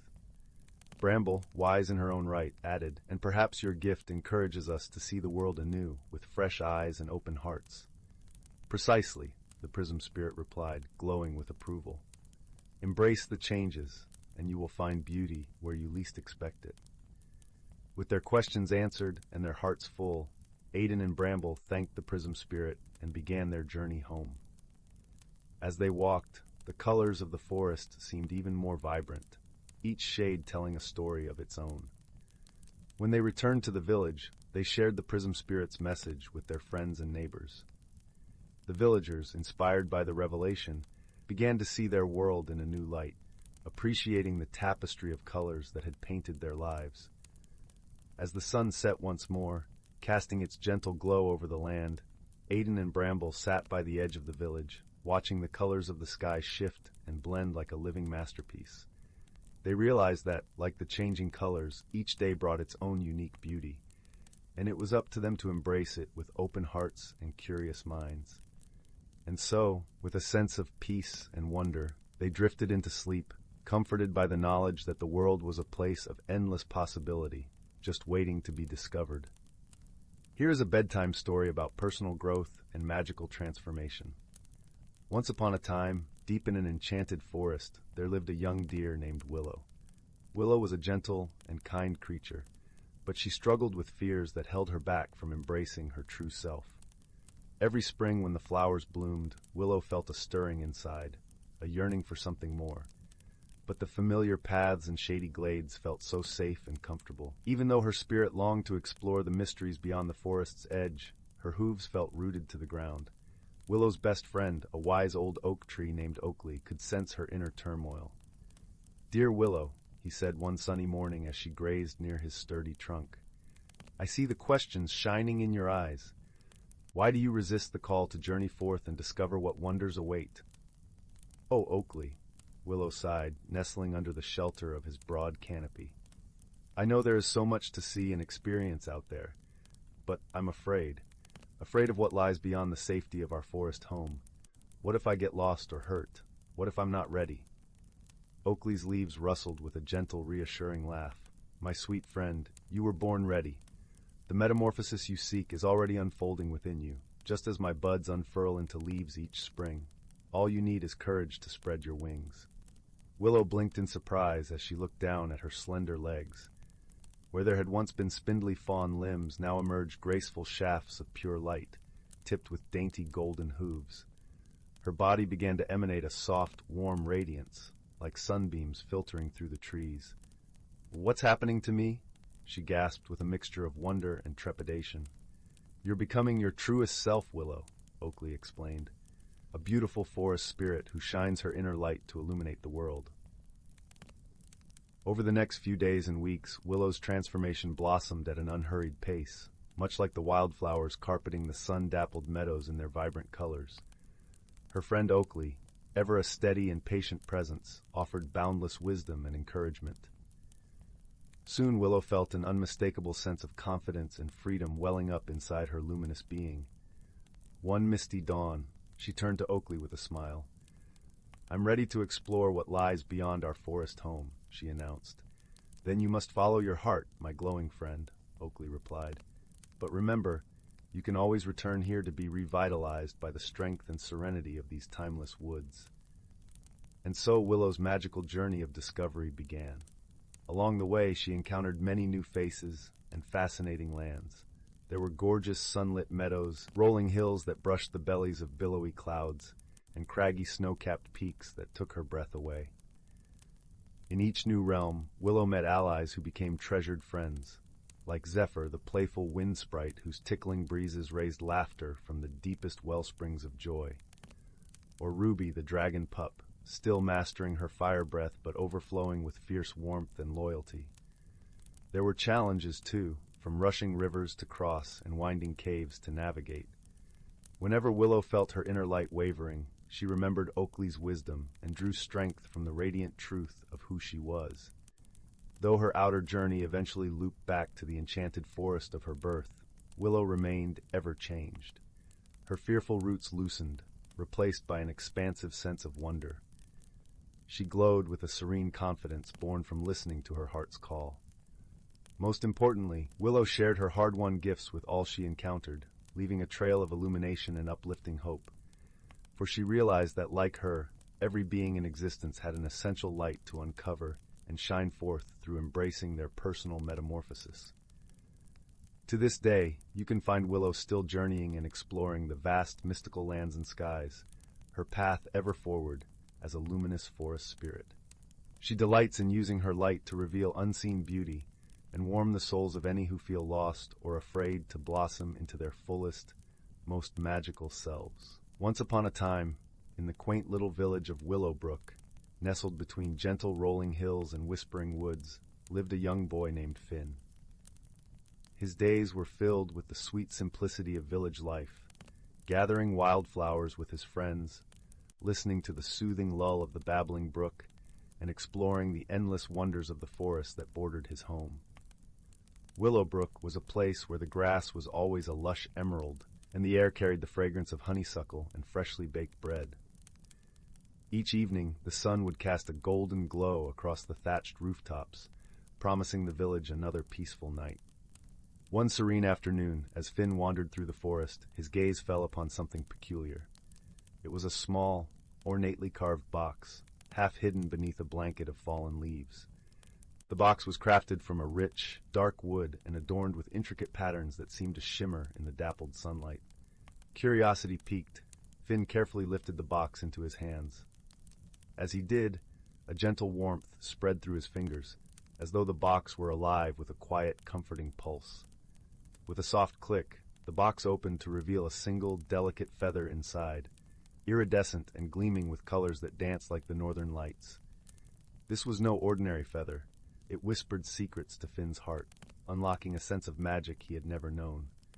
The feather granted Finn an extraordinary ability to understand the language of the forest creatures, and so began his wondrous journey of discovery and wonder. Finn's first encounter was with a wise old owl named Sage, who perched regally on a gnarled branch. Sage's eyes, deep and knowing, regarded Finn with a hint of amusement.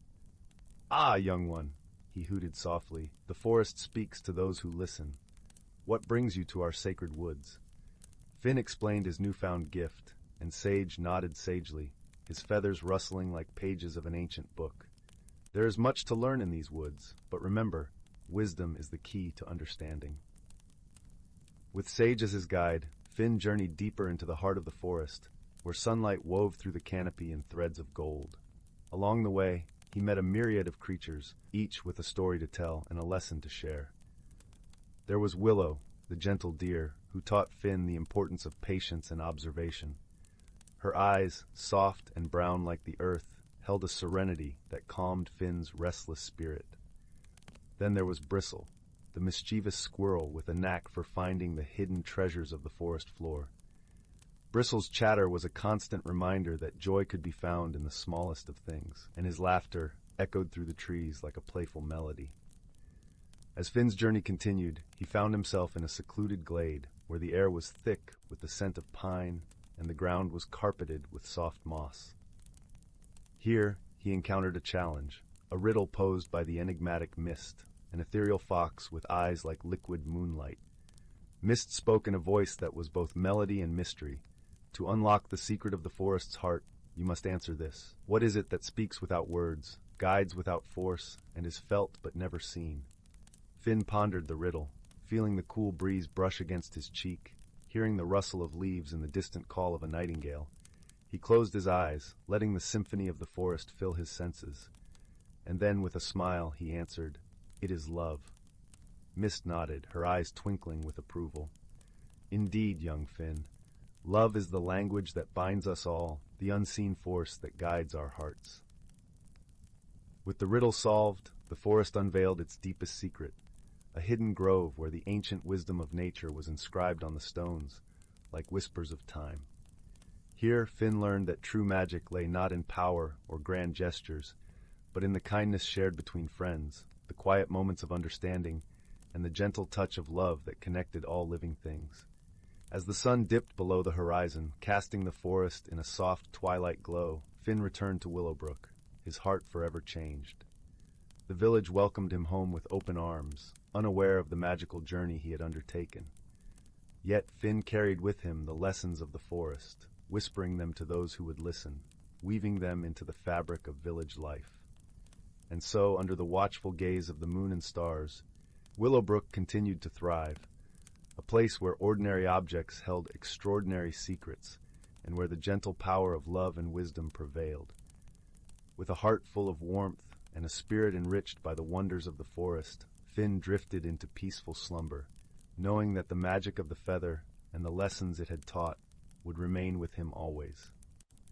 And in the quiet of the night, the forest whispered its eternal lullaby, cradling Willowbrook in its timeless embrace. Once upon a time, in the heart of a lush emerald valley cradled by misty mountains, there was a quaint village where time seemed to pause and embrace the gentle rhythm of nature. The village was woven from the threads of tradition and whispers of the past, and among its cobblestone paths and flower-laden meadows lived a young girl named Mara. Mara had always felt a peculiar tug at her heart, as if the breeze itself carried secrets meant only for her. She was known for her curious spirit and a heart open to the enchantments of the world around her. One autumn evening, as the sun dipped below the horizon, painting the sky in hues of amber and rose, Mara's grandmother, the village elder, called her to the warmth of their cottage. Inside, the air was perfumed with the scent of lavender and chamomile, a calming embrace that seemed to hold stories of its own. The fireplace crackled softly, casting a golden glow upon the walls lined with old wooden shelves. There, among the countless volumes and relics of days long past, was a peculiar chest, its surface etched with intricate patterns of vines and stars. "Mara, my dear," her grandmother began with a voice as soothing as a lullaby, "it is time you learn of our true heritage, a legacy that flows within your veins like the rivers that carve our beloved valley." Intrigued, Mara drew closer as her grandmother unlatched the chest, revealing an ancient tapestry folded with care. The fabric was rich and heavy, its deep indigo hues woven with threads of silver and gold that twinkled like starlight.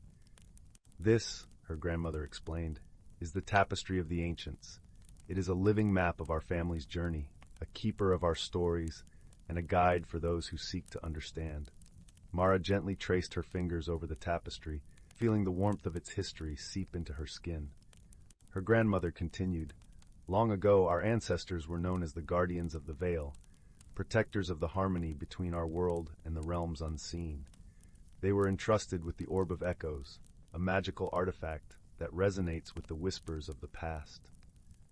With eyes wide, Mara listened as her grandmother spoke of the orb, a crystal sphere said to hold the wisdom of generations, its light a beacon for those lost in the shadows of uncertainty.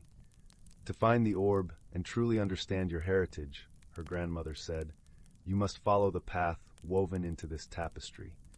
It will guide you through the heart of our land, where the mountains meet the sky. Filled with a sense of purpose and wonder, Mara set out the very next morning, the tapestry carefully folded in her satchel.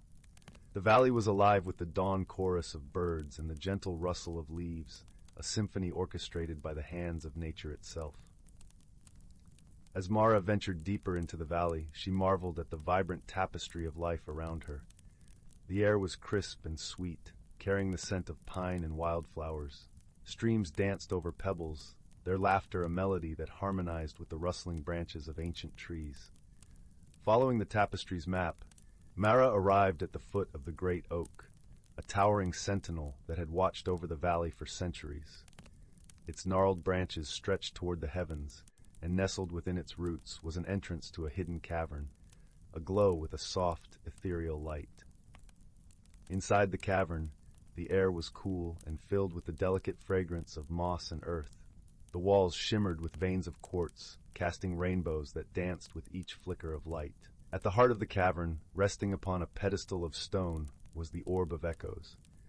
Mara approached with reverence, her heart beating in time with the gentle hum that filled the air. As she reached out and cradled the orb in her hands, a warmth spread through her, and the cavern was filled with the soft murmur of voices, like leaves rustling in a gentle breeze. The voices spoke of courage and kindness, of the strength found in unity, and the beauty of embracing one's roots. They whispered tales of Mara's ancestors, their triumphs and their wisdom, and as she listened, Mara felt the threads of her own story weaving into the tapestry of her lineage. With the orb in her possession, Mara returned to the village, where the warmth of home awaited her. The villagers gathered to hear of her journey, their faces illuminated by the glow of the fireplace, eyes sparkling with pride and joy. As Mara shared the lessons she had learned, a profound sense of belonging settled within her heart. She understood now that her heritage was not just a series of events from the past, but a living legacy of love, wisdom, and strength that would guide her and those who came after. And so, under the starlit sky, surrounded by the embrace of family and friends, Mara knew she had found her place in the world. The valley held its secrets, and she, like the guardians before her, would cherish and protect them for generations to come.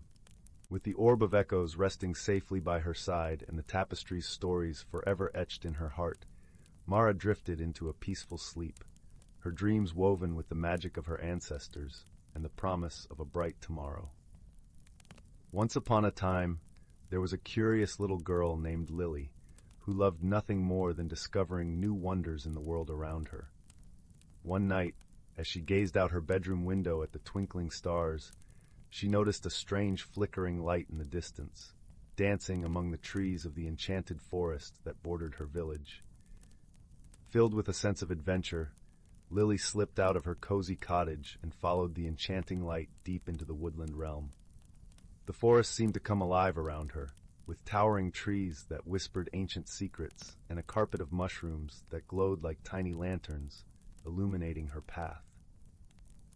As she ventured deeper, Lily encountered the most peculiar sights. A family of miniature rabbits hopped by, their fur shimmering like moonlight, and a swarm of fireflies swirled around her, their lights flickering in a mesmerizing pattern. Even the air seemed to sparkle with magic, carrying the sweet scent of wildflowers and the faint sound of tinkling bells. Suddenly, a tiny creature fluttered before Lily's eyes, a fairy no bigger than her thumb, with delicate wings that shimmered like rainbows. The fairy introduced herself as Gwendolyn and explained that the flickering light Lily had followed was a trail of pixie dust, leading to a secret gathering deep within the forest. Despite her initial trepidation, Lily found courage in her curiosity, and she eagerly followed Gwendolyn deeper into the enchanted realm. Along the way, they encountered whimsical obstacles that tested Lily's resourcefulness and bravery. A babbling brook required her to construct a tiny bridge from fallen twigs, while a maze of thorny vines challenged her to find the path that led through without a scratch. With each challenge, Lily grew more confident in her abilities, learning to trust her instincts and embrace the wonders around her. And at every turn, Gwendolyn and the other forest creatures offered gentle guidance and encouragement, reminding Lily that true courage often lies in embracing the unknown with an open heart. Finally, they arrived at a breathtaking clearing, where hundreds of fairies and other mystical beings had gathered for a celebration. Lily watched in awe as they danced and sang under the stars, their laughter and joy filling the air with a magical warmth. As the night drew to a close, Gwendolyn approached Lily with a parting gift, a tiny vial filled with the shimmering pixie dust that had led her on this extraordinary journey. "Keep this close to your heart," the fairy whispered, "and let it remind you that even in the darkest of times, there is always magic and wonder to be found, if you have the courage to seek it out." With a grateful smile, Lily made her way back home, her heart brimming with the memories of her enchanting adventure. And from that day on, whenever she felt lost or uncertain, she would gaze at the twinkling pixie dust and remember the valuable lessons she had learned in the whimsical forest, to embrace the unknown with curiosity, to face challenges with bravery, and to always keep her sense of wonder alive.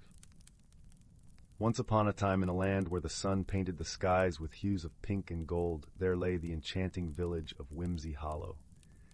The village was nestled between rolling hills of lavender and fields of fluttering daisies, where the air was always filled with the gentle hum of laughter and the sweet scent of honeysuckle. In Whimsy Hollow, every creature was unique, and each had a special charm of their own. There was Pipkin, the pint-sized fox with a tail that sparkled like 1,000 fireflies, and Mary, the mouse who wore a tiny top hat and played delightful tunes on his miniature violin. Then there was Lark, a wise old tortoise with a shell that changed colors with the seasons, and who always had a kind word or two to share. Life in Whimsy Hollow was always filled with wonder and joy, but one sunny morning, a peculiar event occurred that sent ripples of excitement through the village. The great bubble tree, a magical tree that stood at the heart of the village square, began to produce bubbles that were far too large and bouncy. Normally, the tree's bubbles were just the right size to float gently around, spreading giggles to anyone they touched. But now, they were so immense that they bounced off rooftops and sent chickens clucking in surprise. The villagers gathered around the great bubble tree, scratching their heads in bewilderment. "I do declare," said Pipkin, his eyes wide with amazement, "these bubbles are as big as pumpkins and as bouncy as a bed of marshmallows." Mary twirled his hat and played a cheerful note. "Perhaps there's a bit of magic gone awry," he mused. "Or maybe the tree is simply in a jolly mood." Lark nodded thoughtfully, his shell glistening in the sunlight. "It seems to me," he said in his deep, soothing voice, "that we must discover the cause and find a way to help our dear tree return to its usual self." The villagers agreed, and so began their whimsical adventure. Pipkin, Mary, and Lark decided to seek the advice of the village's resident enchantress, a whimsical old woman named Flora, who lived at the edge of the village in a cottage made entirely of gingerbread. As they made their way through the fields, the air was filled with the fragrance of freshly baked cookies, and the sound of Flora's laughter danced on the breeze. Her garden was a riot of colors, with flowers that sang when tickled by the wind and trees that swayed in rhythm to the songs. Flora greeted them with a warm smile and a twinkle in her eye. "Ah, my dear friends," she chuckled, "I hear the great bubble tree has been getting a bit carried away with its bubbles." Pipkin nodded, his tail twinkling with excitement. "Yes, indeed. We were hoping you might have a potion or a spell to help." Flora clapped her hands with delight. "Oh, I do love a good magical mystery. Let us see what we can brew together." In Flora's cozy kitchen, the scent of cinnamon and vanilla filled the air as they mixed ingredients from her collection of jars and bottles. There were giggleberries, which always brought a smile, and whispering petals, known to share secrets with those who listened closely. They added a sprinkle of moonbeam dust, just for a touch of sparkle. As they stirred the concoction, Mary played a joyful tune, and Lark shared an old tale of a turtle who once danced with the stars. The potion bubbled and glowed, casting a warm light around the room. With the potion ready, the friends hurried back to the great bubble tree. The villagers watched with anticipation as Flora sprinkled the potion over the roots of the tree. For a moment, nothing happened, and then the tree shivered with delight, and the bubbles began to shrink to their usual delightful size. The villagers cheered, and the air was filled with laughter and hugs. The great bubble tree twinkled in the sunlight, grateful to be back to its bubbly self. Pipkin, Mary, and Lark beamed with pride, knowing they had helped their village with creativity and friendship. Flora smiled, her heart warmed by the joy she saw around her. "Remember, my dear friends," she said, "that the magic of Whimsy Hollow lies not just in spells and potions, but in the kindness and laughter we share." And so life in Whimsy Hollow returned to its happy rhythm, with bubbles that danced gently on the breeze and hearts that sang with joy. The village continued to be a place of wonder and whimsy, where every day was a new adventure, and where friendship was the most magical gift of all. As the sun set, painting the sky with colors as vibrant as the village itself, the villagers gathered around the great bubble tree once more. This time, they weren't there to solve a mystery, but to celebrate the joy of their community. Pipkin, Mary, and Lark stood proudly, knowing that their teamwork had brought the village back to its delightful self. Flora joined them, bringing a basket filled with her homemade ginger snap cookies, each one shaped like a star. As they nibbled on the sweet treats, the bubbles floated gently overhead, casting rainbows in the fading light. The air was filled with the soft sounds of Mary's violin, his tunes weaving a melody of peace and happiness. "Do you suppose the tree will ever get carried away again?" Pipkin asked, a playful glint in his eyes. "Perhaps," Flora replied with a wink. "But that's the beauty of magic, isn't it? It's full of surprises and wonder, much like life itself." Lark nodded in agreement, his wise old eyes sparkling with wisdom. "And when it does, we'll be ready with our wits and laughter," he said, his shell reflecting the gentle glow of the bubbles. The villagers continued to celebrate, sharing stories and dreams as the stars began to twinkle in the night sky. They knew that whatever challenges they might face, they would always have each other, and that was the greatest magic of all. As the night deepened, the villagers slowly made their way to their cozy homes, their hearts warm with the comfort of friendship and community. The great bubble tree stood tall and proud, a symbol of the joy and unity that defined Whimsy Hollow. And so, under the watchful gaze of the moon and stars, Whimsy Hollow drifted into a peaceful slumber, dreaming of the adventures yet to come and the laughter that would always fill their days. In the quiet hush of the night, the gentle rustle of leaves and the soft murmur of bubbles filled the air, a lullaby of magic and love. And as the first light of dawn began to peek over the hills, Whimsy Hollow awoke once more, ready to embrace the new day with open hearts and cheerful spirits. For in Whimsy Hollow, every day was a celebration of life, a testament to the power of friendship, and a reminder that with kindness and creativity, any problem could be solved. And that, dear listener, is the true magic of Whimsy Hollow, a place where dreams come to life and every heart finds its song. In a quiet village nestled between rolling hills and whispering woods, where the air was sweet with the scent of wildflowers and the distant call of a nightingale, lived a gentle young woman named Mira. Her auburn hair danced with the breeze as she walked through fields ablaze with color. Mira had always been curious about her family's past, for her grandmother often spoke of a time when their ancestors were keepers of an ancient tradition. The tales were like lullabies, filling Mira's dreams with images of glowing lanterns and whispering trees, a connection to a time before the world had become more complex and hurried.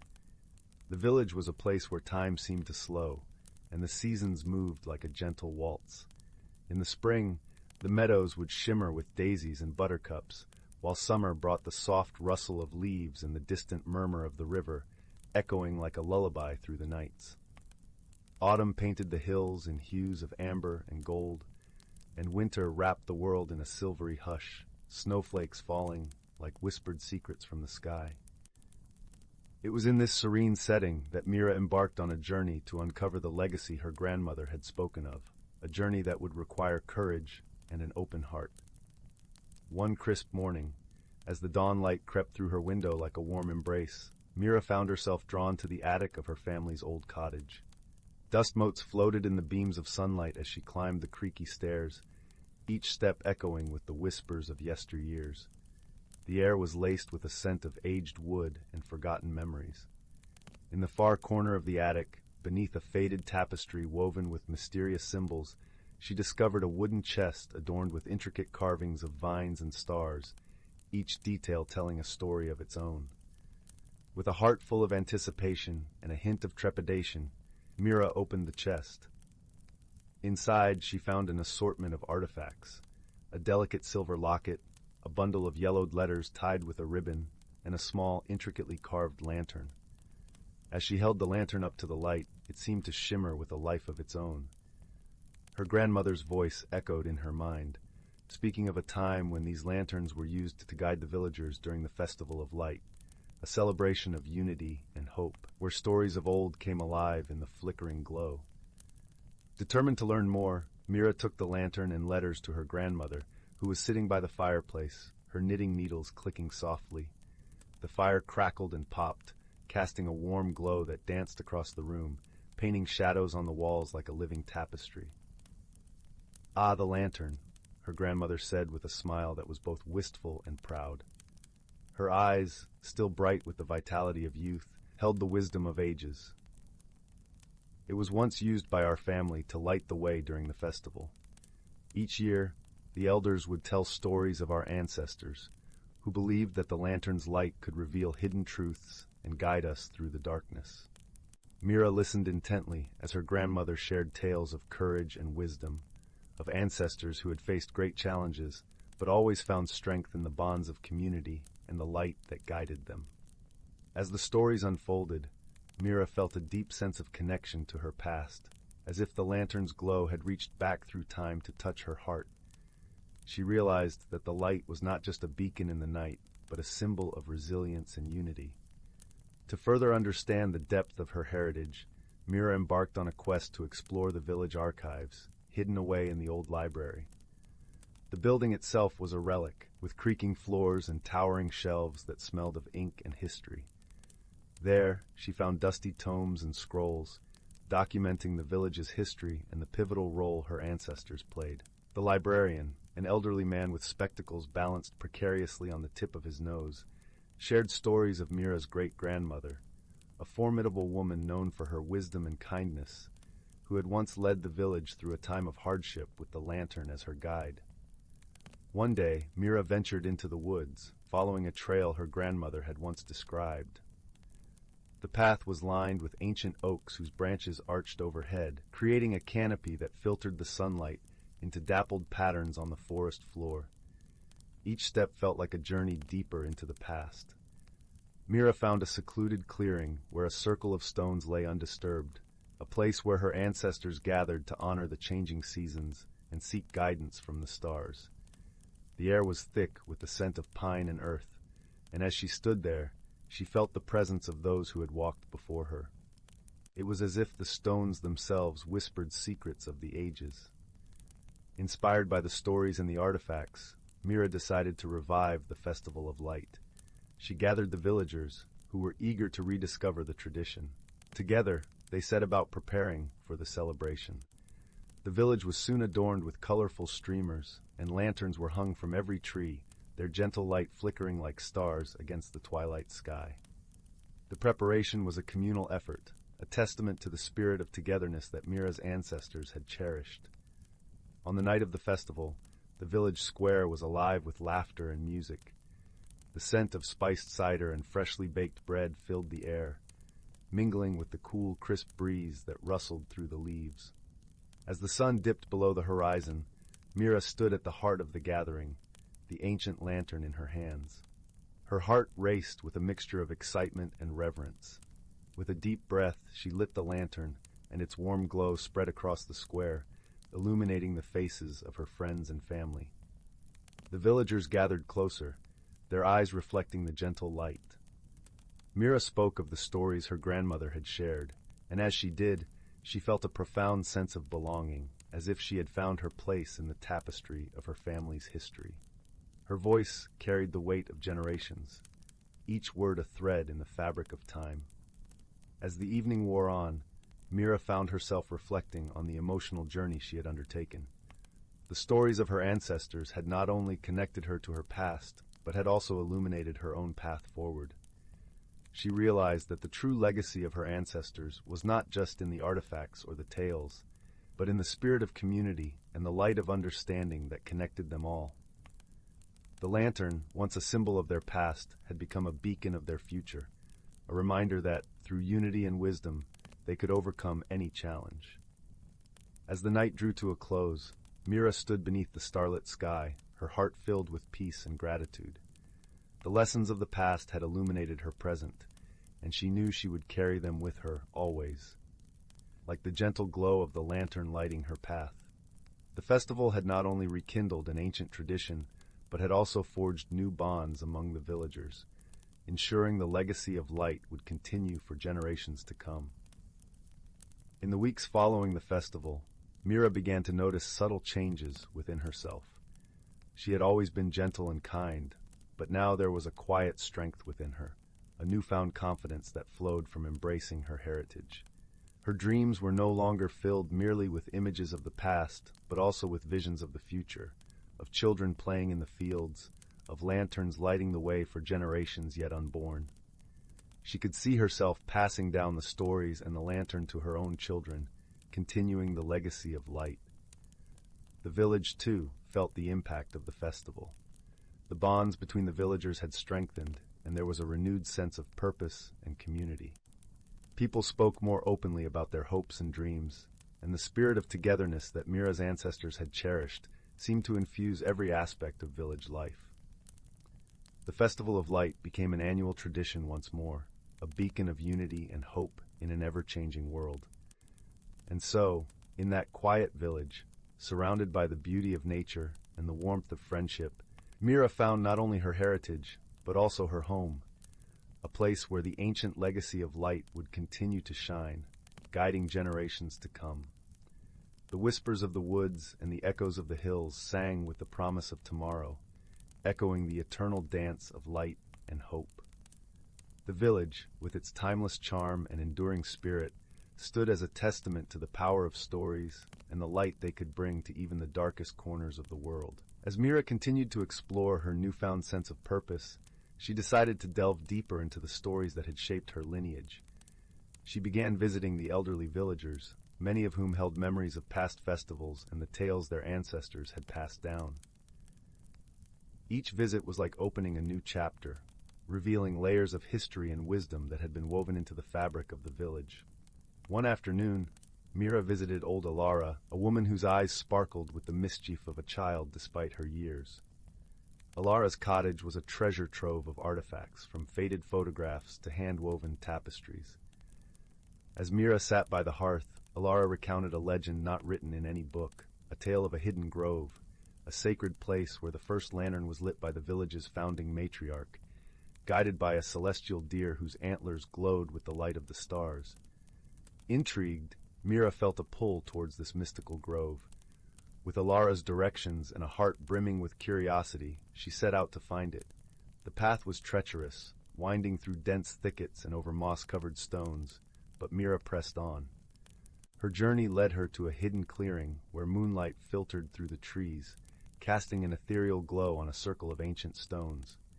In that moment, Mira felt the presence of the celestial deer, not as a physical being, but as a spirit that embodied the light and wisdom of her ancestors. Standing in the grove, Mira made a silent vow to honor the legacy of those who had come before her. She gathered a few smooth stones and arranged them in a small cairn, a humble monument to the enduring light that had guided her footsteps. As she turned to leave, she felt a warmth in her chest, a reassurance that the past, present, and future were all connected by an unbreakable thread of light and love. With each step back to the village, Mira carried a renewed sense of purpose, knowing that the stories and traditions of her ancestors were not just echoes of the past, but living legacies that illuminated the path forward. The village, with its quiet resilience and enduring spirit, would continue to thrive, its heart beating in time with the gentle glow of the lanterns, a testament to the power of unity and hope in a world that was constantly changing. In a quaint village nestled between rolling emerald hills and a whispering silver stream, there existed a small, unassuming shop known to the villagers simply as the Curious Corner. This shop, with its ivy-clad walls and a wooden sign swaying gently in the breeze, was a treasure trove of trinkets and baubles that seemed to hold a timeless charm. One crisp autumn afternoon, as the golden sun began to dip beyond the horizon, casting a warm glow over the cobblestone paths, a young girl named Clara wandered into the Curious Corner. Clara was known for her inquisitive nature, a girl whose eyes sparkled with the fire of discovery, and whose heart was filled with dreams yet to be dreamt. As Clara meandered through the shop, her fingers lightly brushed against dusty tomes and polished stones, until she came upon a peculiar item that caught her eye. A small, seemingly ordinary teapot with a delicate floral pattern.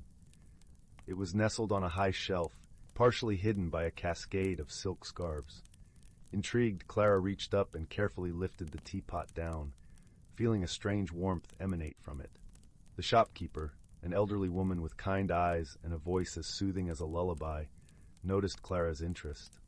"Ah, the teapot of whispers," she said with a gentle smile. "It is said to hold the secrets of the heart for those who choose to listen." With a nod of encouragement from the shopkeeper, Clara decided to take the teapot home, her curiosity piqued. That evening, as the moonlight bathed her room in a silvery glow, Clara sat by her window with the teapot cradled in her lap. She could hear the soft rustling of leaves outside, the world slowly settling into the tranquility of night. As she traced the teapot's intricate patterns, a soft voice began to whisper from within. "Tell me, young one, what is it that you seek?"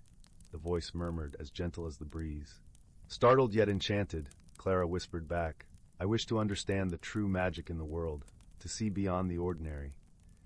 The teapot seemed to hum in response, and from its spout, a tendril of mist unfurled, forming the image of a winding path through an enchanted forest. "Then a journey you must take," the whisper continued, "and along the way you shall find what you seek." With a newfound sense of purpose, Clara embarked on her journey the very next day. She set out into the forest, where the air was crisp and carried the scent of pine and earth. The trees stood tall, their leaves rustling like a symphony composed by the wind. As Clara ventured deeper, she encountered her first helper, a wise old owl perched upon a gnarled branch. The owl's feathers were a soft blend of browns and whites, and its eyes gleamed with ancient wisdom. "To find magic," the owl hooted softly, "one must first find the magic within. Look not just with your eyes, but with your heart." Clara thanked the owl, its words resonating with her, and continued on her path. The forest soon opened into a meadow where wildflowers danced in the gentle breeze, their colors vivid under the sun's embrace. Here she met a playful squirrel with a bushy tail and a mischievous twinkle in its eye. The squirrel bounded over to Clara, offering her a nut as a gift. "Remember," it chattered, "sometimes the smallest acts of kindness can reveal the greatest magic." Clara accepted the gift with gratitude, her heart warmed by the squirrel's generosity. She pressed onward, her spirit buoyed by the encounters she'd had. As dusk began to settle once more, Clara reached the edge of a serene lake, its surface smooth as glass and reflecting the twinkling stars above. She paused to rest, her reflection gazing back at her with a soft serenity. In that moment of stillness, the teapot whispered again, its voice a gentle caress. "You have seen what is to be seen, and felt what is to be felt. Now, share your newfound understanding with the world." Clara realized that her journey had indeed uncovered the magic she sought, not in fantastical spells or grand spectacles, but in the wisdom of nature, the kindness of strangers, and the quiet strength within her own heart. With a heart full of gratitude and wonder, Clara returned to her village. She shared her experiences with the villagers, her words imbued with the gentle magic she had discovered. And though the teapot remained a silent companion on her shelf, it had given her the gift of seeing the world through a lens of enchantment and peace.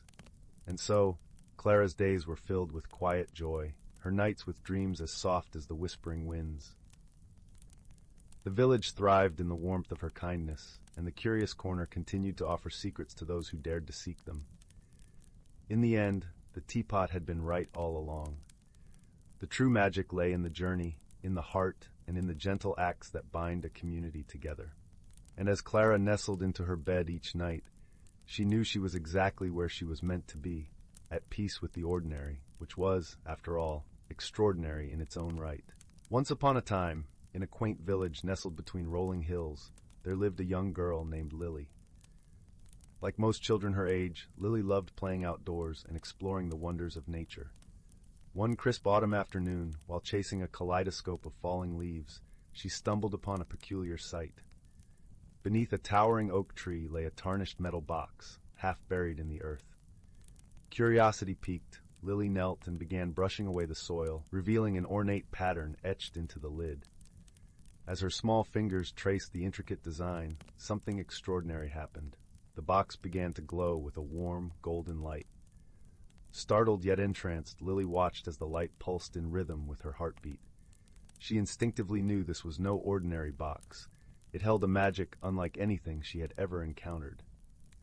Just then, a rustling in the nearby bushes caught her attention. Out hopped a sprightly rabbit with eyes that twinkled like starlight. "Greetings, young one," the rabbit spoke, its voice soft and melodic. "I am Sage, guardian of the luminous box. You have awakened an ancient power." Lily's eyes widened in wonder. "A talking rabbit? But how is this possible?" Sage chuckled. "In this world, anything is possible for those with open hearts and curious minds. The luminous box has chosen you as its new keeper, a role of great responsibility." As if on cue, a wise old owl swooped down from the branches above. "Fear not, little one," the owl hooted. "We shall guide you on this journey. I am Athena, keeper of knowledge." And so began Lily's extraordinary adventure. With Sage and Athena as her companions, she learned that the luminous box held the power to illuminate the truths hidden within all living things. Its magic could reveal the innermost thoughts, fears, and desires of anyone who gazed into its radiant depths. However, with such power came a great challenge, using it wisely and with compassion. For the box's light could be a beacon of understanding or a harsh glare that exposed too much. As they traversed meadows and forests, Lily and her friends encountered many who sought the box's power for selfish gain. A greedy merchant wished to use it to discover the secrets of his competitors. A bitter recluse hoped to expose the flaws of those who had wronged him. In each instance, Sage and Athena gently guided Lily towards a path of empathy and kindness. They taught her that true wisdom came not from exploiting others' vulnerabilities, but from embracing them with open hearts. One day, they came upon a village engulfed in turmoil. Neighbors had turned against one another, fueled by mistrust and suspicion. Lily knew the luminous box could reveal the truth behind their conflicts, but she also understood the risk of causing further harm. With Sage and Athena's counsel, she decided to approach the villagers not with the box's power, but with a listening ear and a compassionate spirit. One by one, she heard their stories, their fears, and their hopes. As the villagers opened up, they began to recognize the common threads that bound them together. The petty grievances that had once seemed insurmountable faded, replaced by a newfound understanding and desire for reconciliation. In that moment, Lily realized the true magic of the luminous box. It had illuminated not the secrets of others, but the depths of her own heart. She had learned that wisdom often lies not in revealing truths, but in creating an environment where truths can be shared freely and without judgment. From that day forward, Lily carried the luminous box not as a tool of revelation, but as a reminder of the power of empathy, compassion, and open-hearted listening. She continued her journey, sharing its gentle light with those in need of understanding and acceptance. And whenever the weight of her responsibility felt overwhelming, Sage and Athena were there to remind her that the greatest magic of all was the ability to touch the hearts of others with kindness and wisdom. As the evening sun dipped below the horizon, painting the sky in hues of amber and rose, Lily would often sit beneath the old oak tree, recounting her adventures to the fireflies that danced among the branches. And in their twinkling lights she saw the warm glow of the luminous box, a testament to the extraordinary magic that can be found in the most ordinary of places, if only one has the courage to look with an open heart. In the heart of a lush, whispering forest, where the trees stood tall and wise, there existed a forgotten glade bathed in perpetual twilight. This place was known only to the creatures of the forest, and a few rare souls who dared to venture beyond the well-trodden paths. The air here was imbued with the scent of pine and earth, carrying the gentle rustling of leaves like a soft lullaby. It was a realm where magic lingered, hiding in plain sight among the shadows and the light. Elliot, a curious young boy with a heart as open as the sky, discovered this hidden world one golden afternoon. His hair, tousled by the wind, glimmered like autumn leaves in the sun. He had been wandering through the forest, drawn by a deep-seated yearning for something he could not name. Elliot loved the forest. Its secrets whispered to him, and its beauty filled him with a profound sense of belonging. As he walked, each step cushioned by a carpet of moss and fallen leaves, he stumbled upon an ancient oak with a hollow that seemed to beckon him closer. Within this hollow, nestled among roots as thick as his arm, lay a peculiar object, a small, intricately carved wooden box. Its surface was smooth, worn by time, and etched with symbols that seemed to pulse with a gentle glow. Elliot's fingers brushed over the box, and a warmth spread through him, as if the object were alive. He hesitated for a moment, then carefully lifted it from its resting place. As he did, a soft sighing sound filled the air, and the forest seemed to hold its breath. With the box cradled in his hands, Elliot sat beneath the oak, leaning against its sturdy trunk. The world around him faded into a serene silence, leaving only the gentle hum of nature. He turned the box over, examining it from every angle before finally deciding to open it. Inside, resting on a bed of velvet as dark as midnight, was a small, crystalline orb. It shimmered with an inner light, casting tiny rainbows that danced around Elliot like playful spirits. Mesmerized, Elliot reached out to touch it, and as his fingertips brushed the surface, a tingling sensation raced up his arm. Suddenly, the orb began to glow more brightly, and a soft voice, warm and melodic, filled the air. "Welcome, Seeker," it said, resonating with a kindness that wrapped around Elliot like a comforting embrace. "You have found the heart of the forest, a gift of magic and mystery." Elliot blinked, his eyes wide with wonder. "Who are you?" he asked, his voice barely a whisper. "I am the guardian of this glade," the voice replied. "And you, dear child, have been chosen to carry the heart and listen to its song." The orb pulsed gently, and with each pulse, Elliot felt a connection forming, a bond with the forest and its secrets. "What do I do with it?" he asked, curiosity mingling with a sense of responsibility. "Listen," the voice advised. "Learn. The heart will guide you, reveal hidden truths, and teach you the language of the world around you. But remember, true power comes from understanding, not control." Elliot nodded, his mind awhirl with possibilities. He closed the box, feeling the weight of the orb settle within it, and tucked it safely into his satchel. As he rose to his feet, the forest seemed to awaken, the trees whispering encouragement, the leaves rustling with approval. Over the following days, Elliot returned to the glade, drawn to its serenity and the promise of discovery. He spent hours sitting beneath the ancient oak, listening to the heart's gentle murmur and learning the subtle language of the forest. Each day brought new revelations, a hidden path, a secret grove, the laughter of a brook that meandered through sun-dappled glens. One crisp morning, as the first rays of the sun painted the forest in shades of gold, Elliot encountered an unexpected visitor. A fox, its fur as red as flames, emerged from the underbrush. Its eyes, sharp and intelligent, regarded Elliot with curiosity. "Hello there," Elliot said softly, extending a hand in greeting. The fox approached cautiously, its nose twitching as it sniffed the air between them. Sensing no threat, it sat back on its haunches and regarded Elliot with a look of expectation. Elliot remembered the heart and its promise of connection. He retrieved the box from his satchel and opened it, letting the fox see the shimmering orb.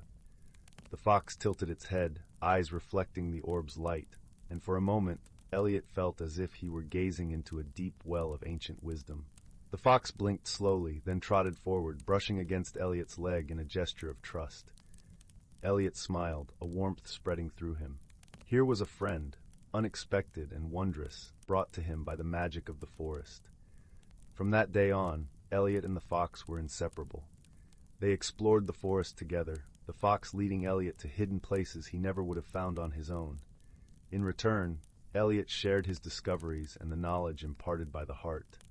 As the seasons changed, Elliot grew in wisdom and understanding. The forest, once a place of mystery, became a living tapestry of stories and songs. He learned to read the language of the wind, to interpret the dance of the leaves, and to find beauty in the smallest details. But as Elliot's connection with the forest deepened, so too did his awareness of its fragility. He noticed signs of change, trees that stood bare in the wrong season, streams that ran dry, and animals that seemed restless, out of sync with the natural rhythm. One evening, as the sun dipped below the horizon, painting the sky in hues of crimson and violet, Elliot sat with the fox by his side, pondering the forest's plight. The heart glowed softly in his lap, its light casting gentle shadows. "What can we do?" Elliot asked aloud, his voice tinged with worry. The fox looked at him, its gaze steady and calm. Elliot felt the heart pulse in response, a silent reassurance that they were not alone. "Together we must find the source of this imbalance." The voice of the guardian spoke, its tone gentle yet resolute. "The forest has chosen you, Elliot, to be its champion. Trust in your bond with the heart and your friendship with the fox. They will guide you." Determined and hopeful, Elliot set out the next morning with the fox at his side. They traveled deeper into the forest than ever before, following signs and whispers that only they could perceive. The journey was long and arduous, but Elliot's heart was buoyed by a sense of purpose and the unwavering companionship of his fox friend. As they ventured onward, the forest revealed more of its wonders. A hidden waterfall that sang with the voices of 1,000 dreams. A glen where flowers bloomed in colors more vibrant than any rainbow. Yet alongside these marvels, Elliot also saw the signs of distress, trees that wept sap like tears, birds that called mournfully to the empty sky. One evening, as they rested beneath a canopy of stars, Elliot felt a shift in the air, a subtle change that sent a shiver down his spine. The fox, ever perceptive, rose to its feet, ears pricked and alert. "We're close," Elliot murmured, sensing that the source of the forest's imbalance lay just ahead. Together they pressed on, their path illuminated by the silvery light of the moon. Finally, they arrived at a clearing unlike any other. Here, in the center, stood a tree of immense size and age, its branches stretching wide like the arms of a guardian embracing the world. But this tree, once the heart of the forest, was withering. Its bark was cracked, its leaves brittle and lifeless. Approaching the tree, Elliot felt the heart in his satchel grow warm, its light pulsing in harmony with the tree's faint heartbeat. He understood then that the heart and the tree were connected, two halves of a greater whole. Elliot knelt before the tree, placing the heart upon the earth at its roots. He closed his eyes, reaching out with his mind and spirit to the guardian voice within the orb. "Please," he whispered, "show me how to help." In response, the heart flared with light, and Elliot found himself enveloped in a vision. He saw the forest as it once was, vibrant and alive, its creatures thriving in harmony. But then a shadow fell over the land, a darkness born of neglect and imbalance, threatening to unravel the delicate weave of life. The vision shifted, and Elliot saw himself, the fox by his side, standing as a beacon of hope. He saw the heart, its light spreading across the forest, mending the fractures and restoring balance. Elliot understood. The heart's power was not his to wield, but to share. To heal the forest, he needed to awaken the magic within every living thing, to remind them of their place in the grand tapestry. With newfound clarity, Elliot rose and turned to the fox, his faithful companion. Together they began to circle the great tree, the heart's light guiding their steps. As they moved, Elliot spoke, his voice carrying the ancient words of the forest, words of renewal and rebirth. The fox joined in, its voice a melody that wove through Elliot's words, binding them with the rhythm of nature. Around them the air shimmered, and the forest seemed to sigh in relief, the shadows retreating as light spread like a healing balm. They continued until the first light of dawn touched the clearing, bathing it in gold. The great tree, once withered, now stood tall and proud, its branches laden with leaves that sang with the wind. The balance had been restored, the forest's heartbeat strong and steady. Elliot felt a deep peace settle within him, a warmth that mirrored the light of the heart. He turned to the fox, gratitude shining in his eyes. "Thank you," he said simply, knowing that their friendship had been the key to unlocking the forest's magic. The fox yipped softly, its eyes reflecting the dawn's light, and nuzzled Elliot's hand, a bond unspoken yet deeply felt. Elliot knew that his journey was only beginning. There were more mysteries to uncover, more stories to learn. But he was ready, for the heart of the forest was with him, and the friendship he had forged with the fox was a strength that would guide him through any challenge. As they left the clearing, the forest seemed to embrace them, its song a gentle promise of adventure and discovery. Elliot walked with a light heart, the fox by his side, knowing that together they would keep the magic of the forest alive. And so, beneath the canopy of leaves that whispered secrets only they could hear, Elliot and his fox friend ventured forth, guardians of the hidden world, champions of the magic that danced in the spaces between shadow and light. Together they embraced the mysteries of the forest, finding joy in every step and wonder in every breath. And as the sun rose higher in the sky, painting the world in vibrant hues, they knew that they had found their place in the ever-spinning tapestry of life. In the heart of the whispering woods, where sunlight filtered through ancient, towering trees and cast dappled patterns on the soft forest floor, there nestled a quaint little village. The village was known as Willowbrook, famous for its lush gardens and the gentle, melodic hum of the river that wound its way through the land. In Willowbrook, the residents lived harmoniously with the magical creatures that dwelled in the forest. Among these creatures were the Fae, tiny beings with wings like gossamer, who tended to the flowers and whispered secrets to the wind. There were also the wise owls, who perched high above in their leafy abodes, watching over the village with kind, knowing eyes. One peaceful evening, as the sun dipped below the horizon and painted the sky in hues of orange and purple, an unusual event began to unfold. The villagers noticed that each morning the flowers in their gardens were blooming in peculiar patterns, spirals and stars, unlike anything they had seen before. The villagers were puzzled, for these flowers seemed to change their formations overnight, as if by some unseen hand. Among the villagers was a gentle-hearted girl named Lyra. Her curiosity was as boundless as the forest itself, and she had a knack for noticing the smallest details. Lyra loved the mysteries of the woods and often spent her days exploring its hidden paths and listening to the stories told by the forest creatures. Determined to uncover the mystery of the changing flowers, Lyra set out one misty morning, her heart full of excitement.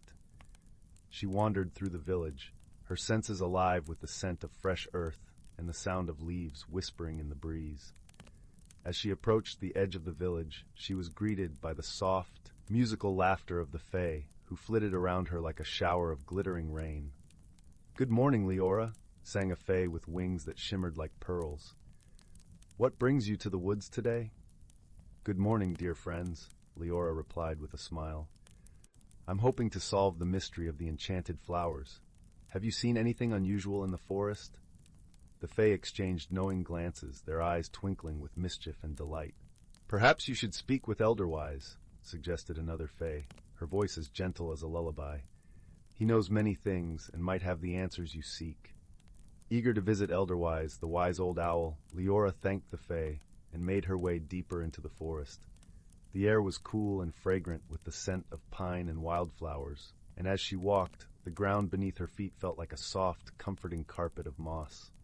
Elderwise's home was a grand, ancient oak tree, its bark gnarled and wise, and its branches spreading wide like welcoming arms. Lyra approached the tree with reverence and called up into the leafy heights. "Elderwise, wise owl of the forest, may I speak with you?" From high above, a gentle hoot echoed through the branches, followed by the soft rustling of feathers.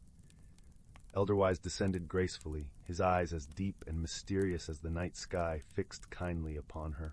"Ah, young Lyra," he said, his voice a warm, resonant melody. "What brings you to my tree this fine day?" Lyra explained the strange occurrences in the village gardens, her voice filled with wonder and a touch of concern. Elderwise listened intently, nodding his head with understanding. "Ah, the flowers," he mused, his gaze turning thoughtful. "I have heard whispers of a playful spirit who roams the woods at night. This spirit, known as the petal weaver, delights in creating beauty in the most unexpected ways." Lyra's eyes widened with intrigue. "The petal weaver? How fascinating! But why would this spirit visit our village? Elderwise chuckled softly, a sound like the rustling of autumn leaves. The petal weaver is drawn to places where love and harmony dwell. Your village, with its kind hearts and gentle ways, is a beacon to such a spirit. Perhaps it seeks to share its joy with you all. Lyra nodded, her heart swelling with warmth at the thought. Thank you, Elderwise. I shall share this with the villagers. Perhaps we can find a way to welcome the petal weaver. With a grateful heart, Lyra made her way back to the village, her mind alive with ideas. As evening fell and the stars began to twinkle in the clear night sky, the villagers gathered in the square, eager to hear what she had discovered. Lyra shared Elderwise's wisdom, her voice soft and soothing as she spoke. The petal weaver means us no harm. It seeks to share its joy and art with us. I believe if we welcome it with open hearts, we might come to understand its ways. The villagers nodded, their faces alight with understanding and acceptance. That night they decided to leave small gifts of appreciation in their gardens, tiny lanterns, delicate ribbons, and fragrant herbs, hoping to show the petal weaver their gratitude. As the moon cast its gentle glow over Willowbrook, the petal weaver appeared, unseen by human eyes, but sensed in the gentle rustling of petals and the soft shimmer of moonlight on the flowers. It saw the villagers' gifts and felt their warmth and gratitude. The next morning, the village awoke to a wondrous sight.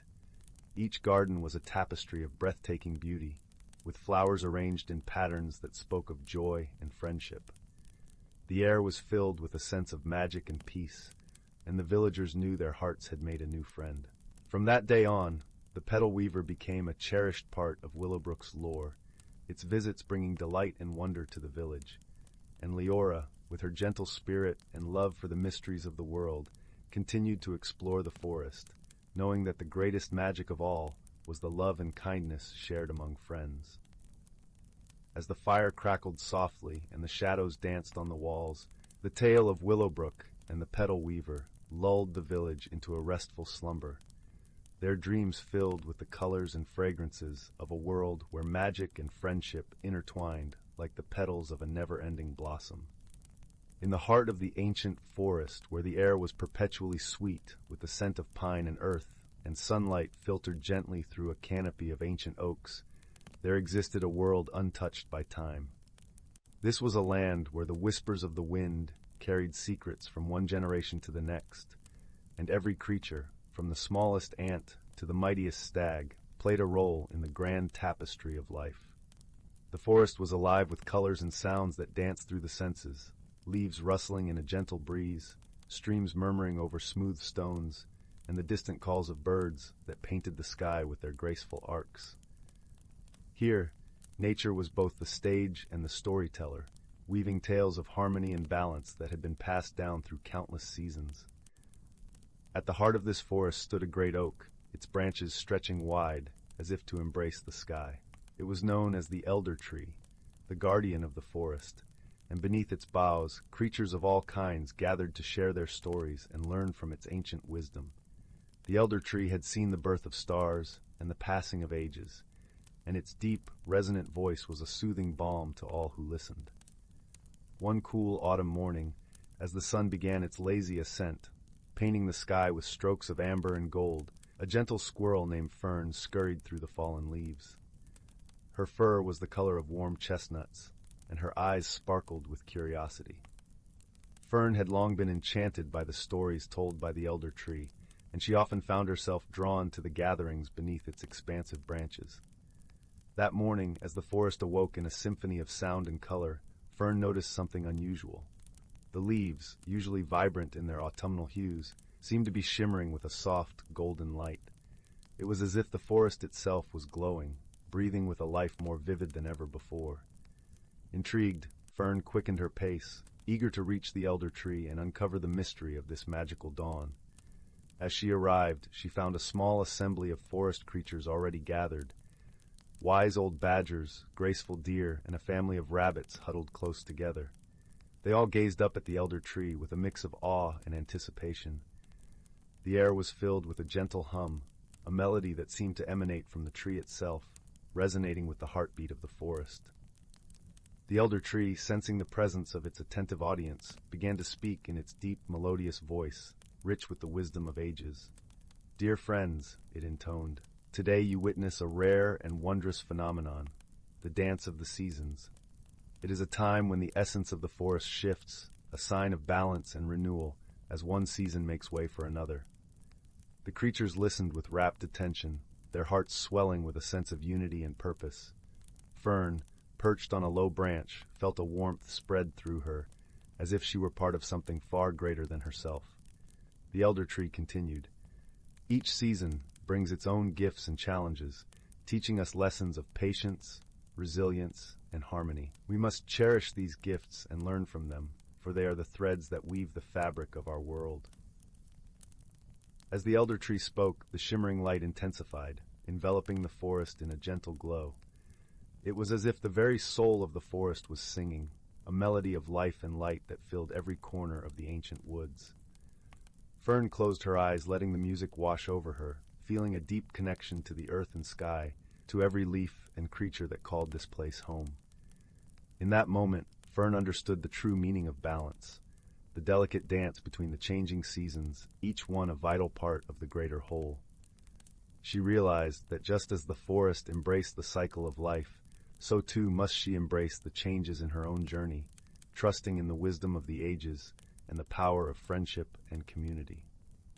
As the light began to fade, returning the forest to its familiar hues, the creatures slowly dispersed, their hearts full of wonder and gratitude. Fern lingered a moment longer, her eyes turned skyward, silently thanking the elder tree for sharing its wisdom and the beauty of the dance of the seasons. With a newfound sense of purpose, Fern bounded back through the forest, her heart light and her spirit renewed. She knew that whatever challenges lay ahead, she would meet them with courage and grace, drawing strength from the lessons of the forest and the enduring bonds of friendship.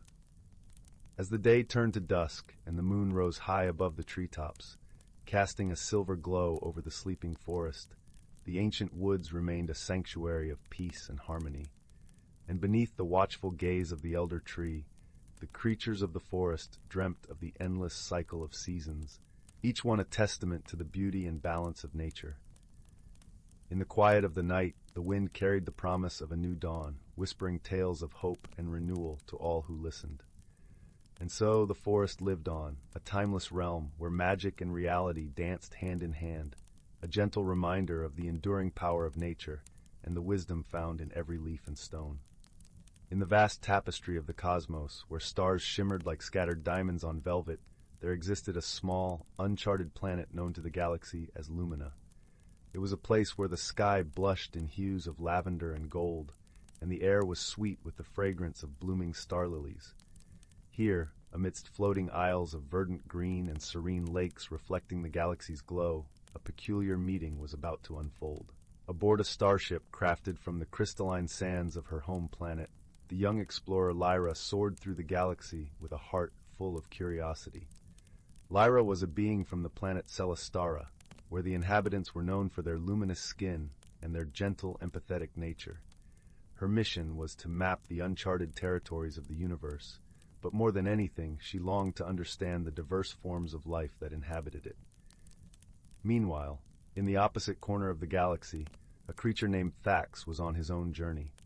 Thax hailed from the planet Terragru, a world of rugged terrains and constant storms. His species, the Gruels, were known for their resilience and strength, with skin like roughened stone and eyes that glowed like embers. Thax was tasked with discovering new sources of energy to sustain his storm-battered home. Fate, with its gentle hands, guided these two onto Lumina's surface on the very same day. Lyra, captivated by the planet's floating gardens, descended gracefully upon a patch of shimmering moss. Not far from her, Thax's sturdy craft landed with a gentle thud, its impact echoing softly through the air. Curiosity led Lyra to venture beyond her landing site, her delicate footsteps barely disturbing the ground beneath her. Thax, too, set out, his heavy gait a rhythmic counterpoint to the silence of the landscape. It wasn't long before their paths crossed, each taking in the sight of the other with a mix of wonder and uncertainty. Lyra's heart leapt at the sight of the unfamiliar creature. She had never seen a being so rugged, so grounded to the earth.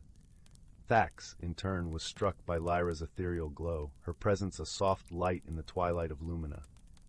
"Hello," Lyra said, her voice a gentle melody carried by the breeze. "I am Lyra from Celestara. What brings you to this beautiful world?" Thax hesitated, his voice a deep rumble. "I am Thax from Terragru. I seek energy for my people. And you, what is your purpose here?" Lyra smiled, her eyes sparkling like the stars above. "I am an explorer, eager to learn and share stories of the worlds I visit." Their initial conversation was tentative, as each struggled to understand the other's intentions. Misunderstandings arose, as Thax's straightforward manner sometimes clashed with Lyra's more nuanced expressions. But beneath the surface of their differences, a seed of friendship began to take root.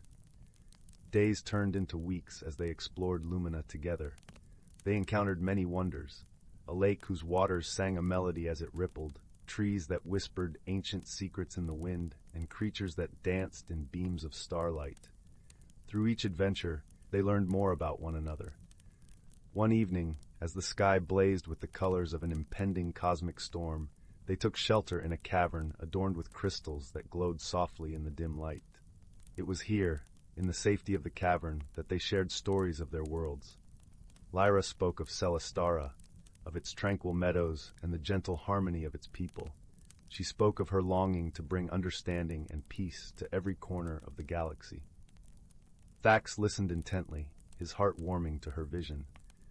In turn, Thax shared tales of Terragru, of the mighty storms that shaped their lands and the strength his people drew from the earth. He spoke of their resilience and the hope that one day they would find a way to calm the tempests that ravaged their home. Lyra listened, her empathy bridging the gap between their worlds. As they shared, the storm outside raged on, its winds howling like a distant symphony, yet within the cavern, a calm warmth enveloped them. The misunderstandings that had once stood between them began to dissolve, replaced by a mutual respect and growing friendship. Their journey was not without challenges. There were moments when Lyra's gentle approach seemed ill-suited to the rugged terrain, and times when Thax's strength alone could not solve a problem. But each time, they found a way to support one another. Lyra's wisdom often provided solutions when brute force failed, and Thax's unwavering determination bolstered their spirits when they faltered. One day, they stumbled upon a mysterious grove bathed in a soft, otherworldly light. In the center was a pool that shimmered with an energy unlike anything they had seen. It was the energy Thax had been seeking, and Lyra marveled at its beauty, sensing its potential to heal and nurture. As they approached, the energy responded to their presence, swirling around them like a gentle embrace. It was then that they realized their bond, forged through trials and understanding, had unlocked something profound. The energy was a gift, born from their friendship and trust. Together, they devised a way to harness it, creating a conduit that would allow Thax to transport this precious resource back to Terragru. It was a moment of triumph, a testament to their journey and the power of unity. As their time on Lumina drew to a close, they stood side by side on a hill overlooking the planet's breathtaking expanse. The lavender sky above was a canvas painted with the first stars of evening, and the air was filled with the soft rustle of leaves. "Thank you, Lyra," Thax said, his voice filled with gratitude, "for showing me that strength is not just in the body, but in the heart." Lyra smiled, her eyes reflecting the starlight. "And thank you, Thax, for teaching me that resilience and hope can weather any storm." With hearts full and paths intertwined, they bid farewell to Lumina, knowing their friendship would span the galaxies. As they departed, the planet seemed to glow a little brighter, a beacon of the bond they had forged. And so, amidst the vastness of the cosmos, two unlikely companions discovered the true meaning of friendship. It was a bond that transcended stars and worlds, a gentle reminder that, in the end, it is our connections that light the way through the universe. The Whispering Woods and the Moonlit Journey. Once upon a time, nestled between rolling hills and shimmering lakes, lay the quaint village of Elderglen. It was a place where the air was always sweet, with the scent of wildflowers and the gentle hum of bees could be heard from dawn till dusk. But what truly set Elderglen apart was the edge of the forest that bordered it, a forest known as the Whispering Woods. Legends spoke of the Whispering Woods as a place where the trees could talk and the streams sang lullabies. It was said that within its depths lay secrets and wonders that had been there since time immemorial. The villagers treated the forest with reverence, often leaving offerings of honey and bread at its edge to appease the spirits within. In this village lived a young girl named Lyra, whose heart was as bright as the morning sun. She had grown up listening to tales of the Whispering Woods, her imagination painting vivid pictures of the magical creatures and hidden worlds that might exist just beyond the tree line. Lyra was kind-hearted and curious, traits that endeared her to everyone she met. One crisp autumn afternoon, as golden leaves danced in the breeze, Lyra sat by the edge of the forest, her favorite spot. The sunlight filtered through the branches, casting a mosaic of light on the forest floor. She hummed a tune as she wove daisy chains, lost in her thoughts. Suddenly, a gentle rustling interrupted her reverie. From the shadows emerged a creature unlike any she had seen before, a small, fox-like animal with fur that shimmered like moonlight. The creature approached cautiously, its eyes wide and curious. Lyra held her breath, her heart pounding with a mixture of fear and excitement. Slowly, she extended her hand, palm up, as if inviting the creature to trust her. To her delight, it nuzzled against her fingers, its fur soft as silk. "Hello there," Lyra whispered, her voice barely louder than the rustling leaves. "What brings you here?" The creature, as if understanding her, tilted its head towards the forest, then looked back at Lyra. It was as though it was asking her to follow. Intrigued and unable to resist the pull of adventure, Lyra stood up and brushed the leaves from her skirt. She glanced back at the village, where smoke curled lazily from chimneys, and then at the mysterious creature. Determination set in her eyes as she decided to follow her new friend into the heart of the Whispering Woods. As they ventured deeper, the light grew dimmer, filtered through a canopy of intertwined branches. The air was cool and fresh, carrying the earthy scent of moss and damp wood. Lyra marveled at the sights around her. Mushrooms that glowed softly in the shadows, flowers that seemed to hum with their own melody, and streams that trickled with laughter. The creature led her to a clearing bathed in soft moonlight, even though the sun had not yet set.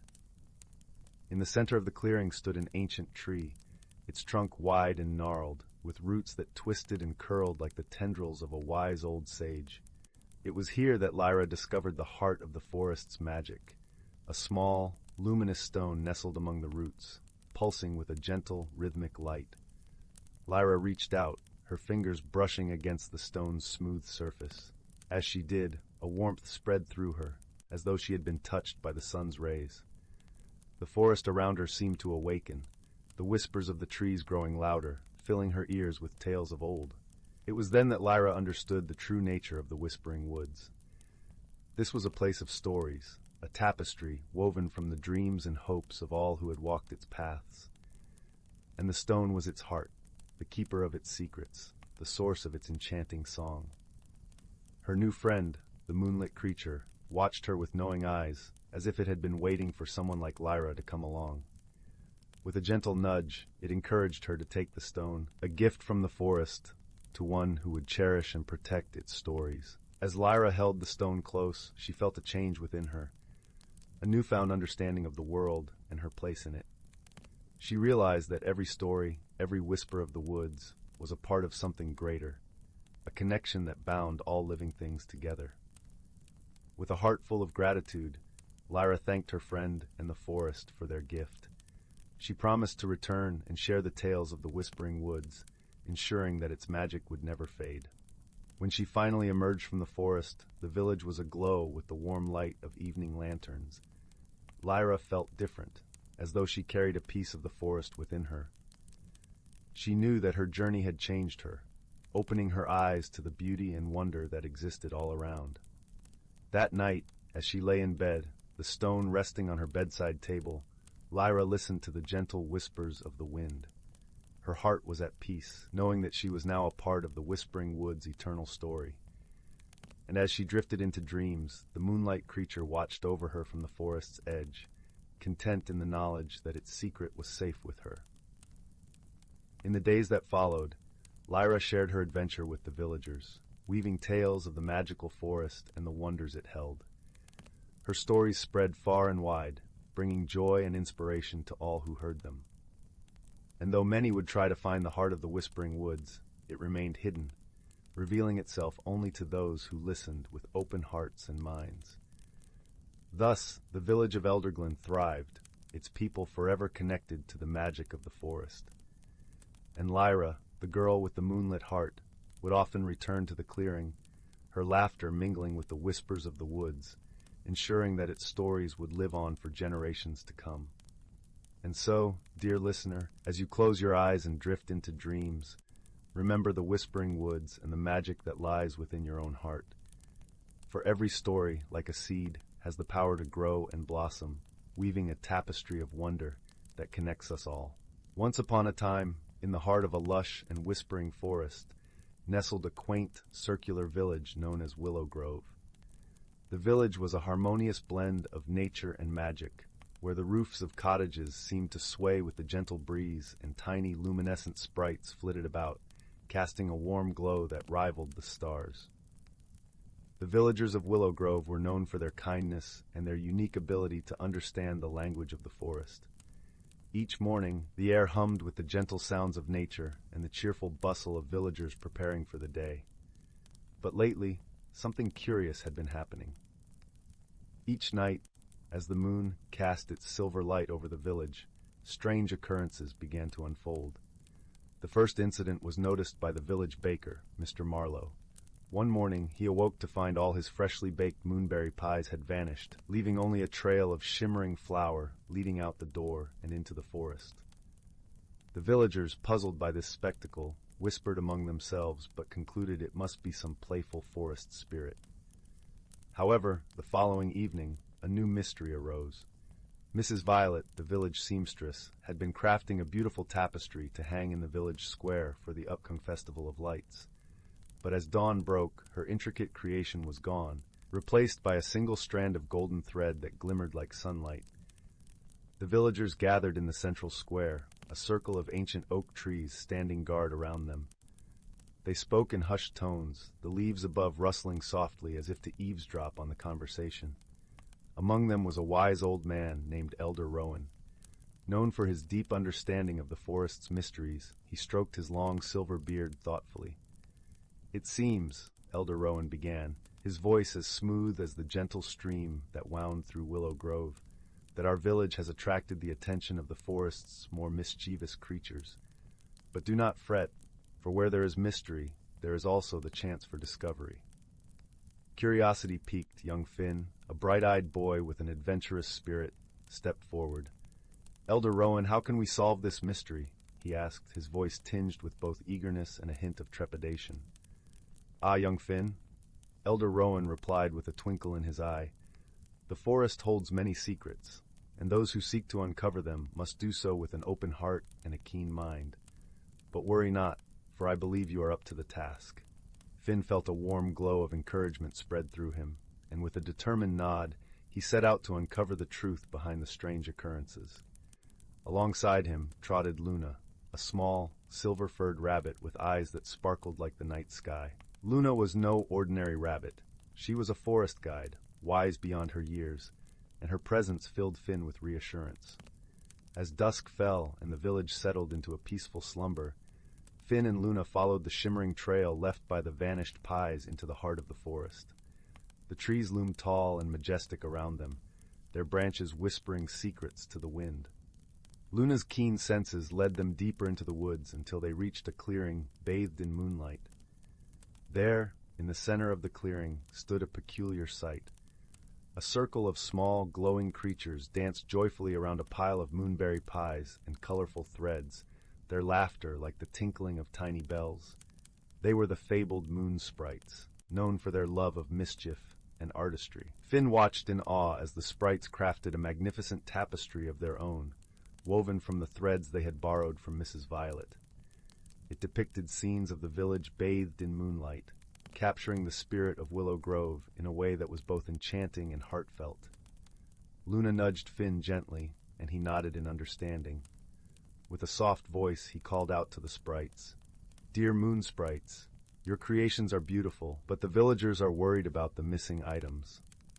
Perhaps we could find a way to share in your joy without causing them distress?" The sprites paused in their revelry, their eyes twinkling with curiosity. After a moment's consideration, the leader of the sprites, a tiny creature with wings that glimmered like stardust, fluttered forward. "We meant no harm," she chimed, her voice as delicate as the rustle of leaves. "We simply wish to celebrate with your delightful creations. But if it has caused concern, we shall make amends." With a nod of agreement, the sprites gathered the tapestry and the remaining pies, and together they returned to the village with Finn and Luna leading the way. As dawn's first light kissed the treetops, the villagers awoke to find the village square transformed. The tapestry hung proudly, a collaborative masterpiece that spoke of unity and celebration. Elder Rowan, observing the scene, smiled gently. "It seems our mystery has been solved, and with it, a new friendship has blossomed between our village and the moon sprites." From that day on, the villagers welcomed the sprites to their festivals, sharing in their laughter and creativity. The strange occurrences ceased, replaced by a newfound bond that enriched the lives of all. And so, in the heart of the whispering forest, the village of Willow Grove continued to thrive, its people and the magical creatures around them living in harmony, a testament to the power of understanding and friendship. As night fell once more, the gentle glow of sprites could be seen flitting through the trees, a reminder that sometimes the most enchanting mysteries are those that bring us closer together.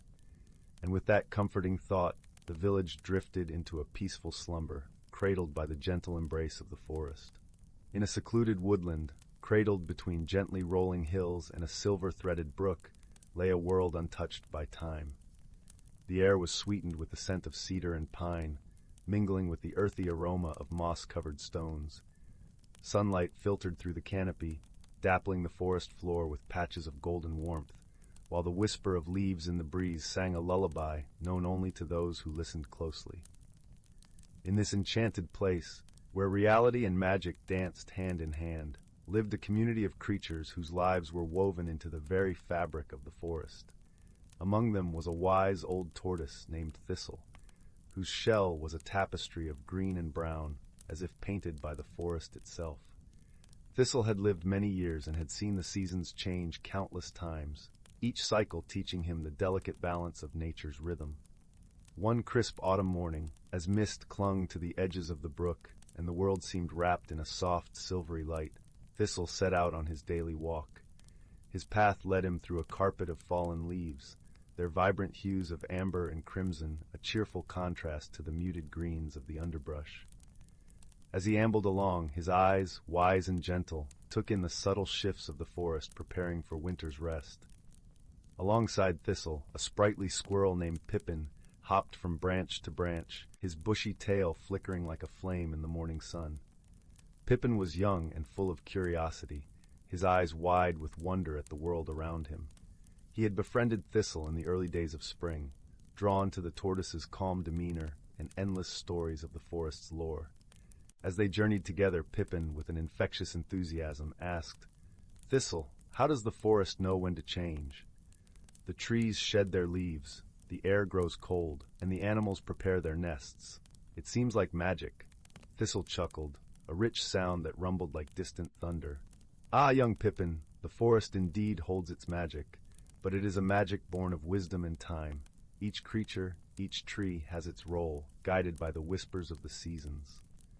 Their walk took them to the edge of the brook, where the water's surface mirrored the sky's shifting colors, a canvas of blue and white with hints of orange and pink. Here they paused, listening to the gentle babble of the stream as it wound its way through the forest, carrying secrets from the mountains to the sea. Thistle continued, "The forest listens to the wind, to the sun, and even to the stars. It understands when the days grow shorter and the nights longer. The trees, with their deep roots, feel the change in the earth, and they speak to one another through whispers of the soil." Pippin's eyes sparkled with fascination. "Do they really speak, Thistle?" "In their own way, yes," Thistle replied. "The trees share their wisdom, passed down through generations. They tell of storms weathered and sunlight embraced, teaching resilience and patience. Just as I share stories with you, the forest shares its tales with those who choose to listen. As they spoke, a gentle breeze swept through the trees, carrying with it a hint of winter's chill. The leaves rustled, a soft symphony that joined the brook's song, and in that moment, Pippin felt the harmony of the forest, a living, breathing entity, where each part played its role in a grand, eternal dance. With a newfound understanding, Pippin scampered ahead, eager to share this wisdom with his friends. Thistle watched him go, a fond smile on his lips, knowing that the young squirrel would carry the forest's magic into the future. As the sun dipped lower in the sky, painting the world in hues of lavender and rose, Thistle turned back toward his home. The forest, now bathed in the soft glow of twilight, felt alive with possibility. For in this hidden world, where the boundaries between reality and magic blurred, the wisdom of the ages was entrusted to those who cherished and respected its secrets. And so the forest thrived, a testament to the beauty of balance and the power of friendship, where each creature, great and small, played their part in the wondrous cycle of life. As night fell, the stars emerged, twinkling in the velvet sky, their light a promise of the dreams yet to come, and the stories yet to be told. In the soft twilight of a universe filled with countless stars, there existed a peculiar planet known as Lumina, a place aglow with a warm, perpetual twilight. The sky was a tapestry of swirling purples and golds, and the air carried a gentle, sweet aroma akin to blooming lilacs. Lumina was known for its luminous flora and gentle creatures, but it was also a world where paths often crossed in unexpected ways. On one such evening, when the sky shimmered with the brilliance of 1,000 tiny moons, two travelers found themselves in a serendipitous meeting. The first was a young being named Zephyr, hailing from the airy plains of Arion, a planet where the winds sang songs of old and every creature was gifted with wings. Zephyr's feathers were a soft azure, and his eyes sparkled with curiosity and wonder. His heart longed for adventure, to see beyond the horizon of his windswept home. The second was a wanderer named Mira, from the oceanic depths of Nereida, a world where the seas glowed with bioluminescent life. Mira's skin shimmered like the surface of the sea under a full moon. Her hair danced like seaweed in a gentle current, and her eyes held the depths of the ocean's mysteries. She had ventured beyond her watery domain in search of stories and the secrets of the stars. Their meeting was not a planned one. Zephyr had been gliding through the skies of Lumina, entranced by its beauty, when a sudden gust of unfamiliar wind threw him off course. He landed, rather ungracefully, in a clearing where Mira was setting up camp for the night. Startled by the sound, Mira turned, her eyes widening at the sight of the winged newcomer tangled in a thicket of luminous vines. "Oh dear," Mira exclaimed softly, her voice like the gentle lapping of waves. "Are you all right?" Zephyr, flustered and a little embarrassed, untangled himself with a sheepish grin. "I'm fine, just a bit wind-blown," he chuckled, brushing off his feathers. "I didn't mean to intrude." "Nonsense," Mira replied with a kind smile. "Any friend of the stars is welcome here." And so, under the canopy of twinkling lights, a friendship began to blossom. They spent the evening exchanging tales of their homelands, their voices mingling with the soft rustle of leaves and the distant calls of Lumina's nocturnal creatures. Zephyr spoke of the skies that carried the songs of Arion, while Mira shared the mysteries of the deep, the rhythm of the tides in her heart. Yet, as with all new friendships, misunderstandings were inevitable. Zephyr, ever the inquisitive one, was fascinated by Mira's tales of the sea, but often interrupted with a barrage of questions, eager to know more. Mira, unused to such interruptions, found herself growing frustrated, feeling that her stories were being lost in the whirlwind of Zephyr's curiosity. One evening, as they sat by a shimmering brook that wound its way through the forest, Mira's patience wore thin. "Zephyr," she said gently, but with a hint of exasperation, "sometimes it's important to listen fully before asking more." Zephyr blinked, taken aback. "I didn't mean to be rude," he replied, his voice tinged with remorse. I find your stories so fascinating that I can't help myself." "Perhaps," Mira suggested softly, "we could learn to understand each other's ways. I will try to be more patient, and you, perhaps, could pause and reflect a little longer." Zephyr nodded, understanding dawning in his eyes. "I'll do my best," he promised, and they shared a warm, comforting silence. the brook's gentle babbling filling the space between them. Their bond grew stronger as they faced shared challenges in the days that followed. Lumina, for all its beauty, held its own mysteries and obstacles. There were paths that twisted and turned unexpectedly, and creatures that tested their wits and resolve. One such moment came when a sudden storm swept across the land, with winds that howled like lost spirits and rain that fell like a curtain of silver. They found themselves seeking shelter in a cave, the entrance hidden by a cascade of glowing vines. Inside, the storm's fury was muted, replaced by the soft echoes of their breath and the distant rumble of thunder. Zephyr, who was used to dancing with the winds, felt a pang of unease in the confined space. Mira, sensing his discomfort, placed a reassuring hand on his shoulder. "It's all right," she murmured, her voice a soothing balm. "We'll weather this storm together." Zephyr nodded, grateful for her presence. "Thank you," he whispered, his heart warming at the gesture. As the storm raged on, they shared stories to pass the time, each learning to appreciate the other's perspective. Zephyr listened more intently, finding joy in the rhythm of Mira's words, while Mira found herself swept up in Zephyr's enthusiasm, his questions now a welcome part of their conversations. When the storm finally passed, they emerged from the cave to find the world washed anew, the air crisp and fragrant. They laughed together, feeling a renewed sense of camaraderie, their friendship strengthened by the trials they had faced. Their journey continued, with each day bringing new wonders and lessons. They learned to navigate the challenges of Lumina, drawing strength from each other, their bond a testament to the power of understanding and support.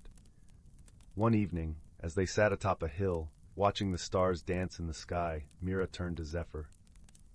"I've always believed the stars tell stories," she mused softly, her gaze drifting across the celestial tapestry. Zephyr nodded, his heart full. "And I've learned that sometimes the best stories are shared," he replied, his words carrying the warmth of their friendship. In that moment, beneath the vast expanse of the universe, they understood the true meaning of companionship, a shared journey, filled with laughter, understanding, and the gentle support that only true friends can offer. As the night deepened, they wrapped themselves in the comforting embrace of their newfound friendship, knowing that, no matter where their paths might lead, they would always carry the light of this connection within their hearts.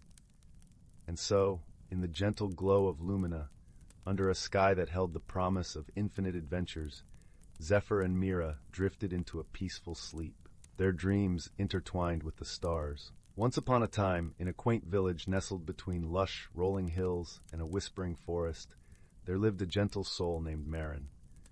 Marin had always been a creature of habit, finding comfort in the rhythm of her daily routine. Her days were spent tending to her garden, a patchwork of vibrant colors that danced beneath the sun, and her evenings were reserved for quiet moments by the hearth, where the flickering flames cast a warm glow over her cozy cottage. But deep within her heart, Marin felt a stirring, a whisper of something new and unfamiliar. It was as if the wind carried a secret just for her, one that promised adventure beyond the horizon of her known world. Despite this yearning, the thought of change filled her with trepidation.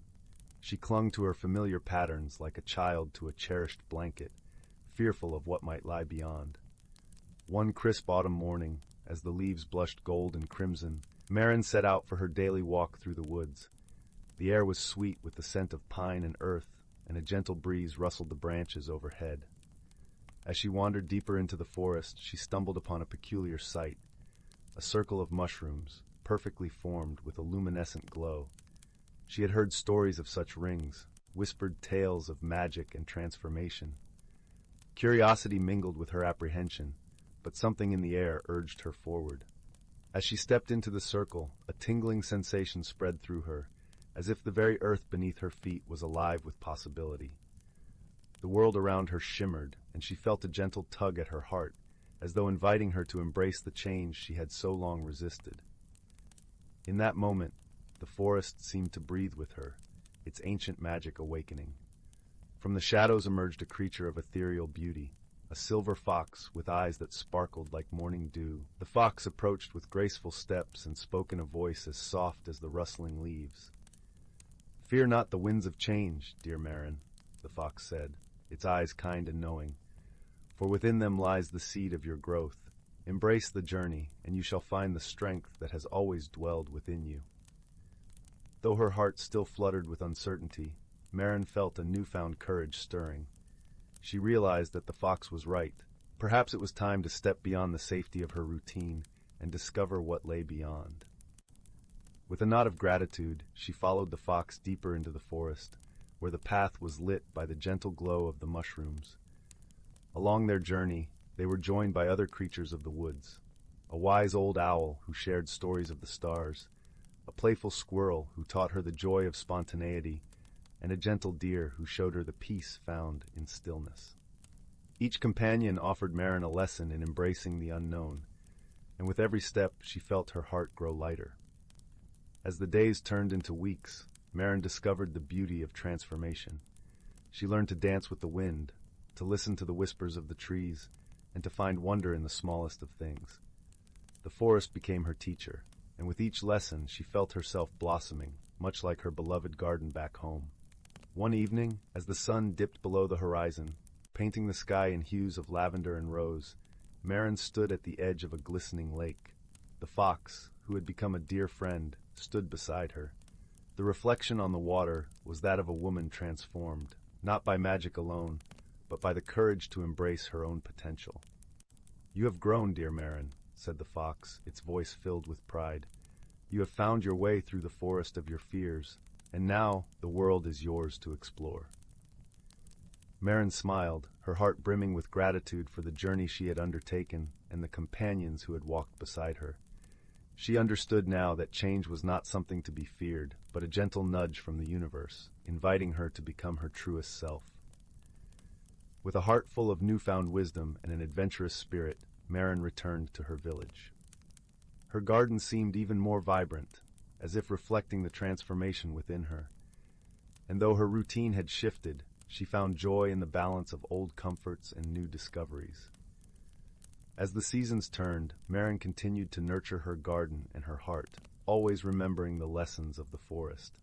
And on quiet evenings, as she sat by the crackling fire, she would tell tales of her journey to those who sought her wisdom, sharing the magic of personal growth and the beauty of embracing change.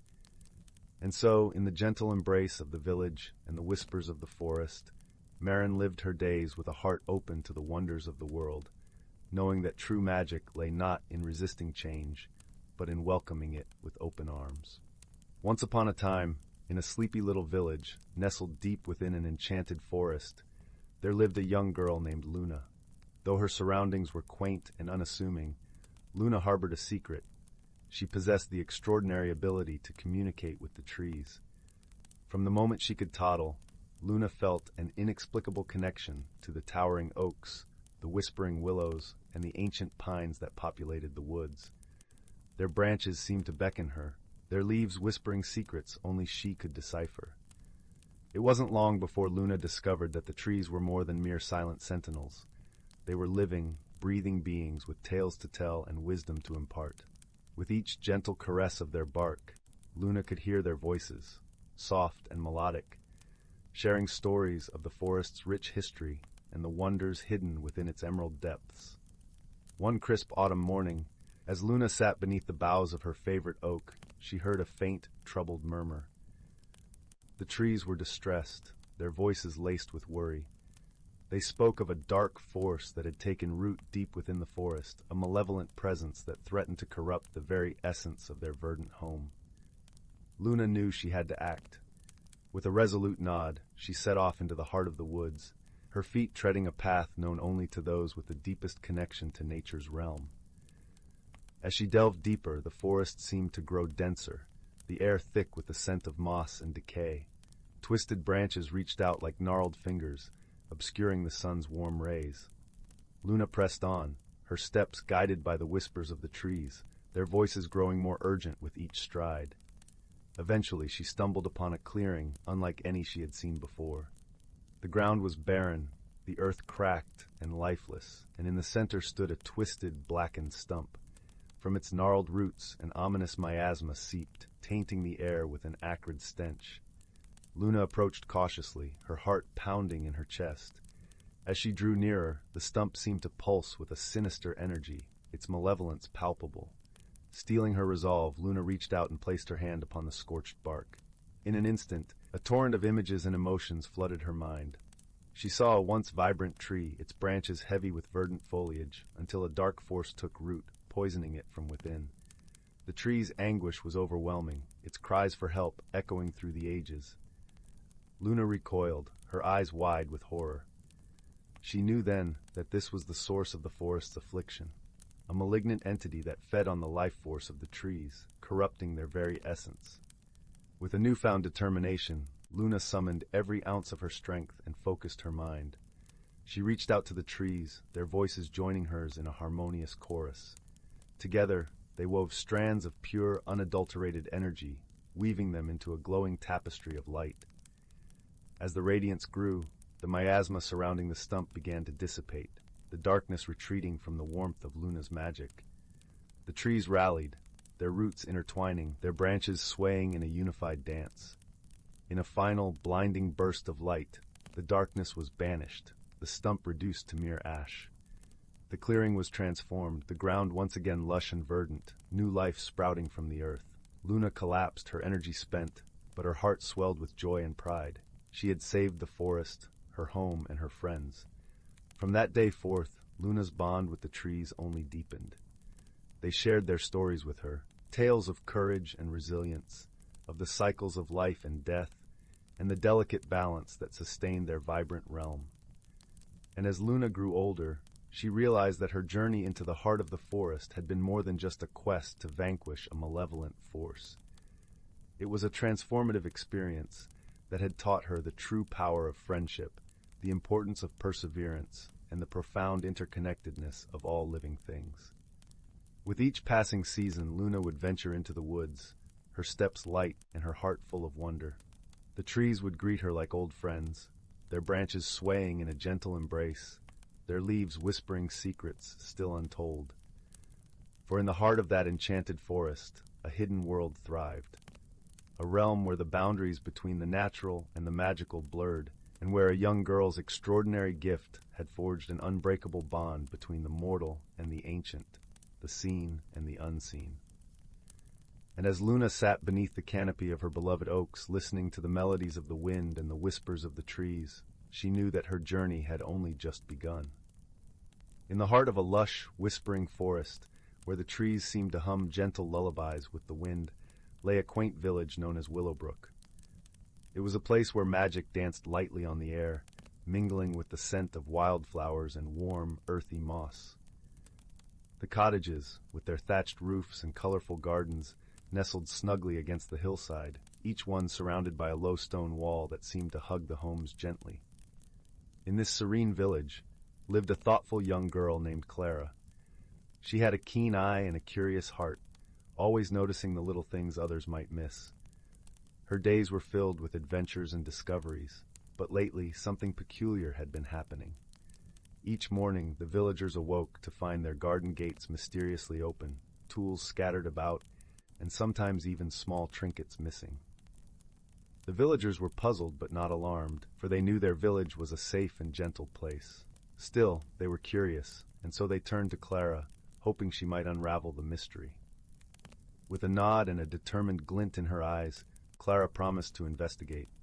She started her quest by visiting the gardens at dusk, just as the sun dipped below the horizon, leaving streaks of coral and lavender in the sky. The air was cool and sweet, carrying the scent of honeysuckle. Clara crouched by the hedges, her notebook in hand, and waited patiently.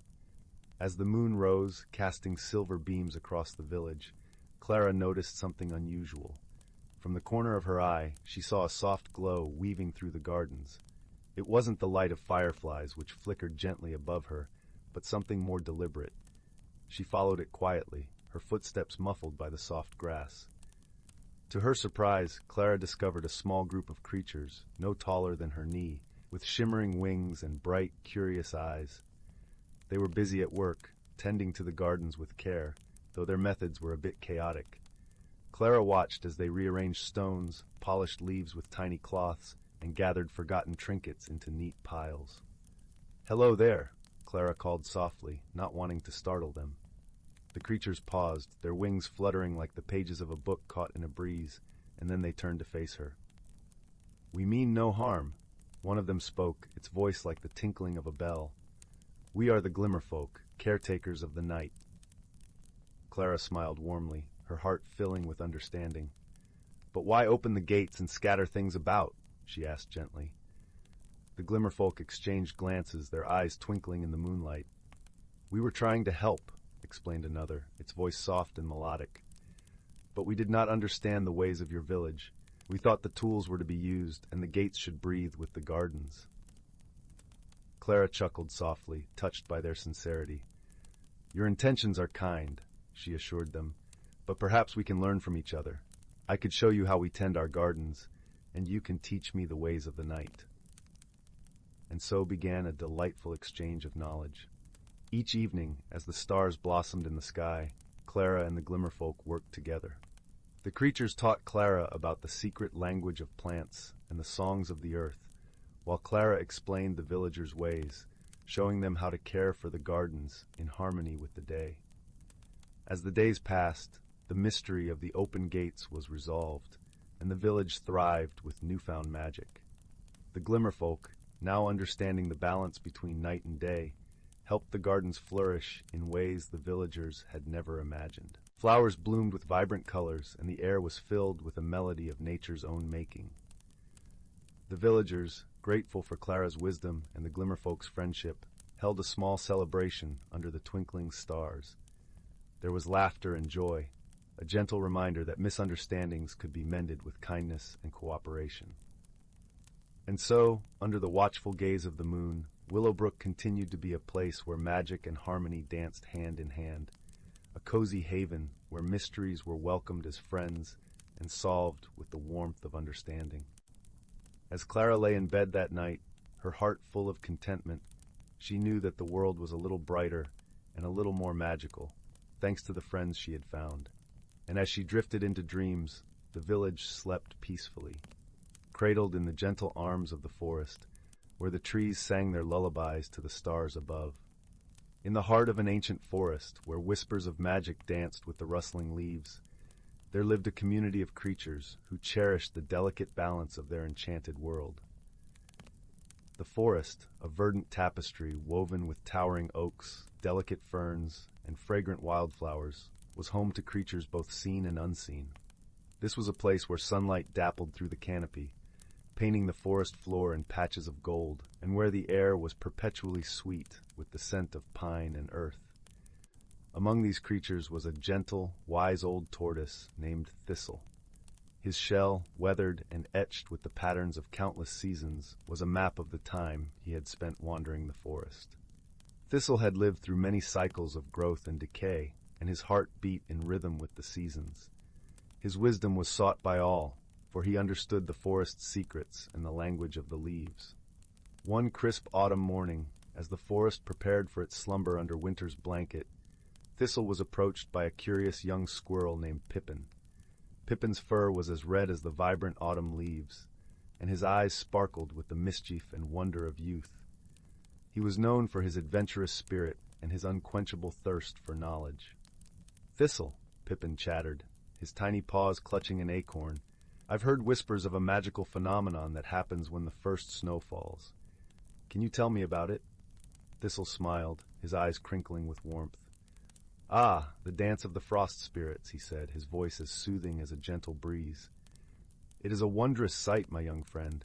As the first snowflakes descend, the air becomes alive with the spirits that weave winter's tapestry." Pippin's ears perked up with excitement. "What do they look like? What do they do?" "The frost spirits are as elusive as they are beautiful," Thistle continued. "They shimmer like morning dew in the light of dawn, and they dance silently among the trees, leaving intricate patterns on the leaves and branches. Their touch brings the stillness of winter, a time for the forest to rest and renew." The young squirrel's eyes widened with awe. "How can I see them?" Thistle leaned closer, his voice a gentle murmur. "To witness their dance, you must first understand the balance of nature. The forest thrives because each creature, from the smallest ant to the tallest tree, plays a part in maintaining harmony. Respect the cycles of life and death, and the spirits will reveal themselves to you." Pippin nodded, his heart swelling with a newfound appreciation for the world around him. Determined to witness the frost spirits, he set out to learn about the forest's delicate balance. As the days grew shorter and the nights longer, Pippin observed the industrious bees storing honey, the careful way the birds fluffed their feathers against the chill, and the way the trees shed their leaves to conserve energy. With each observation, Pippin saw the interconnectedness of life in the forest. He realized that even the smallest actions could ripple outward, affecting the whole. He understood that the forest was a symphony, each creature playing its part to keep the harmony. Finally, the day arrived when the first snowflakes began to fall. The forest was hushed, blanketed in a serene silence that amplified the soft crunch of snow underfoot. Pippin perched atop a sturdy branch, his eyes scanning the ethereal landscape. As the snow continued to fall, the air shimmered with a silvery light. Then, as if stepping from behind a veil, the frost spirits appeared. They moved gracefully among the trees, their presence painting the world in delicate frost. Their dance was a silent symphony, a celebration of the earth's slumber and the promise of spring's rebirth. Pippin watched in awe, his heart filled with gratitude and wonder.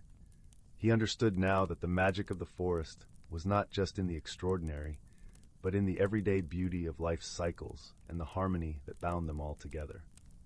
When the dance was over and the spirits had vanished into the winter's embrace, Pippin returned to Thistle, his mind alight with stories to share. "I saw them, Thistle. They were more beautiful than I ever imagined," he exclaimed, his voice a joyful whisper. Thistle chuckled softly, his eyes shining with pride. "You have learned well, Pippin. Remember this lesson and keep the forest's wisdom close to your heart, for it is in understanding and respecting the balance of nature that we find true magic." And so, in the heart of the ancient forest, under the watchful gaze of the wise old tortoise, Pippin grew into a guardian of the woodland, sharing the stories of the frost spirits and the harmony of nature with generations to come. As the seasons turned and the forest continued its eternal dance, the creatures of the wood lived in peace, bound by the wisdom of the past and the promise of tomorrow. And in the quiet moments, when the snow fell softly and the world was hushed, the dance of the frost spirits could still be seen, a testament to the enduring magic of nature's gentle touch.